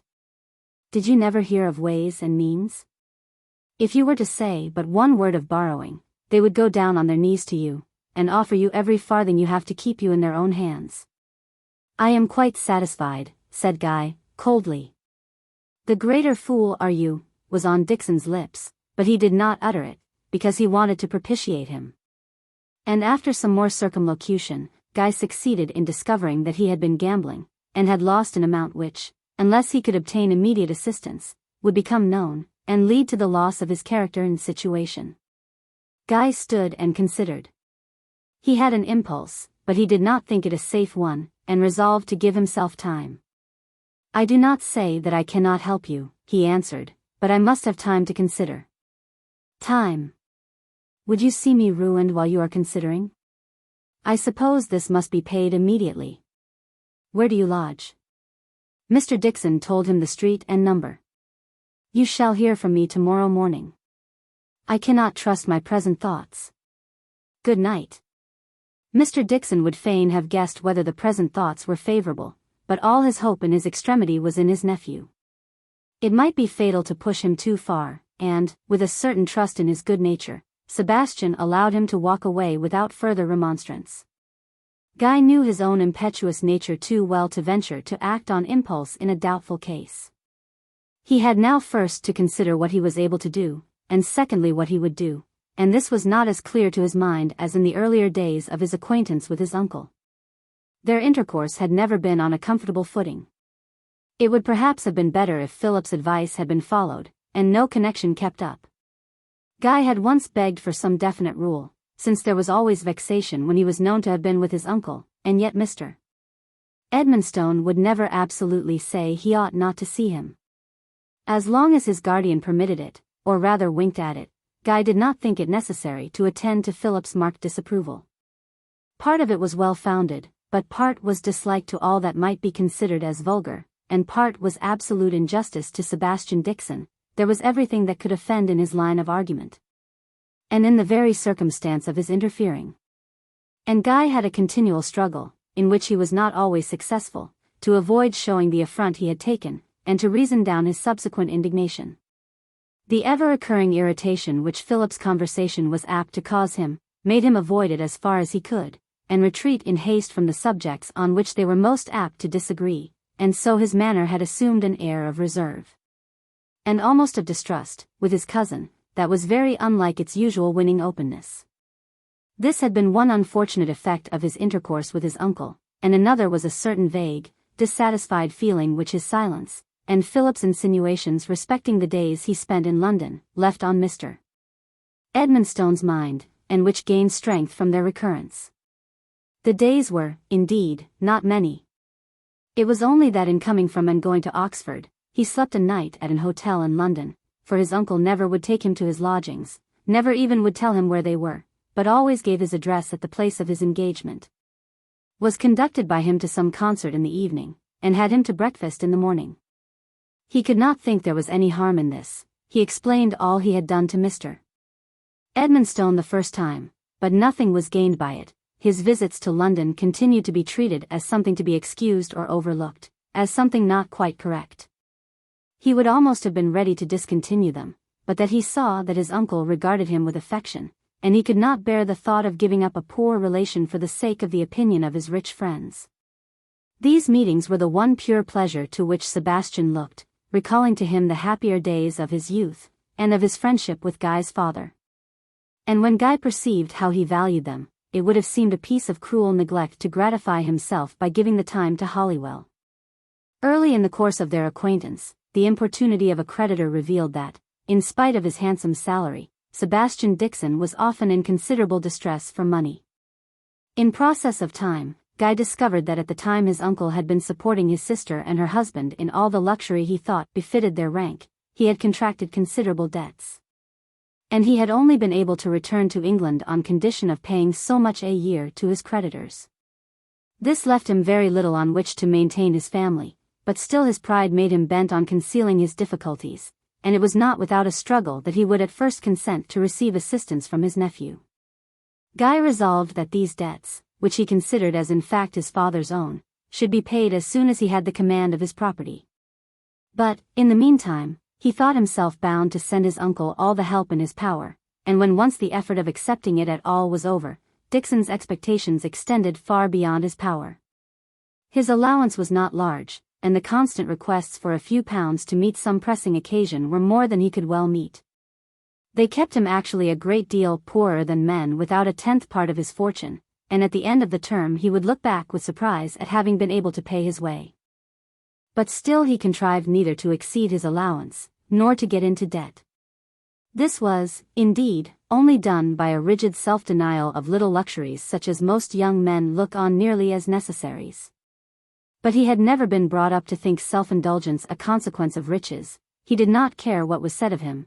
He had no expensive tastes, for he did not seek after society, so that he was not ill-prepared for such a course, and only thought of it as an assistance in abstaining from the time-wasting that might have tempted him if he had had plenty of money to spend. The only thing that concerned him was a growing doubt lest he might be feeding extravagance instead of doing good, and the more he disliked himself for the suspicion, the more it would return. There was no doubt much distress. The children were sickly, several of them died, the doctor's bills, and other expenses, pressed heavily, and Guy blamed himself for having doubted. Yet, again, he could not conceal from himself traces that his uncle was careless and imprudent. He had once, indeed, in a violent fit of self-reproach, confessed as much, allowed that what ought to have been spent in the maintenance of his family, had gone in gambling, but immediately after, he had been seized with a fit of terror, and implored Guy to guard the secret, since, if once it came to the knowledge of his creditors, it would be all over with him. Concealment of his present difficulties was therefore no less necessary than assistance in paying the sum he owed. Indeed, as far as Guy was able to understand his confused statement, what he wanted was at once to pay a part of his debt, before he could go on to a place where he was engaged to perform, and where he would earn enough to make up the rest. Guy had intended to have sent for Deloraine, but had since given up the idea, in order to be able to help forward some plans of Miss Wellwood's, and resigning this project would enable him to place £30 at his uncle's disposal. leaving him just enough to pay his expenses at South Moor, and carry him back to Holywell. It was sorely against his inclination that, instead of helping a charity, his savings should go to pay gaming debts, and his 5 miles walk was spent in self-debate on the right and wrong of the matter, and questions what should be done for the future, for he was beginning to awaken to the sense of his responsibility, and feared lest he might be encouraging vice. Very early next morning Guy put his head into his tutor's room, announced that he must walk into St. Mildred's on business, but should be back by 11 at the latest, ran downstairs, called Bustle, and made interest with the farmer's wife for a hunch of dry bread and a cup of new milk. Then, rejoicing that he had made up his mind, though not light-hearted enough to whistle, he walked across the moorland, through the white morning mist, curling on the sides of the hills in fantastic forms, and now and then catching his lengthened shadow, so as to make him smile by reminding him of the spectre of the Brocken. Not without difficulty, he found a back street, and a little shop, where a slovenly maid was sweeping the steps, and the shutters were not yet taken down. He asked if Mr. Dixon lodged there. Yes, the woman said, staring in amazement that such a gentleman could be there at that time in the morning, asking for Mr. Dixon. Is he at home? Yes, sir, but he is not up yet. He was very late last night. Did you want to speak to him? I'll tell Mrs. Dixon. Is Mrs. Dixon here? Then tell her Sir Guy Morville would be glad to speak to her. The maid curtsied, hurried off, and returned with a message from Mrs. Dixon to desire he would walk in. She conducted him through a dark passage, and up a still darker stair, into a dingy little parlour, with a carpet of red and green stripes, a horsehair sofa, a grate covered with cut paper, and a general perfume of brandy and cigars. There were some preparations for breakfast, but no one was in the room but a little girl, about 7 years old, dressed in shabby genteel mourning. She was pale and sickly looking, but her eyes were of a lovely deep blue, with a very sweet expression, and a profusion of thick flaxen curls hung round her neck and shoulders. She said in a soft, little, shy voice, "Mamma says she will be here directly, if you will excuse her a moment." Having made this formal speech, the little thing was creeping off on tiptoe, so as to escape before the maid shut the door, but Guy held out his hand, sat down so as to be on a level with her, and said, "Don't go, my little maid. Won't you come and speak to your cousin Guy?" Children never failed to be attracted, whether by the winning beauty of his smile, or the sweetness of the voice in which he spoke to anything small or weak, and the little girl willingly came up to him, and put her hand into his. He stroked her thick, silky curls, and asked her name. "Mary Ann," she answered. It was his mother's name, and this little creature had more resemblance to his tenderly cherished vision of his young mother than any description Dixon could have given. He drew her closer to him, took the other small, cold hand, and asked her how she liked St. Mildred's. "Oh, much better than London. There are flowers." And she proudly exhibited a cup holding some ragged robins, dead nettles, and other common flowers which a country child would have held cheap. He admired and gained more of her confidence, so that she had begun to chatter away quite freely about the high hills that reached up to the sky, and the pretty stones, till the door opened, and Mrs. Dixon and Bustle made their entrance. Mary Ann was so much afraid of the dog, Guy so eager to console, and her mother to scold her, and protest that it should not be turned out, that there was nothing but confusion, until Guy had shown her that Bustle was no dangerous wild beast. Induced her to accept his offered paw, and lay a timid finger on his smooth, black head, after which the transition was short to dog and child sitting lovingly together on the floor, Mary Ann stroking his ears, and admiring him with a sort of silent ecstasy. Mrs. Dixon was a great, coarse, vulgar woman, and Guy perceived why his uncle had been so averse to taking him to his home, and how he must have felt the contrast between such a wife and his beautiful sister. She had a sort of broad sense, and absence of pretension, but her manner of talking was by no means pleasant, as she querulously accused her husband of being the cause of all their misfortunes, not even restrained by the presence of her child from entering into a full account of his offences. Mrs. Dixon said she should not say a word, she should not care if it was not for the child, but she could not see her wronged by her own father, and not complain, poor little dear. She was the last, and she supposed she should not keep her long. It then appeared that on her husband's obtaining an engagement for a series of concerts at the chief county town, Mrs. Dixon had insisted on coming with him to St. Mildred's in the hope that country air might benefit Marianne, who, in a confined lodging in London, was pining and dwindling as her brothers and sisters had done before her. Sebastian, who liked to escape from his wife's grumbling and rigid supervision, and looked forward to amusement in his own way at the races, had grudgingly allowed her to come, and, as she described it, had been reluctant to go to even so slight an expense in the hope of saving his child's life.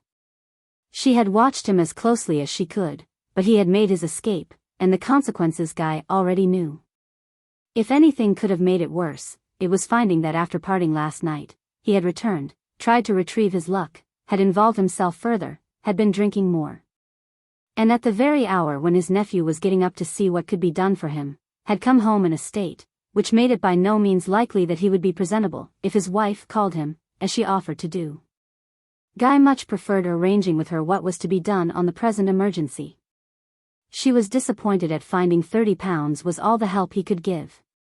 But she was an energetic woman, full of resources, and saw her way, with this assistance, through the present difficulty. The great point was to keep the gambling propensities out of sight of the creditors. And as long as this was done, she had hope. Dixon would go the next morning to the town where the musical meeting was to be held, and there he would be with his employers, where he had a character to preserve, so that she was in no fear of another outbreak. It ended, therefore, in his leaving with her Mr. Edmonstone's draft, securing its destination by endorsing it to the person who was to receive it, and wishing her good morning, after a few more kind words to little Marianne, who had sat playing with bustle all the time, sidling continually nearer and nearer to her new cousin, her eyes bent down, and no expression on her face which could enable him to guess how far she listened to or comprehended the conversation so unfit for her ear. When he rose to go, and stooped to kiss her, she looked wistfully in his face, and held up a small sparkling bit of spar, the most precious of all her hoards, gleaned from the roadsides of St. Mildred's. "What, child, do you want to give it to Sir Guy?" said her mother. "He does not want such trumpery, my dear, though you make such a work with it." "Did you mean to give it to me, my dear?" said Guy, as the child hung her head, and, crimsoned with blushes, could scarcely whisper her timid "yes." He praised it, and let her put it in his waistcoat pocket, and promised he would always keep it. And kissed her again, and left her a happy child, confident in his promise of always keeping it, though her mother augured that he would throw it over the next hedge. He was at Southmore by 11 o'clock, in time for his morning's business, and made up for the troubles of the last few hours by a long talk with Mr. Wellwood in the afternoon, while the other two pupils were gone to the races, for which he was not inclined, after his 2 10-mile walks. The conversation was chiefly on church prospects in general, and in particular on Miss Wellwood and her plans. How they had by degrees enlarged and developed as the sin, and misery, and ignorance around had forced themselves more plainly on her notice, and her means had increased and grown under her hand in the very distribution. Other schemes were dawning on her mind, of which the foremost was the foundation of a sort of school and hospital united, under the charge of herself, her sister, and several other ladies, who were desirous of joining her, as a sisterhood. But at present it was hoping against hope, for there were no funds with which to make a commencement. All this was told at unawares, drawn forth by different questions and remarks, till Guy inquired how much it would take to give them a start. "It is impossible to say. Anything, I suppose, between 1,000 and 20. But, by the by, this design of Elizabeth's is an absolute secret. If you had not almost guessed it, I should never have said one word to you about it. You are a particularly dangerous man, with your connection with Mrs. Henley. You must take special good care nothing of it reaches her." Guy's first impression was, that he was the last person to mention it to Mrs. Henley.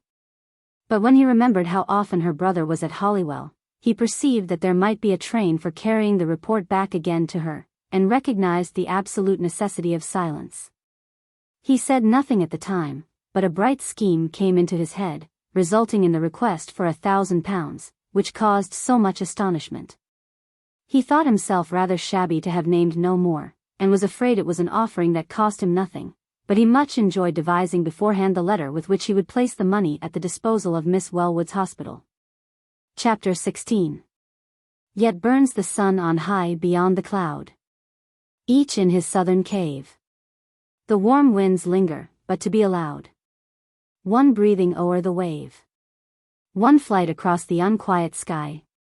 Swift as a vein may turn on high. The smile of heaven comes on. So waits the Lord behind the veil. His light on frenzied cheek, or pale, to shed when the dark hour is gone. Lyra Innocentium. On the afternoon on which Guy expected an answer from Mr. Edmonstone, he walked with his fellow pupil, Harry Graham, to see if there were any letters from him at Dr. Henley's. The servant said Mrs. Henley was at home, and asked them to come in and take their letters. These were lying on a marble table, in the hall. And while the man looked in the drawing-room for his mistress, and sent one of the maids upstairs in quest of her, Guy hastily took up one, bearing his address, in the well-known hand of Mr. Edmonstone. Young Graham, who had taken up a newspaper, was startled by Guy's loud, sudden exclamation. "Ha! What on earth does this mean?" And looking up, saw his face of a burning, glowing red, the features almost convulsed, the large veins in the forehead and temples swollen with the blood that rushed through them, and if ever his eyes flashed with the dark lightning of Sir Hugh's. It was then. "Morville. What's the matter? Intolerable, insulting. Me? What does he mean?" continued Guy, his passion kindling more and more. "Proofs? I should like to see them. The man is crazy. I to confess. Ha! As he came towards the end, I see it. It is Philip, is it, that I have to thank? Meddling coxcomb. I'll make him repent it," added he, with a grim fierceness of determination. "Slandering me to them. And that, looking at the words with regard to Amy, that passes all. He shall see what it is to insult me." "What is it?" "Your guardian out of humor?" asked his companion. "My guardian is a mere weak fool. I don't blame him, he can't help it. But to see him made a tool of. He twists him round his finger, abuses his weakness to insult, to accuse. But he shall give me an account." Guy's voice had grown lower and more husky. But though the sound sunk, the force of passion rather increased than diminished. It was like the low distant sweep of the tempest as it whirls away, preparing to return with yet more tremendous might. His color, too, had faded to paleness, but the veins were still swollen, purple, and throbbing, and there was a stillness about him that made his wrath more than fierce, intense, almost appalling. Harry Graham was dumb with astonishment. But while Guy spoke, Mrs. Henley had come down, and was standing before them, beginning a greeting. The blood rushed back into Guy's cheeks, and, controlling his voice with powerful effort, he said, "I have had an insulting, an unpleasant letter," he added, catching himself up. "You must excuse me," and he was gone. "What has happened?" exclaimed Mrs. Henley, though, from her brother's letter, as well as from her observations during a long and purposely slow progress, along a railed gallery overhanging the hall, and down a winding staircase, she knew pretty well the whole history of his anger. "I don't know," said young Graham. "Some absurd person interfering between him and his guardian. I should be sorry to be him to fall in his way just now. It must be something properly bad. I never saw a man in such a rage. I think I had better go after him, and see what he has done with himself." "You don't think," said Mrs. Henley, detaining him, "that his guardian could have been finding fault with him with reason?" "Who? Morville? His guardian must have a sharp eye for picking holes, if he can find any in Morville. Not a steadier fellow going, only too much so." "Ah," thought Mrs. Henley, "these young men always hang together," and she let him escape without further question. But, when he emerged from the house, Guy was already out of sight, and he could not succeed in finding him. Guy had burst out of the house, feeling as if nothing could relieve him but free air and rapid motion. And on he hurried, faster, conscious alone of the wild, furious tumult of rage and indignation against the maligner of his innocence, who was knowingly ruining him with all that was dearest to him. Insulting him by reproaches on his breaking a most sacred, unblemished word, and, what Guy felt scarcely less keenly, forcing kind-hearted Mr. Edmonstone into a persecution so foreign to his nature. The agony of suffering such an accusation, and from such a quarter, the violent storm of indignation and pride, wild, undefined ideas of a heavy reckoning, above all, the dreary thought of Amy denied to him forever, all these swept over him and swayed him by turns, with the dreadful intensity belonging to a nature formed for violent passions, which had broken down, in the sudden shock, all the barriers imposed on them by a long course of self-restraint. On he rushed, reckless whither he went, or what he did, driven forward by the wild impulse of passion, far over moor and hill, up and down, till at last, exhausted at once by the tumult within, and by the violent bodily exertion, a stillness, a suspension of thought and sensation, ensued. And when this passed, he found himself seated on a rock which crowned the summit of one of the hills, his handkerchief loosened, his waistcoat open, his hat thrown off, his temples burning and throbbing with a feeling of distraction, and the agitated beatings of his heart almost stifling his panting breath. Yes, he muttered to himself, a heavy account shall he pay me for this crowning stroke of a long course of slander and ill will. Have I not seen it?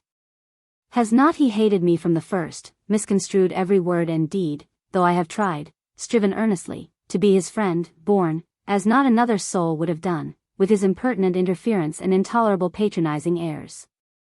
But he has seen the last of it. Anything but this might be forgiven, but sowing dissension between me and the Edmonstones, maligning me there. Never. Knowing, too, as he seems to do, how I stand, it is the very ecstasy of malice. Aye. This very night it shall be exposed, and he shall be taught to beware, made to know with whom he has to deal. Guy uttered this last with teeth clenched, in an excess of deep, vengeful ire. Never had Morville of the whole line felt more deadly fierceness than held sway over him, as he contemplated his revenge, looked forward with a dire complacency to the punishment he would wreak, not for this offense alone, but for a long course of enmity. He sat, absorbed in the plan of vengeance, perfectly still, for his physical exhaustion was complete, but as the pulsations of his heart grew less wild, his purpose became sterner and more fixed. He devised its execution, planned his sudden journey, saw himself bursting on Philip early next morning, summoning him to answer for his falsehoods. The impulse to action seemed to restore his power over his senses. He looked round, to see where he was, raising his head from his hands. The sun was setting opposite to him, in a flood of gold, a ruddy ball, surrounded with its pomp of clouds, on the dazzling sweep of horizon. That sight recalled him not only to himself, but to his true and better self. The good angel so close to him for the 20 years of his life, had been driven aloof but for a moment, and now, either that, or a still higher and holier power, made the setting sun bring to his mind, almost to his ear, the words, "Let not the sun go down upon your wrath. Neither give place to the devil." Guy had what some would call a vivid imagination, others a lively faith. He shuddered, then, his elbows on his knees, and his hands clasped over his brow, he sat, bending forward, with his eyes closed, wrought up in a fearful struggle. While it was to him as if he saw the hereditary demon of the Morvilles watching by his side, to take full possession of him as a rightful prey, unless the battle was fought and won before that red orb had passed out of sight. Yes, the besetting fiend of his family, the spirit of defiance and resentment, that was driving him, even now, while realizing its presence, to disregard all thoughts save of the revenge for which he could barter everything, every hope once precious to him. It was horror at such wickedness that first checked him, and brought him back to the combat. His was not a temper that was satisfied with half measures.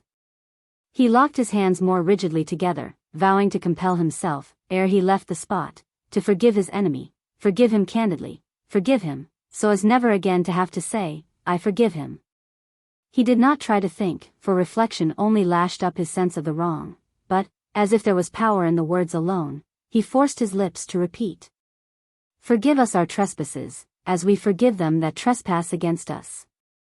Coldly and hardly were they spoken at first, again he pronounced them, again, each time the tone was softer, each time they came more from the heart. At last the remembrance of greater wrongs, and worse revilings came upon him, his eyes filled with tears, the most subduing and healing of all thoughts, that of the great example, became present to him. The foe was driven back. Still he kept his hands over his face. The tempter was not yet defeated without hope. It was not enough to give up his first intention, no great sacrifice, as he perceived, now that he had time to think how Philip would be certain to treat a challenge. It was not enough to wish no ill to his cousin, to intend no evil measure. He must pardon from the bottom of his heart, regard him candidly, and not magnify his injuries. He sat long, in deep thought, his head bent down, and his countenance stern with inward conflict. It was the hardest part of the whole battle, for the Morville disposition was as vindictive as passionate. But, at last, he recovered clearness of vision. His request might well appear unreasonable, and possibly excite suspicion, and, for the rest, it was doing a man of honor, like Philip, flagrant injustice to suspect him of originating slanders. He was, of course, under a mistake, had acted, not perhaps kindly, but as he thought, rightly and judiciously, in making his suspicions known. If he had caused his uncle to write provokingly, every one knew that was his way. He might very properly wish, under his belief, to save Amabel, and though the manner might have been otherwise, the proceeding itself admitted complete justification. Indeed, when Guy recollected the frenzy of his rage, and his own murderous impulse, he was shocked to think that he had ever sought the love of that pure and gentle creature, as if it had been a cruel and profane linking of innocence to evil. He was appalled at the power of his fury. He had not known he was capable of it, for his boyish passion, even when unrestrained, had never equaled this, in all the strength of early manhood. He looked up, and saw that the last remnant of the sun's disk was just disappearing beneath the horizon. The victory was won. But Guy's feeling was not the rejoicing of the conquest, it was more the relief which is felt by a little child, weary of its fit of naughtiness, when its tearful face is raised, mournful yet happy, in having won true repentance, and it says, "I am sorry now." He rose, looked at his watch, wondered to find it so late, gazed round, and considered his bearings, perceiving, with a sense of shame, how far he had wandered. Then retraced his steps slowly and wearily, and did not reach South Moor till long after dark. Chapter 17. My blood hath been too cold and temperate, unapt to stir at these indignities. But you have found me. King Henry IV. Philip, according to promise, appeared at Holywell, and a volume of awful justice seemed written on his brow. Charles, though ignorant of its cause, perceived this at a glance, and greeted him thus. Enter Don Philip II, the Duke of Alva, alguazils, corregidors, and executioners. Is anything the matter, Philip? Said Amy. A question which took him by surprise, as he could not believe her in ignorance. He was sorry for her, and answered gravely. Nothing is amiss with me, thank you, Amy. She knew he meant that he would tell no more, and would have thought no more about it, but that she saw her mother was very uneasy. Did you ask whether there were any letters at the post? Said Charles. Guy is using us shamefully, practicing self-denial on us, I suppose. Is there no letter from him? There is, said Philip, reluctantly. Well, where is it? It is to your father. Oh, said Charles, with a disappointed air. Are you sure? Depend on it, you overlooked my M. He has owed me a letter this fortnight. Let me see. It is from my uncle, repeated Philip, as if to put an end to the subject. Then he has been so stupid as to forget my second name. Come, give it me. I shall have it sooner or later. I assure you, Charles, it is not for you. Would not anyone suppose he had been reading it? Exclaimed Charles. Did you know Mary Ross was gone to stay with her brother John? Broke in Mrs. Edmonstone, in a nervous, hurried manner. No, is she? Replied Philip. Yes, his wife is ill. The universal feeling was that something was amiss, and Mamma was in the secret.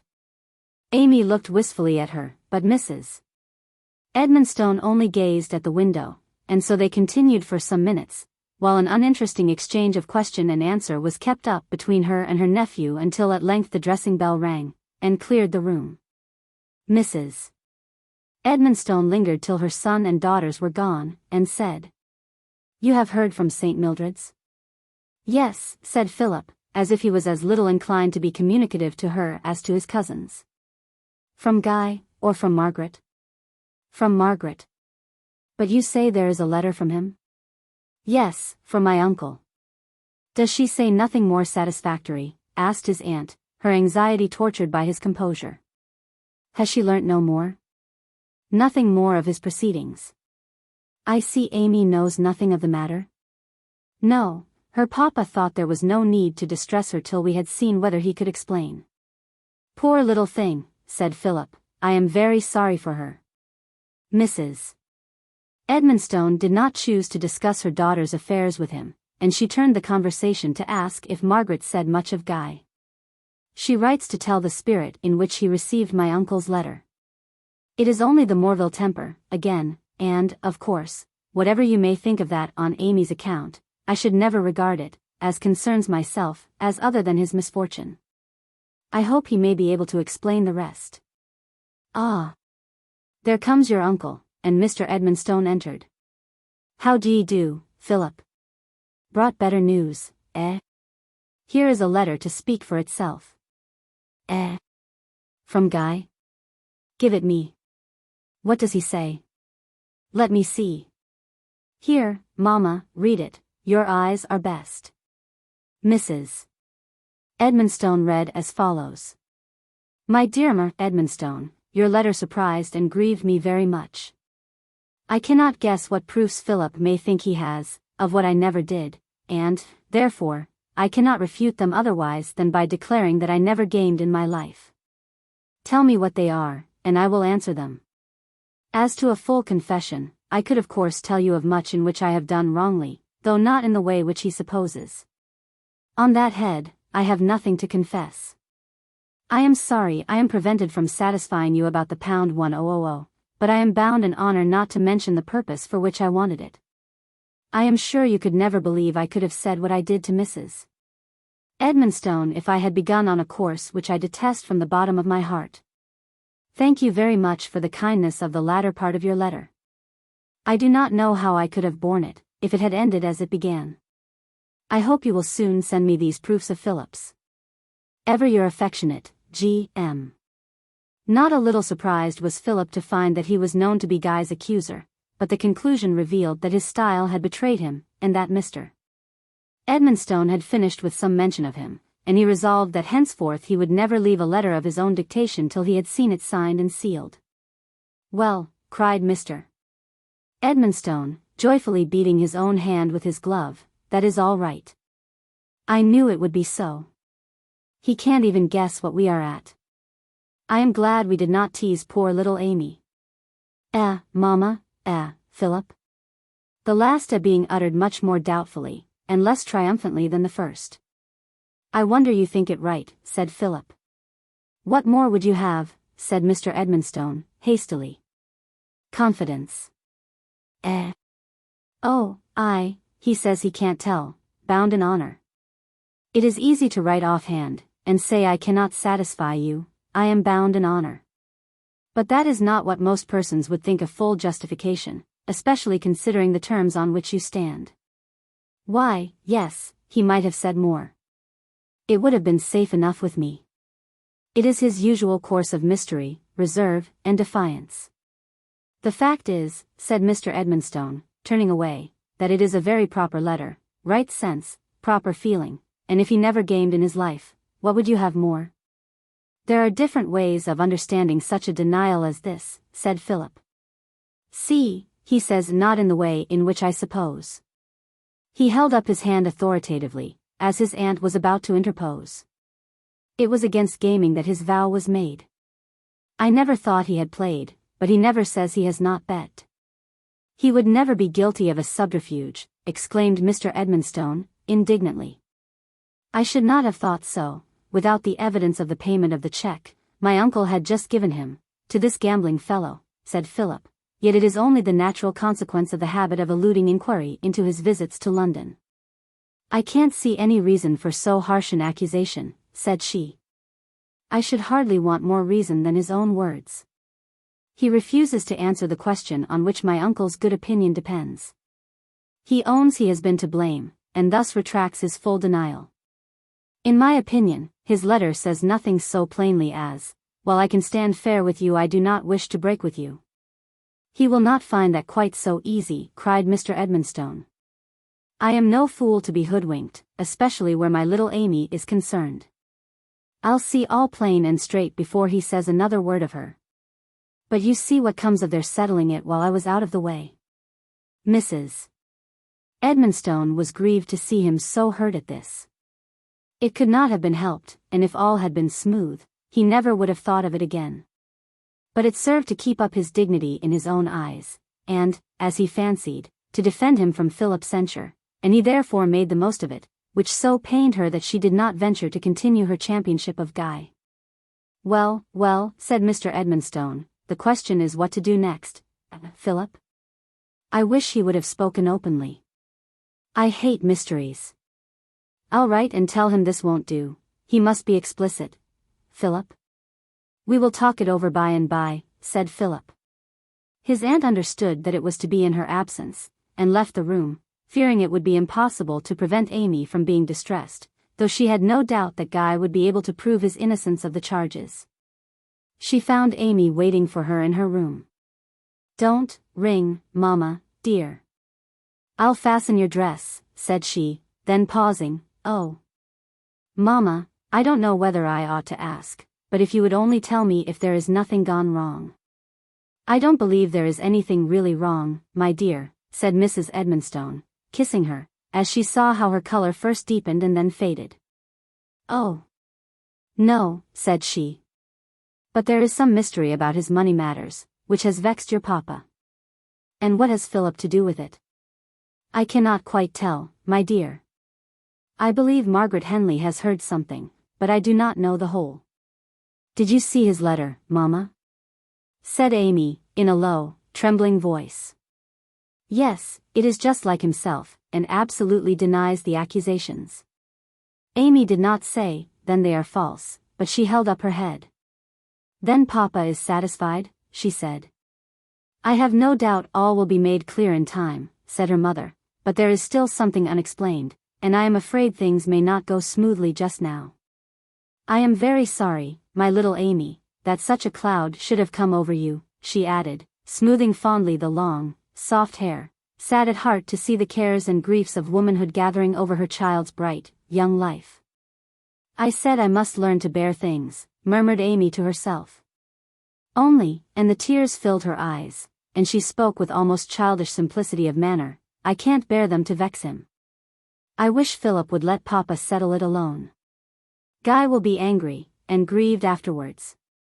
They were interrupted by the dinner bell, but Amy ran into her own room for one moment.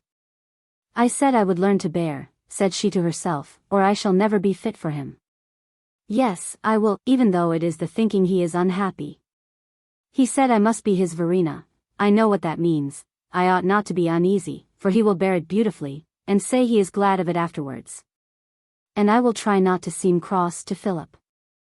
Mr. Edmonstone was fidgety and ill at ease, found fault with the dinner, and was pettish with his wife. Mrs. Edmonstone set Philip off upon politics, which lasted till the ladies could escape into the drawing-room. In another minute Philip brought in Charles, set him down, and departed. Amy, who was standing by the window, resting her forehead against the glass, and gazing into the darkness, turned round hastily, and left the room, but in passing her brother, she put her hand into his, and received a kind pressure. Her mother followed her, and the other three all began to wonder. Charles said he had regularly been turned out of the dining-room by Philip, who announced that he wanted to speak to his uncle, and carried him off. They conjectured, and were indignant at each other's conjectures, till their mother returned, and gave them as much information as she could, but this only made them very anxious. Charles was certain that Mrs. Henley had laid a cockatrice egg, and Philip was hatching it, and Laura could not trust herself to defend Philip, lest she should do it too vehemently. They could all agree in desire to know the truth, in hope that Guy was not culpable, and, above all, in feeling for Amy, but by tacit consent they were silent on the three shades of opinion in their minds. Laura was confident that Philip was acting for the best, Mrs. Edmonstone thought he might be mistaken in his premises, but desirous of Guy's real good. And Charles, though sure he would allege nothing which he did not believe to be true, also thought him ready to draw the worst conclusions from small grounds, and to take pleasure in driving Mr. Edmonstone to the most rigorous measures. Philip, meanwhile, was trying to practice great moderation and forbearance, not bringing forward at first what was most likely to incense Mr. Edmonstone, and without appearance of animosity in his cool, guarded speech. There was no design in this, he meant only to be just, yet anything less cool would have had far less effect. When he shut the dining-room door, he found his uncle wavering, touched by the sight of his little Amy, returning to his first favorable view of Guy's letter, ready to overlook everything, except the justification, and receive his ward on the same footing as before, though he was at the same time ashamed that Philip should see him relent, and desirous of keeping up his character for firmness, little guessing how his nephew felt his power over him, and knew that he could wield him at will. Perceiving and pitying his feebleness, and sincerely believing strong measures the only rescue for Amy, the only hope for Guy, Philip found himself obliged to work on him by the production of another letter from his sister. He would rather, if possible, have kept this back, so much did his honorable feeling recoil from what had the air of slander and mischief-making. But he regarded firmness on his uncle's part as the only chance for Guy or for his cousin, and was resolved not to let him swerve from strict justice. Mrs. Henley had written immediately after Guy's outburst in her house, and, taking it for granted that her brother would receive a challenge, she wrote in the utmost alarm, urging him to remember how precious he was to her, and not to depart from his own principles. "You would not be so mad as to fight him, said Mr. Edmonstone, anxiously. "You know better, besides, for poor Amy's sake." "For the sake of right," replied Philip, "no. I have reassured my sister. I have told her that, let the boy do what he will, he shall never make me guilty of his death." "You have heard from him, then?" "No. I suppose a night's reflection convinced him that he had no rational grounds for violent proceedings, and he had sense enough not to expose himself to such an answer as I should have given. What caused his wrath to be directed towards me especially, I cannot tell, nor can my sister," said Philip, looking full at his uncle, "but I seem to have come in for a full share of it." He proceeded to read the description of Guy's passion, and the expressions he had used. Violent as it had been, it did not lose in Mrs. Henley's coloring. And what made the effect worse was that she had omitted to say she had overheard his language, so that it appeared as if he had been unrestrained even by gentlemanly feeling, and had thus spoken of her brother and uncle in her presence. Mr.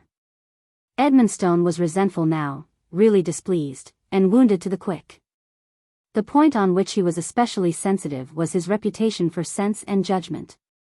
And that Guy, who had shown him so much respect and affection, whom he had treated with invariable kindness, and received into his family like a son, that he should thus speak of him shocked him extremely.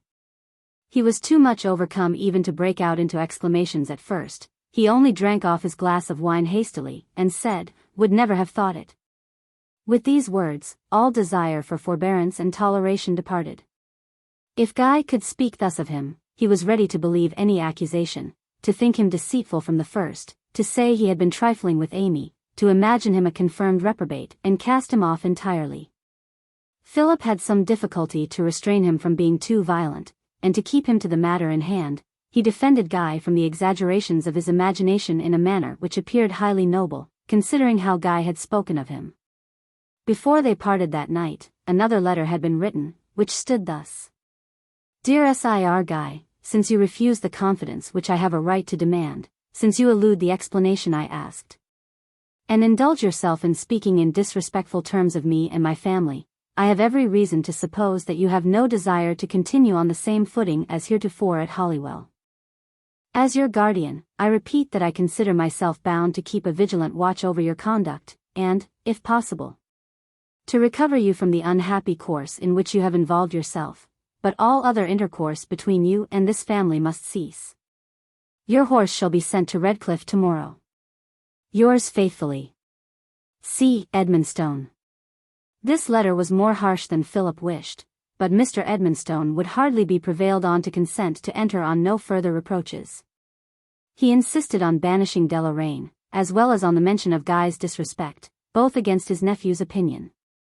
But it was necessary to let him have his own way on these points, and Philip thought himself fortunate in getting a letter written which was in any degree rational and moderate.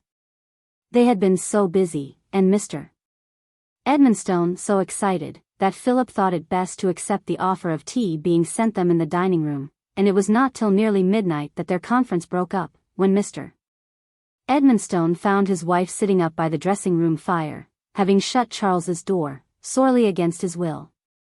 "There," began Mr. Edmonstone, "you may tell Amy she may give him up, and a lucky escape she has had. But this is what comes of settling matters in my absence."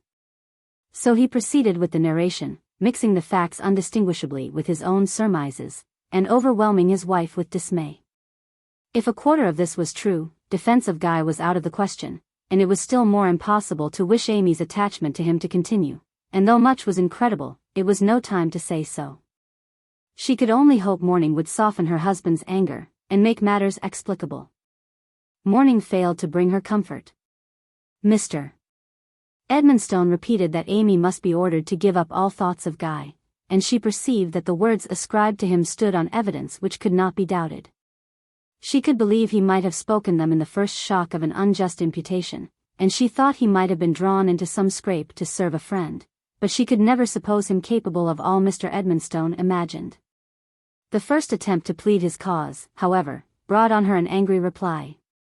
For Philip, by a hint, that she never saw a fault in Guy, had put it into his uncle's head that she would try to lead him, and made him particularly inaccessible to her influence. There was no help for it, then, poor little Amy must hear the worst. And it was not long before Mrs. Edmonstone found her waiting in the dressing-room.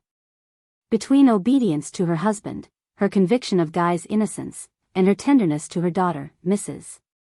Edmonstone had a hard task, and she could scarcely check her tears as Amy nestled up for her morning kiss.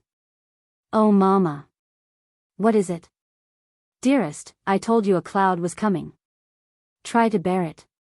Your papa is not satisfied with Guy's answer, and it seems he spoke some hasty words of papa and Philip.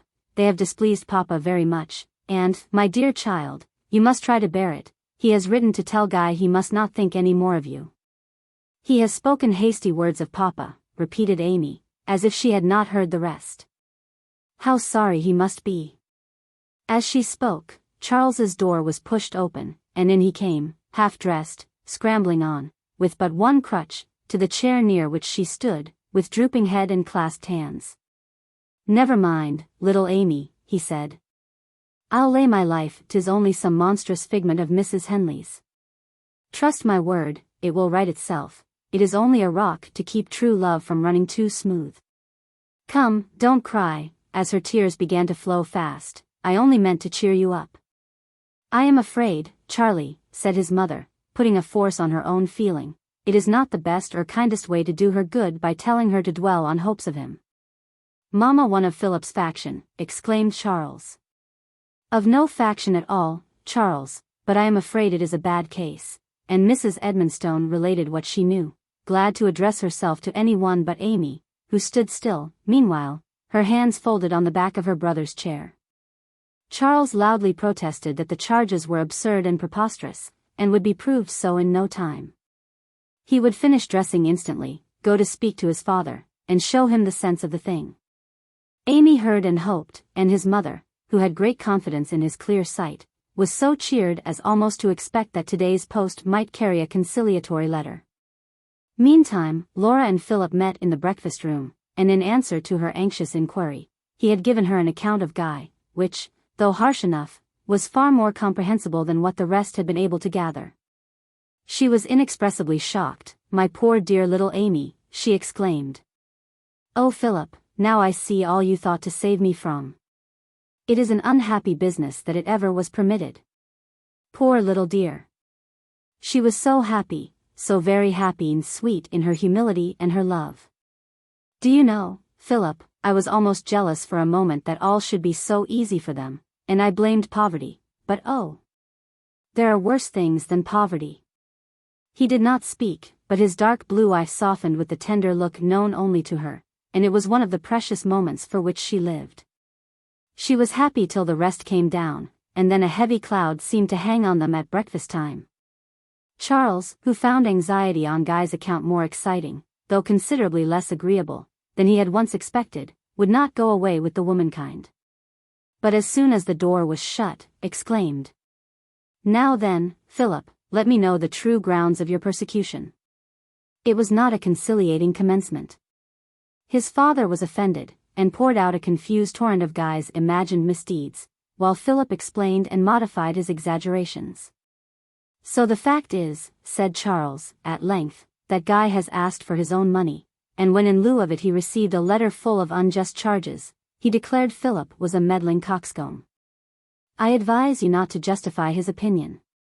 Philip disdained to reply, and after a few more of Mr. Edmonstone's exclamations Charles proceeded. "This is the great sum total." "No," said Philip, "I have proof of his gambling." "What is it?" "I have shown it to your father, and he is satisfied."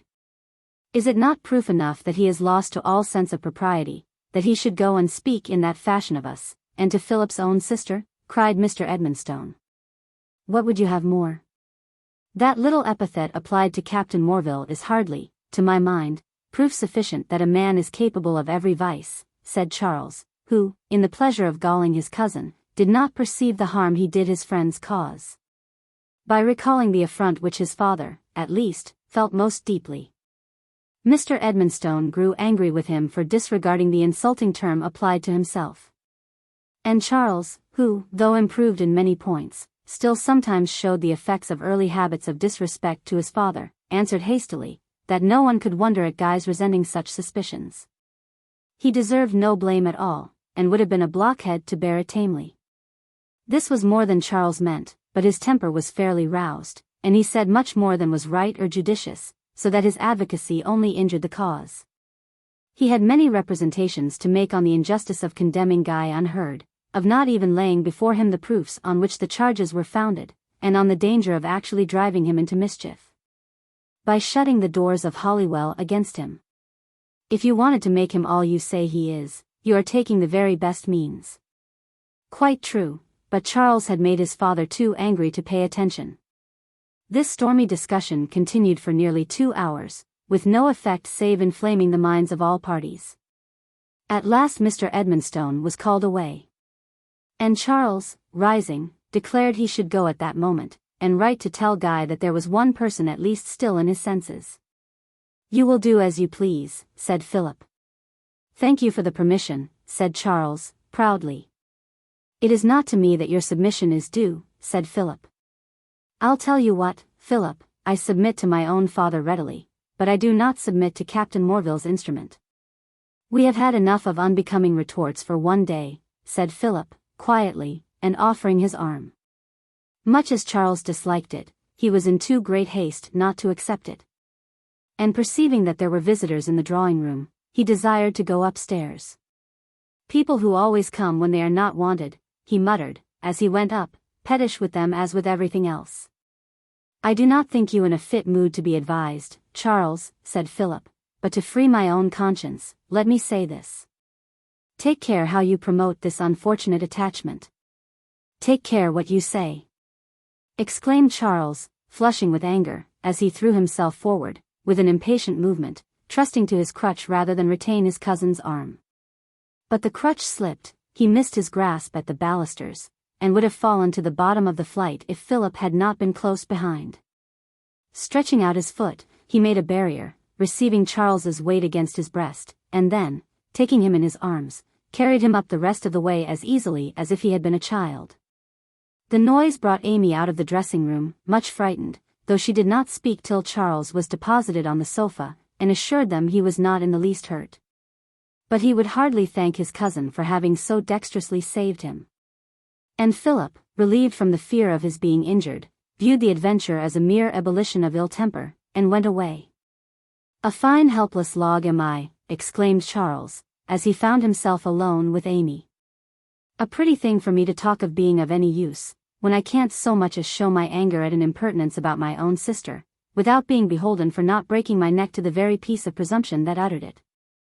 "Oh, don't speak so," began Amy, and at that moment Philip was close to them, set down the crutch that had been dropped, and went without speaking. "I don't care who hears," said Charles. "I say there is no greater misery in this world than to have the spirit of a man and the limbs of a cripple. I know if I was good for anything, things would not long be in this state. I should be at a st. Mildred's by this time, at the bottom of the whole story, and Philip would be taught to eat his words in no time, and make as few wry faces as suited his dignity. But what is the use of talking? This sofa," and he struck his fist against it, "is my prison, and I am a miserable cripple, and it is mere madness in me to think of being attended to." "Oh, Charlie," cried Amy, caressingly, and much distressed, "don't talk so. Indeed, I can't bear it. You know it is not so." "Do I? Have not I been talking myself hoarse, showing up their injustice, saying all a man could say to bring them to reason, and not an inch could I move them? I do believe Philip has driven my father stark mad with these abominable stories of his sister's, which I verily believe she invented herself." "Oh no, she could not." "Don't say so." "What? Are you going to believe them, too?" "Never. It is that which drives me beyond all patience," proceeded Charles, "to see Philip lay hold of my father, and twist him about as he chooses, and set every one down with his authority." "Philip soon goes abroad," said Amy, who could not at the moment say anything more charitable. "Aye. There is the hope. My father will return to his natural state provided they don't drive Guy, in the meantime, to do something desperate." "No, they won't," whispered Amy. "Well, give me the blotting book. I'll write to him this moment, and tell him we are not all the tools of Philip's malice." Amy gave the materials to her brother, and then turning away, busied herself in silence as best she might, in the employment her mother had recommended her, of sorting some garden seeds for the cottagers. After an interval, Charles said, "Well, Amy, what shall I say to him for you?" There was a little silence, and presently Amy whispered, "I don't think I ought." "What?" asked Charles, not catching her very low tones, as she sat behind him, with her head bent down. "I don't think it would be right," she repeated, more steadily. "Not right for you to say you don't think him a villain? Papa said I was to have no," and there her voice was stopped with tears. "This is absurd, Amy," said Charles, "when it all was approved at first, and now my father is acting on a wrong impression. What harm can there be in it? Every one would do so." "I am sure he would not think it right," faltered Amy. You'll never have any more to say to him, if you don't take care what you are about." "I can't help it," said Amy, in a broken voice. "It is not right." "Nonsense." "Folly," said Charles. "You are as bad as the rest. When they are persecuting, and slandering, and acting in the most outrageous way against him, and you know one word of yours would carry him through all, you won't say it, to save him from distraction. And from doing all my father fancies he has done. Then I believe you don't care a rush for him, and never want to see him again, and believe the whole monstrous farrago." "I vow I'll say so." "Oh, Charles, you are very cruel," said Amy, with an irrepressible burst of weeping. "Then, if you don't believe it, why can't you send one word to comfort him?" She wept in silence for some moments. At last she said, "It would not comfort him to think me disobedient. He will trust me without, and he will know what you think. You are very kind, dear Charlie, but don't persuade me any more, for I can't bear it. I am going away now, but don't fancy I am angry, only I don't think I can sit by while you write that letter." Poor little Amy, she seldom knew worse pain than at that moment. When she was obliged to go away to put it out of her power to follow the promptings of her heart to send the few kind words which might prove that nothing could shake her love and trust. A fresh trial awaited her when she looked from her own window. She saw Deloraine led out, his chestnut neck glossy in the sun, and William prepared for a journey, and the other servants shaking hands, and bidding him good-bye. She saw him ride off, and could hardly help flying back to her brother to exclaim, "Oh, Charlie, they have sent Deloraine away," while the longing to send one kind greeting became more earnest than ever. But she withstood it, and throwing herself on the bed, exclaimed, "He will never come back, never, never," and gave way, unrestrainedly, to a fit of weeping, nor was it till this had spent itself that she could collect her thoughts. She was sitting on the side of her bed trying to compose herself, when Laura came in. "My own Amy, my poor, dearest, I am very sorry." "Thank you, dear Laura," and Amy gladly rested her aching head on her shoulder. "I wish I knew what to do for you," proceeded Laura. "You cannot cease to think about him, and yet you ought." "If I ought, I suppose I can," said Amy in a voice exhausted with crying. "That's right, darling. You will not be weak, and pine for one who is not worthy." "Not worthy, Laura," said Amy, withdrawing her arm, and holding up her head. "Ah! My poor Amy, we thought." "Yes, and it is so still." "I know it is so. I know he did not do it." "Then what do you think of Margaret and Philip?" "There is some mistake." "And how can you defend what he said of Papa?" "I don't," said Amy, hiding her face. "That is the worst. But I am sure it was only a moment's passion, and that he must be very unhappy about it now. I don't think Papa would mind it, at least not long, if it was not for this other dreadful misapprehension." "Oh, Laura! Why cannot something be done to clear it up?" "Everything will be done," said Laura. "Papa has written to Mr. Wellwood, and Philip means to go and make inquiries at Oxford and St. Mildred's." "When?" asked Amy. "Not till term begins. You know he is to have a fortnight's leave before the regiment goes to Ireland." "Oh, I hope it will come right then. People must come to an understanding when they meet, it is so different from writing. He will do everything to set things on a right footing. You may be confident of that, Amy, for your sake as much as anything else." "I can't think why he should know I have anything to do with it," said Amy, blushing. "I had much rather he did not." "Surely, Amy, you think he can be trusted with your secret, and there is no one who can take more care for you. You must look on him as one of ourselves." Amy made no answer, and Laura was annoyed. "You are vexed with him for having told this to Papa, but that is not reasonable of you, Amy. Your better sense must tell you that it is the only truly kind course, both towards Guy and yourself." It was said in Philip's manner, which perhaps made it harder to bear, and Amy could scarcely answer. "He means it for the best." "You would not have had him be silent?" "I don't know," said Amy, sadly. "No. He should have done something, but he might have done it more kindly." Laura endeavored to persuade her that nothing could have been more kind and judicious, and Amy sat dejectedly owning the good intention, and soothed by the affection of her family. With the bitter suffering of her heart unallayed, with all her fond tender feelings torn at the thought of what Guy must be enduring, and with the pain of knowing it was her father's work.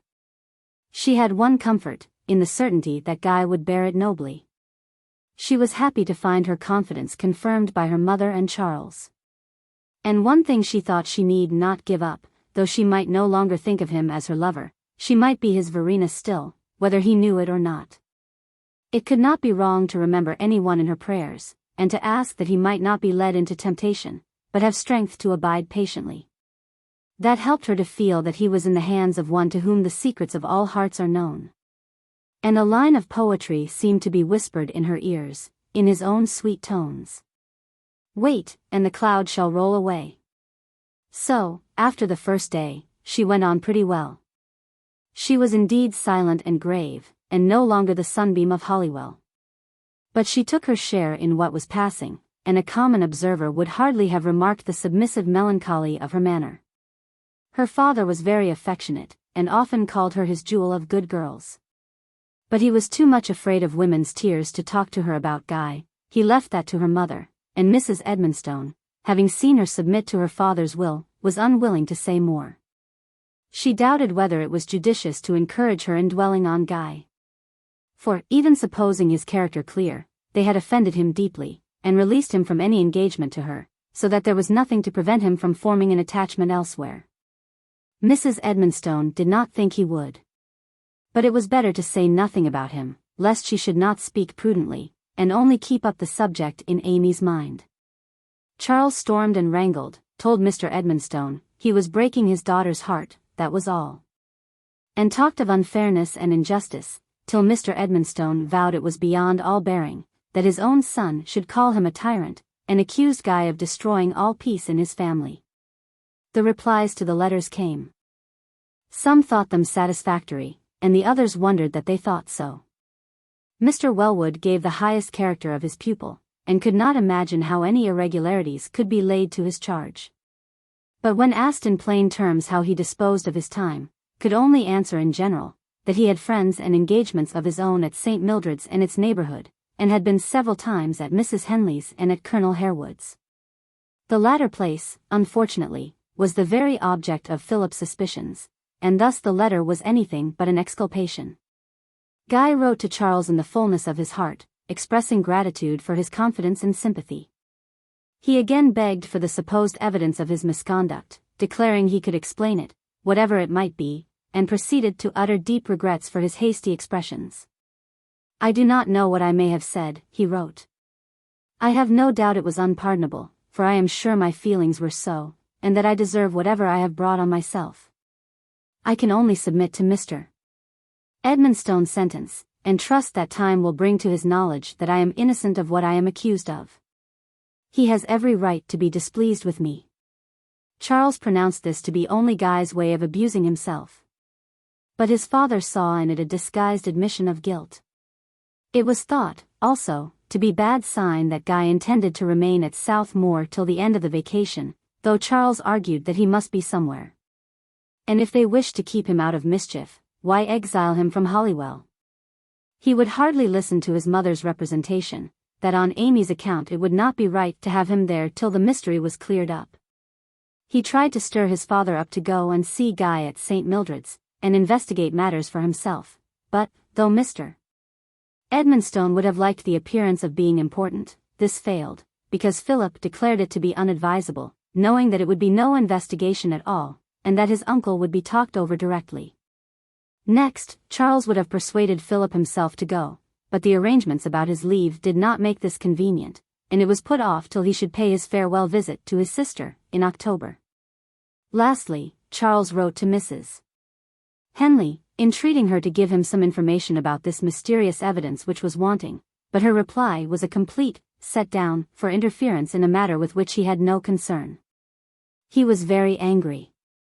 In fact, the post seldom came in without occasioning a fresh dispute, which only had the effect of keeping up the heat of Mr. Edmonstone's displeasure, and making the whole house uncomfortable. Fretfulness and ill-humor seemed to have taken possession of Charles and his father. Such a state of things had not prevailed since Guy's arrival. Holywell was hardly like the same house. Mrs. Edmonstone and Laura could do nothing without being grumbled at or scolded by one or other of the gentlemen. Even Amy now and then came in for a little petulance on her father's part, and Charles could not always forgive her for saying in her mournful, submissive tone, "It is of no use to talk about it." Chapter 18. This just decree alone I know.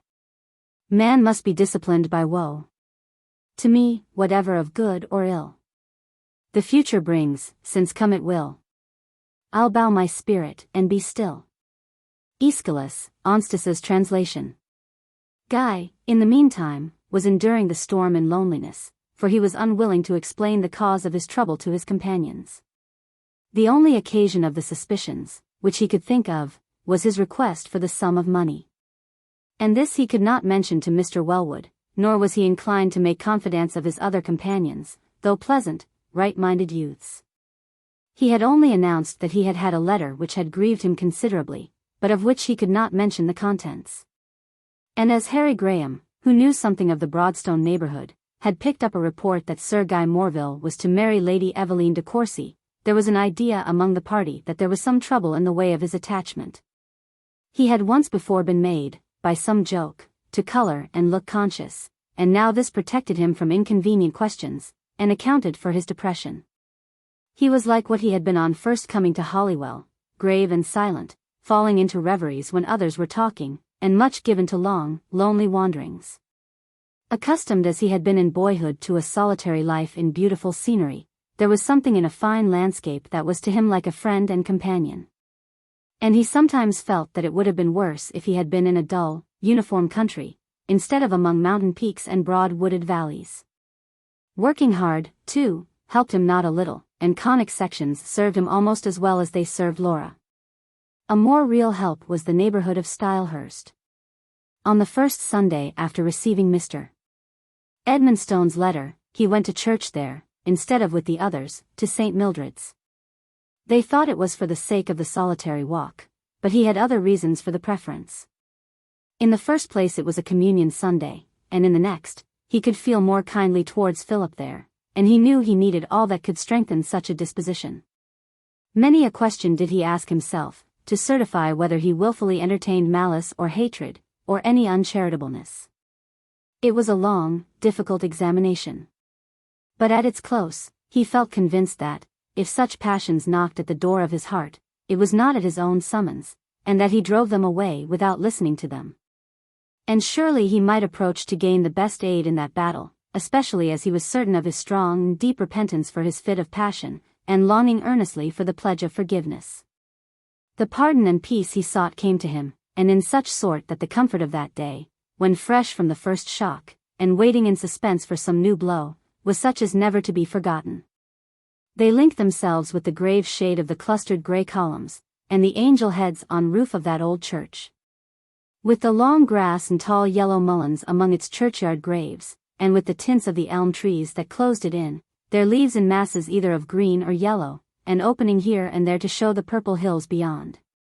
He wandered in the churchyard between the services. All enmity to Philip was absent now.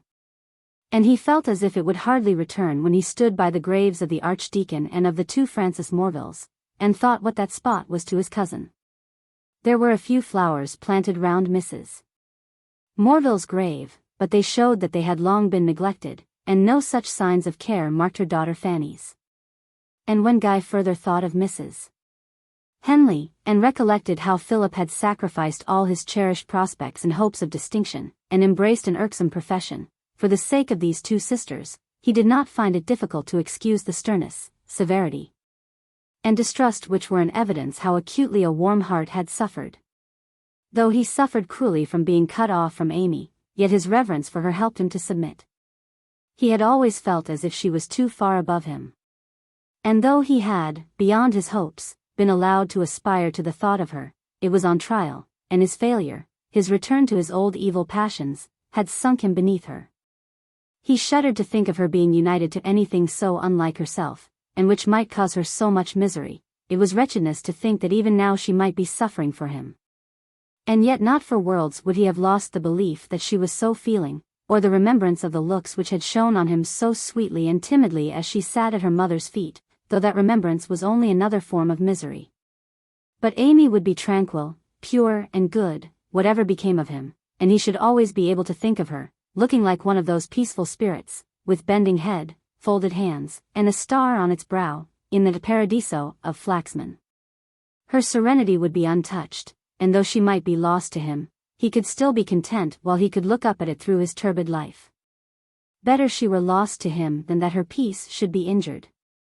He still, of course, earnestly longed to prove his innocence, though his hopes lessened, for as long as the evidence was withheld, he had no chance. After writing as strongly as he could do no more, except watch for something that might unravel the mystery, and Charles's warm sympathy and readiness to assist him were a great comfort. He had not seen his uncle again. Perhaps Sebastian was ashamed to meet him after their last encounter, and was still absent on his engagement, but the wife and child were still at St. Mildred's, and one afternoon, when Guy had rather unwillingly gone thither with Mr. Wellwood, he saw Mrs. Dixon sitting on one of the benches which were placed on the paths cut out on the side of the hill, looking very smart and smiling, among several persons of her own class. To be ashamed to recognize her was a weakness beneath him. He spoke to her, and was leaving her, pluming herself on his notice, when he saw little Marianne's blue eyes fixed wistfully upon him, and held out his hand to her. She ran up to him joyfully, and he led her a few steps from her mother's party. "Well, little one, how are you? I have your piece of spar quite safe. Have you said how d'ye do to Bustle?" "Bustle. Bustle," called the soft voice, but it needed a whistle from his master to bring him to be caressed by the little girl. "Have you been taking any more pleasant walks?" "Oh yes. We have been all round these pretty paths." And I should like to go to the top of this great high hill, and see all round. But Mama says she has got a bone in her leg, and cannot go. Do you think Mama would give you leave to go up with me? Should you like it? She colored all over. Too happy even to thank him. Then, said Guy to his tutor, I will meet you here when you have done your business in the town, in an hour or so. Poor little thing, she has not many pleasures. Mrs. Dixon made no difficulty, and was so profuse in thanks that Guy got out of her way as fast as he could, and was soon on the soft thymy grass of the hillside, the little girl frisking about him in great delight, playing with Bustle, and chattering merrily. Little Marianne was a delicate child, and her frolic did not last long. As the ascent became steeper, her breath grew shorter, and she toiled on in a resolute uncomplaining manner after his long, vigorous steps, till he looked round, and seeing her panting far behind, turned to help her, lead her, and carry her. Till the top was achieved, and the little girl stood on the topmost stone, gazing round at the broad sunny landscape, with the soft green meadows, the harvest fields, the woods in their gorgeous autumn raiment, and the moorland on the other side, with its other peaks and cairns, brown with withered bracken, and shadowed in moving patches by the floating clouds. The exhilarating wind brought a color into her pale cheeks, and her flossy curls were blowing over her face. He watched her in silence, pleased and curious to observe how beautiful a scene struck the childish eye of the little Londoner. The first thing she said, after 3 or 4 minutes' contemplation, a long time for such a child, was, "Oh, I never saw anything so pretty." Then presently after, "Oh, I wish little brother Felix was here." "This is a pleasant place to think about your little brother," said Guy, kindly, and she looked up in his face, and exclaimed, "Oh, do you know about Felix?" "You shall tell me," said Guy. "Here, sit on my knee, and rest after your scramble." "Mamma never lets me talk of Felix, because it makes her cry," said Marianne, "but I wish it sometimes." Her little heart was soon open. It appeared that Felix was the last who had died, the nearest in age to Marianne, and her favorite playfellow. She told of some of their sports in their London home, speaking of them with eagerness and fondness that showed what joys they had been, though to Guy they seemed but the very proof of dreariness and dinginess. She talked of walks to school, when Felix would tell what he would do when he was a man, and how he took care of her at the crossings, and how rude boys used to drive them, and how they would look in at the shop windows and settle what they would buy if they were rich. Then she talked of his being ill so very long, how he sat in his little chair, and could not play, and then always lay in bed, and she liked to sit by him, there. But at last he died, and they carried him away in a great black coffin, and he would never come back again. But it was so dull now, there was no one to play with her. Though the little girl did not cry, she looked very mournful, and Guy tried to comfort her, but she did not understand him. Going to heaven only conveyed to her a notion of death and separation, and this phrase, together with a vague idea who had made her, and that she ought to be good, seemed to be the extent of the poor child's religious knowledge. She hardly ever had been at church, and though she had read 1 or 2 Bible stories, it seemed to have been from their having been used as lessons at school. She had a dim notion that good people read the Bible, and there was one on the little table at home, with the shell turkey cock standing upon it, and Mamma read it when Felix died. But it was a big book, and the shell turkey cock always stood upon it. In short, it seemed only connected with Mamma's tears, and the loss of her brother. Guy was very much shocked, and so deep in thought that he could hardly talk to the child in their progress down the hill. But she was just so tired as to be inclined to silence, and quite happy clinging to his hand, till he delivered her over to her mother at the foot of the hill, and went to join his tutor, at the place appointed. "Wellwood," said he, breaking silence, when they had walked about halfway back to the farm, "do you think your cousin would do me a great kindness?" "You saw that child?" "Well, if the parents consent, it would be the greatest charity on earth if Miss Wellwood would receive her into her school." "On what terms? What sort of an education is she to have?" "The chief thing she wants is to be taught Christianity, poor child, the rest Miss Wellwood may settle. She is my first cousin. I don't know whether you are acquainted with our family history," and he went on to explain as much as was needful. It ended in a resolution that if Miss Wellwood would undertake the charge, the proposal should be made to Mrs. Dickson. It was a way of assisting his relations likely to do real good, and on the other hand, he would be able, under color of the payment for the child, to further Miss Wellwood's schemes, and give her the interest of the £1,000. Until his 25th year might put his property in his own power. Miss Wellwood readily consented, much pleased with the simplicity and absence of false shame he showed in the whole transaction, and very anxious for the good of a child in a class so difficult to reach. He next went to Mrs. Dickson, expecting more difficulty with her, but he found none. She thought it better Marianne should live at St. Mildred's than die in London, and was ready to catch at the prospect of her being fitted for a governess. Indeed, she was so strongly persuaded that the rich cousin might make Marianne's fortune, that she would have been very unwilling to interfere with the fancy he had taken for her. Little Marianne was divided between fear of leaving Mamma and liking for St. Mildred's, but her first interview with Miss Wellwood, and Miss Jane's showing her a little white bed, quite turned the scale in their favor. Before the time came for Guy's return to Oxford, he had seen her settled, heard her own account of her happy life, and had listened to Miss Jane Wellwood's delight in her sweet temper and good disposition. Those £1,000. Guy considered again and again whether he could explain their destination, and whether this would clear him.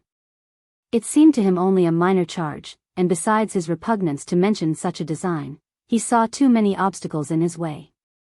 Captain Morville and his sister were the very persons from whom Miss Wellwood's project was to be kept secret. Besides, what would be gained? It was evident that Guy's own assertions were doubted, and he could bring no confirmation of them. He had never spoken of his intention to his tutor, and Mr. Wellwood could, therefore, say nothing in his favor. If Mr. Edmonstone alone had been concerned, or if this had been the only accusation, Guy might have tried to explain it. But with Philip he knew it would be useless, and therefore would not enter on the subject. He could only wait patiently. Chapter 19. Most delicately, hour by hour, he canvassed human mysteries, and stood aloof from other minds. Himself unto himself he sold. Upon himself did feed. Quiet, dispassionate, and cold. With chiseled features clear and sleek. Tennyson. Guy had been about a week at Oxford, when one evening, as he was sitting alone in his rooms, he received an unexpected visit from Captain Morville. He was glad, for he thought a personal interview would remove all misconstructions, and held out his hand cordially, saying, "You here, Philip? When did you come?" "Half an hour ago. I am on my way to spend a week with the Thorndales. I go on tomorrow to my sister's." While speaking, Philip was surveying the apartment, for he held that a man's room is generally an indication of his disposition, and assuredly there was a great deal of character in his own. With the scrupulous neatness and fastidious taste of its arrangements. Here, he thought, he could not fail to see traces of his cousin's habits, but he was obliged to confess to himself that there was very little to guide him. The furniture was strictly as its former occupant had left it, only rather the worse for wear, and far from being in order. The chairs were so heaped with books and papers, that Guy had to make a clearance of one before his visitor could sit down, but there was nothing else to complain of, not even a trace of cigars. But knowing him to be a great reader and lover of accomplishments, Philip wondered that the only decorations were Laura's drawing of Sintram, and a little print of Redclyffe, and the books were chiefly such as were wanted for his studies. The few others having for the most part the air of old library books, as if he had sent for them from Redclyffe. Was this another proof that he had some way of frittering away his money with nothing to show for it? A Sophocles and a lexicon were open before him on the table, and a blotting book, which he closed, but not before Philip had caught sight of what looked like verses. Neither did his countenance answer Philip's expectations. It had not his usual bright lively expression, there was a sadness which made him smile like a gleam on a showery day, instead of constant sunshine. But there was neither embarrassment nor defiance, and the gleam-like smile was there, as with a frank, confiding tone, he said, "This is very kind of you, to come and see what you can do for me." Philip was by no means prepared to be thus met halfway, but he thought Guy wanted to secure him as an intercessor, and hardened himself into righteous severity. No one can be more willing to help you than I, but you must, in the first place, help yourself." Instantly the sedate measured tone made Guy's heart and head throb with impatience, awakening all the former memories so hardly battled down. But with the impulse of anger came the thought, here it is again. If I don't keep it down now, I am undone. The enemy will seize me again. He forced himself not to interrupt, while Philip went calmly on. "While you are not open, nothing can be done. My only wish, my only desire, is to be open," said Guy, speaking fast and low, and repressing the feeling, which, nevertheless, affected his voice. "But the opportunity of explanation has never been given me. You need complain of that no longer. I am here to convey to my uncle any explanation you may wish to address to him. I will do my best to induce him to attend to it favorably, but he is deeply offended and hurt by what has passed." I know," said Guy, coloring deeply, and all irritation disappearing from voice and manner. "I know there is no excuse for me. I can only repeat that I am heartily sorry for whatever I may have said, either of him or of you." "Of course," returned Philip, "I should never think of resenting what you may have said in a moment of irritation, especially as you express regret for it. Consider it as entirely overlooked on my part." Guy was nearly choked in uttering a "thank you," which did not sound, after all, much like acceptance of forgiveness. "Now to the real matter at issue," said Philip, "the application for the money, which so amazed Mr. Edmonstone." "I do not see that it is the point," said Guy. "I wanted it for a scheme of my own. He did not think fit to let me have it, so there is an end of the matter." "Mr. Edmonstone does not think so. He wishes to be convinced that you have not spent it beforehand." "What would you have beyond my word and honor that I have not?" exclaimed Guy. "Far be it from me to say that he doubts it," said Philip. And as at those words the flash of the Morville eye darted lightning, he expected that the next moment, "Do you?" would be thundered forth, and he could not, with truth, answer a no. But it was one of his maxims that a man need never be forced into an open quarrel, and he tranquilly continued, "But it is better not to depend entirely on assertion. Why do you not bring him full proofs of your good intention, and thus restore yourself to his confidence?" "I have said that I am bound not to mention the purpose." "Unfortunate," said Philip. Then, while Guy bit his lip till it bled, the pain really a relief, by giving some vent to his anger at the implied doubt, he went on, "If it is impossible to clear this up, the next advice I would give is that you should show what your expenditure has been. Lay your accounts before him, and let them justify you." Most people would have resented this as an impertinent proposal, were it only that doing so would have served to conceal the awkward fact that the accounts had not been kept at all. Guy had never been taught to regard exactness in this respect as a duty, had no natural taste for precision, and did not feel responsible to any person, nor if he had kept any, could he have shown them, without exposing his uncle. To refuse, would, however, be a subterfuge, and after a moment, he made an effort, and confessed he had none to show, though he knew Philip would despise him for it as a fool, and probably take it as positive evidence against him. It would have been more bearable if Philip would but have said, "How foolish," instead of drily repeating, "Unfortunate." After a pause, during which Guy was not sufficiently master of himself to speak, Philip added, "Then this matter of the £1,000 is to be passed over? You have no explanation to offer?" "No," and again he paused. "When my word is not accepted, I have no more to say. But this is not the point. What I would know is, what are the calumnies that accuse me of having gamed? If you really wish to do me a service, you will give me an opportunity of answering these precious proofs." "I will," answered Philip, who could venture on doing so himself, though, for his sister's sake, it was unsafe to trust Mr. Edmonstone, with whom what was not an absolute secret was not a secret at all. "My uncle knows that a £30 cheque of his, in your name, was paid by you to a notorious gamester." Guy did not shrink, as he simply answered, "It is true." "Yet you have neither played, nor bet, nor done anything that could come under the definition of gambling?" "No." "Then why this payment?" "I cannot explain that." "I know appearances are against me," replied Guy steadily, and with less irritation than he had hitherto shown.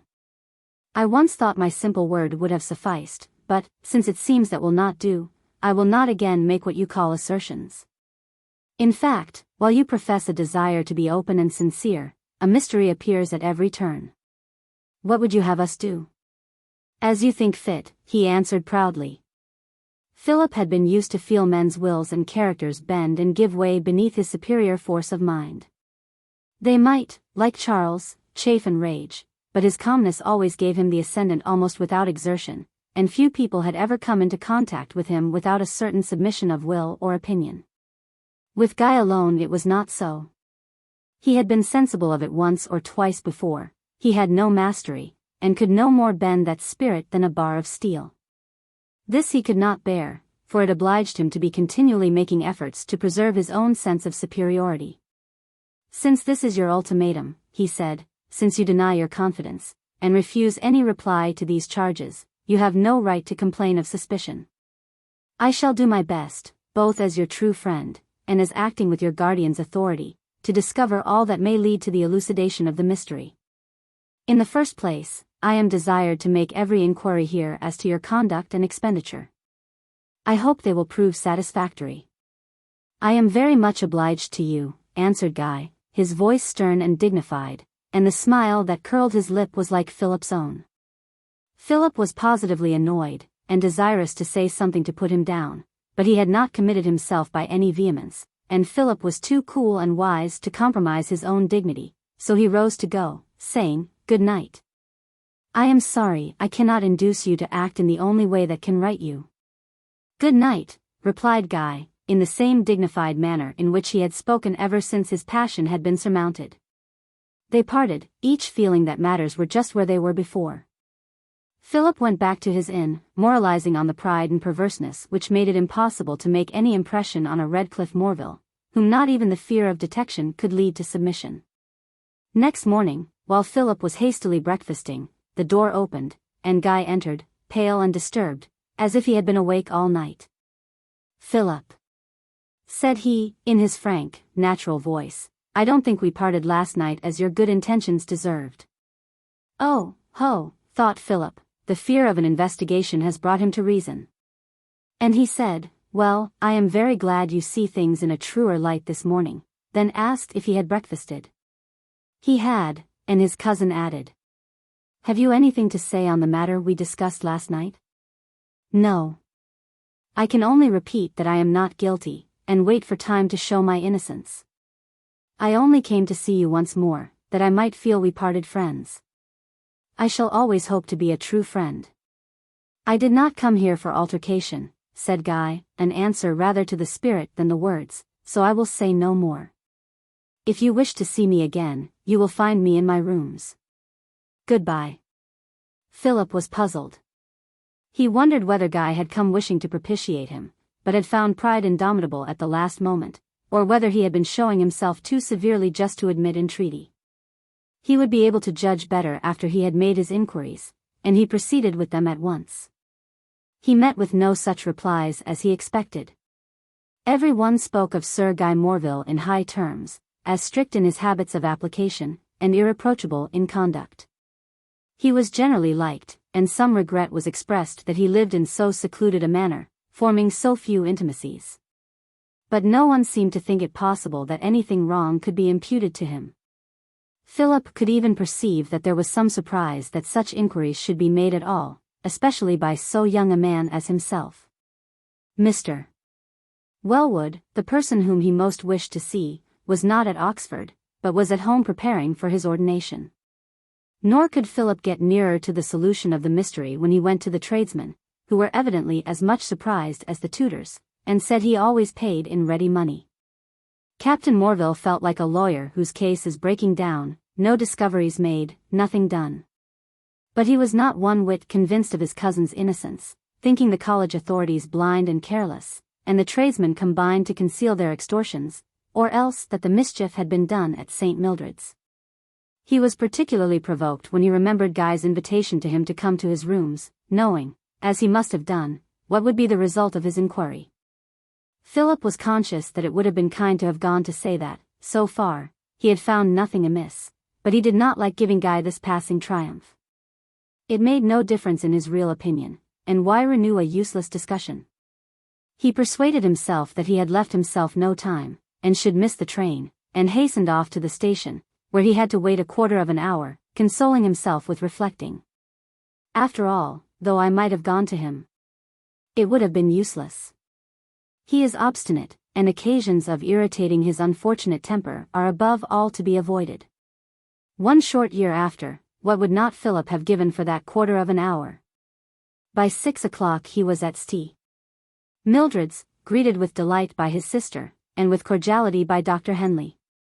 They were both proud of him, and every tender feeling his sister had was for Philip, her pet, and her pupil in his childhood, and her most valued companion and counselor through her early womanhood.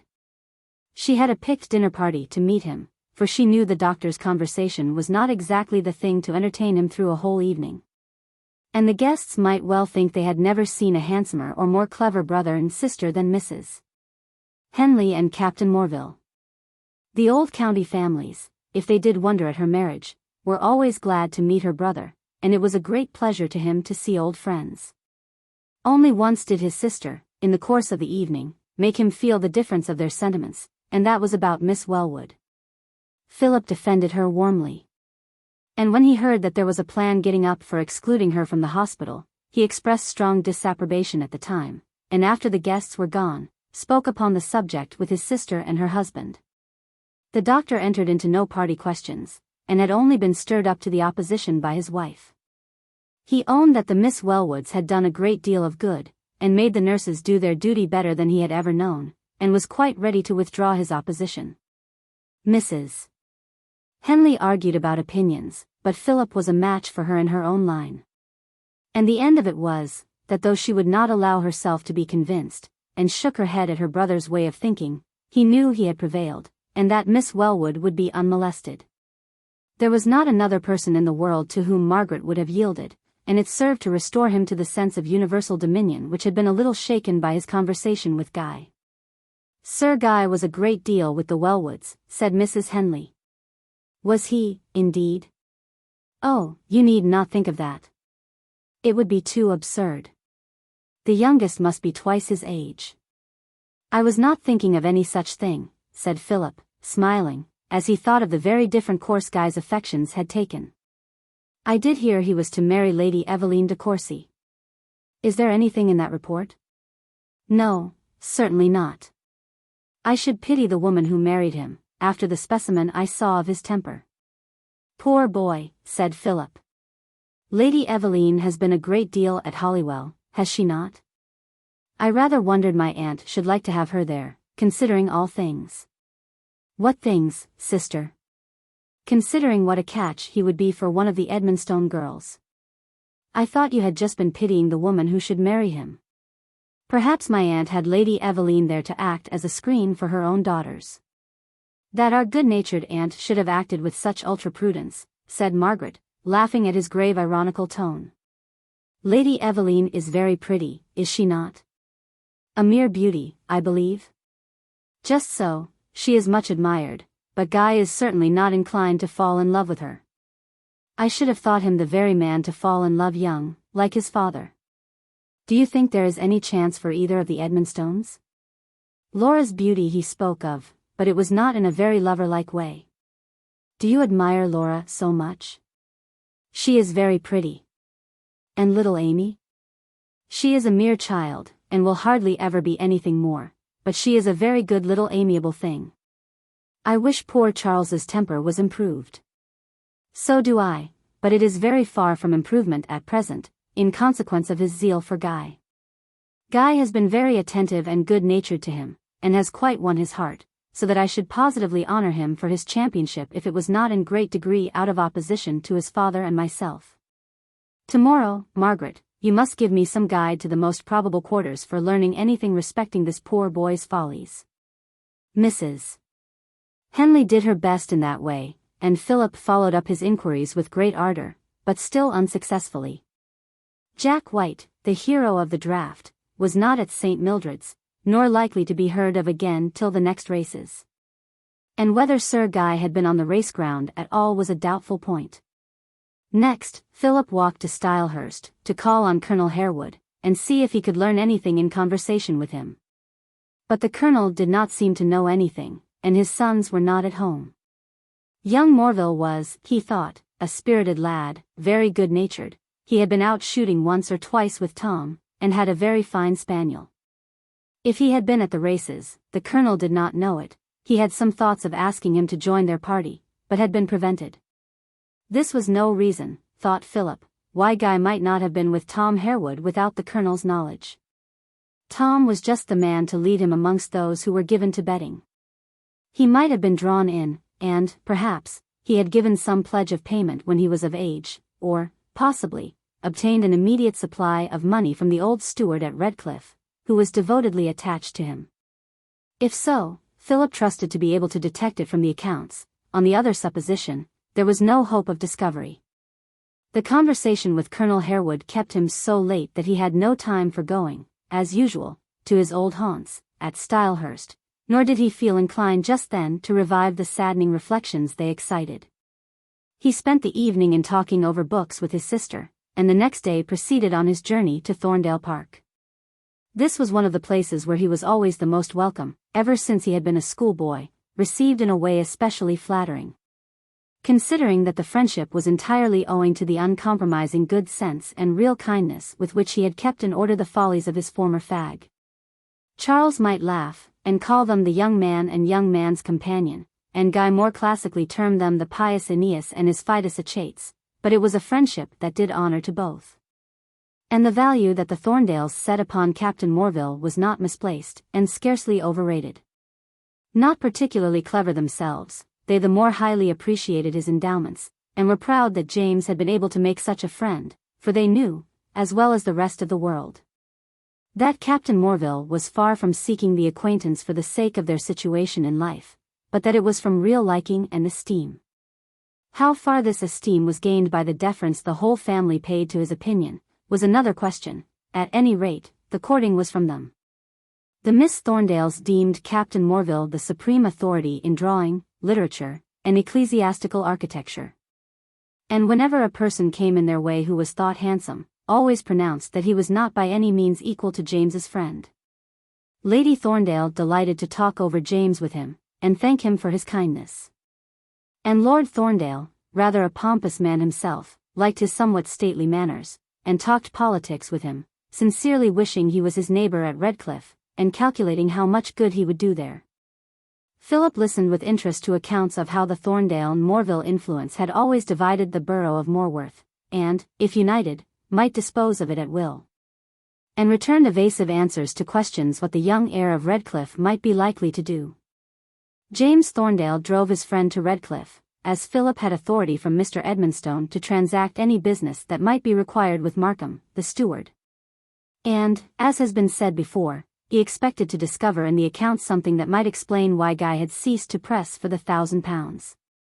However, he could find nothing amiss in them, though, bearing in mind that it is less easy to detect the loss of a score of sheep than of one, he subjected them to a scrutiny which seemed by no means agreeable to the gruff old grumbling steward.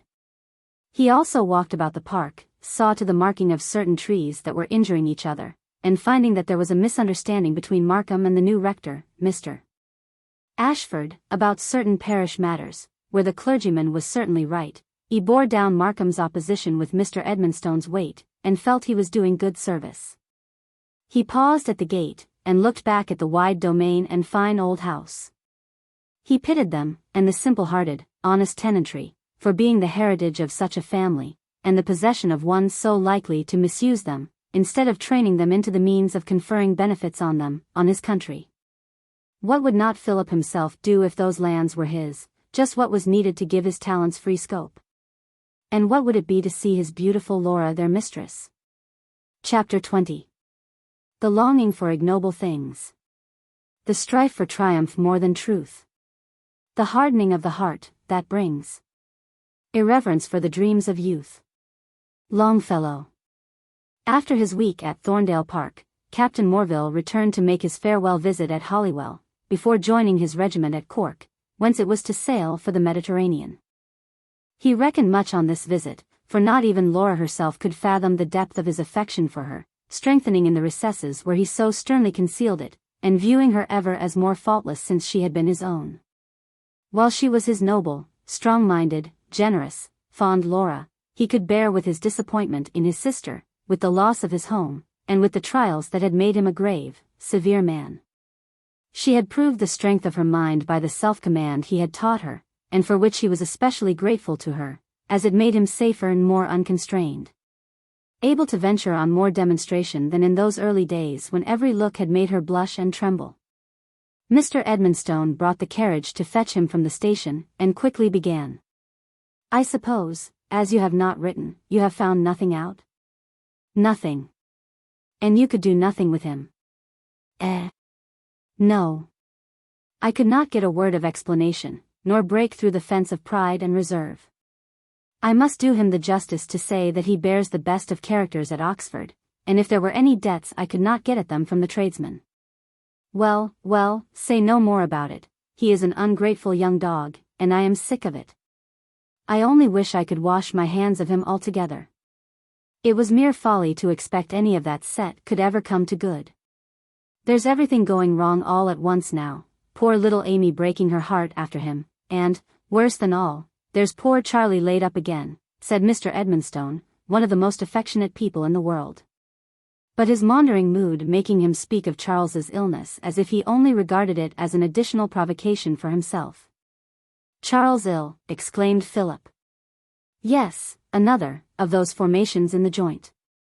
I hoped and trusted that was all over now, but he is as bad as ever, has not been able to move for a week, and goodness knows when he will again." "Indeed. I am very sorry. Is there as much pain as before?" "Oh, yes. He has not slept a wink these 4 nights. Mayerne talks of opium, but he says he won't have it till he has seen you. He is so anxious about this unlucky business. If anything could persuade me to have Guy back again, it would be that this eternal fretting after him is so bad for poor Charlie. It is on Amy's account that it is impossible to have him here," said Philip. He shall never set eyes on Amy again unless all this is cleared up, which it never will be, as I desire Mamma to tell her. By the by, Philip, Amy said something of your having a slip with Charles on the stairs. There was very nearly an accident. But I believed he was not hurt. I hope it has nothing to do with this illness. He says it was all his own fault, said Mr. Edmonstone, and that he should have been actually down but for you. But is it really thought it can have caused this attack? I can hardly suppose so, but Thompson fancies there may have been some jar. However, don't distress yourself, I dare say it would have come on all the same. Philip did not like to be forgiven by Mr. Edmonstone, and there was something very annoying in having this mischance connected with his name, though without his fault. Nor did he wish Charles to have the kind of advantage over him that might be derived from seeming to pass over his share in the misfortune. When they arrived at Holywell, it was twilight, but no one was in the drawing-room, generally so cheerful at that time of day. The fire had lately been smothered with coals, and looked gloomy and desolate. Mr. Edmonstone left Philip there, and ran up to see how Charles was, and soon after Laura came in, sprang to his side, and held his hand in both hers. "You bring no good news," said she, sadly, as she read the answer in his face. "Oh, how I wish you had. It would be such a comfort now. You have heard about poor Charlie?" "Yes, and very sorry I am. But, Laura, is it really thought that accident could have occasioned it?" "Dr. Mayerne does not think so, only Mr. Thompson talked of remote causes, when Amy mentioned it. I don't believe it did any harm, and Charlie himself says you saved him from falling downstairs." Philip had begun to give Laura his version of the accident, as he had already done to her father, when Mrs. Edmonstone came down, looking harassed and anxious. She told her nephew that Charles was very desirous to see him, and sent him up at once. There was a fire in the dressing-room, and the door was open into the little room, which was only lighted by a lamp on a small table, where Amy was sitting at work. After shaking hands, she went away, leaving him alone with Charles, who lay in his narrow bed against the wall, fixed in one position, his forehead contracted with pain, his eyelids red and heavy from sleeplessness, his eyes very quick and eager, and his hands and arms thrown restlessly outside the coverings. "I am very sorry to find you here," said Philip, coming up to him, and taking, rather than receiving, his hot, limp hand. "Is the pain very bad?" "That is a matter of course," said Charles, in a sharp, quick manner, his voice full of suffering. "I want to hear what you have been doing at Oxford and St. Mildred's. I am sorry I do not bring the tidings you wish. I did not expect you would. I know you too well. But I want to hear what you have been doing," "What he said," answered Charles, in short, impatient sentences. "It can be of no use, Charlie. You are not in a state to enter on agitating subjects." "I tell you I will hear all," returned Charles, with increased asperity. "I know you will say nothing to his advantage that you can help, but still I know you will speak what you think the truth, and I want to judge for myself. You speak as if I was not acting for his good." "Palaver," cried Charles, fully sensible of the advantage his illness gave him. "I want the facts. Begin at the beginning. Sit down, there's a chair by you.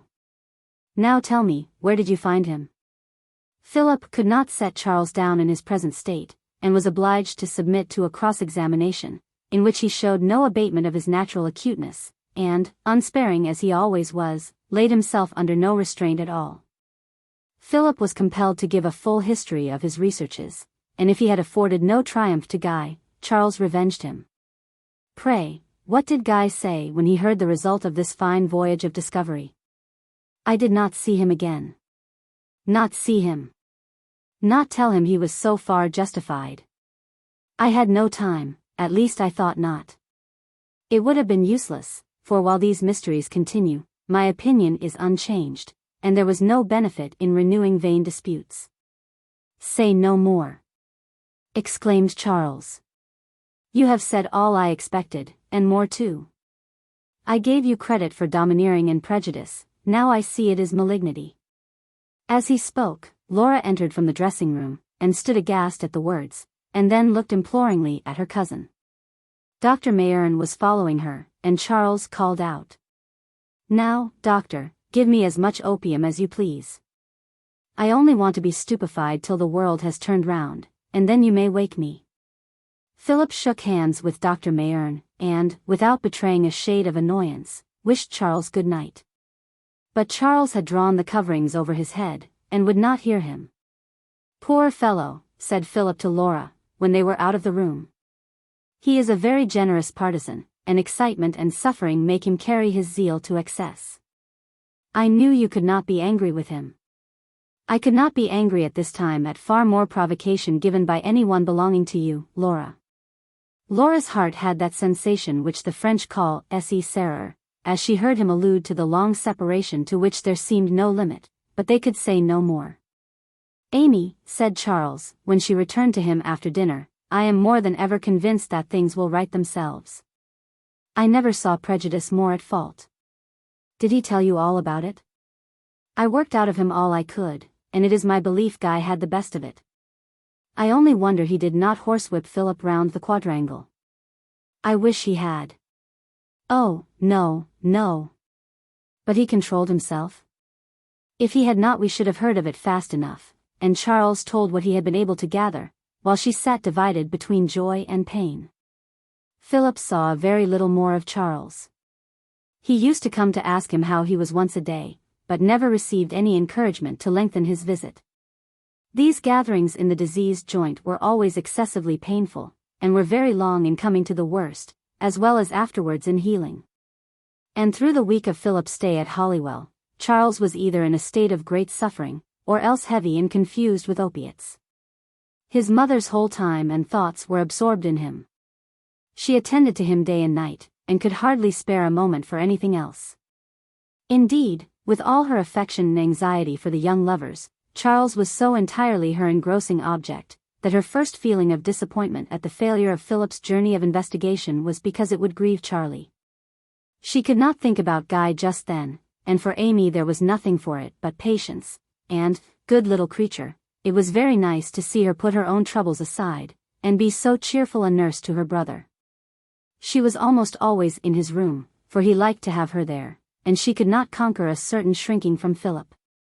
Laura had once pleaded hard and earnestly for Guy with Philip, but all in vain. She was only taught to think the case more hopeless than before. Laura was a very kind nurse and sister, but she could better be spared than her mother and Amy, so that it generally fell to her lot to be downstairs, making the drawing-room habitable. Mayerne, whenever Charles was ill, used to be more at Holywell than at his own house, and there were few days that he did not dine there. When Amy was out of the way, Philip used to entertain them with long accounts of Redclyffe, how fine a place it was, how far the estate reached on the Morworth road, of its capacities for improvement, wastes of moorland to be enclosed or planted. Magnificent timber needing nothing but thinning. He spoke of the number of tenantry, and the manorial rights, and the influence in both town and county, which, in years gone by, had been proved to the utmost in many a fierce struggle with the house of Thorndale. Sir Guy Morville might be one of the first men in England if he were not wanting to himself. Mr. Edmonstone enjoyed such talk, for it made him revel in the sense of his own magnanimity in refusing his daughter to the owner of all this. And Laura sometimes thought how Philip would have graced such a position, yet how much greater it was to rest entirely on his own merits. "Ah, my fine fellow," muttered Mayerne to himself one day, when Philip and his uncle had left the room, just after a discourse of this kind. "I see you have not forgotten you are the next heir." Laura colored with indignation, exclaimed, "Oh!" then checked herself, as if such an aspersion was not worthy of her taking the trouble to refute it. "Ah! Miss Edmonstone, I did not know you were there." "Yes, you were talking to yourself, just as if you were at home," said Charlotte, who was specially pert to the old doctor, because she knew herself to be a great pet. "You were telling some home truths to make Laura angry." "Well, he would make a very good use of it if he had it," said the doctor. "Now you'll make me angry," said Charlotte, "and you have not mended matters with Laura. She thinks nothing short of four-syllabled words good enough for Philip." "Hush! Nonsense, Charlotte," said Laura, much annoyed. "There, Charlotte, she is avenging herself on you because she can't scold me," said the doctor, pretending to whisper. "Charlotte is only growing more wild than ever for want of mamma," said Laura, trying to laugh it off, but there was so much annoyance evident about her, that Dr. Mayerne said, "Seriously, I must apologize for my unlucky soliloquy. Not that I thought I was saying much harm, for I did not by any means say or think the captain wished Sir Guy any ill, and few men who stood next in succession to such a property would be likely to forget it." "Yes, but Philip is not like other men," said Charlotte, who, at 14, had caught much of her brother's power of repartee, and could be quite as provoking, when unrestrained by any one whom she cared to obey. Laura felt it was more for her dignity not to notice this, and replied, with an effort for a laugh, "It must be your guilty conscience that sets you apologizing, for you said no harm, as you observe." "Yes," said Dr. Mayerne, good-humoredly. "He does very well without it, and no doubt he would be one of the first men in the country if he had it, but it is in very good hands now, on the whole. I don't think, even if the lad has been tempted into a little folly just now, that he can ever go very far wrong." "No, indeed," said Charlotte, "but Charlie and I don't believe he has done anything wrong." She spoke in a little surly decided tone, as if her opinion put an end to the matter, and Philip's return closed the discussion. Divided as the party were between upstairs and downstairs, and in the absence of Charles's shrewd observation, Philip and Laura had more opportunity of intercourse than usual, and now that his departure would put an end to suspicion, they ventured on more openly seeking each other. It never could be the perfect freedom that they had enjoyed before the avowal of their sentiments, but they had many brief conversations, giving Laura feverish, but exquisite, delight at each renewal of his rare expressions of tenderness. "What are you going to do today?" he asked, on the last morning before he was to leave Holywell. "I must see you alone before I go." She looked down, and he kept his eyes fixed on her rather sternly, for he had never before made a clandestine appointment, and he did not like feeling ashamed of it. At last she said, "I go to East Hill School this afternoon. I shall come away at 3:30. Mary Ross was still absent. Her 6 nephews and nieces having taken advantage of her visit to have the measles, not like reasonable children, all at once, so as to be one trouble, but one after the other, so as to keep Aunt Mary with them as long as possible, and Mr. Ross did not know what would have become of the female department of his parish but for Laura, who worked at school-keeping indefatigably. Laura had some difficulty in shaking off Charlotte's company this afternoon, and was obliged to make the most of the probability of rain, and the dreadful dirt of the roads. Indeed, she represented it as so formidable, that Mrs. Edmonstone, who had hardly time to look out of window, much less to go out of doors, strongly advised her to stay at home herself, and Charlotte grew all the more eager for the fun. Luckily, however, for Laura, Dr. Mayerne came in, laughing at the reports of the weather. And as he was wanted to prescribe for a poor old man in an opposite direction, he took Charlotte with him to show the way, and she was much better pleased to have him for a companion than the grave Laura. Philip, in the meantime, had walked all the way to Broadstone, timing his return exactly, that he might meet Laura as she came out of the school, and feel as if it had been by chance. It was a grey, misty November day, and the leaves of the elm trees came floating round them, yellow and damp. "You have had a wet walk," said Laura, as they met. "It is not quite raining," he answered. And they proceeded for some minutes in silence, until he said, "It is time we should come to an understanding." She looked at him in alarm, and his voice was immediately gentler. Indeed, at times it was almost inaudible from his strong emotion. "I believe that no affection has ever been stronger or truer than ours." "Has been," repeated Laura, in a wondering, bewildered voice. "And is, if you are satisfied to leave things as they are." "I must be, if you are." "I will not say I am satisfied with what must be, as I am situated, but I felt it due to you to set the true state of the case before you. Few would venture their love as I do mine with you, bound in reality, though not formally, with no promise sought or given, yet I am not more assured that I stand here than I am that our love is forever." "I am sure it is," she repeated fervently. "Oh Philip, there never was a time I did not love you, and since that day on Ashen Down, I have loved you with my whole heart. I am sometimes afraid it has left no proper room for the rest, when I find how much more I think of your going away than of poor Charles." "Yes," he said, "you have understood me as none but you would have done, through coldness and reserve, apparently, even towards yourself, and when to others I have seemed grave and severe beyond my years. You have never doubted, you have recognized the warmth within, you have trusted your happiness to me, and it shall be safe in my keeping, for, Laura, it is all mine." "There is only one thing," said Laura, timidly. "Would it not be better if Mamma knew?" "Laura, I have considered that, but remember you are not bound. I have never asked you to bind yourself. You might marry tomorrow, and I should have no right to complain. There is nothing to prevent you," she exclaimed, as if with pain. "True," he answered, "you could not, and that certainty suffices me. I ask no more without your parents' consent, but it would be giving them and you useless distress and perplexity to ask it now. They would object to my poverty, and we should gain nothing, for I would never be so selfish as to wish to expose you to such a life as that of the wife of a poor officer, and an open engagement could not add to our confidence in each other. We must be content to wait for my promotion. By that time," he smiled gravely, "our attachment will have lasted so many years as to give it a claim to respect.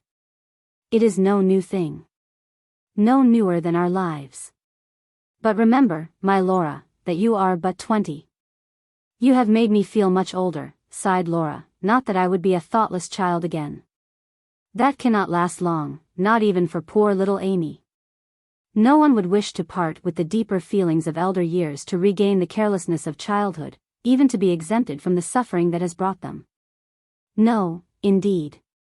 For instance, these 2 years have scarcely been a time of great happiness to you." "Sometimes," whispered Laura, "sometimes beyond all words, but often dreary and oppressive. Heaven knows how unwillingly I have rendered it so. Rather than dim the brightness of your life, I would have repressed my own sentiments forever. But, then, where would have been my brightness? I would, I say, but for a peril to you. I see my fears were unfounded. You were safe. But in my desire to guard you from what has come on poor Amy, my feelings, though not wont to overpower me, carried me further than I intended.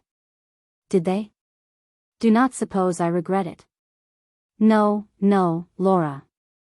Those were the most precious moments in my life, when I drew from you those words and looks which have been blessed in remembrance ever since, and doubly, knowing, as I do, that you also prized that day. Yes, yes. In the midst of much that was adverse, and with a necessity for a trust and self-control of which scarce a woman but yourself would have been capable, you have endured nobly. I could bear anything, if you were not going so far away. You will bear that too, Laura, and bravely. It will not be forever. How long do you think? I cannot tell. Several years may pass before I have my promotion. It may be that I shall not see that cheek in its fresh bloom again, but I shall find the same Laura that I left, the same in love, and strength, and trust. Ah! I shall grow faded and grey, and you will be a sunburnt old soldier, said Laura, smiling, and looking, half sadly, half proudly, up to his noble features, but hearts don't change like faces. After they came near the house, they walked up and down the lane for a long time, for Philip avoided a less public path, in order to keep up his delusion that he was doing nothing in an underhand way. It grew dark, and the fog thickened, straightening Laura's auburn ringlets, and hanging in dewdrops on Philip's rough coat, but little recked they, it was such an hour as they had never enjoyed before. Philip had never so laid himself open, or assured her so earnestly of the force of his affection. And her thrills of ecstasy overcame the desolate expectation of his departure, and made her sensible of strength to bear 7, 10, 20 years of loneliness and apparent neglect. She knew him, and he would never fail her. Yet, when at last they went indoors, and Amy followed her to her room, wondering to find her so wet, and so late, who could have seen the two sisters without reading greater peace and serenity in the face of the younger? Philip felt an elder brother's interest for poor little Amy. He did not see much of her, but he compassionated her as a victim to her mother's imprudence, hoping she would soon be weaned from her attachment. He thought her a good, patient little thing, so soft and gentle as probably not to have the strength and depth that would make the love incurable, and the better he liked her, the more unfit he thought her for Guy. It would have been uniting a dove and a tiger, and his only fear was, that when he was no longer at hand, Mr. Edmonstone's weak good nature might be prevailed on to sacrifice her.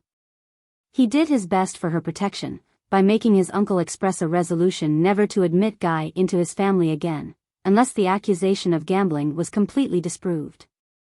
The last morning came, and Philip went to take leave of Charles. Poor Charles was feebler by this time, and too much subdued by pain and languor to receive him as at first, but the spirit was the same. And when Philip wished him goodbye, saying he hoped soon to hear he was better, he returned for answer: "Goodbye, Philip, I hope soon to hear you are better. I had rather have my hip than your mind." He was in no condition to be answered, and Philip repeated his goodbye, little thinking how they were to meet again. The others were assembled in the hall.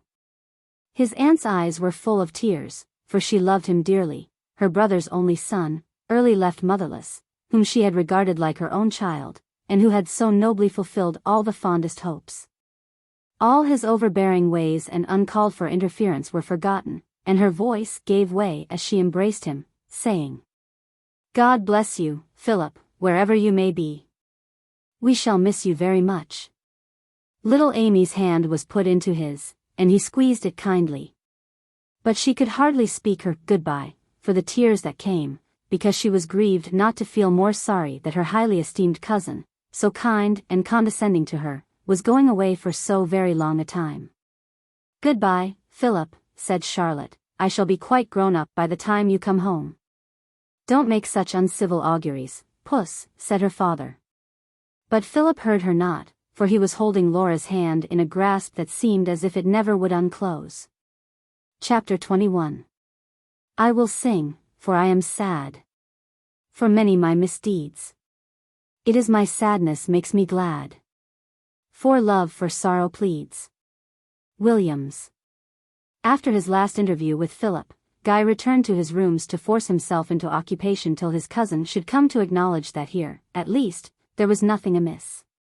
He trusted that when it was proved all was right in this quarter, the prejudice with regard to the other might be diminished, though his hopes were lower since he had found out the real grounds of the accusation. Reflecting that he should never be able to explain without betraying his uncle, he waited in vain. The hour passed at which Philip's coming was possible. Guy was disappointed, but looked for a letter, but post after post failed to bring him one. Perhaps Philip would write from Holywell, or else Mr. Edmonstone would write, or at least he was sure that Charles would write. Charles, whose confidence and sympathy, expressed in almost daily letters, had been such a comfort. But not a line came.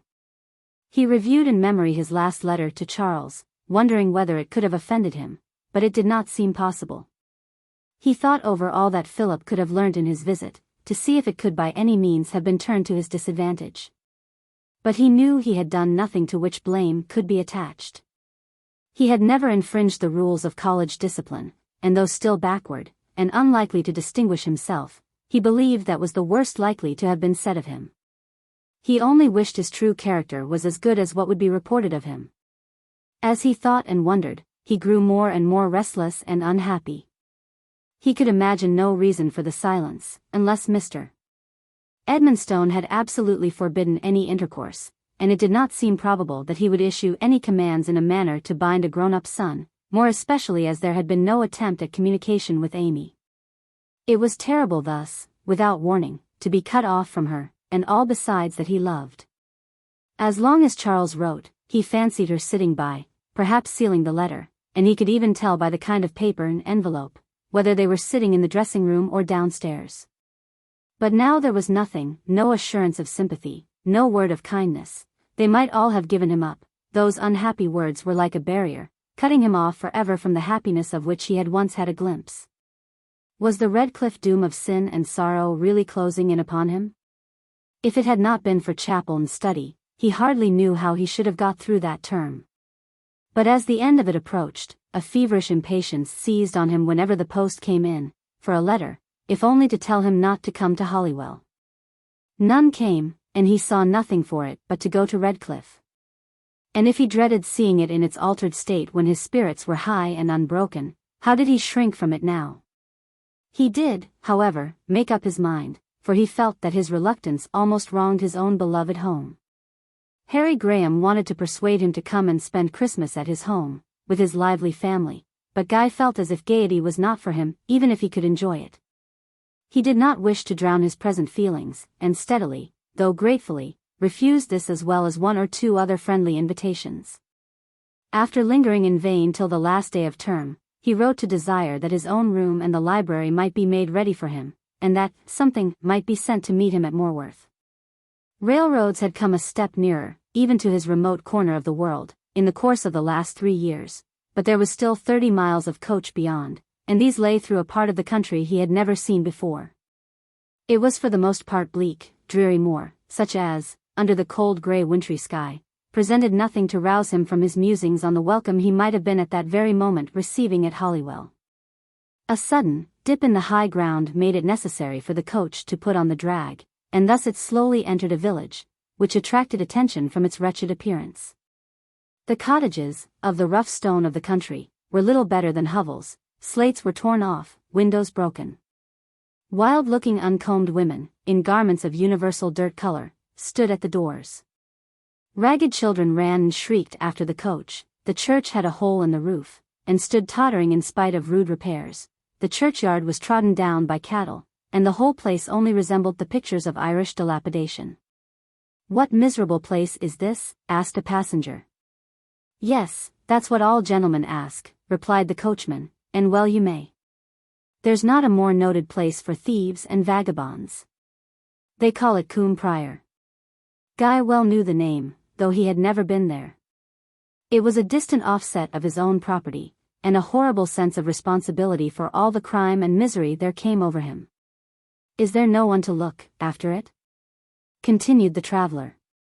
"No squire, no clergyman?" "A fox-hunting parson," answered the coachman, "who lives 6 miles off, and gallops over for the service."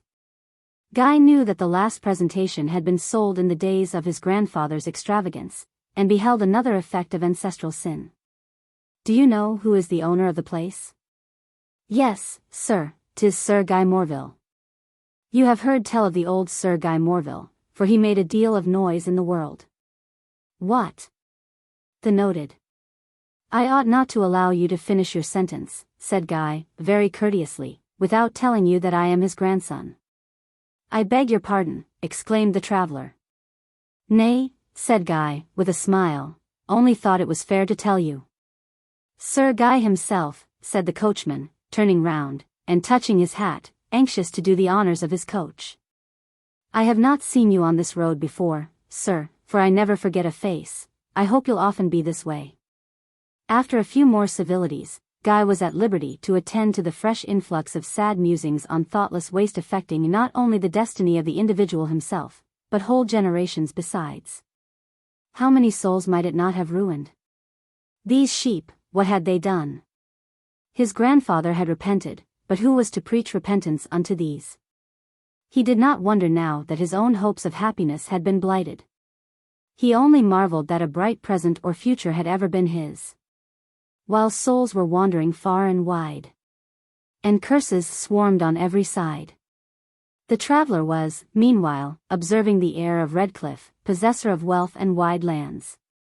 Little did he guess how that bright-eyed youth looked upon his riches. Miles were passed in one long melancholy musing, till Guy was roused by the sight of familiar scenes, and found himself rattling over the stones of the little borough of Moorworth, with the grey, large-windowed, old-fashioned houses, on each side, looking at him with friendly eyes. There, behind those limes cut out in arches, was the commercial school, where he had spent many an hour in construing with patient Mr. Potts. And though he had now a juster appreciation of his old master's erudition, which he had once thought so vast, he recollected with veneration his long and patient submission to an irksome, uncongenial life. Rumbling on, the coach was in the square market-place, the odd-looking octagon market-house in the middle, and the inn, the respectable old George, with its long rank of stables and outbuildings forming one side. It was at this inn that Guy had been born, and the mistress, having been the first person who had him in her arms, considered herself privileged to have a great affection for him, and had delighted in the greetings he always exchanged with her when he put up his pony at her stable, and went to his tutor. There was a certainty of welcome here that cheered him, as he swung himself from the roof of the coach, lifted Bustle down, and called out to the barmaid that he hoped Mrs. Lavers was well. The next moment Mrs.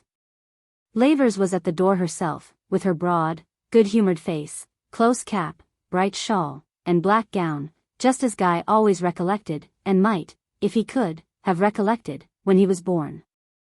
If she had any more guests she neither saw nor cared for them. Her welcome was all for him, and he could not but smile and look cheerful, if only that he might not disappoint her, feeling, in very truth, cheered and gratified by her cordiality. If he was in a hurry, he would not show it. And he allowed her to seat him in her own peculiar abode, behind the glass cases of tongue and cold chicken, told her he came from Oxford, admired her good fire, and warmed his hands over it, before he even asked if the something had arrived which was to take him home. It was coming to the door at the moment, and proved to be Mr. Markham's tall, high-wheeled gig, drawn by the old white-faced chestnut, and driven by Markham himself, a short, sturdy, brown-red, honest-faced old man, with frosted hair and whiskers, an air more of a yeoman than of a lawyer. And though not precisely gentlemanlike, yet not ungentlemanlike, as there was no pretension about him. Guy darted out to meet him, and was warmly shaken by the hand, though the meeting was gruff. So, Sir Guy. How d'ye do? I wonder what brings you here on such short notice. Good morning, Mrs. Lavers. Bad roads this winter. Good morning, Mr. Markham. It is a treat, indeed, to have Sir Guy here once more, so grown, too. Grown, said Markham, surveying him. I don't see it. He'll never be as tall as his father. Have you got your things, Sir Guy? Aye, that's the way, care for nothing but the dog.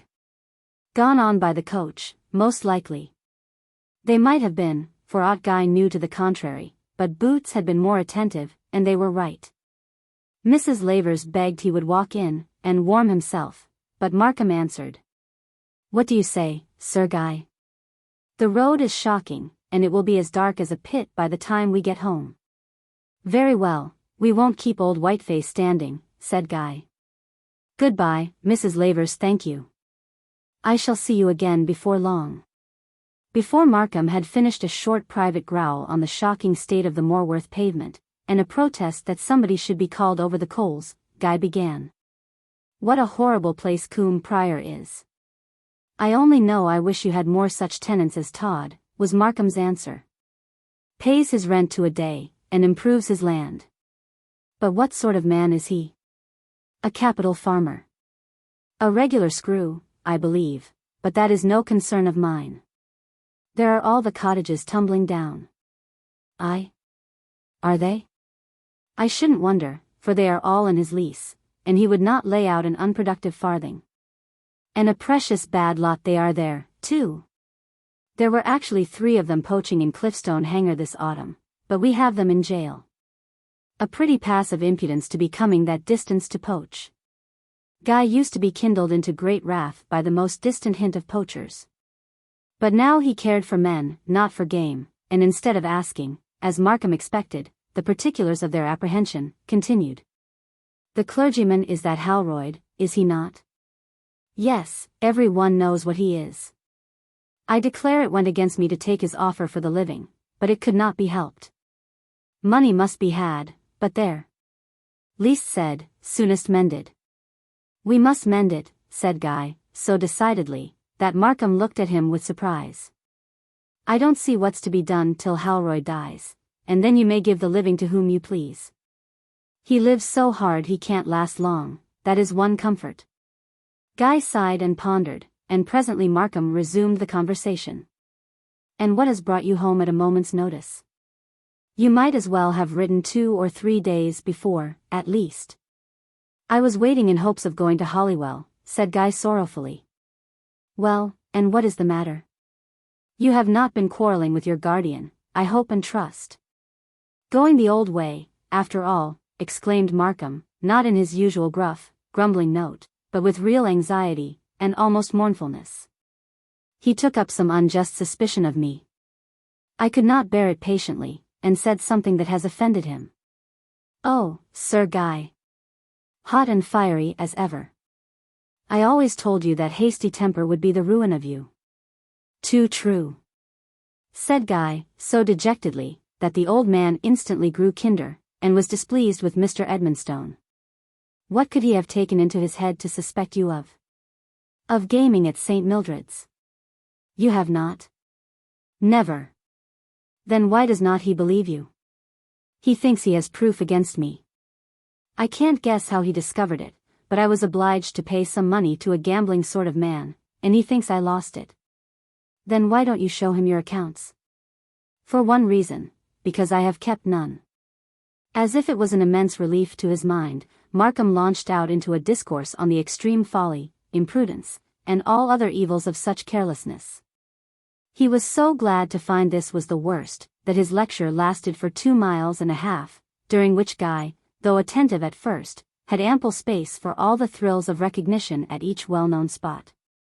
There was the long green wooded valley between the hills where he had shot his first woodcock, there was the great stone on which he had broken his best knife in a fit of geological research, there was the pool where he used to skate.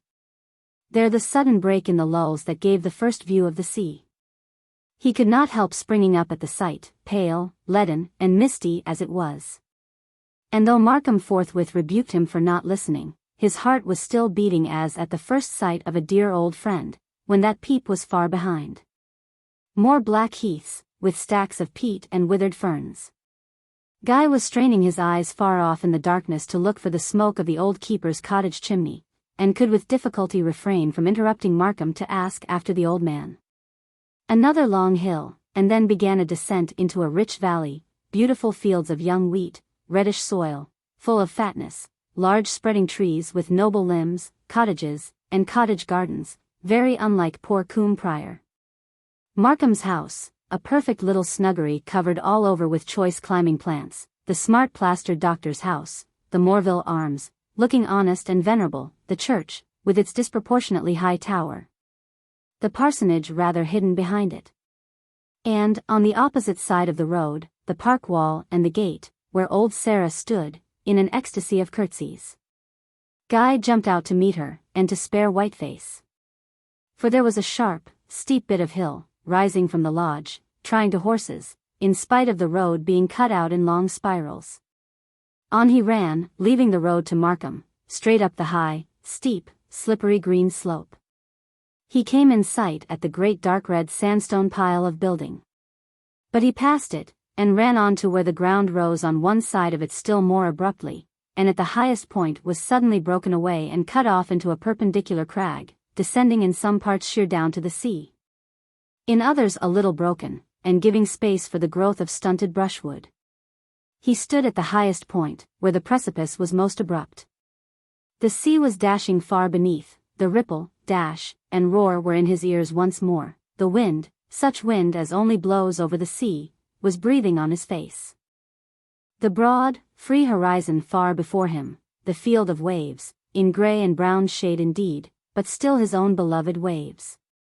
The bay, shut in with rocks, and with Black Shag Island and its train of rocks projecting far out to the west, and almost immediately beneath him, to the left, the little steep street of the fishing part of the village, nestled into the cove, which was formed by the mouth of a little mountain stream, and the dozen boats it could muster rocking on the water.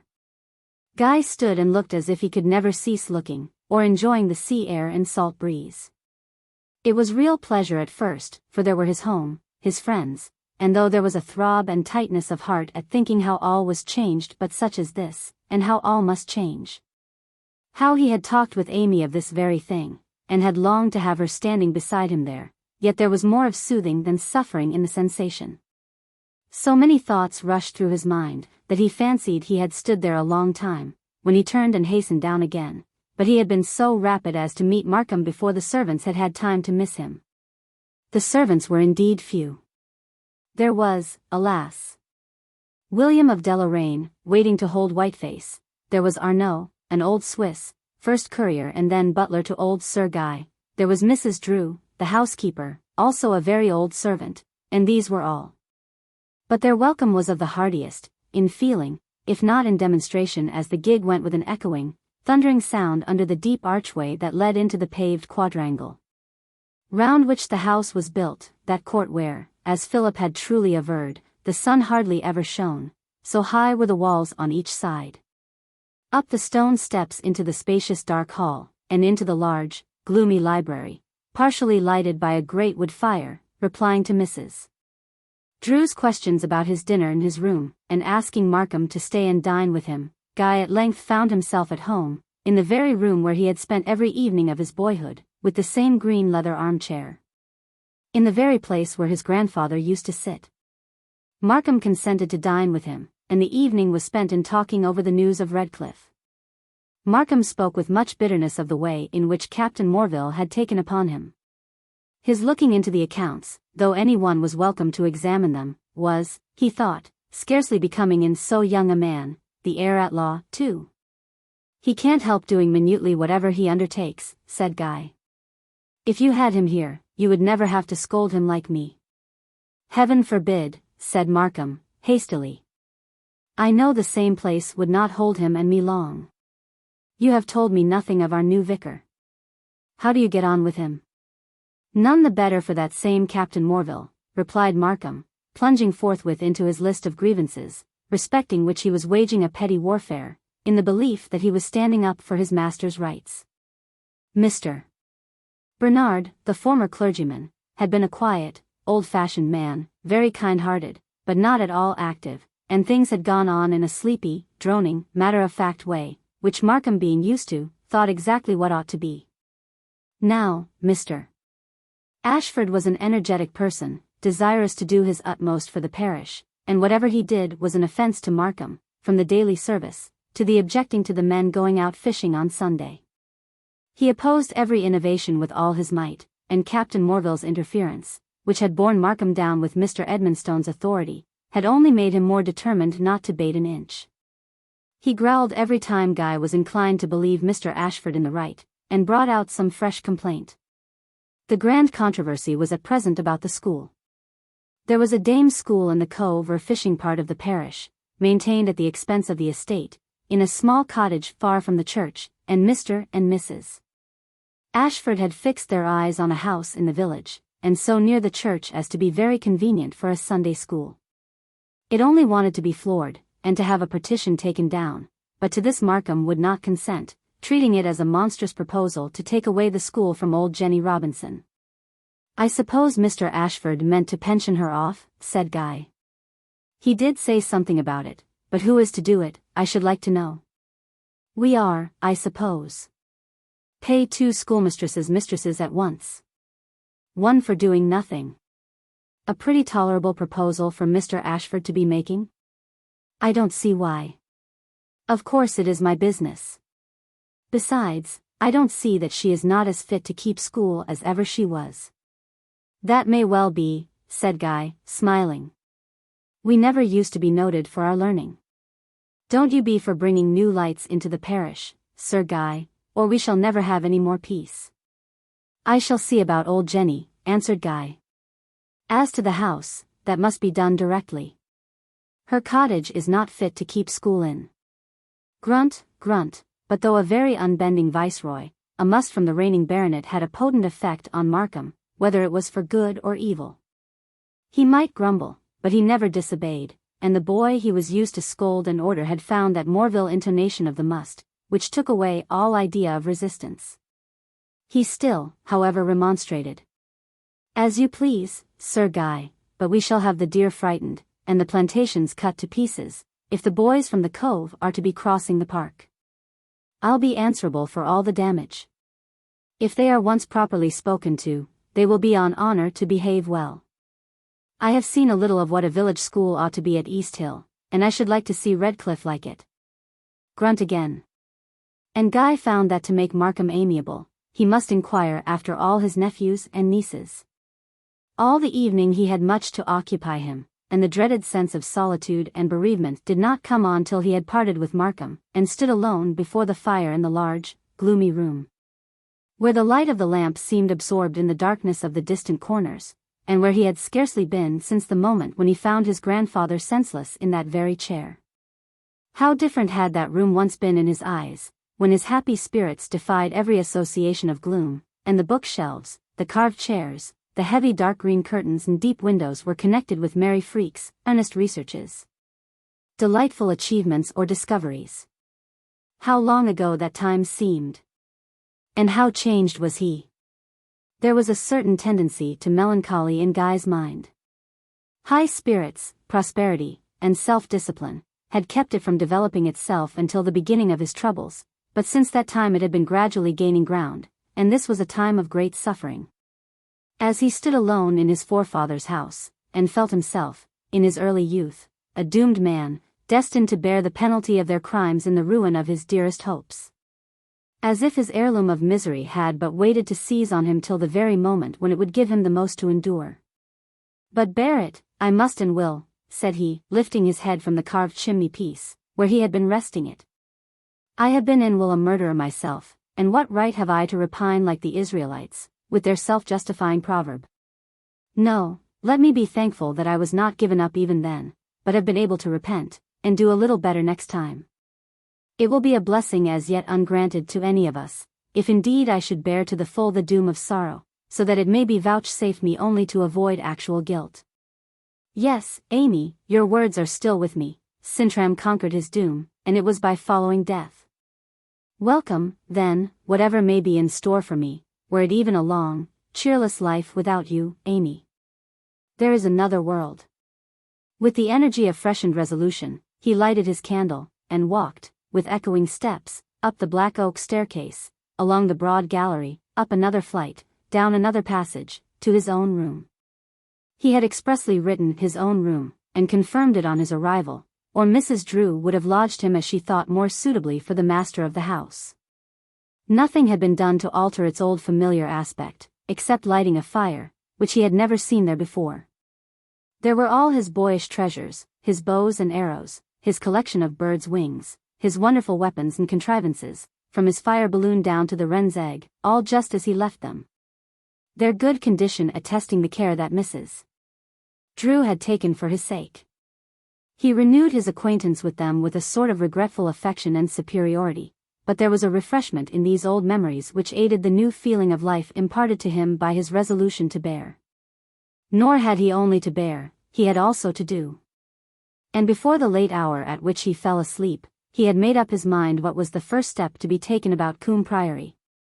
And had remembered with rejoicing that whereas he had regretted leaving the chapel at college which had so comforted and helped him, there was now daily service at Redclyffe Church. The last thing in his mind, before reflection was lost in sleep, was this stanza. Gales from heaven, if so he will.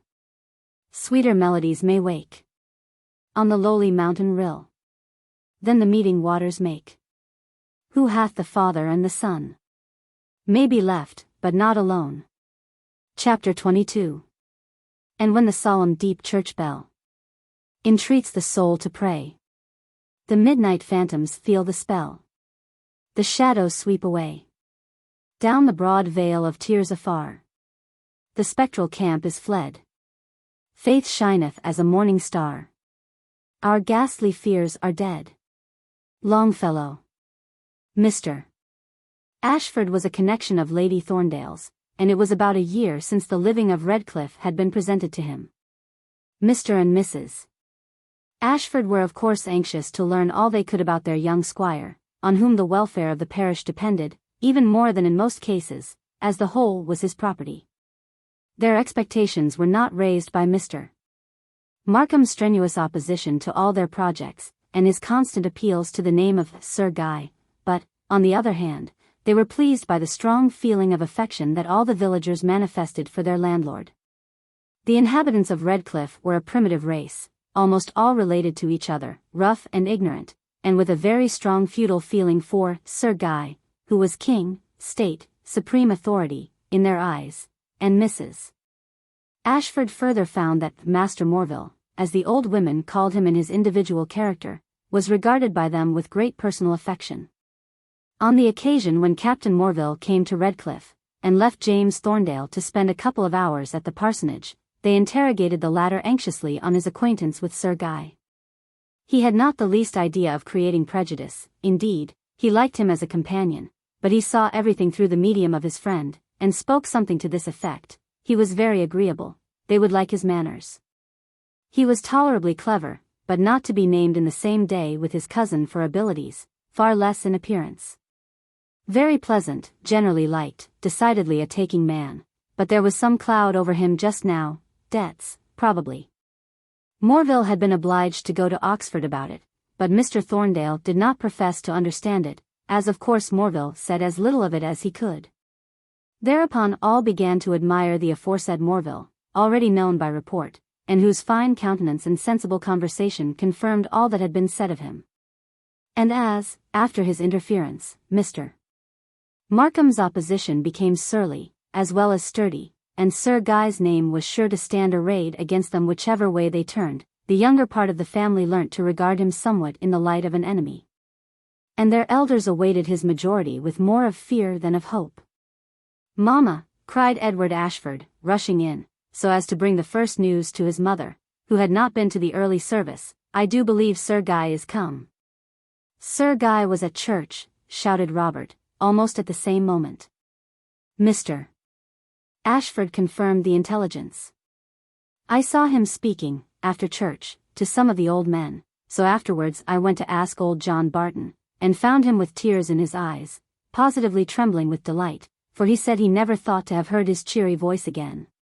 And that he was coming down by and by to see the last letter from Ben, at sea."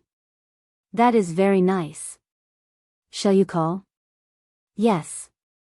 Even if he is only here for a day or two, it will be better to have made the acquaintance."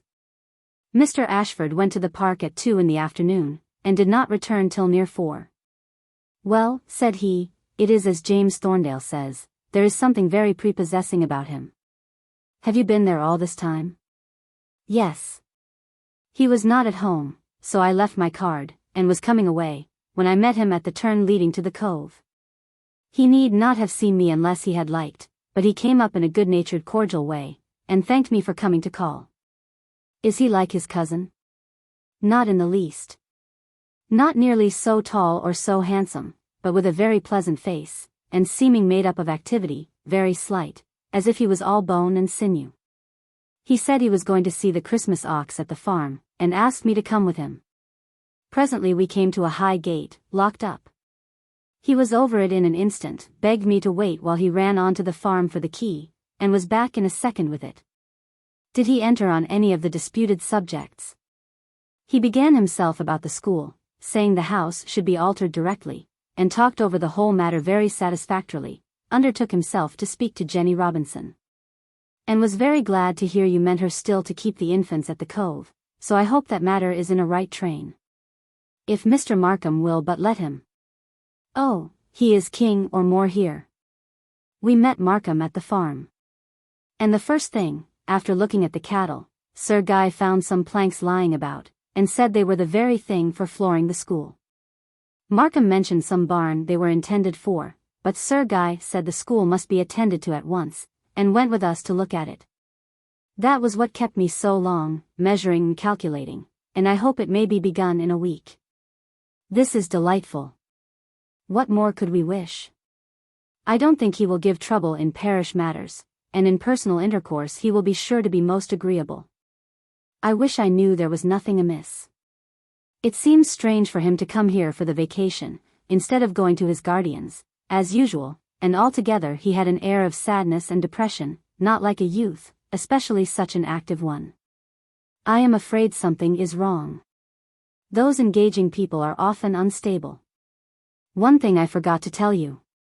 We were walking through that belt of trees on the east side of the hill, when he suddenly called out to ask how came the old ash tree to be marked. Markham answered in his gruff way, it was not his doing, but the captain's. He turned crimson, and began some angry exclamation, but as Markham was going on to tell something else about it, he stopped him short, saying, never mind. I dare say it's all right. I don't want to hear any more. And I don't think he spoke much again till we got into the village. I am afraid there is some misunderstanding between the cousins. Or more likely Mr. Markham is teaching him some jealousy of his heir. We could not expect two Captain Morvilles in one family, and I am glad it is no worse. All that the Ashfords further saw of their young baronet made an impression in his favour. Every difficulty raised by the steward disappeared, their plans were forwarded, and they heard of little but his good nature to the poor people. But still they did not know how far to trust these appearances, and did not yet venture to form an opinion on him, or enter into intimacy. So the singers will not come to us on Christmas Eve, because they say they must go to the park, said Edward, rather savagely. I was thinking, said Mrs. Ashford, how forlorn it will be for that poor youth to spend his Christmas Day alone in that great house. Don't you think we might ask him to dinner? Before Mr. Ashford could answer, the boys made such an uproar at the proposal of bringing a stranger to spoil their Christmas, that their parents gave up the idea. It was that Christmas Day that Guy especially dreaded, as recalling so many contrasts both with those passed here and at Holywell.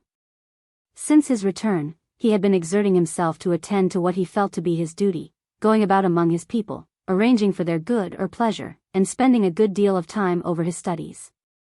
He had written to Mr. Ross, to ask his advice about Coombe Prior, and had set Markham, much against his will, to remonstrate with Farmer Todd about the repairs. But though there was a sort of satisfaction in doing these things, though the attachment of his dependents soothed him, and brought a new sense of the relation between himself and them, though views of usefulness were on each side opening before him, yet there was a dreariness about everything. He was weary even while he undertook and planned energetically, each new project reminding him that there was no Amy to plan with him. He could not sufficiently care for them. Still more dreary was his return to his old haunts, and to the scenery which he loved so devotedly, the blue sea and purple hills, which had been like comrades and playfellows, before he had known what it was to have living companions. They used to be everything to him, and he had scarcely a wish beyond. Afterwards his dreams had been of longing affection for them, and latterly the idea of seeing Amy love them and admire them had been connected with every vision of them. And now the sight of the reality did but recall the sense that their charm had departed, they could no longer suffice to him as of old. And their presence brought back to him, with fresh pangs of disappointment, the thought of lost happiness and ruined hopes, as if Amy alone could restore their value. The depression of his spirits inclined him to dwell at present more on the melancholy history of his parents than on anything else. He had hitherto only heard the brief narration of his grandfather, when he could ask no questions. But he now obtained full particulars from Markham, who, when he found him bent on hearing all, related everything, perhaps intending it as a warning against the passions which, when once called into force, he dreaded to find equally ungovernable in his present master. Mr. Morville had been his great pride and glory, and, in fact, had been so left to his care, as to have been regarded like a son of his own. He had loved him, if possible, better than Guy, because he had been more his own. He had chosen his school, and given him all the reproofs which had ever been bestowed on him with his good in view, and how he had grieved for him was never known to man. It was the first time he had ever talked it over, and he described, with strong, deep feeling, the noble face and bearing of the dark-eyed, gallant-looking stripling. His generosity and high spirit tainted and ruined by his wild temper and impatience of restraint. There seemed to have been a great sweetness of disposition, excellent impulses, and so strong a love of his father, in spite of early neglect and present resentment, as showed what he might have been with only tolerable training. Which gave Guy's idea of him more individuality than it had ever had before, and made him better understand what his unhappy grandfather's remorse had been. Guy doubted for a moment whether it had not been selfish to make Markham narrate the history of the time when he had suffered so much.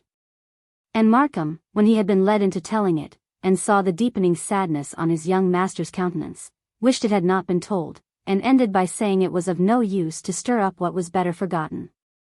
He would have regretted the telling it still more if he had known how Guy acted it all over in his solitude. Picturing his father standing an outcast at the door of his own home, yielding his pride and resentment for the sake of his wife, ready to do anything, yearning for reconciliation, longing to tread once more the friendly, familiar hall, and meeting only the angry repulse and cruel taunt. He imagined the headlong passion, the despair, the dashing on his horse in whirlwind-like swiftness, then the blow, the fall, the awful stillness of the form carried back to his father's house, and laid on that table a dead man. Fierce wrath, then another world.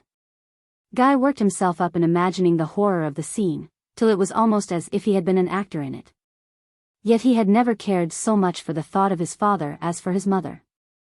His yearning for her, which he had felt in early days at Holywell, had returned in double force, as he now fancied that she would have been here to comfort him, and to share his grief, to be a Mrs. Edmonstone, whose love no fault and no offence could ever cancel. He rode to Morworth, and made Mrs. Lavers tell him all she remembered. She was nothing loath, and related how she had been surprised by Mr. Morville arriving with his fair, shrinking young wife, and how she had rejoiced in his coming home again. She described Mrs. Morville with beautiful blue eyes and flaxen hair, looking pale and delicate, and with clinging caressing ways like a little child afraid to be left. "Poor thing," said Mrs. Lavers, wiping her eyes. When he was going, she clung about him, and cried, and was so timid about being left, that at last he called me, and begged me to stay with her, and take care of her. It was very pretty to see how gentle and soft he was to her, sharp and hasty as he was with most, and she would not let him go, coaxing him not to stay away long, till at last he put her on the sofa, saying, "There, Marianne, that will do. Only be a good child, and I'll come for you." I never forget those words, for they were the last I ever heard him speak. Well? Poor dear. She cried heartily at first, but after a time she cheered up, and quite made friends with me. I remember she told me which were Mr. Morville's favorite songs, and sang little scraps of them. "Can you remember what they were?" eagerly exclaimed Guy. "Law, no, I never had no head for music." And she laughed about her journey to Scotland, and got into spirits, only she could not bear I should go out of the room, and after a time she grew very anxious for him to come back. I made her some tea, and tried to get her to bed, but she would not go, though she seemed very tired, for she said Mr. Morville would come to take her to Redclyffe, and she wanted to hear all about the great house, listening for him all the time, and I tried to quiet her, and telling her the longer he stayed the better chance there was. Then came a call for me, and downstairs I found everything in confusion. The news had come, I never knew how. I had not had time to hear it rightly myself, when there was a terrible cry from upstairs. Poor thing! Whether she thought he was come, or whether her mind misgave her, she had come after me to the head of the stairs, and heard what they were saying. I don't believe she ever rightly knew what had happened, for before I could get to her she had fainted, and she was very ill from that moment. And it was the next day she died, said Guy, looking up, after a long silence. Could she take any notice of me? No, sir, she lived but half an hour, or hardly that, after you were born. I told her it was a son, but she was not able to hear or mind me, and sank away, fainting like. I fancied I heard her say something like, Mr. Morville, but I don't know, and her breath was very soon gone. Poor dear, added Mrs. Lavers, wiping away her tears.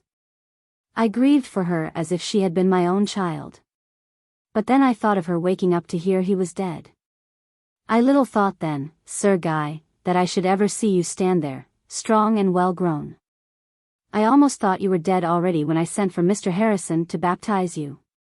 Was it you that did so? Said Guy, his face, mournful before, lighting up in a sudden beam of gratitude. Then I have to thank you for more than all the world besides. Law, sir, said Mrs. Lavers, smiling and looking pleased, though as if but half entering into his meaning. Yes, it was in that very china bowl. I have kept it choice ever since, and never let it be used for anything. I thought it was making very bold, but the doctor and all thought you could not live, and Mr. Harrison might judge. I was very glad just before he came that Mr. Markham came from Redclyffe. He had not been able to leave poor Sir Guy before. Guy soon after set out on his homeward ride. His yearning to hear of his mother had been satisfied.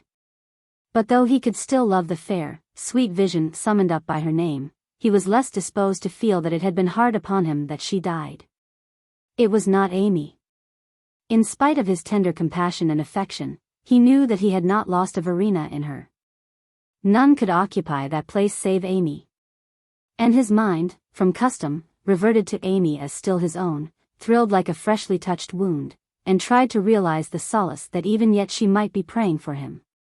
It was dreariness and despondency by day, and he struggled with it by energy and occupation, but it was something even worse in the evening, in the dark, solitary library, where the very size of the room gave an additional sense of loneliness.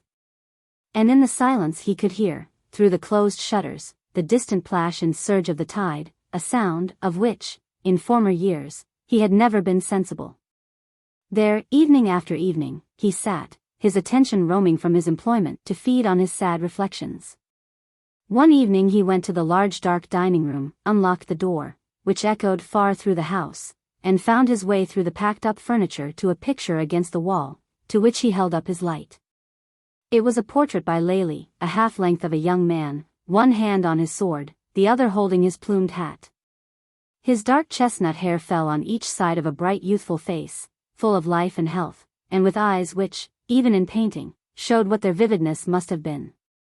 The countenance was full of spirit and joy. But the mouth was more hard and stern than suited the rest, and there was something in the strong, determined grasp of the sword, which made it seem as if the hand might be a characteristic portrait. In the corner of the picture was the name, Hugo Morville. AET. 20, 1671. Guy stood holding up his light, and looking fixedly at it for a considerable time. Strange thoughts passed through his mind as the pictured eyes seemed to gaze piercingly down into his own. When he turned away, he muttered aloud. He, too, would have said, "Is thy servant a dog, that he should do this?" It seemed to him as if he had once been in a happier, better world, with the future dawning brightly on him, but as if that once yielding to the passions inherited from that wretched man, had brought on him the doom of misery. He had opened the door to the powers of evil, and must bear the penalty. These feelings might partly arise from its having been only now that, had all been well, he could have been with Amabel. So that it seemed as if he had never hitherto appreciated the loss. He had at first comforted himself by thinking it was better to be without her than to cause her distress, but now he found how hard it was to miss her, his bright angel. Darkness was closing on him, a tedious, aimless life spread out before him, a despair of doing good haunted him, and with it a sense of something like the presence of an evil spirit, triumphing in his having once put himself within its grasp. It was well for Guy that he was naturally active, and had acquired power over his own mind. He would not allow himself to brood over these thoughts by day, and in the evening he busied himself as much as possible with his studies, or in going over with Markham matters that would be useful to him to know when he came to the management of his property. Yet still these thoughts would thicken on him, in spite of himself, every evening when he sat alone in the library. The late hours of Christmas Eve was the time when he had most to suffer. The day had been gloomy and snowy, and he had spent it almost entirely in solitude, with no companion or diversion to restore the tone of his mind, when he had tried it with hard study. He tried to read, but it would not do. And he was reduced to sit looking at the fire, recalling this time last year, when he had been cutting holly, helping the sisters to deck the house, and in the evening enjoying a merry Christmas party, full of blitheness and glee, where there were, of course, special recollections of Amabel. As usual, he dwelt on the contrast, mused on the estrangement of Mrs. Edmonstone, and tormented himself about Charles's silence, till he fell into the more melancholy train of thought of the destiny of his race. Far better for him to bear all alone than to bring on Amy grief and horror, such as had fallen on his own mother, but it was much to bear that loneliness and desolation for a lifetime. The brow was contracted, and the lip drawn into a resolute expression of keeping down suffering, like that of a man enduring acute bodily pain. As Guy was not yielding, he was telling himself, telling the tempter, who would have made him give up the struggle, that it was only for a life, and that it was shame and ingratitude to be faint-hearted. On the very night when he ought to be rejoicing that one had come to ruin the power of the foe, and set him free. But where was his rejoicing? Was he cheered, was he comforted? Was not the lone, blank despondency that had settled on him more heavily than ever, a token that he was shut out from all that was good, nay, that in former years there had been no true joy in him, only enjoyment of temporal pleasure? Had his best days of happiness been, then, nothing but hollowness and self-deception? At that moment the sound of a Christmas carol came faintly on his ear. It was one of those tunes which, when the village choir were the only musicians he knew, he had thought unrivaled. And now, even to his tutored, delicate ear, softened as it was by distance, and endeared by association, it was full of refreshing, soothing harmony. He undrew the curtain, opened the shutter, and looked into the court, where he saw some figures standing. As soon as the light shone from the window, the carol was resumed, and the familiar tones were louder and harsher, but he loved them, with all their rudeness and dissonance, and throwing up the window, called the singers by name, asking why they stood out in the snow, instead of coming into the hall, as usual. The oldest of the set came to the window to answer, so old a man that his voice was cracked, and his performance did more harm than good in the psalms at church. "You see, Sir Guy," said he, "there was some of us thought you might not like to have us coming and singing like old times, 'cause 'tis not all as it used to be here with you. Yet we didn't like not to come at all, when you had been away so long, so we settled just to begin, and see whether you took any notice." "Thank you. It was a very kind thought, James," said Guy, touched by the rough delicacy of feeling manifested by these poor men. "I had rather hear the carols than anything. Come to the front door, I'll let you in." "Thank you, sir," with a most grateful touch of the hat. And Guy hastened to set things in order, preferring the carols to everything at that moment, even though disabused of his pristine admiration for James Robinson's fiddle, and for Harry Ray's grand shake. A long space was spent in listening, and a still longer in the endeavor to show what Mr. Ashford meant by suggesting some improvements which they were regarding with dislike and suspicion, till they found Sir Guy was of the same mind. In fact, when he had sung a verse or two to illustrate his meaning, the opinion of the choir was, that, with equal advantages, Sir Guy might sing quite as well as Harry Ray. It was the first time he had heard his own voice, except at church, since the earlier days of St. Mildred's, but as he went up the long stairs and galleries to bed, he found himself still singing. It was, "Who lives forlorn? On God's own word doth rest. His path is bright, with heavenly light. His lot among the blessed." He wondered, and remembered finding music for it with Amy's help. He sighed heavily, but the anguish of feeling, the sense of being in the power of evil, had insensibly left him, and though sad and oppressed, the unchangeable joy and hope of Christmas were shedding a beam on him. They were not gone when he awoke, and rose to a solitary breakfast without one Christmas greeting. The light of the other life was beginning to shine out, and make him see how to do and to bear, with that hope before him. The hope was becoming less vague, the resolution, though not more firm, yet less desponding, that he would go on to grapple with temptation, and work steadfastly. And with that hope before him, he now felt that even a lifetime without Amy would be endurable. The power of rejoicing came more fully at church, and the service entered into his soul as it never had done before. It had never been such happiness, though repentance and mournful feelings were ever present with him, nor was his Verena absent from his mind. He walked about between the services, saw the poor people dining in their holly-decked houses, exchanging Christmas wishes with them, and gave his old, beautiful, bright smile as he received demonstrations of their attachment, or beheld their enjoyment. He went home in the dark, allowed Mrs. Drew to have her own way, and serve him and bustle with a dinner sufficient for a dozen people, and was shut up for the solitary Christmas evening which he had so much dreaded, and which would have been esteemed a misfortune even by those who had no sad thoughts to occupy them. Yet when the clock struck 11 he was surprised, and owned that it had been more than not being unhappy. The dark fiends of remorse and despair had not once assaulted him, yet it had not been by force of employment that they had been averted. He had read and written a little, but very little, and the time had chiefly been spent in a sort of daydream, though not of a return to Holywell, nor of what Redclyffe might be with Amy. It had been of a darkened and lonely course, yet, in another sense, neither dark nor lonely, of a cheerless home and round of duties, with a true home beyond. And still it had been a happy, refreshing dream, and he began the next morning with the fresh brightened spirit of a man who felt that such an evening was sent him to reinvigorate his energies, and fit him for the immediate duties that lay before him. On the breakfast table was what he had not seen for a long time, a letter directed to him. It was from Mr. Ross, in answer to his question about Coombe Prior, entering readily into the subject, and advising him to write to the bishop, altogether with a tone of friendly interest which, especially as coming from one so near Holywell, was a great pleasure. A real Christmas treat. There was the wonted wish of the season, a happy Christmas, which he took gratefully, and lastly there was a mention that Charles Edmonstone was better, the suffering over, though he was not yet allowed to move. It was a new light that Charles's silence had been occasioned by illness, and his immediate resolution was to write at once to Mr. Ross, to beg for further particulars. In the meantime, the perception that there had been no estrangement was such a ray as can hardly be imagined without knowing the despondency it had enlivened. The truth was, perhaps, that the tone of mind was recovering, and after having fixed himself in his resolution to endure, he was able to receive comfort and refreshment from without as well as from within. He set to work to write at once to the bishop, as Mr. Ross advised.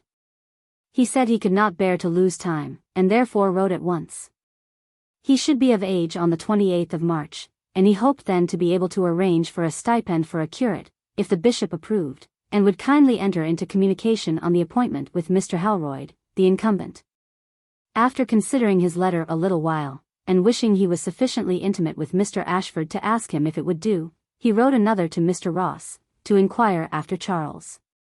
Then he worked for an hour at mathematics, till a message came from the gamekeeper to ask whether he would go out shooting, whereat Bustle, evidently understanding, jumped about, and wagged his tail so imploringly, that Guy could not resist.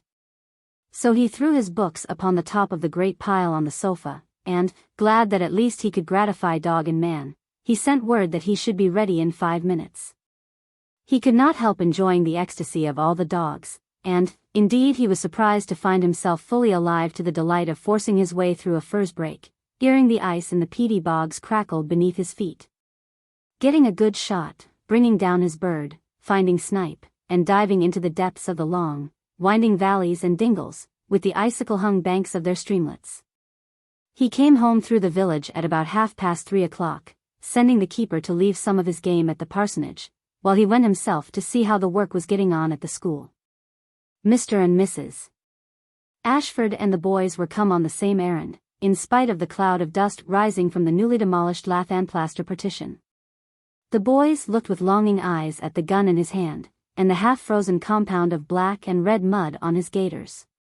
But they were shy, and their enmity added to their shyness, so that even when he shook hands with them, and spoke good-naturedly, they did not get beyond a monosyllable. Mr. and Mrs. Ashford, feeling some compunction for having left him to his solitude so long, asked him to dinner for one of the ensuing days, with some idea of getting someone to meet him, and named 6 o'clock. "Won't that put you out?" "Don't you always dine early?" said he. "If you would let me, I should like to join you at your tea time." "If you will endure a host of children," said Mr. Ashford, "I should like it of all things," said Guy. "I want to make acquaintance very much," and he put his hand on Robert's shoulder. "Besides, I want to talk to you about the singing, and how we are to get rid of that fiddle without breaking James Robinson's heart." The appointment was made, and Guy went home to his hasty dinner, his Greek, and a little refreshing return afterwards to the books which had been the delight of younger days. There was no renewal of the burthen of despair that had so long haunted his evenings. Employments thickened on his hands as the days passed on. There was further correspondence about Coombe Prior and the curate, and consultations with Markham about Farmer Todd, who was as obstinate and troublesome as possible. Guy made Markham come to Coombe Prior with him, examine and calculate about the cottages, and fairly take up the subject, though without much apparent chance of coming to any satisfactory result. A letter came from Mr. Ross, telling him even more than he had ventured to hope, for it brought a message from Charles himself. Charles had been delighted to hear of him, and had begged that he might be told how very sorry he had been not to write, and how incapable he had been, and still was, but that he hoped Guy would write to him, and believe him in the same mind. Mr. Ross added an account of Charles's illness, saying the suffering had been more severe than usual, and had totally disabled him for many weeks. That they had since called in a London surgeon, who had given him hope that he might be better now than ever before, but had prescribed absolute rest for at least 6 weeks longer, so that Charles was now flat on his back all day, beginning to be able to be amused, and very cheerful and patient. The pleasure of entering into communication with Holywell again, and knowing that Charles at least would be glad to hear from him, was so exquisite, that he was almost surprised, considering that in essentials he was where he was before. And even Charles could not be Amy. Chapter 23. They hadna sailed a league, but barely 3. When the lift grew dark, and the wind grew loud, and gully grew the sea. Sir Patrick Spens. Old Ballad. Guy's evening with the Ashfords threw down many of the barriers in the way of intimacy. He soon made friends with the children, beginning with the 2-years-old baby, and ending with gaining even the shy and sturdy Robin, who could not hold out any longer. When it appeared that Sir Guy could tell him the best place for finding sea urchins, the present objects of his affections. "But we should have to go through the park," said Edward, disconsolately, when Guy had described the locality. "Well, why not?" "We must not go into the park," cried the children, in chorus. "Not go into the park," exclaimed Guy, looking at Mrs. Ashford, in amazement. Then, as it flashed on him that it was his part to give leave, he added, "I did not know I was such a dog in the manger. I thought all the parish walked naturally in the park. I don't know what else it is good for. If Markham will lock it up, I must tell him to give you a key." The boys were to come the next day, to be shown the way to the Bay of Urchins, and thenceforth they became his constant followers to such a degree, that their parents feared they were very troublesome, but he assured them to the contrary. And no mother in the world could have found it in her heart to keep them away from so much happiness. There was continually a rushing home with a joyous outcry, "Mamma! Sir Guy gave me a ride on his horse. Mamma! Sir Guy helped us to the top of that great rock. Oh, Papa! Sir Guy says we may come out shooting with him tomorrow, if you will let us. Mamma! Papa! Look! Do you see? I shot this rabbit my own self with Sir Guy's gun.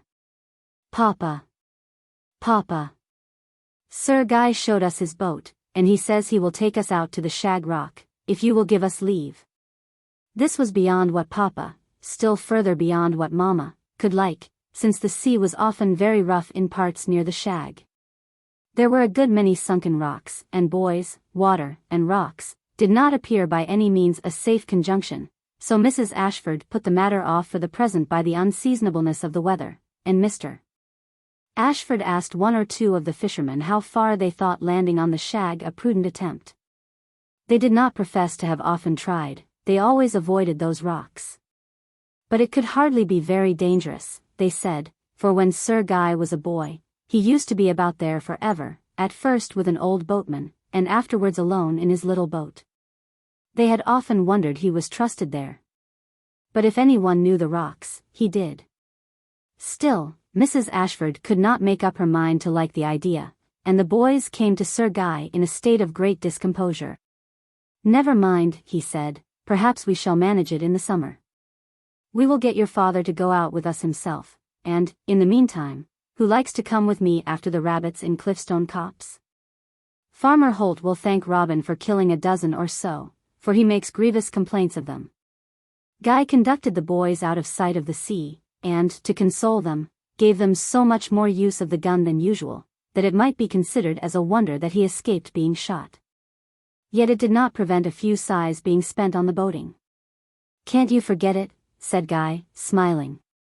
"You have no loss, after all, for we are likely to have no boating weather this long time. Hark! Don't you hear the groundswell?" "What's that?" said the boys, standing still to listen to the distant surge, like a continuous low moan, or roar, far, far away, though there was no wind, and the sea was calm. "It is the sound that comes before stormy weather," said Guy. "It is as if the sea was gathering up its forces for the tempest." "But what, how? Tell me what it really is," said Robin. "I suppose it is the wind on the sea before it has reached us," said Guy. "How solemn it is." Too solemn for the boys, who began all manner of antics and noises, by way of silencing the impression of awfulness. Guy laughed, and joined in their fun. But as soon as they were gone home, he stood in silence for a long time, listening to the sound, and recalling the mysterious dreams and fancies with which it was connected in his boyhood, and which he had never wished thus to drive away.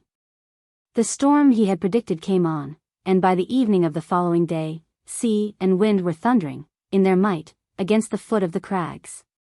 Guy looked from the window, the last thing at night, and saw the stars twinkling overhead, with that extreme brilliancy which is often seen in the intervals of fitful storms, and which suggested thoughts that sent him to sleep in a vague, soothing dream. He was wakened by one tremendous continued roar of sea, wind, and thunder combined.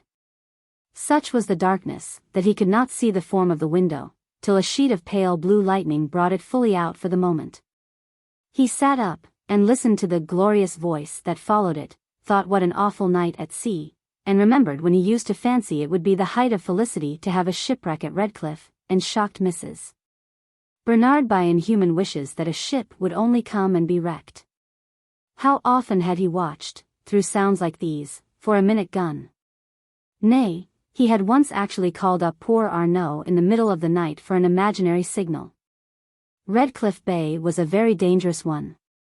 A fine place for a wreck, with its precipitous crags, its single safe landing place, and the great shag stone, on the eastern side, with a whole progeny of nearly sunken rocks, dreaded in rough weather by the fishermen themselves. But it was out of the ordinary track of vessels, and there were only a few traditions of terrible wrecks long before his time. It seemed as if he had worked up his fancy again, for the sound of a gun was for a moment in his ear. It was lost in the rush of hail against the window, and the moaning of the wind round the old house, but presently it returned too surely to be imaginary. He sprang to the window, and the broad, flickering glare of lightning revealed the black cliff and pale sea line. Then all was dark and still, while the storm was holding its breath for the thunderburst which in a few more seconds rolled overhead, shaking door and window throughout the house. As the awful sound died away, in a moment's lull, came the gun again. He threw up the window, and as the blast of wind and rain swept howling into the room, it brought another report. To close the window, light his candle, throw on his clothes, and hasten downstairs, was the work of a very few seconds. Luckily, the key of the boathouse was lying on the table in the hall, where he had left it, after showing the boat to the Ashford boys. He seized it, caught up the pocket telescope, put on a rough coat, and proceeded to undo the endless fastenings of the hall door, a very patience-trying occupation. And, when completed, the gusts that were eddying round the house, ready to force their way in everywhere, took advantage of the first opening to blow out his candle. However, they had in one way done good service, for the shower had been as brief as it was violent, and the inky cloud was drifting away furiously towards the east, leaving the moon visible, near her setting, and allowing her white cold light to shine forth, contrasting with the distant sheets of pale lightning, growing fainter and fainter.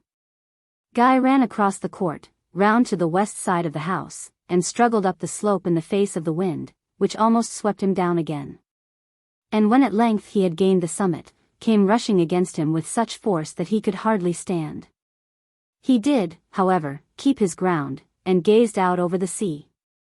The swell was fearful, marked by the silver light on one side, where it caught the moonbeams, and the black shade on the other, ever alternating, so that the eye could not fix on them for a moment. The spray leapt high in its whiteness, and the shag stood up hard, bold, and black. The waves thundered, bursting on the cliff, and, high as he stood, the spray dashed almost blinding in his face, while the wind howled round him, as if gathering its might for the very purpose of wrenching him from the cliff. But he stood firm, and looked out again, to discern clearly what he thought he had seen. It was the mast of a vessel, seen plainly against the light silvery distance of sea on the reef west of the shag. It was in a slanting direction, and did not move. He could not doubt that the ship had struck on the dangerous rocks at the entrance of the bay. And as his eyes became more accustomed to the unusual light, and made out what objects were or were not familiar, he could perceive the ship herself. He looked with the glass, but could see no one on board, nor were any boats in sight. But observing some of the lesser rocks, he beheld some moving figures on them. Help, instant help, was his thought, and he looked towards the cove. Lights were in the cottage windows, and a few sounds came up to him, as if the fishing population were astir. He hastened to the side of the cliff, which was partly clothed with brushwood. There was a descent, it could hardly be called a path, which no one ventured to attempt but himself and a few of the boldest birds-nesting boys of the village. But he could lose no time, and scrambling, leaping, swinging himself by the branches, he reached the foot of the cliff in safety, and in 5 minutes more was on the little quay at the end of the steep street of the cove. The quay was crowded with the fisher people, and there was a strange confusion of voices, some saying all was lost, some that the crew had got to the rock, others, that someone ought to put off and help them. Others, that a boat would never live in such a sea, and an old telescope was in great requisition. Ben Robinson, a tall, hardy young man, of 25, wild, reckless, high-spirited and full of mischief and adventure, was standing on a pile at the extreme verge above the foaming water, daring the others to go with him to the rescue. And, though Jonas Ledbury, a feeble old man, was declaring, in a piteous tone, it was a sin and a shame to let so many poor creatures be lost in sight, without one man stirring to help them. Yet all stood irresolute, watching the white breakers dashing on the shag, and the high waves that swelled and rolled between. "Do you know where the crew are?" exclaimed Guy, shouting as loud as he could, for the noise of the winds and waves was tremendous. "There, sir, on the flat black stone," said the fortunate possessor of the telescope. "Some 10 or 11 of them, I fancy, all huddled together." Aye, said old Ledbury. "Poor creatures. There they be, and what is to be done, I can't say. I never saw a boat in such a sea, since the night poor Jack, my brother, was lost, and Will Ray with him." "I see them," said Guy, who had in the meantime looked through his glass. "How soon is high water?" It was an important question, for the rocks round the shag were covered before full tide, even when the water was still. There was a looking up at the moon, and then Guy and the fisherman simultaneously exclaimed that it would be in 3 hours, which gave scarcely an hour to spare. Without another word, Guy sprang from the quay to the boat-house, unlocked it, and, by example, showed that the largest boat was to be brought out. The men helped him vigorously, and it stood on the narrow pebbly beach, the only safe landing place in the whole bay.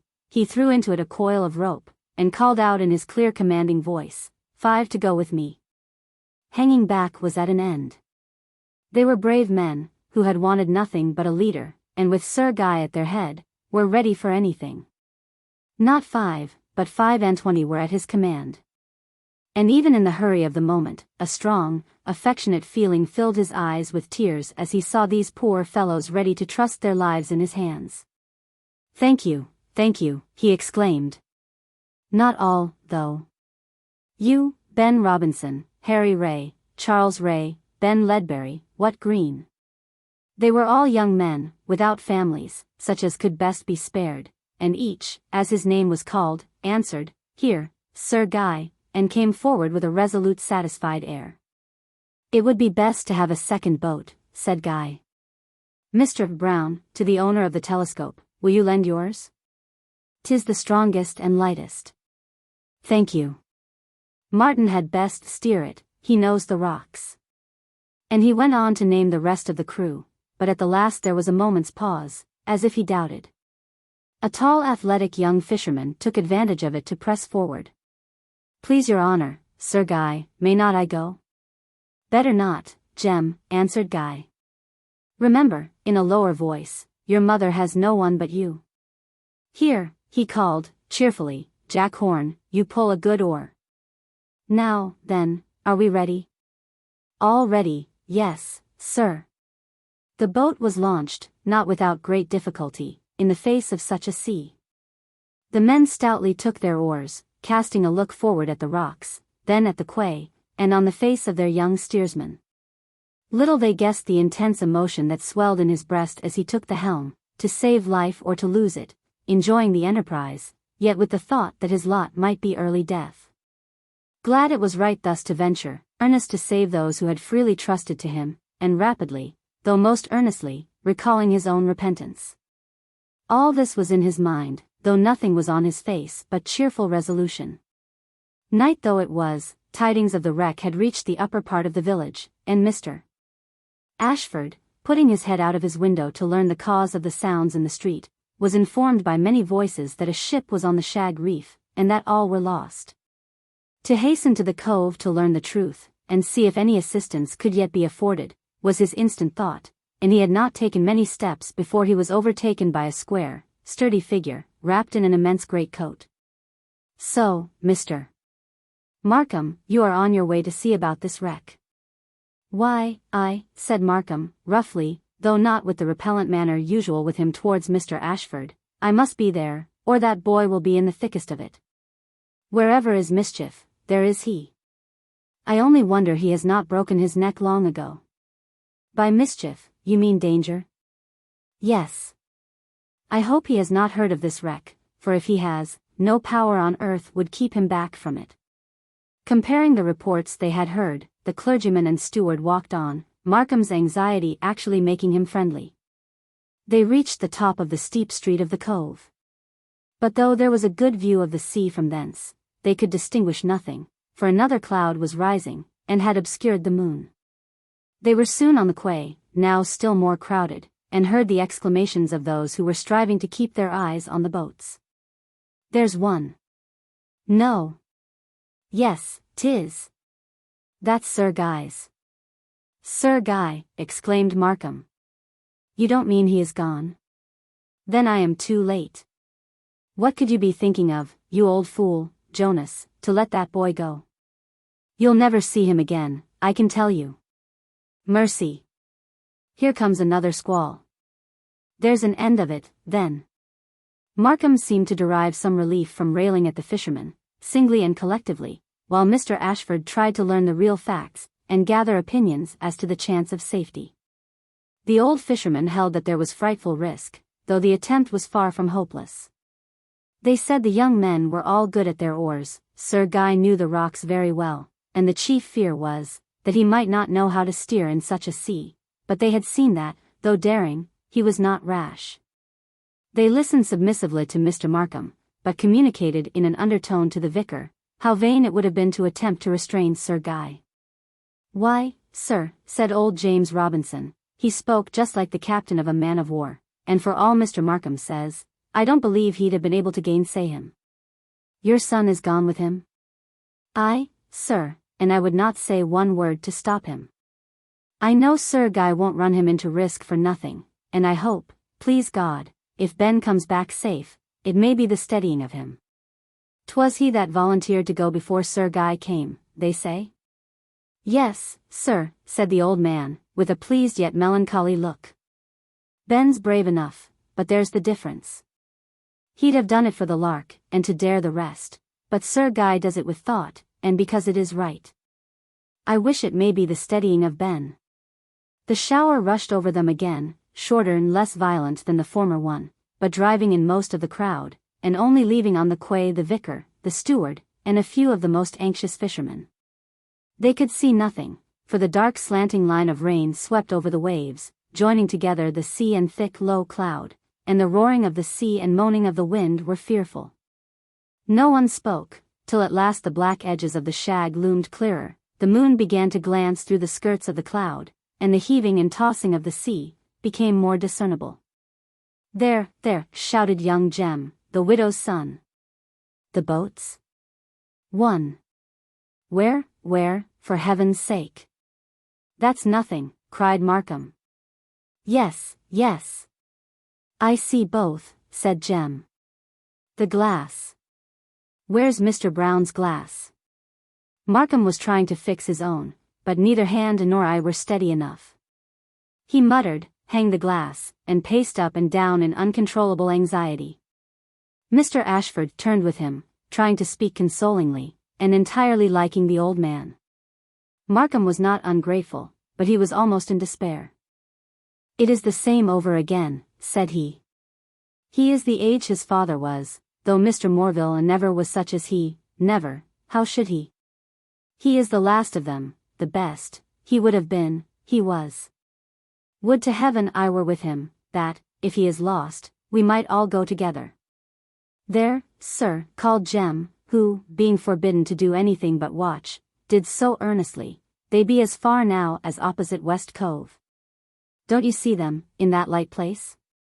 The moon had by this time gone down, but the first great light of dawn was beginning to fall on the tall shag, and show its fissures and dark shades, instead of leaving it one hard, unbroken mass.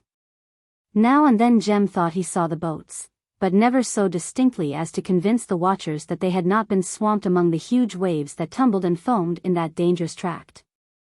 Mr.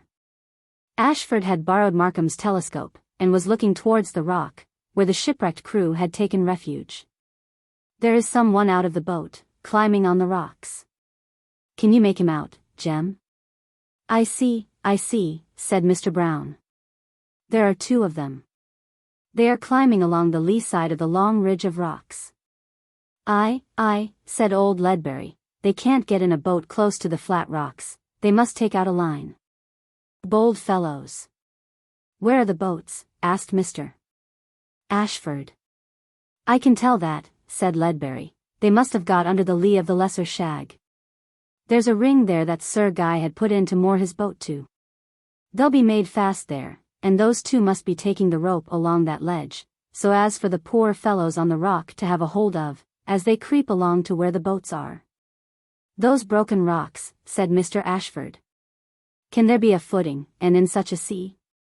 Can you give a guess who they be, sir? Asked Robinson, earnestly. If you'd only let Jem have a look, maybe he could guess. Markham's glass was at his service. Hullo! What a sea! I see them now. That's Ben going last, I know his red cap. And the first, why, 'tis Sir Guy himself. Don't be such a fool, Jem, cried Markham, angrily. Sir Guy knows better. Give me the glass. But when it was restored, Markham went on spying in silence, while Brown, keeping fast possession of his own telescope, communicated his observations. I see them. Where are they? He's climbing now. There's a breaker just there, we'll wash them off, as sure as they're alive. I don't see M.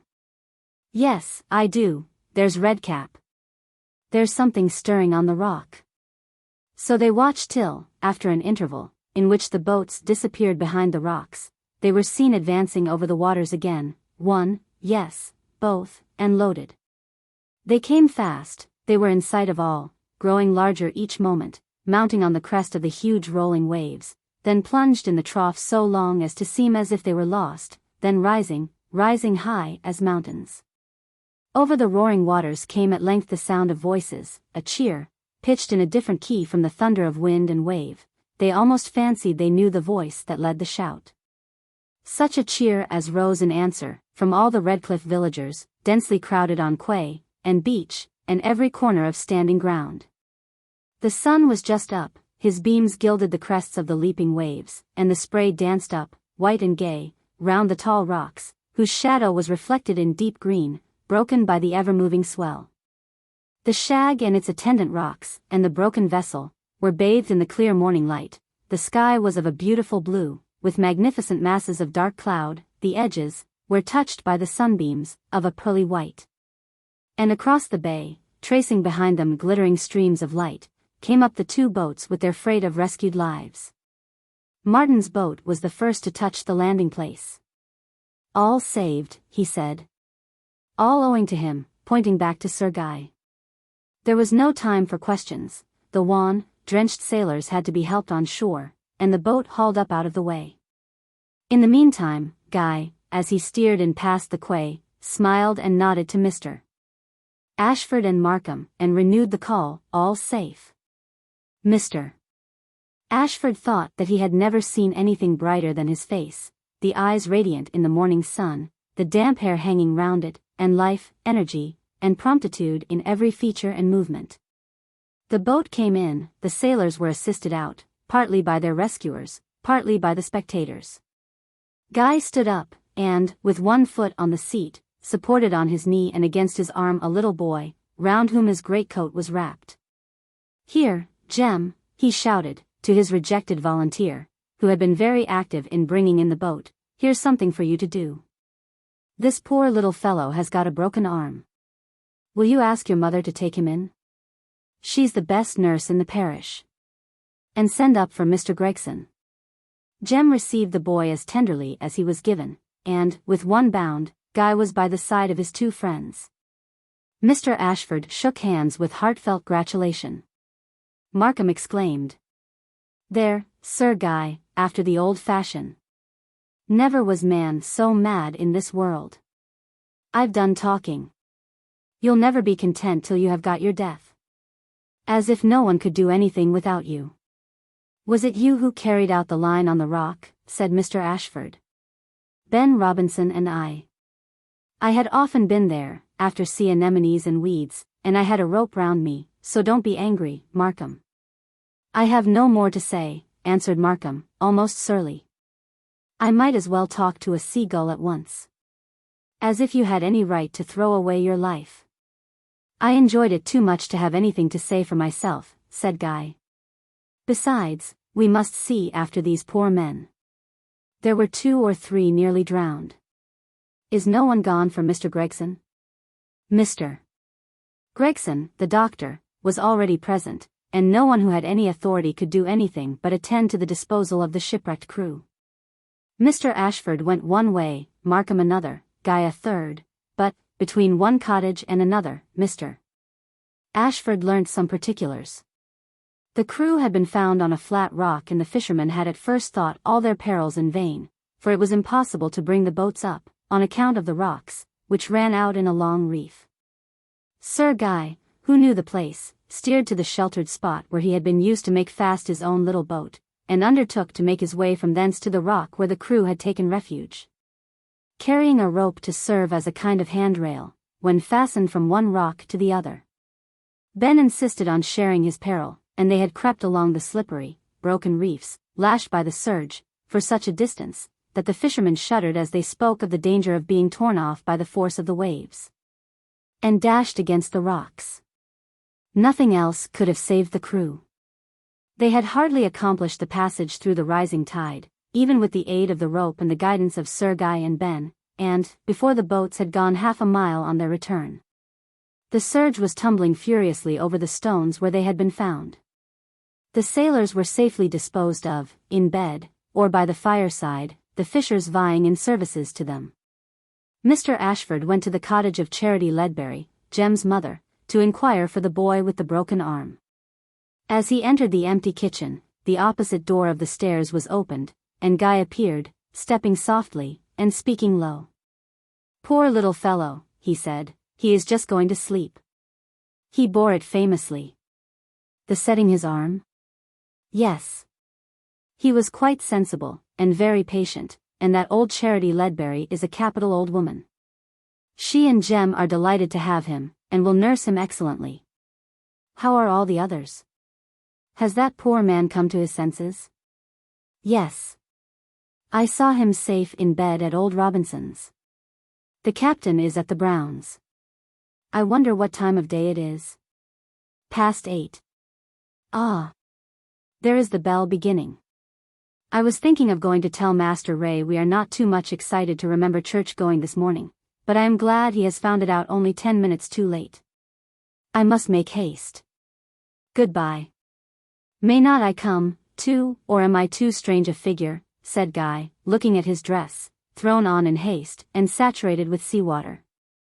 May you, said Mr. Ashford, smiling.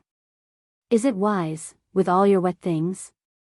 I am not given to colds, answered Guy, and they walked on quickly for some minutes, after which he said, in a low voice and hurried manner, would you make some mention of it in the Thanksgiving? Of course I will, said Mr. Ashford, with much emotion. The danger must have been great. It was, said Guy, as if the strong feeling would show itself. It was most merciful.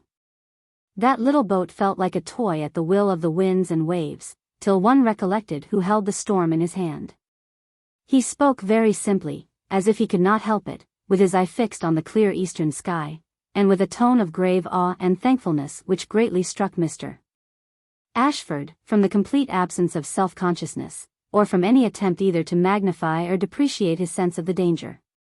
You thought the storm a more dangerous time than your expedition on the rock? It was not.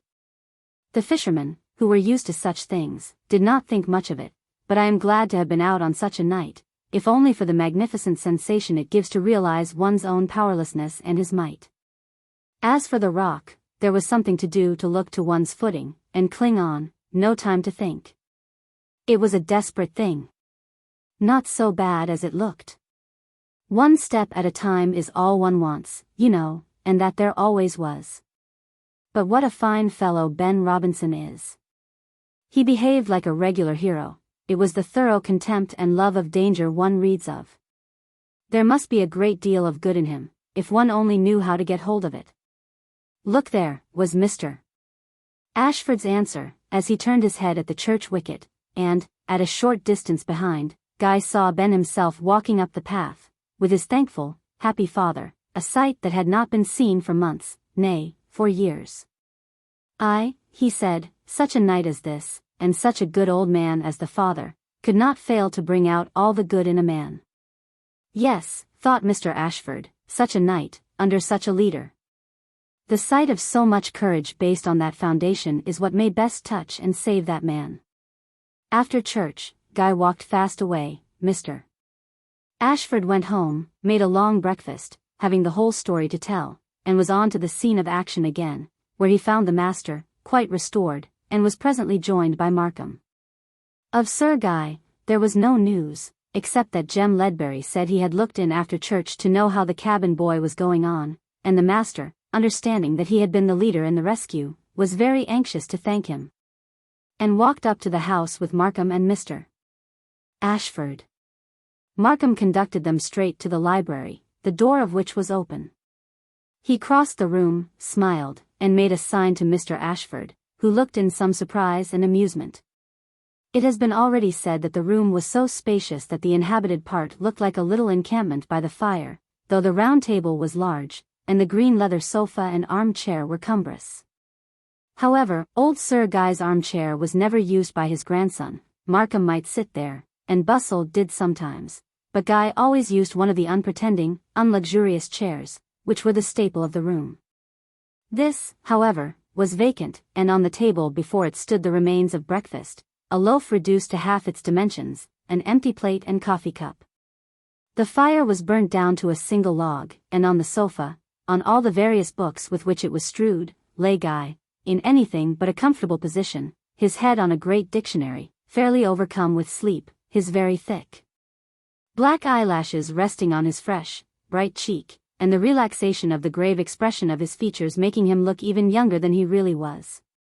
He was so sound asleep that it was not till some movement of Markham's that he awoke, and started up, exclaiming, "What a horrid shame! I am very sorry." "Sorry? What for?" said Markham. "I am glad, at any rate, you have been wise enough to change your things, and eat some breakfast." "I meant to have done so much," said Guy, "but sea wind makes one so sleepy." Then, perceiving the captain, he came forward, hoping he was quite recovered. The captain stood mystified, for he could not believe this slim youth could be the Sir Guy of whose name he had heard so much, and, after answering the inquiry, he began. "If I could have the honor of seeing Sir Guy." "Well," said Guy. "I beg your pardon, sir," said the captain, while they all laughed, "I did not guess you could be so young a gentleman." "I am sure, sir, 'tis what any man might be proud of having done, and I never saw anything like it," he added, with a fresh start, "and it will do you honor everywhere. All our lives are owing to you, sir." Guy did not cut him short, though very glad when it was over. He felt he should not, in the captain's place, like to have his thanks shortened, and besides, if ever there was happiness or exultation, it was in the glistening eyes of old Markham. The first time he had ever been able to be justly proud of one of the family, whom he loved with so much faithfulness and devotion. Chapter 24. Is there a word, or jest, or game? But time encrusteth round. With sad associate thoughts the same? Elizabeth Barrett Browning. Among the persons who spent a forlorn autumn was Mr.